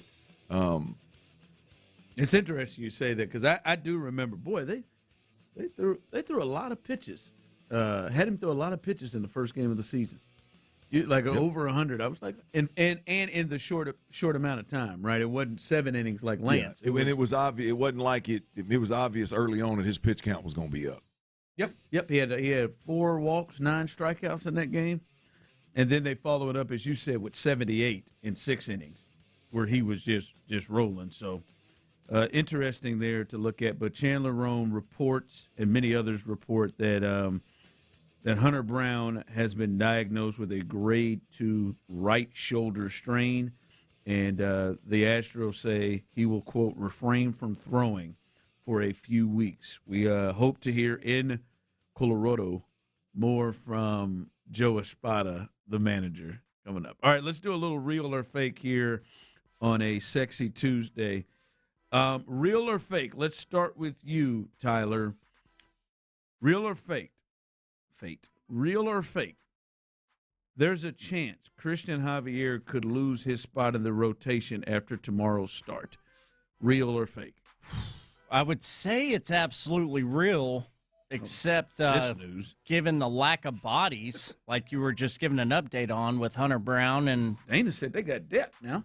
Yeah, and they really do to an extent, but I don't think it's anytime soon something like that would happen. Christian Javier can struggle for the next 2 or 3 starts, and I think he still gets those. But after that, maybe we talk. So I guess ultimately I'm going to say fake. Real or fake, Clint? Tomorrow, there's a chance that Christian Javier could lose his spot in the rotation. No, I don't think he loses it. I think you got to be. I think you got to be patient. That's fake, Ron. I think he's on thin ice. But the Hunter Brown injury, I think, saves his ass. I mean, I think you look at this thing that we've already seen a report that Spencer Arrigetti's going to start a game here for too long. And you saw Buddy start last night in the place of Hunter Brown, and it was respectable. I mean, it was better. It's much better than anything that Christian Javier has done. Yeah. Well, and so you've got you're adding 2 guys. Hunter's gone, and you're adding 2 more guys. And Spencer Arrigetti's got a little bit larger sample size, but you really don't know what you're going to get from him either. So I just don't know that now's the time to give up on the guy that you feel like is really, really done the most for the team over the last handful of years. I mean, he showed the most promise based off of a terrible start to a season. So I think that's fake. I think he lasts a little longer, and I think he deserves that. But I think the situation with Hunter Brown, I think, probably prolongs that, maybe gives him a little longer leash than you expect. I'm with you. I'm going to say fake, and it is really a lot to do with the Hunter Brown situation. And Tyler brings up an excellent point. I thought about just flat stealing it, but Tyler brings up an excellent point. He is your highest paid guy in the rotation, by the way, including Hunter Brown. And maybe he gets a little bit of because they did commit to him. I mean, God, this is not looking good for Jim to just start to committing to pitchers because they just start falling apart. He's going to start looking for Verlander soon. I mean, you think about it. Who has he paid that it's worked out? Montero's wheels came off. Christian Javier's come off. His closer, obviously, Lance has struggled. The closer's hurt. I mean, he paid. Verlander worked, right? Well, yeah. I mean, all them old heads worked, I think. I mean, to a certain degree. But I mean, Altuve's worked. Your position players. I mean, you can argue. I mean, even though obviously I'm not ever saying he shouldn't have done it, but the Yordan Alvarez thing in terms of how many games he's played has not been as friendly as you would hope that would have been. It seems like every time he breaks somebody off, even one of them conservative contracts, it seems like it bites him in the tail. And I mean, immediately bites him. Immediately gets his ass. But I mean, it's been hell at first base. I'm going to say fake just because of the Hunter Brown thing, but he should be. If Hunter Brown was healthy and rolling, and Spencer Arrigetti and Alexander are down there, like we can't just keep rolling here. A 1 strikeout, 5 walks, 2 strikeouts, 5 walks. Like we can't. I mean, he's got 3 Ks and 9 walks on the season. Like we can't do that. You're just. I think you said it yesterday. You're just not even giving us a chance. Well, this is not good. Somebody texted and said Brandon Backey is back in Galveston at a bar. Maybe he can pitch. Where is he? Backey is one of those that could probably get off the couch and give you an inning. Yeah, he probably could. Real or fake, Clint, we'll start with you. DeMeco Ryans, who attended Monday Night Raw, WWE's Monday Night Raw at the Toyota Center last night. He attended because he's a real wrestling fan and wanted to be there. Real or fake? Fake. Fake. I mean, 1,000% He had fake. the belt. 1,000% fake. Really? Absolutely. You think so, Tyler? Real or fake? He went there because he really wanted to, and he's a real wrestling fan. I'm really not sure. I know Casario's like the wrestling fanatic, but I could see DeMeco maybe being into it a little bit. I just think, obviously we do things to do stuff, but man, there's a lot going on for him to say, all right, man, I'm going to get up here and I'm going to get myself to the Toyota Center and I'm going to go and sit out here for 3 hours or however long he did on a Monday night with all the, I'm sure he's still watching film, doing stuff. Like maybe somebody pushed him to do it, but I mean, I don't know. Maybe he's got a kid that really. Well, it was clearly an appearance. I mean, Mark Henry was there. Who else was there? There was somebody else. Mark's there. from Silsbee. Yeah, but I don't think he lives in Austin now, so he came in. There was somebody else there. It was DeMeco, Mark, and then there were several others from the Texans there. Yeah. But I mean, yeah, I mean, it was clearly a. I wouldn't doubt if it wasn't a paid appearance. You think DeMeco was? I mean, what time are we getting up? I don't think Mark is getting up in Austin and driving or flying to Houston to do a solid for AEW. It's WWE. Oh, I'm sorry. Which he was a part of.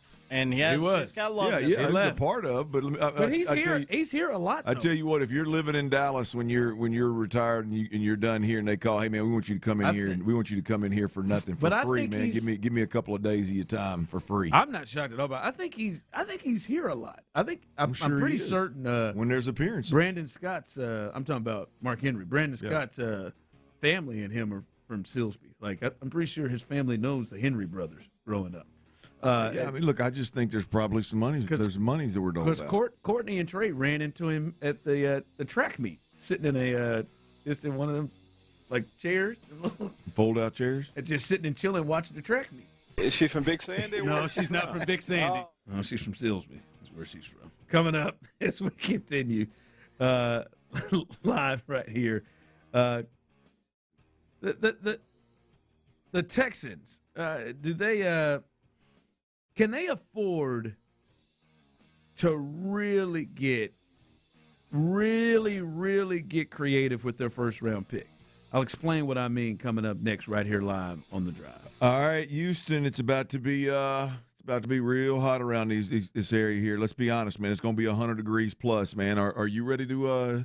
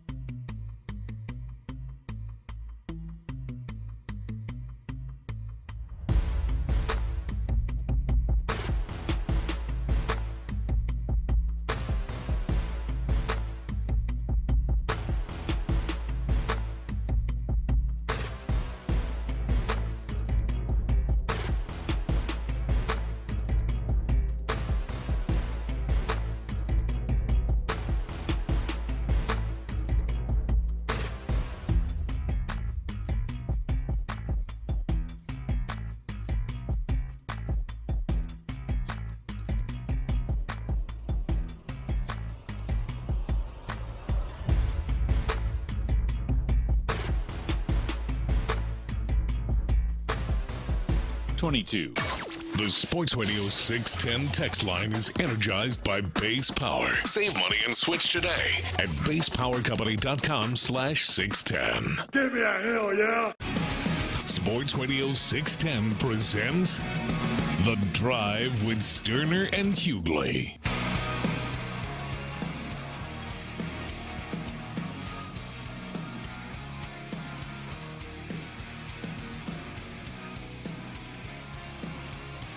Text line coming through. I watched Raw last night, and DeMeco did not want to be there. LOL. There's zero about wrestling that DeMeco would enjoy. I mean, the only time I've seen video of him, he was holding up the belt, looked pretty happy. It was a paid appearance, T. I think they all held the belt up. Yeah, but this person is saying like they saw him and it was visually obvious, like he didn't want to be there. I think he was miserable. Think in one hand. I think I don't know, man. I don't know. I really don't know. He seemed like he was a huge Junkyard Dog fan. I think he would get going for Ric Flair right now. I think so.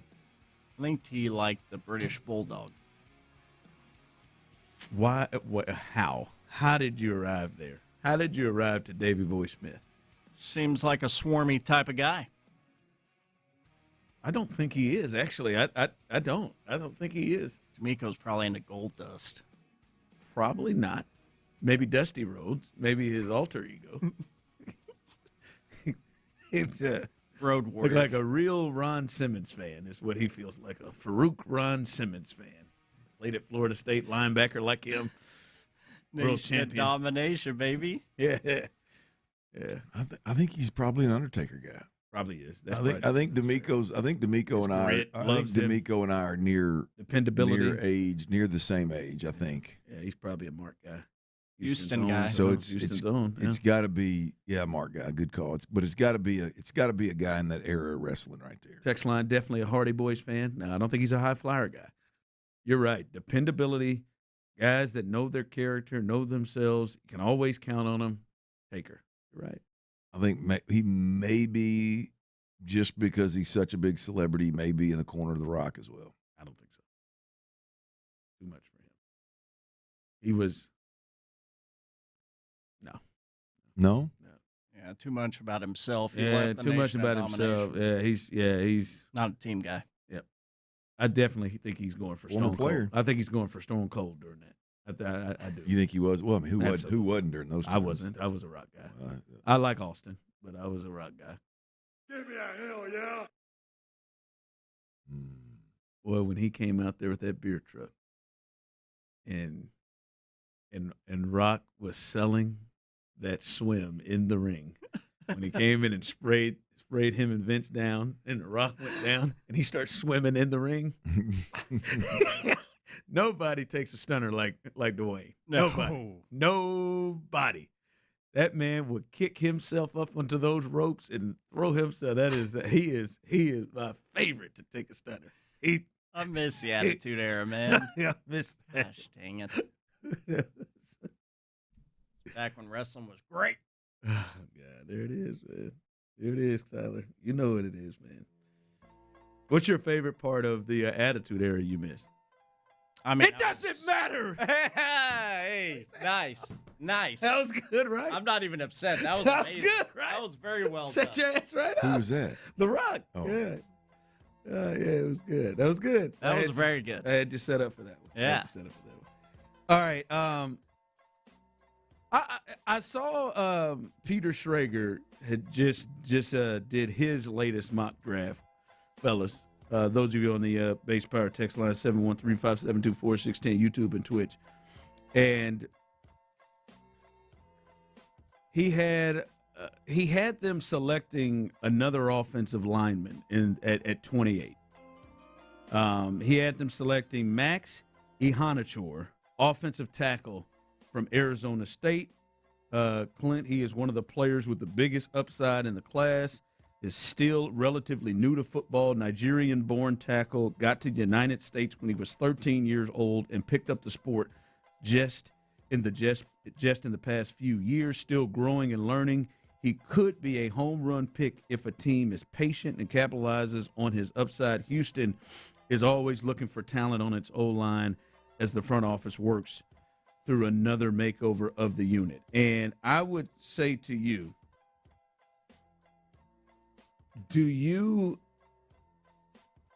think the Texans can afford right now the way they're set up and understanding what the goal is, right? We know the Raiders, they can afford to have a developmental pick. It looks like they want their game plan to be their starting quarterback, who they draft number 1, to sit on the bench for a little bit in Fernando Mendoza. And by the way, I'm going to get to Fernando Mendoza's ass in a little bit.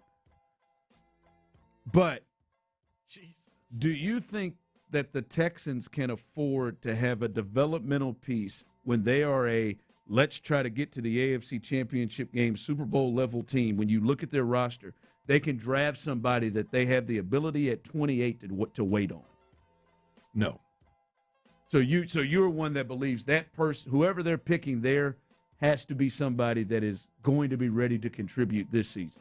To some degree, yeah. I mean, it's, you know, if this is the kid from Arizona State that I think it is, I mean, I wouldn't mind it because I'd like to see him in that 6th offensive lineman role. I think he would absolutely, absolutely So murder you could folks. find a way to. Well, yeah, I mean, to me, that's not. I mean, if you're gonna draft a guy and if your plan is to go heavy 6 offensive linemen like you were last year, to be the leading team in the NFL, to go 6 offensive linemen. In a sense of the percentage of snaps that you use that personnel, if you are going to commit to that, then that's not a developmental player. I mean, sure, he's a developmental player, but that's a guy that you got to plan for. And if that is the guy that I think it is, I mean, he would fit that type of role to an absolute T. So I don't want a developmental player that we don't see for 2 years. Yeah. You know, if I don't want to. But that would be good. That would be good enough for you, for the Texans, their top premium pick, 28, it would be good for them. For you, that would be enough if he's used in, I guess, like the Blake Fisher role from last year. That would be enough production. I wouldn't be mad at it. I wouldn't be mad at it. I don't prefer it, but I wouldn't be mad at it. Yeah. All right. Now look, I mean, there's layers of this question. I mean, I feel like Kenyon Green was a developmental player and that went south. I feel like Blake Fisher was a developmental player, and that went south. You know, I feel like Juice Scruggs, to a certain degree, maybe not physically, but definitely from a transition phase, was a developmental player, and that went south. So I don't know how much I want that to happen again, but yeah, I could make sense of a guy that fills a role currently right now, one of the more critical roles, relatively speaking, if that's who they really want to be. And then you develop him as an interior offensive lineman moving forward. Yeah, I could see that. That's interesting because I'm sitting there, I'm thinking to myself, all right, they got a first-round pick. Is this roster set up and this team set up well enough that they could bypass having something else, but bring in a guy that they hope starts down the line, but it is a 6 offensive lineman? Like, is that roster, is it good enough? Are they set everywhere enough to where they can do that with their most premium pick?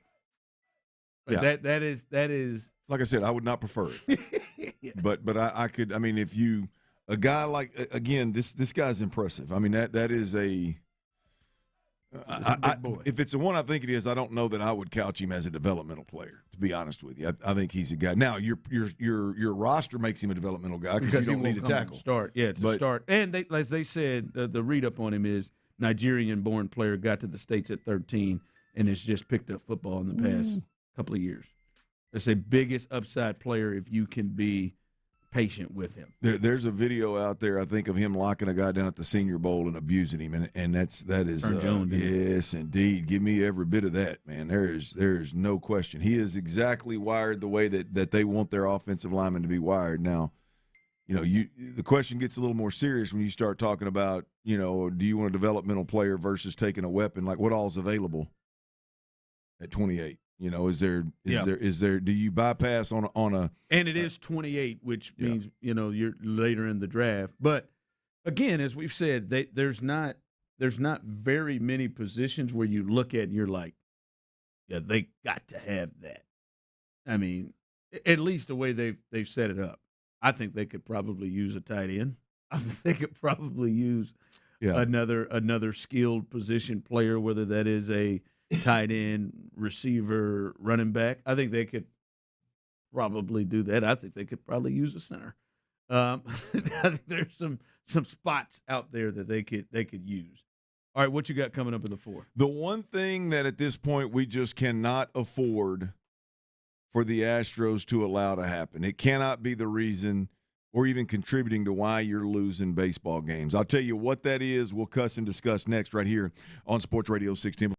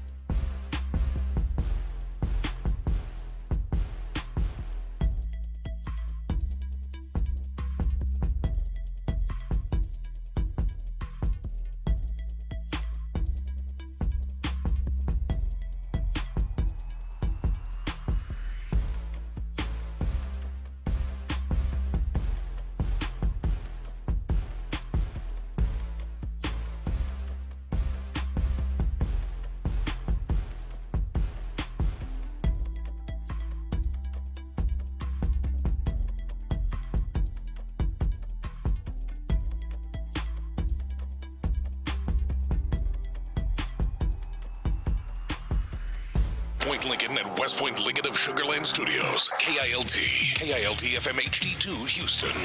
On Odyssey Sports Station. The Texans play here. For whatever reason, Clint, you just have this swag about you, brother. There is just something there that any person of any color, of any demographic, of anything can relate to.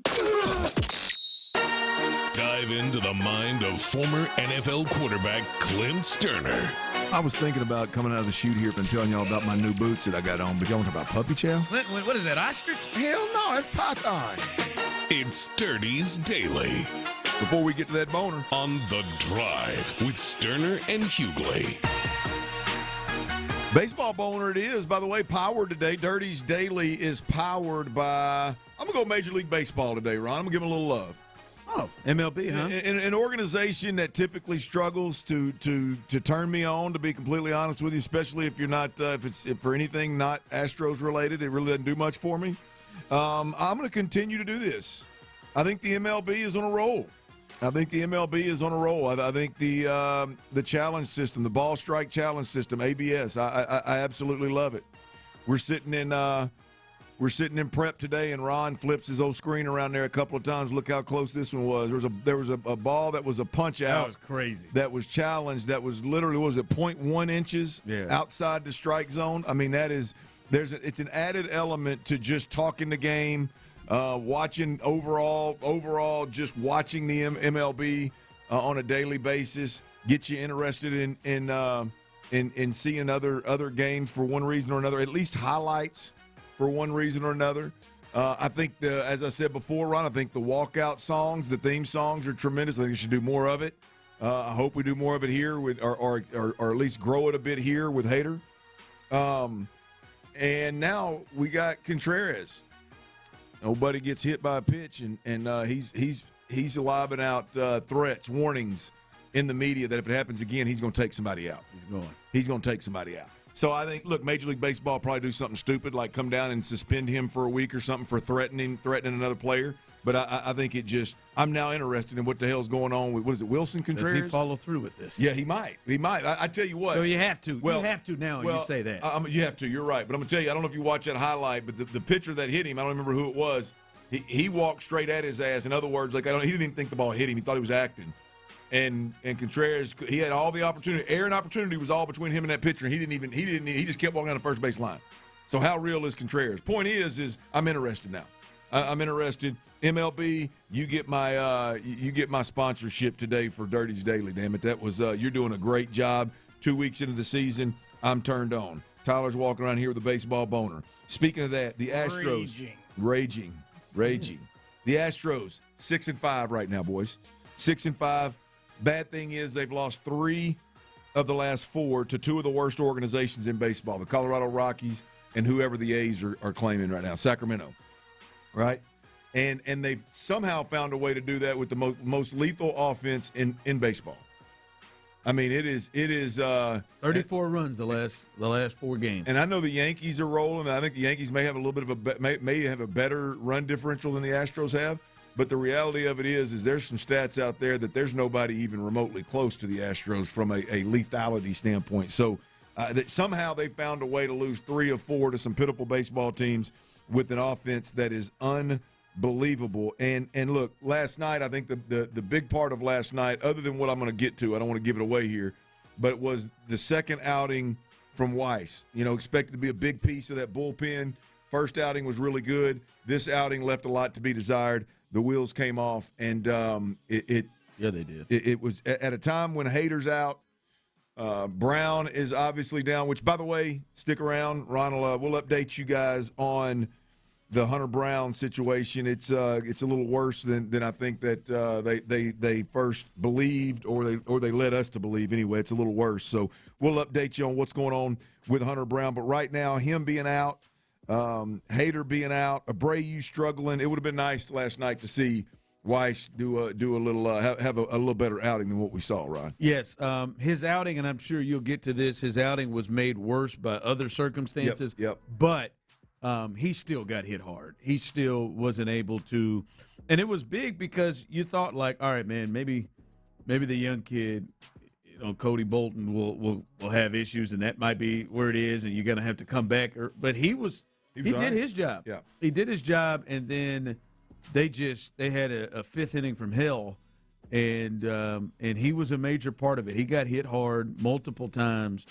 by multiple batters to go along with the other things that hurt them in that inning. Well, Ron, that brings me to this, and you mentioned it. The one thing that the Astros can't afford to be the part that lets the team down, or hell, lets me down as a fan.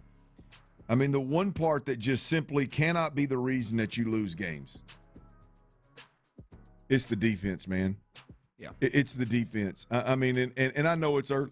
I'm not going to panic over this thing, but we've already seen too much Nick Allen at shortstop. Sorry, Nick. I mean, we got 5 all-star infielders. We got a surplus of infielders, and somehow Nick's messed around and got 2-3 starts. Right? That can't be the case. When Pena's been out there yesterday, I mean, as Weiss got hit hard, but he should have got out of that inning, Ron. I mean, Jeremy Pena either misplaying balls or just flat out having errors. That just can't be the reason that we lose ball games. I mean, you look at Jake Myers in center field. Like, what we can get into whether Jake Myers can just simply afford to be this guy at this point in time with Bryce being able to play center field. But I mean, that's what you do. That's it. That's it, Ron. That's what he does. He's supposed to be Gold Glove. That's what kept the Astros hanging on to him getting opportunities. I mean, it can't be any parts of the defense, but it damn sure can't be Jeremy Pena, your middle infielders, and your center fielder. Defense cannot be the reason at all, but definitely given what's going on with the Astros right now, defense can't be the reason that these guys can't get out of innings. No. Yeah, the pitching, we all know, especially now with the latest with Hunter Brown. We'll update you that here throughout the rest of the show. But we know the pitching is probably going to be shaky, right? Like Hunter Brown's on the IL. You got a lot of guys that,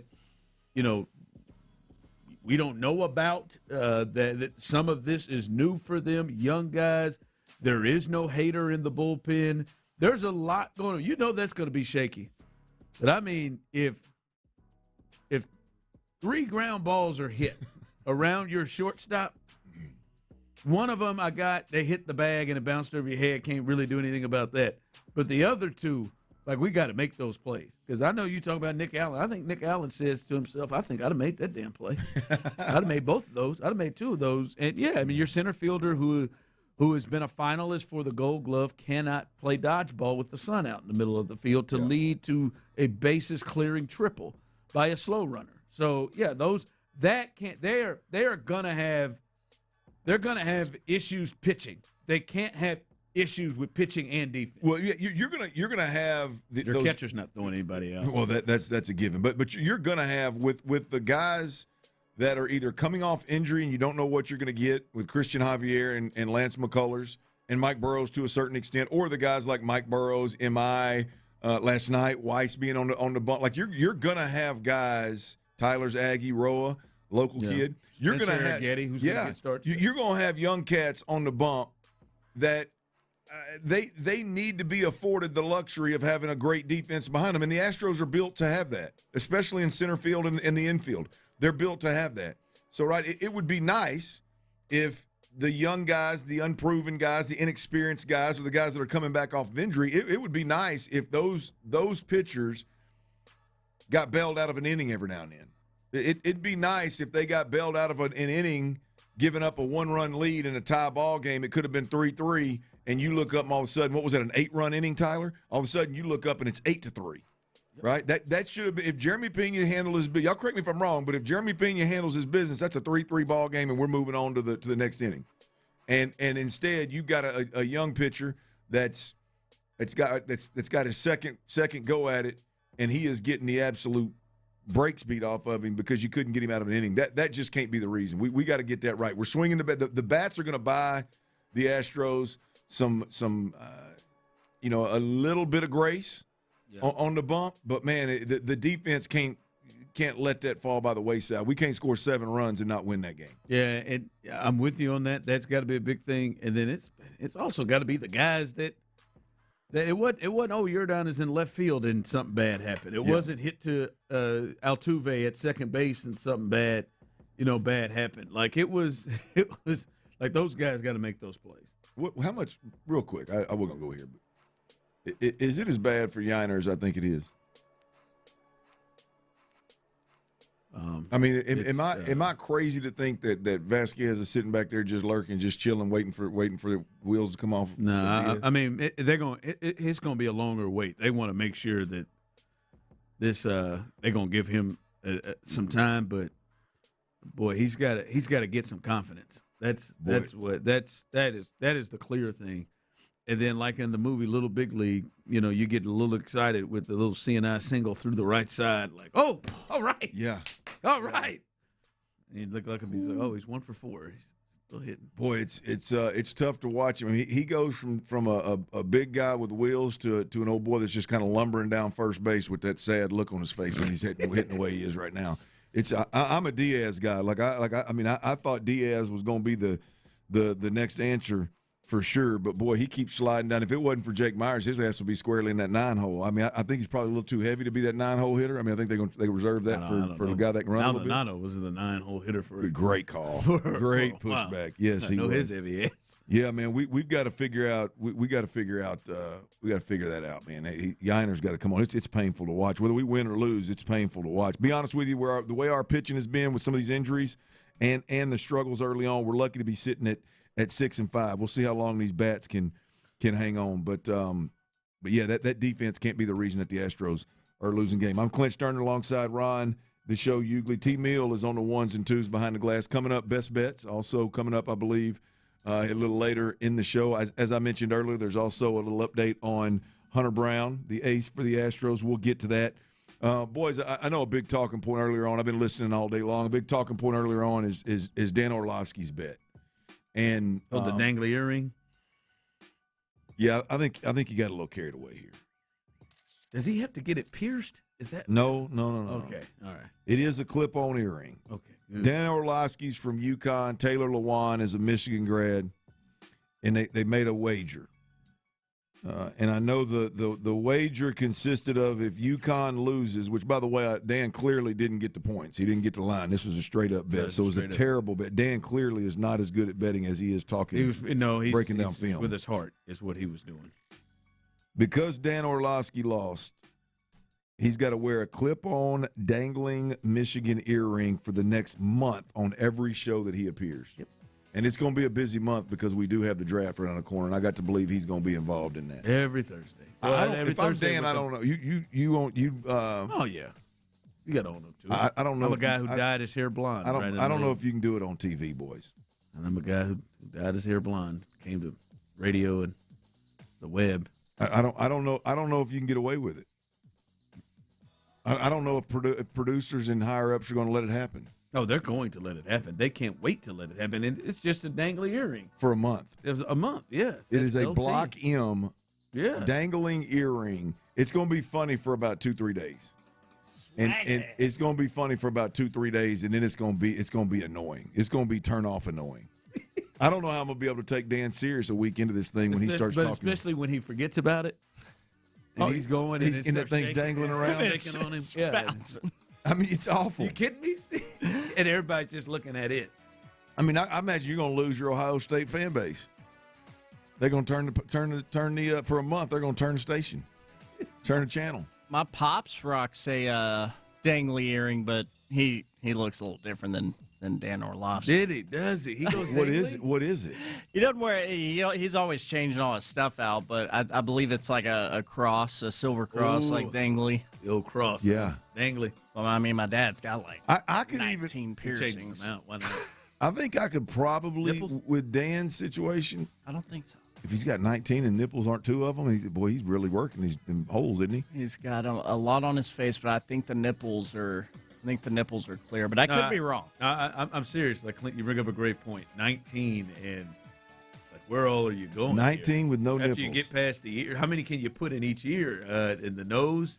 We're going Prince Albert. What are we doing here? I'm not going to ask the obvious question because I'm assuming you don't know. That's what I said. Prince Albert. Is that what that is? Prince Albert's got one? No, Prince Albert is what they call the one I believe you're honing in. That'd be terrible. That'd be terrible. God. But back to Dan's earring. It is not a piercing. It's a magnetic ear. Clip-on earring. You can't make me put a hole in my ear. I could probably do the block in if it was a normal earring, not a hole, but just a clip on like on the ear where you wouldn't. The dangling thing is going to be completely distracting. I want it low. I mean, I want it hitting his neck. I want that thing. I feel like the clip-on aspect makes it worse almost. Hey, somebody earlier said, I think it was Reggie. I think Dan could pull off. I mean, Dan is the lead. Like you could pick every male on sports TV. Dan would be the last guy that could pull off an earring. I got one worse, Rex Ryan. He's nuts. His personality, what he would do. I mean, it wouldn't surprise me if Rex didn't show up with 2 dangly earrings. Why not, man? I bet his nipples are pierced. Rex said it. Maybe dangly is hard for many people to pull off. I'm talking about any earring. I think he could pull off a pair of studs. You're crazy. He has some diamond studs right there. I think Dan can pull it off. Dan square as they come, man. Dan ain't got. He may be square, but he can get a suit together and get them ear to get a double stud. Yeah. It depends on the length of the dangle. I don't think the dangle. I don't think very many people pulling that off. That's just LT and both of them, LaDainian Tomlinson and Lawrence Taylor. Lawrence Taylor pulled that joint off strong. I think Barry Bonds also did it. Oh yeah, Barry Bonds. He did. Barry was a dangler. Dion for a while. Probably. Yes. Why not? Yes. He gave it a Prime shot. did, absolutely. Hammer, MC Hammer, probably was a dangler. Golly. Who else had dangling earrings? Who's doing it today? MJ rocks one now in retirement. I mean, it was always It's the not hoop. dangly, though. Yeah, he's a hooper. I've seen him sometimes with the dangly, but yeah, it's still the hoop, the trademark. I don't know if we've got any dangly earrings. LT or Barry? Who did it better? Which LT? Because I think LaDainian had a like. That's not. He's not even. I think he had a dangler. Yeah, no disrespect, but that's not. I think Bobby Bonilla had a dangler, if I remember right. He did. Absolutely, he did. And he gets $1 million every year. Our guy Klay Thompson, Santiago, who we miss dearly, he rocks a dangle every once in a while. Does he? Megan's put a stop to that. Oh, is that his girlfriend's name? You said Klay Thompson? A.K.A. Chris Santiago. Sorry, that guy. Yeah. I was thinking Former Megan Thee Stallion producer put a of stop Area to that. 45. Yeah, He did used to wear a dangler. That's right. It looked good. I don't think I ever remember. Yeah, he was 2 buttons down with the dangler. Yeah. I can see it, but I don't know if I ever did see it. Somebody said Clint's teammates Emmett and Irvin used to wear danglers. I don't remember that. Mike Irvin may have. I don't remember. Emmett was feeling real good on the front row of that damn Mavericks game on Sunday. I tell you that. Who was? Emmett. Emmett was out there? He went over there and talked to everybody. That was well before my time when they were doing that. By the time I got there, Mike was gone and Emmett was wearing the stud. Good call. Odell is definitely. Oh, yeah. He's had a dangler. He's had a dangler in his time. Always. All right, coming up, we'll give you, as Clint was talking about, that update on Hunter Brown to show you where he is. It's a little worse than what we heard yesterday. We'll give you that update. And Fernando Mendoza, who looks like he's going to be the #1 pick to the Raiders, I really don't love a decision he's made. We'll discuss that coming up next. All right, the Hunter Brown report.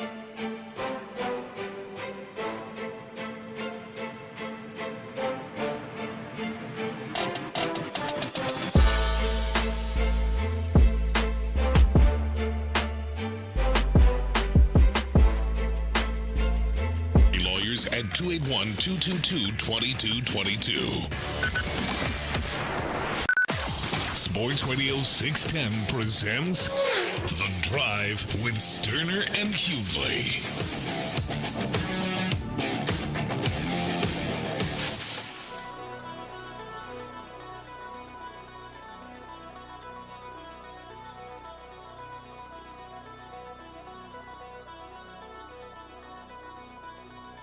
All right, welcome back here to The Drive.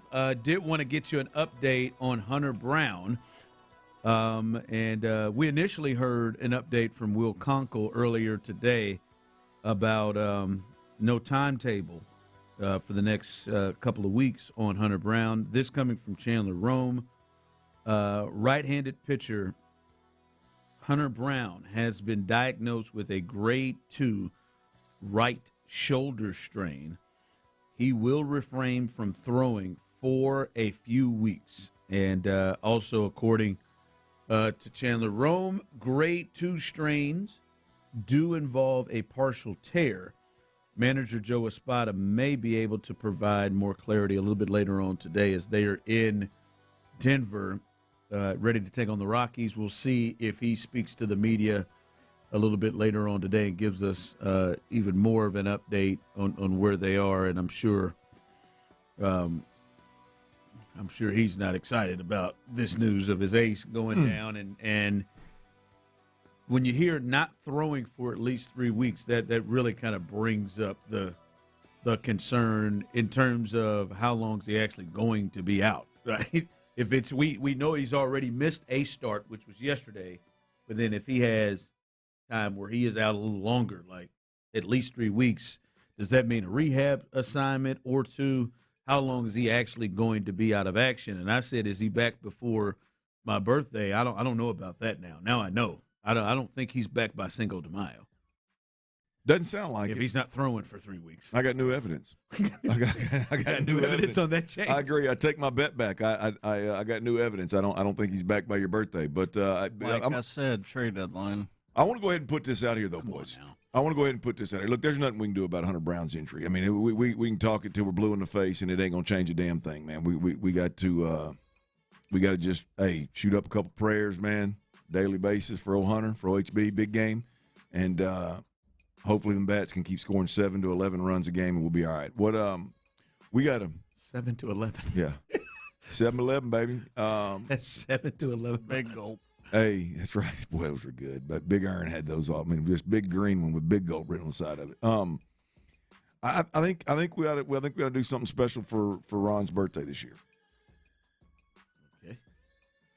Love it. I mean, we can't have a Cinco de Mayo birthday every year, by the way. Just get trashed. And I think there's been one time when we hit a highly. High. I mean, it was highly recommended by John Lopez. It was. Food was good. It was tremendous. They had dancing horses out in the parking lot. I mean, that was a good decision.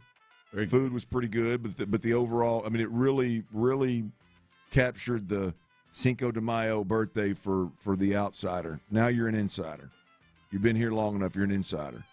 What's the difference here? Well, you've been here longer. The difference is time. I'm just saying, like, what's the difference? In the celebration of the insider. Well, I don't know. I don't know. I just think. Did you think what's the difference in time? No, I think we should do it. I think we should do it. I think it should become a thing. I think it's. I mean, we've got a guy on staff that enjoys getting loose a little bit. His birthday falls on a tremendous, tremendous day, Cinco de Mayo, and I feel like we should take advantage of it. I haven't had a margarita since January. That's going to be the next time I have one. I hadn't had one since December. I hadn't had to drink alcohol since December. I have. I haven't had a margarita since Saturday. And a boy? I'd love to have one. Yeah, one of them old Crystal Beach readers. Yeah, no, I think that should be. I'm with it. There's no reason with that birthday you have that shouldn't be celebrated. I mean, we should celebrate all birthdays, but definitely one like that. That's a good one. That's a good highlight. I'm down. What do we want to do? Like the people? Let's do it. Have ourselves a good time. I think we should. I'm going to figure that out. I know you are. All right. Well, that's the latest there. Someone texting, I think he'll be 6 to 8 weeks. I have no idea. I know it's going to be at least 3 before he throws. We'll get a flat ground update. I just want to know from the 3 weeks, how long is it going to be before he touches the rubber in a major league mound from when he first starts throwing? How long is it from that? Another month? That'll be, because we've seen it with other pitchers. It's been several setbacks. Luis Garcia comes to mind, and obviously Lance is in a place of his own. Hunter's a different animal, man. We'll be all right. You're right. My buff boy, Hunter Brown. You're right. I wanted to get this off my chest, and you all will tell me, and I'm sure you will on the Base Power text line and YouTube and Twitch. And maybe I am over the top with this, and I will also admit that maybe my bias of him not being genuine may come into this as well. Hell. When I saw the report that projected number 1 pick Fernando Mendoza has informed the NFL that he is not planning to attend the NFL draft at Pittsburgh this month, per sources, Mendoza wants to share the draft experience with his family in Miami. Like, you're a quarterback. You're a young guy. You know everyone in the building knows you're going to be the number 1 pick. This is a big event on the NFL calendar. This is when you you are hoping to be the next star of the league. You're the number 1 overall pick, and everyone has known it since your last game, maybe even before that. Man, take your ass to the draft. Hold on, so. I know Trevor Lawrence is the last one to do it in 2020 or whatever that was, but take your ass to the draft. I don't know why that is bothering, but it's bothering. It is really bothering. I mean, me. you've really got it out for Mendoza. You've really. I'm not gonna lie. Some of that may have something to do with it. I mean, Dan has a slightly larger platform and a more aggressive approach to ruining his number 1 overall pick. But I got to think you're number 2 right there behind Dan Orlovsky. If he don't want to go to, it's just like, hey man, just step up, like Victor Wembanyama. You know what? Actually, I'm going to do this in France. Yeah, I'm going to accept mine in France, man. No, man, this is a big thing for the league. You're hopefully the next one of the next stars of the league, the number 1 pick. You're in Vegas. Here we go. Bam, shake Rodgers' hand. Yeah, and especially for him, he's a politician. He's shown to be a politician the entire time he was at Indiana with his written speeches. Nerd. I feel like that's what he wants to do. I think that's what it is. He wants to be able to control the questions he's gonna get hit with. I don't know. I'm like, dude, you're the number 1 pick. Take it. I feel like all the number 1 picks should be there, unless it's Joe Burrow and COVID time. Like, I feel like those guys should be there as you roll in and try to become the next crop of stars for the league. I think it's a thing for the. I'm not as bullish on it. I mean, I would probably attend if it were me. But I could see where a guy that I'm going to take it for what it's worth. I don't know him personally to call it a fraud, but I mean he seems to be a little closer to family and friends and coaches and stuff like that than a lot of guys. So I could see where he'd want to be there with all the people that allowed him to get where he's at, and all those people couldn't necessarily attend the draft, and so he wants to have a get down. Yes, man. You don't think so? I don't know what it is. Show your ass up to the draft, man. Number 1 pick. And the next star of the league here. Come on, man. Ron, I hope he gets picked second. I don't. I want him to have his Dan dreams. Orlovsky's doing everything he can to make it to happen. get him drugged down, isn't he? I mean, he's doing everything he can. Signed, sealed, delivered. You think so? Yes, it 100%. is. Yeah. It's weird, man. Shake Rogers' hand. Get out there. Here, man. Next Maybe star, invite man. him to the basement. Again, I can see it's COVID time, man. I don't love it. Somebody who was there. Somebody who did shake Rogers' hand. He wasn't the number 1 pick. He was the number 2 pick. That's C.J. Stroud. We were there. We watched him. He did all the media. He showed to be the next crop of stars, him and Bryce right there. They've done a ton for, I think in their minds, Clint, they've done a ton for C.J. Stroud to get the best out of C.J. Stroud, how they see it. With everything they've done, we'll roll through with everything they've done in this offseason. Do you think we're going to see the best, maybe not the best, but at least a more improved C.J. Stroud than what we saw last year? We'll discuss that next. All right, check it out. Most of y'all.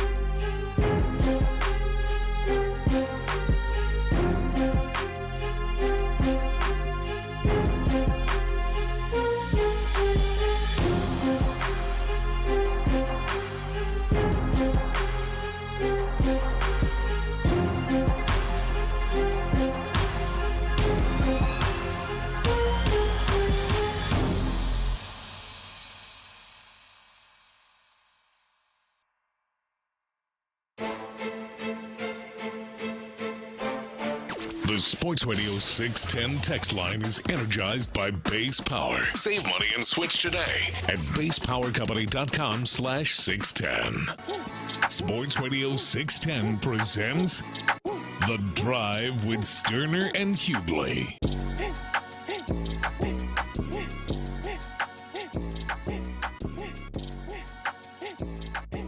Five o'clock fire coming up here in just a bit. We've heard from DeMeco. We've heard from Cal McNair. We've heard from Hannah. We've heard from Nick Caserio talk about their quarterback, C.J. Stroud. And they're committed to him right now.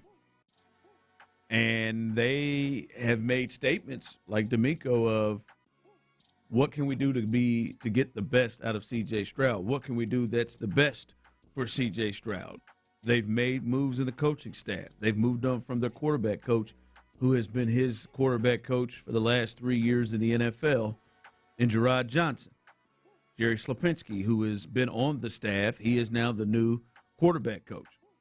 They've tried to improve the running game with the guys up front, bringing in Wyatt Teller, bringing in Braden Smith, re-signing Ed Ingram, and other moves across the offensive line to add depth.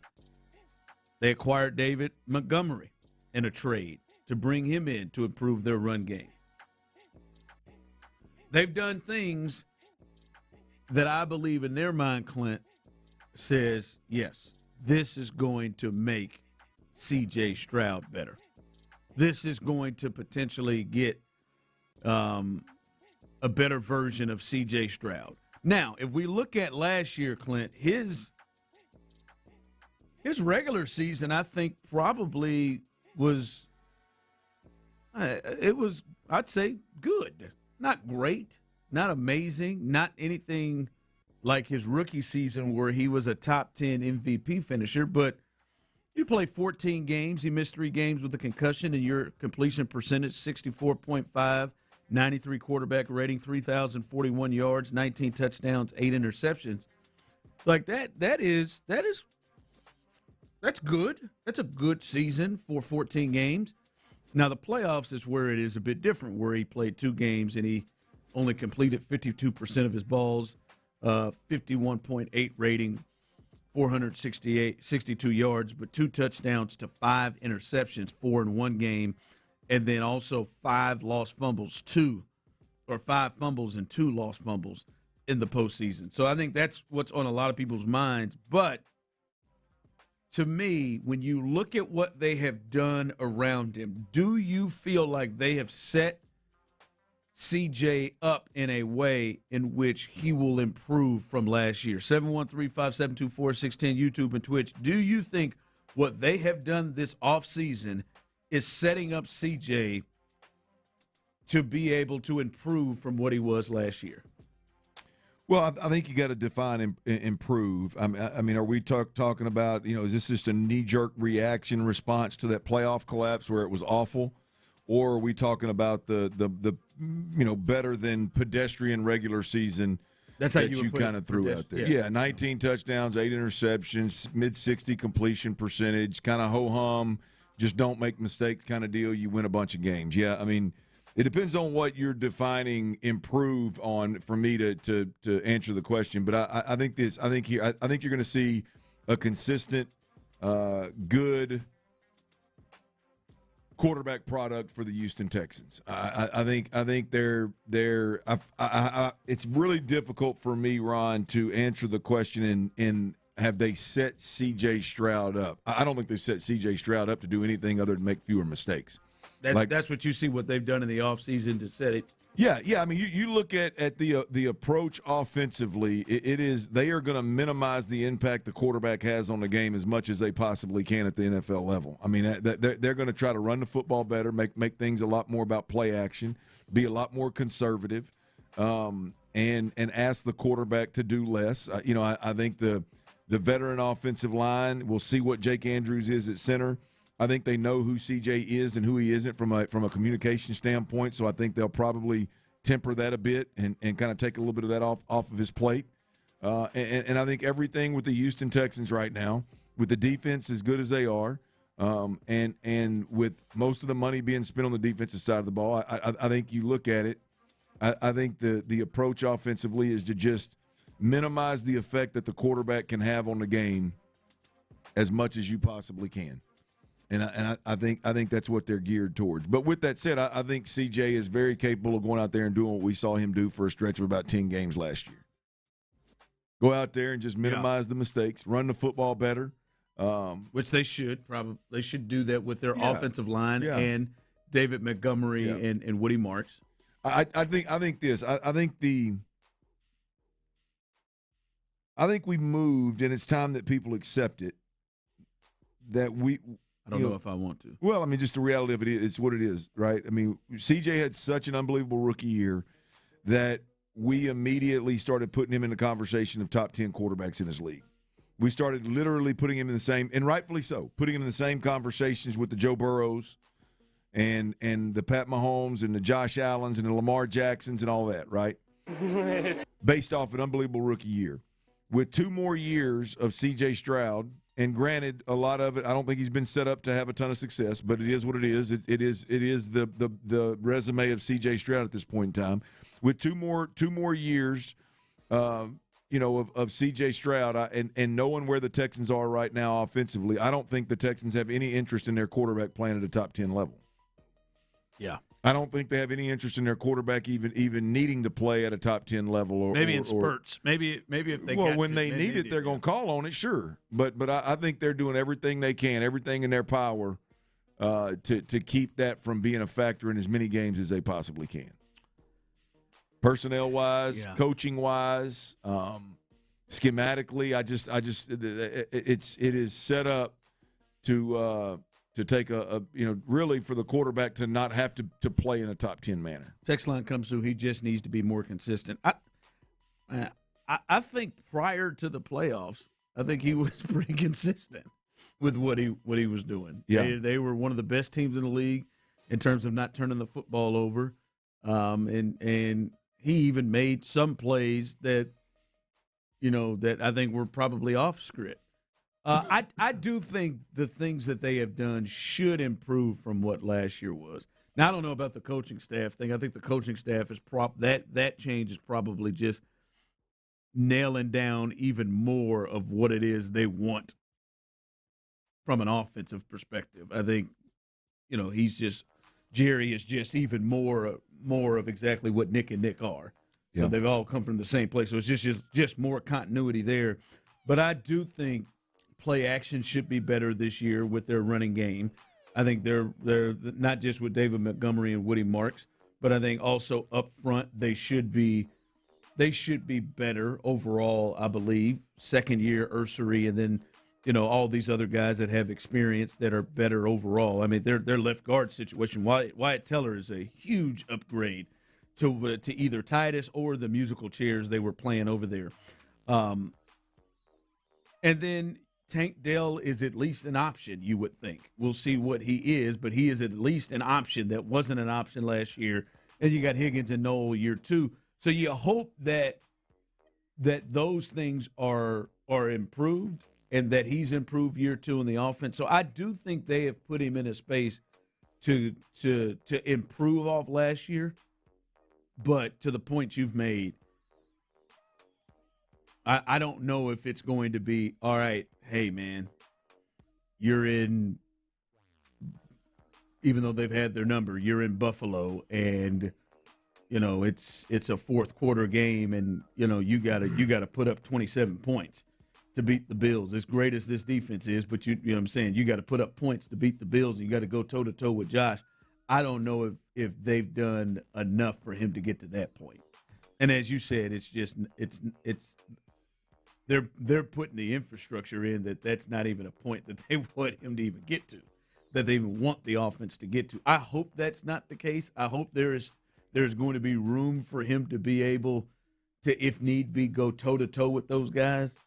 But that's one you'll have to watch. We'll have to see. Because it felt like there was a little give and take with that his rookie year. I think for the most part we saw him just making the right plays, and then bam, when he had to, he would go and then make big plays like he did against Tampa, like he did against Cincinnati. I hope that they get to that space, but I'm more inclined to think with you that they don't even want to get there. Just don't make the mistakes. Don't even try to have to do that. Well, look, there's no doubt, and I think it's probably overemphasized, but I do think it's real that there is this conversation, around C.J. Stroud this year is so far removed from being a top 10 quarterback, and it's more about just basic commitment to an offensive approach, right? I do. There's a lot to be said about removing a quarterback coach that's been with you, that played the game at a high level, that all the things that Gerard Johnson was sold to us, and then inputting a coach that's just been in the system since the New England days. I think there's probably a laundry list of why, but I think the number one is we got to hold some people accountable. We've got to know in that quarterback room that our quarterback is 100% wholly committed to what we're trying to do, and I need I need a Nick Caley guy in that room making sure it happens. I think that's the number one reason why you moved from Gerard Johnson, not because Shaplinsky's better than Gerard or Gerard's relationship is diminished and whatever. That may be true. But the reality of it is, I believe, number one, the reason you make that move is I got to have a guy in there that is going to hold C.J. Stroud accountable, which tells me that there's some kind of buy-in problem. So we are so far removed from being a top 10 quarterback in the NFL to the real question going into this year. The real question is, can C.J. Stroud put blinders on and commit to this offensive scheme? Because we've heard it. They're not building around C.J. Stroud. They're not going to tilt this thing to C.J. Stroud's strengths. They got a system, and they need their quarterback to operate that system. And the question is that the ideal fit for C.J. Stroud? And is C.J. Stroud the ideal fit for Houston? I think that's the question going into the season. All right, coming up, we'll give you the latest on Hunter Brown. There's an update, and I'll prepare you. It's not great if you haven't heard it. We'll let you know that. We'll get you prepared for the Astros game, too, as they look to even up this series. There was a champion crowned last night. The Michigan Wolverines will look at what happened in the national championship game, and then the Rockets have another big one late tonight in Phoenix. We'll get you caught up and ready for that. All of that as we continue right here live on The Drive. All right, if you're out there and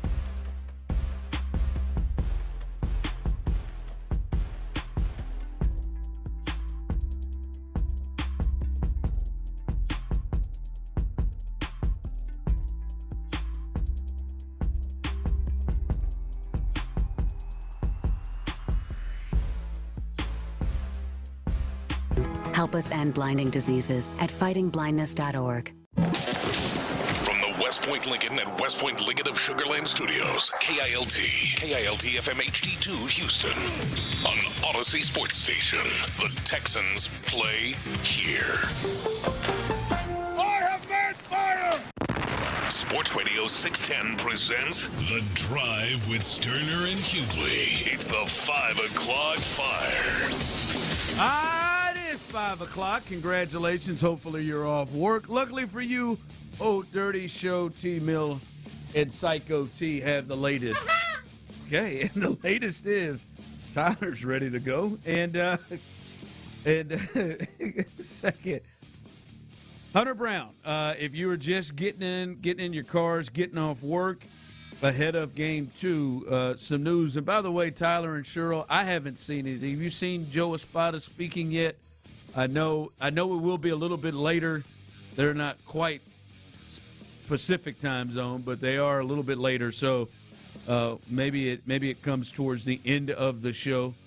But hopefully we hear from Joe Espada, and he potentially gives us a little bit more current news. But we found this out here in the last couple of hours, and that is, according to multiple reports, Hunter Brown, he has been diagnosed with a grade 2 right shoulder strain, and he will refrain from throwing for a few weeks. So it will be, I would assume, Clint, we're looking at a month and a half, I would imagine, because obviously as a starter, you don't just stop throwing for 3 weeks and then get right back in and being stretched out to be able to throw the innings that a major league starter will need to throw. So you've got to have rehab assignments, and before you get to rehab assignments, you got to throw on flat ground, and you got to throw bullpen.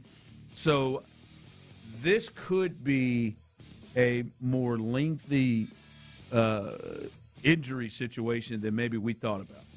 Yeah, it could. I don't know if it could be. I think it is going to be, significantly longer. We saw 15-day IL backdated. That means from the time we heard it, man, we're inside 2 weeks, and Hunter Brown will be back. Well, that just is not going to be the case. No, it clearly is not going to be the case. And so, unfortunate news. I mean, we've already lost our leadoff hitter every other game. I don't know if it's an injury, if it's load management, but we've lost him. We've lost our closer, one of the best closers in the game. He hadn't touched the field this year. Not sure when that's going to happen, and now all of a sudden, your ace, the head of the snake, if you will, when you're talking about the starting rotation for the Astros, the one piece that you can consistently count on to be special and to right the ship and steady the waters if need be. He's now out for at least 3 or 4 starts, and so. Boy, it's going to be tough. We got to keep that 7-11 offense rolling, and we can win some games and maybe stay ahead of the game here. It's going to be tough though. I mean, you're looking at a starting rotation now with Mike Burrows, Tetsuya Imai, obviously Lance McCullers. Not real sure what the hell's going on with Christian Javier. He gets to Spencer start Arrighetti's got to get back in this thing. What's old buddy's name from last night? Cody Bolton. Yep. Who obviously he got the job done, but I don't know if that's somebody you want to lean too heavily into. So, yeah, man, I mean, you got a starting rotation with no Hunter Brown and a struggling Christian Javier, boy, that on paper, at least on paper, leaves a lot to be desired. We'll see if the Astros can weather this storm. Yeah, this is a clear opportunity for Spencer Arrighetti, and huge, and he could potentially stay in the rotation. Like right now, all of these guys over the next month, you could see falter and lose their spot at there, or they may want to go 6, even more inclined to go 6-man rotation with this injury to him. So this is key for all of those guys, the ability to stay in, because I don't know if there's any of them. Maybe Mike Burrows has pitched a little bit better. Lance has pitched a little bit better. But I don't think any of those guys you can say right now, all right, man, they're just – we know what we're getting in their mainstays. Yeah. I mean, we've seen good to great, from all of them at some point in time this year through the first 2 times through the rotation. We've seen good to great. You made the point earlier. I think that's the deal is consistently. I mean, it's going to have to be awfully complimentary moving forward, and they're going to have to pick and choose when they have their off nights because I think everybody left in this rotation, the wheels are going to come off from time to time, and then you got a bullpen that, I think the most promising piece from the spring training was the guy that the wheels came off of last night, Weiss. Yeah. So, yeah, man, it's going to be I think some trying times the starting rotation for the next month and a half, maybe even 2 months. But the reality of it is there's a big opportunity here, a much bigger opportunity for Lance McCullers than we thought, a much bigger opportunity for Burrows and MI than we thought. And then here comes Spencer Arrighetti coming out of Sugar Land, getting back into rotation sooner rather than later, and he's been promising. So we'll see what he can bring to the table. Flip all these burgers. 5 o'clock fire. All right, tonight's game 2, the Astros will look to even this series with the Rockies. As we just talked about it, Mike Burrows, he will pitch again tonight, and Christian Javier, who has struggled, will pitch tomorrow in the finale of this series. They could really get a nice pitching performance because the bats have been swinging, as you said jokingly, 7-11. They've scored 34 runs in the last 4 games, and they've only won 1 of them. That has to change. Obviously, they're not going to just keep cranking out runs like this over 162 games. That is going to slow up. There's going to just even a good offense isn't going to do it at this level. And it is really concerning, Clint, that they're swinging the bats the way they are, and they have lost some of these games. But the hope is they continue to do that. And they're in Colorado, and although Kyle Freeland has been pitching pretty well for the Rockies, I think this is his first start back at home in that ballpark, but they could really use a win right now. Putting the ball in Christian Javier's hands for a potential sweep the way he has pitched here lately is absolutely not ideal for how they want to see this thing to go.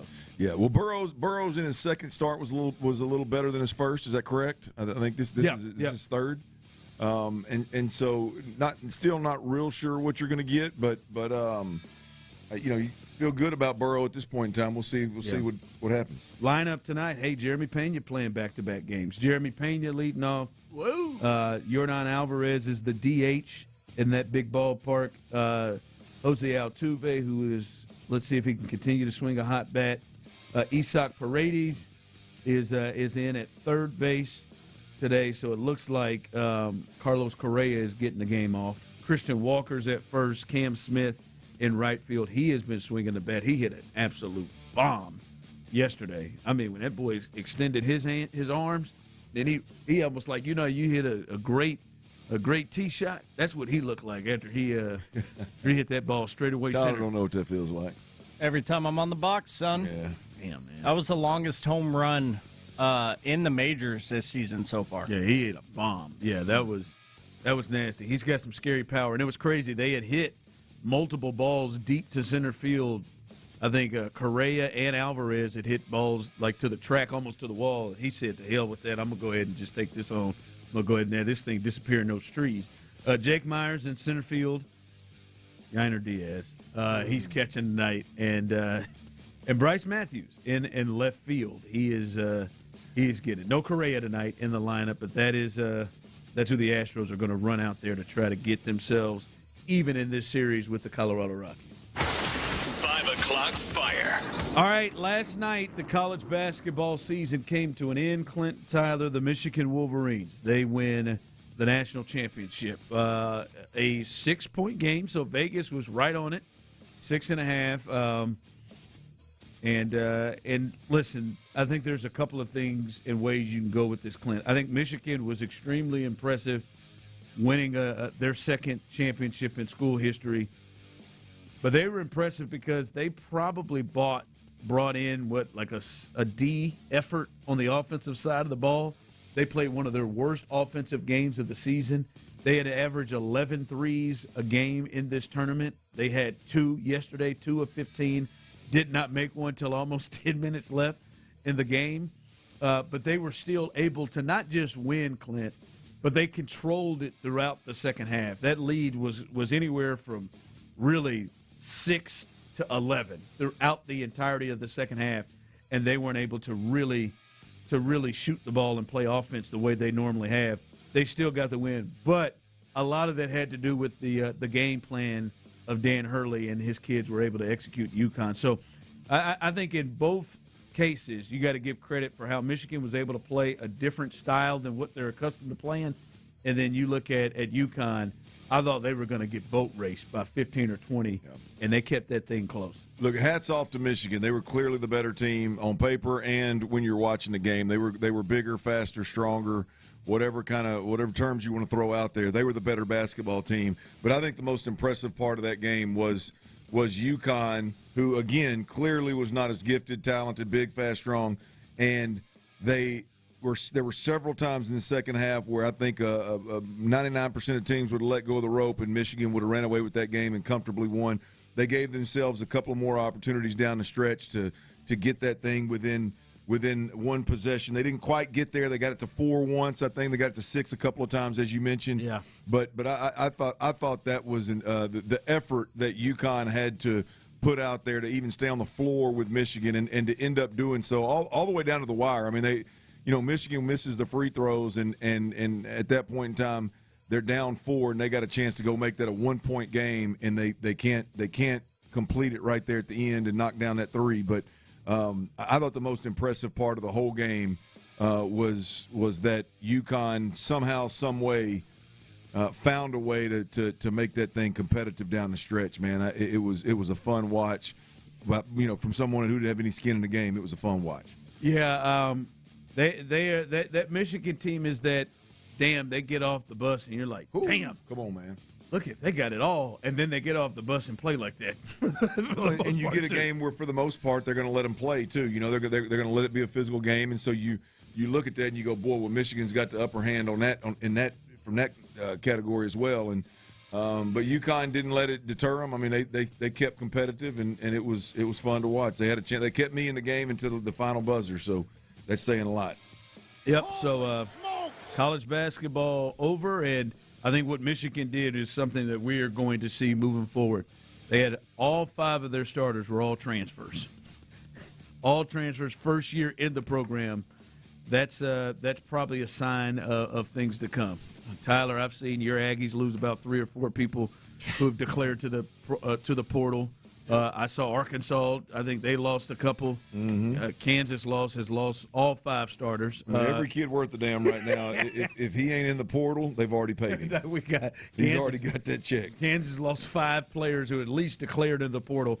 I don't know if they'll all go, but they've entered it. So it is a wild time in college sports. 5 o'clock fire. All right, tonight the Rockets will take on the Suns. Now I don't think this is a potential matchup at least in the first round of the playoffs, as it feels like the Suns are kind of locked into that 7 spot right now.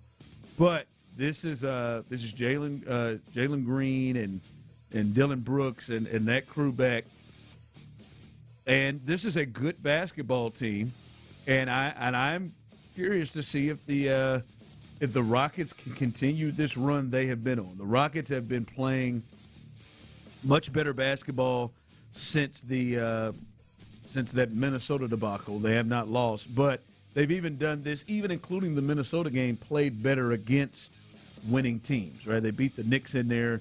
The Warriors, when they have Steph, that's a different team, right? They're not a 10 seed when they have Steph Curry. That's a completely different team.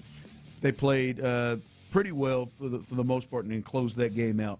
That's what I'm looking for. This is a physical, tough team that's got guys, Booker as well.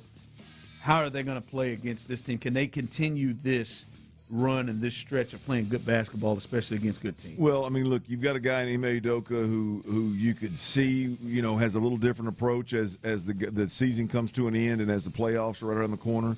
You've obviously got a guy, at least in Kevin Durant, that has been there and done it, and I think things tighten up a bit in a good way, in a sense of kind of it's more about, hey, now's the time than it is to fitting in and figuring things out and figure out what the best version of the Rockets is. Now it's time to to lock it in and go win. And the Rockets have won, what was it, 6 straight?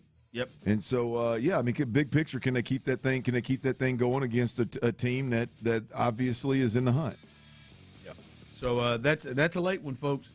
10 o'clock tip. Woo. 10 o'clock our time. That sounds fun. That sounds a blast right there. That sounds like maybe right in time to put the kids to bed, didn't? Certainly, you'll watch the rest of it when you get up. I'll be toes up, cuz. I'll be toes up. Watch that on highlights tomorrow. 10? Yeah, I'll get in there. I'll stay. I'll hang in there. Don't worry. I got it for you. I got to get my sleep score, man. Got to get my sleep score right. Yeah. I've not really given a damn about my sleep score for a while. That'll catch up with your ass. I know it. I still got a few years till I get to 48, so hopefully, Lord willing, gets me there. Hey, don't do as I do. Do as I say. As you say, huh? All right, coming up, T-Mill's best bets. As hey, I got a push yesterday. Why not? That's not a bad Monday. That banked in 3 of that selfish kid who just wanted to get himself fouled, even though you are not a great free throw shooter. Pass the ball to a guard. Pass the ball to somebody who really cost people money. Cost some people some money last night. Well, he missed both of them. I thought that damn fan. I guess it was the coach's wife. They kept showing up there from Michigan. I guess it was the coach. I thought she was going to chew them damn nails off when that kid was missing them free throws. Yeah, good for you though. Yaxel drug his leg to 13 points yesterday. That final he had 12, didn't he? Huh? He ended up getting 13. Did he get 13? Yeah, he got 13. Did he get you by the hook, or did you win by the hook? He won by the hook. He got 13. Wow. I thought he was sitting there at that free throw line. He made it to 12, and I said, "Boy, Tyler needs him to knock this down." Good for you. I don't know if he's going to be able to drag that leg for another. Hey, good news in the Lakers though. LeBron's out tonight. Oh, well, yeah. Well, might as well rest him up. Playing the Thunder, and we saw what happened when they're gonna kill them. God, no Luka, no LeBron, Marcus Smart out, no Reeves. Jesus. All right, D-Mill's best bets, and an interesting name coming from one of the mock drafters. We'll let you hear what that is and see your thoughts about that for the Texans coming up next.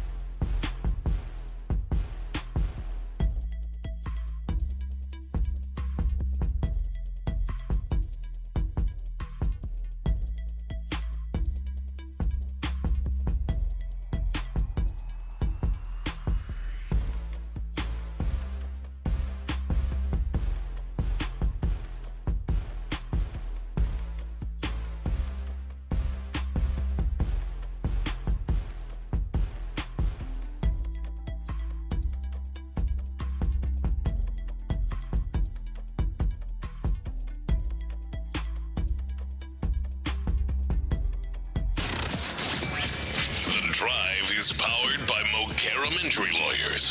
Heard in an accident? Call Mokaram Injury Lawyers at 281-222-2222. Sports Radio 610 presents The Drive with Stoerner and Hughley.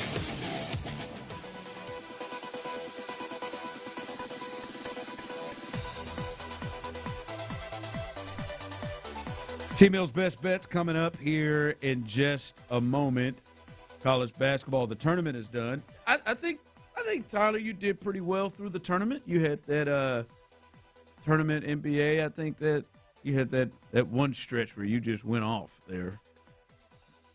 Needed it at the time in a bad way, too. In a major way. But, yeah, I think I fared okay during March Madness and such. Not bad. So T-Mill's Best Bets coming up here in just a matter of moments, so you can stay tuned for that. Remember, at T-Mill Real Deal, you can check that out to get his best bets, but we'll hand that over to him here in just a bit.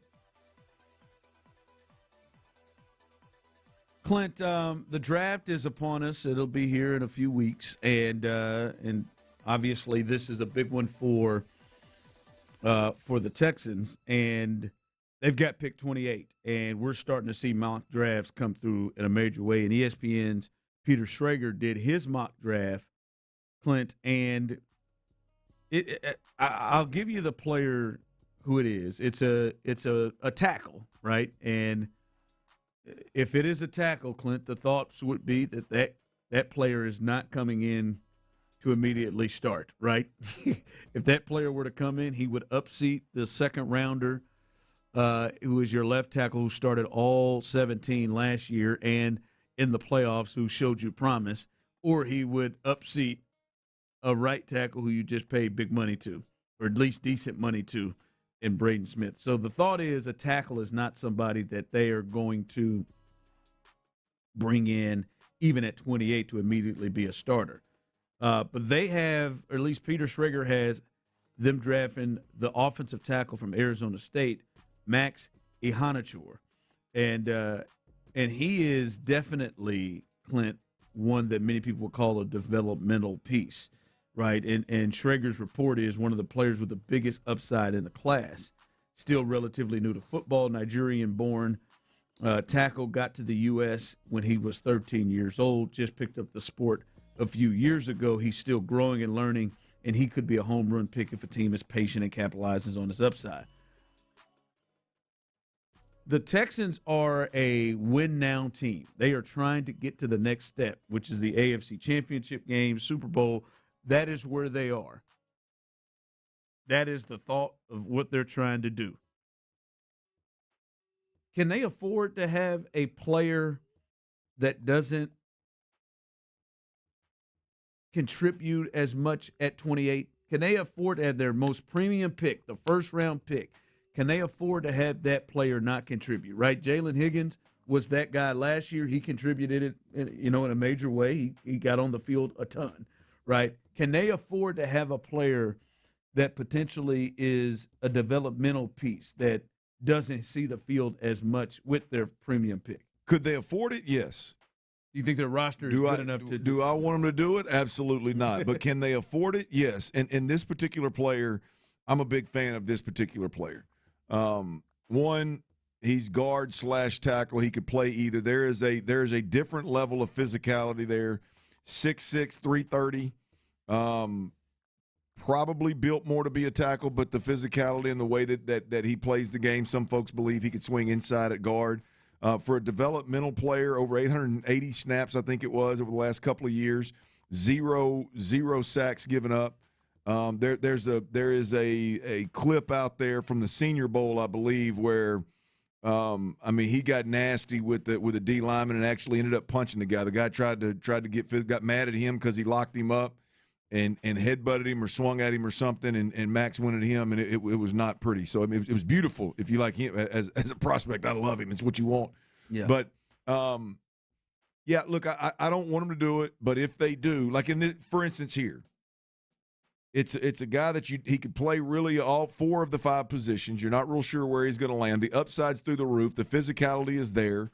And I believe where I could make sense of this guy being drafted in the first round is, one, if he falls to 28, most folks have him 20 to 23. If he falls to 28, you're lucky to have a shot at him. But at 28, I got to have him be my 6th offensive lineman, right? And so yes, he's a developmental player, but he's got the athletic ability and the physicality to take that 6th offensive lineman personnel that the Texans were number 1 in the league in using last year with Blake Fisher, to take it from a tackle that's light in the ass, that had a rough training camp, that probably would have been cut if he wasn't a previous second-round pick, to a guy that's as big and as athletic as the player that you're talking about.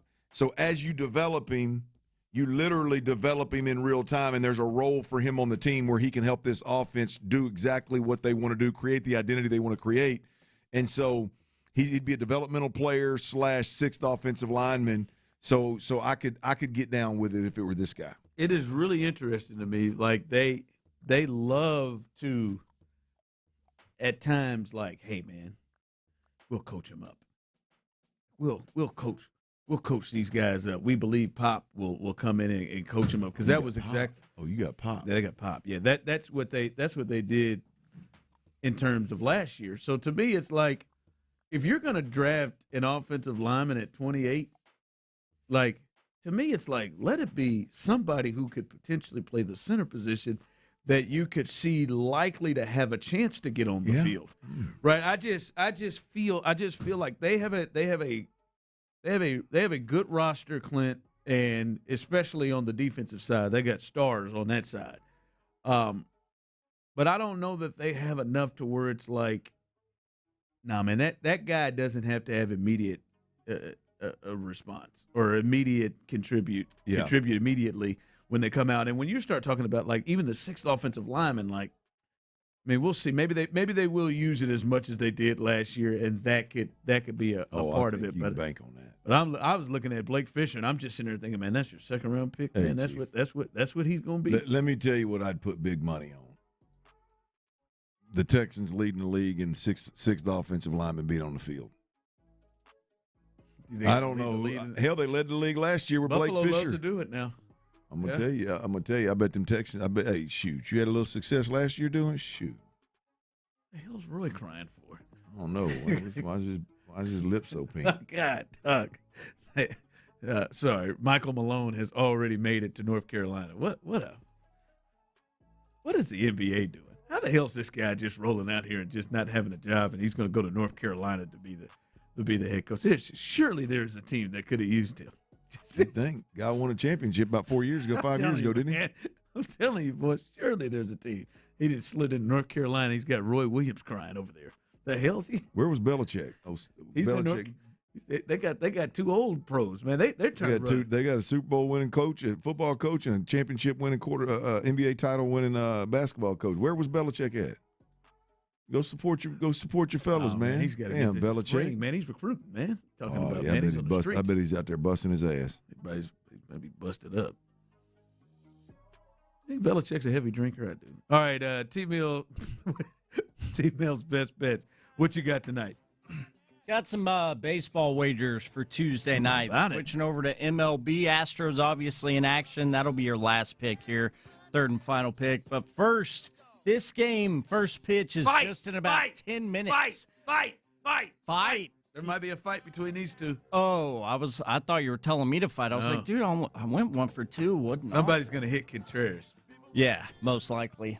Red Sox first pitch, though, against the Brewers is just about 10 minutes. If you want to get action on this, I'm on the Red Sox money line. I got the odds at -150 for Boston as they host the Brewers tonight. Next, I'm on an over between the Dodgers and the Blue Jays in Toronto. Over 7.5 runs between the Dodgers and Blue Jays. That's your bet number 2. And then lastly here, expecting the boys to rebound, answer the bell after last night's nightmare of a 5th inning in Denver. I got the Astros money line at -160 in Game 2 of this set against the Rockies tonight. Those are your 3 best bets. All right, a little baseball action. Did you see how he slid in that second base too? You see Contreras? You see how he slid in second base yesterday too? He tried to take it onto his. He didn't want none of that 6'4" pitcher. He went out. He wanted to mess with the shortstop and the second baseman. And he was standing up at on the dugout steps, just talking all kinds, just yelling. He was trying that World Cup tackle. Then he made that threat, baby. Yeah, he was in there. Yeah, he should have been called out just on the slide there. Yellow card. Yeah, probably. So we'll see. We'll see. All right, there it is. T-Mill's Best Bets. If you need to check it out, it is on X, Twitter, at T-Mill Real Deal. He's got the money line with the Red Sox over the Brewers, the Dodgers and Blue Jays over 7.5. This is a World Series preview, World Series rematch. Excuse me, not preview. Hopefully not. And World Series rematch from last year, and then the Astros, who they better money line. They better get this dub tonight in Colorado. So that's T-Mill's Best Bets coming up as we continue here. The Astros, man, this situation here, man, they've scored 34 runs in the last 4 games and are still unable to win games consistently. We got to look at what happened last night, and it was a tough one last night. We got to look at what happened last night and see if they can improve this thing. That's coming up next. All right, y'all. Power outages, they can happen anytime around these parts, whether it's extreme heat, extreme cold, hurricanes. You know the game.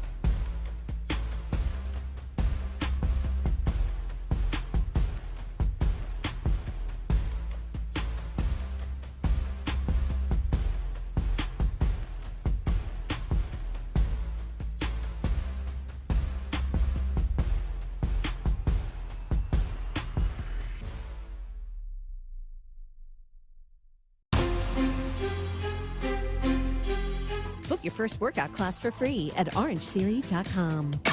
The Sports Radio 610 text line is energized by Base Power. Save money and switch today at basepowercompany.com/610. Sports Radio 610 presents The Drive with Stoerner and Hughley.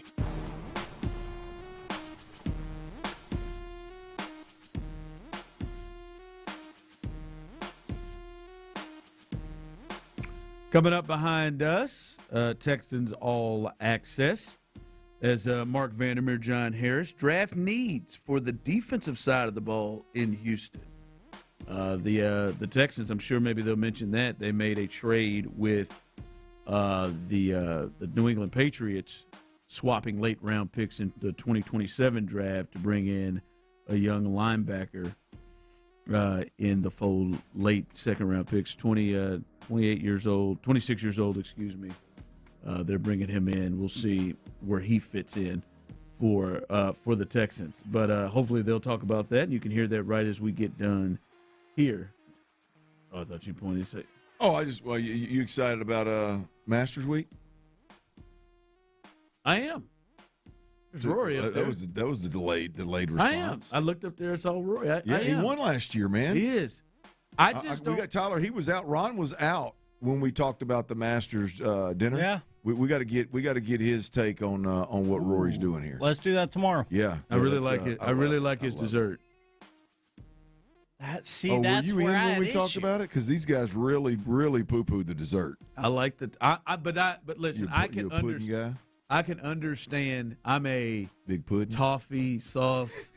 Like that is. You big toffee pudding guy. Oh, I'm a big toffee guy. Oh, that turned me on. That's great. I got a real problem. We got to rehash that tomorrow. I got a real problem with the flatbread. That's weird. Well, don't give it all away now. Sorry. All right. Rory. And there's Jay Leno. Jay, let's try not to get arrested for the tourney there, Jay. Why not? Have some. There's old Jay Leno. Two best golfers we've seen in the last couple of years. Darlington, he's on it again, isn't he? He's at the golf tournament again. Jeff is. Jeff will be wherever Tiger is, too. My name is, Area 45, back tonight, as they were out yesterday to the championship game, but they are back 7-11. Sean Bijani, Patrick Creighton. Area 45 tonight, right after Texans All Access, right there. By the way, as you were going through those games, baseball, it's so stupid. That Red Sox game that's about to start here soon, you might want to get on that if you're betting on that. Real feel of 21 degrees currently right now out in Boston as they're going to play through. They moved the Royals and Guardians game that was supposed to be played at 6 or 7 tonight. They moved it today to 12 o'clock Eastern, 11 here, so they could avoid it being real cold. But it was all right. They started the coldest game in Jacob/Progressive Field at 30 degrees at first pitch is what it was with the wind and a real feel of 19 on first pitch. What are we doing? It's the dumbest thing. It is so stupid. Meanwhile, I got swamp ass over here down in Houston. No, the 76 ain't bad now. That's beautiful. It's getting in the 80s tomorrow. That is exactly why you don't want to poo-poo the heat in Houston, because you could trade it for 22 degrees in April. Oh, I'd rather go to a game in 25, 30 degrees than 85, 90. What is he talking about? You lose toes at 25, 30 degrees. You lose toes. I don't think you lose toes. If you take care of yourself and do what you should. Yeah, I mean, if you go out there without shoes, you lose toes. This ain't the Miami. This ain't the Miami Chiefs game where those people lost their limbs at minus 17. You'd rather watch 9 innings of baseball in 25 to 30 degree weather than 85 to 90. I like the cold weather. Not 85 to 90. Not 85 to 90. But 95 to 100, I'll take that. I don't care if there's a team full of Ava Adams out there playing in a bikini. I ain't sitting in 25 to 30 degree weather. Bundle up, bitches. I'm out. I got one lady in me, boys. There'd be some tough young ladies. No, that's stupid, though. The Royals-Guardians one is dumb. They play 13 times or however many times division teams play. Let's just double it up in June. August, whenever that next time they've got a return trip to Cleveland. Just let's play a doubleheader. Nobody wanted to be out there. Let's just not play them, and if they end up mattering towards the end of the season, then we'll play them. If not, we'll just cancel. There's got to be a mutual off day. Or how about we fly to Houston and play it at Daikin, since we got 10 straight on the West Coast. They should have just gone to Rocket Mortgage Arena and played in the Cavs arena, and let's clear everything out. Play in the Cavs. But that's stupid. That's stupid. I can like the Brewers with Red Sox. I can kind of get that. I don't think the Brewers are returning to Boston. They're a National League team, but the Guardians and Royals are going to play each other 13. 6, however many times it is you play division opponents now. Stupid. Or these cold environment ballparks could, just put a damn roof on their ballpark. I get that. I think every new one should be that way. But damn it, we just got to have. Hey guys, we're not playing in 19. That's pretty cold. We're not going to make the fans sit out here. There wasn't nobody at that game. There wasn't nothing. Nobody at that game. They wearing parkas It it was like the old A's. The Oakland A's game out there, man. I saw the pregame. Some guy was out there. There wasn't another person in the next 60 seats around him. He's just popping open a beer, just out there, just letting it ride. God, I bet if you hit a ball just right as a batter in that kind of weather, that hurts your hands like a mother. Yeah, no, absolutely. I'm out. Look at this freaking guy. This freaking guy here. Look at that is a bad. I don't know. Do I like that suit? I don't know how I feel about that. I like it. The button sound. It's hideous. It's is it? awful. Oh, it's hideous. I kind of like it. Looks like he's in Slytherin for Harry Potter or something. Well, how would you describe this, Clint? It's a Canadian former Canadian hockey player that's tall and thin. Exactly wearing exactly what you think he'd be wearing. Wearing it. I mean, it's like almost like, wow, what kind of pattern is that? Snake? It looks like a snake pattern, but it looks stupid. He looked like he. I mean, he's owning. He's, to be fair, he's owning it, but he's got the buttons down 3. He is getting all kinds of ass. I mean, he is definitely Canadian. Kevin Nagandhi's wife's watching this and looked at him once. That dude's still shook from the hockey Olympics. What's the one hocky dude? The one hockey guy, the older gentleman that does been doing that hockey in studio stuff for years. Barry Melrose. There you go. Oh, I mean that he does that. He does. Call, Tyler. That's the second time. The hair is always loose. The championship mullet. Yeah, him and Mel are close now. Who, this guy here? Him and Mel Kiper. They're not close. They got a similar look. Barry Melrose. Did we lose Barry Melrose? We may have lost him on the TV. He didn't die. I don't think he did. I think we may have lost Barry. I used to love him on SportsCenter as a kid. Chance, I didn't give a crap about hockey, but he's a funny dude. Always had that red nose, slick back you're right. mullet. Maybe we didn't. I thought he was. Maybe he was sick. Barry Melrose, right there. You had tried to kill off Barry. I honest to God, I thought we had lost Barry. I thought he had a bout with something. That legit scared me. He is. You think about a younger Barry Melrose. Oh, he has Parkinson's disease. I guess I killed him with that. That's sad.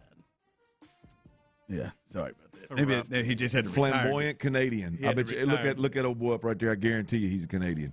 I'm gonna guess he's a former hockey player, considering he's talking about NHL. But sorry, dude, come on, man. He's getting all kinds of ass. Like if he was he a part of the condom situation at the Winter Olympics? Oh wow! Because if he were there, Minnesota.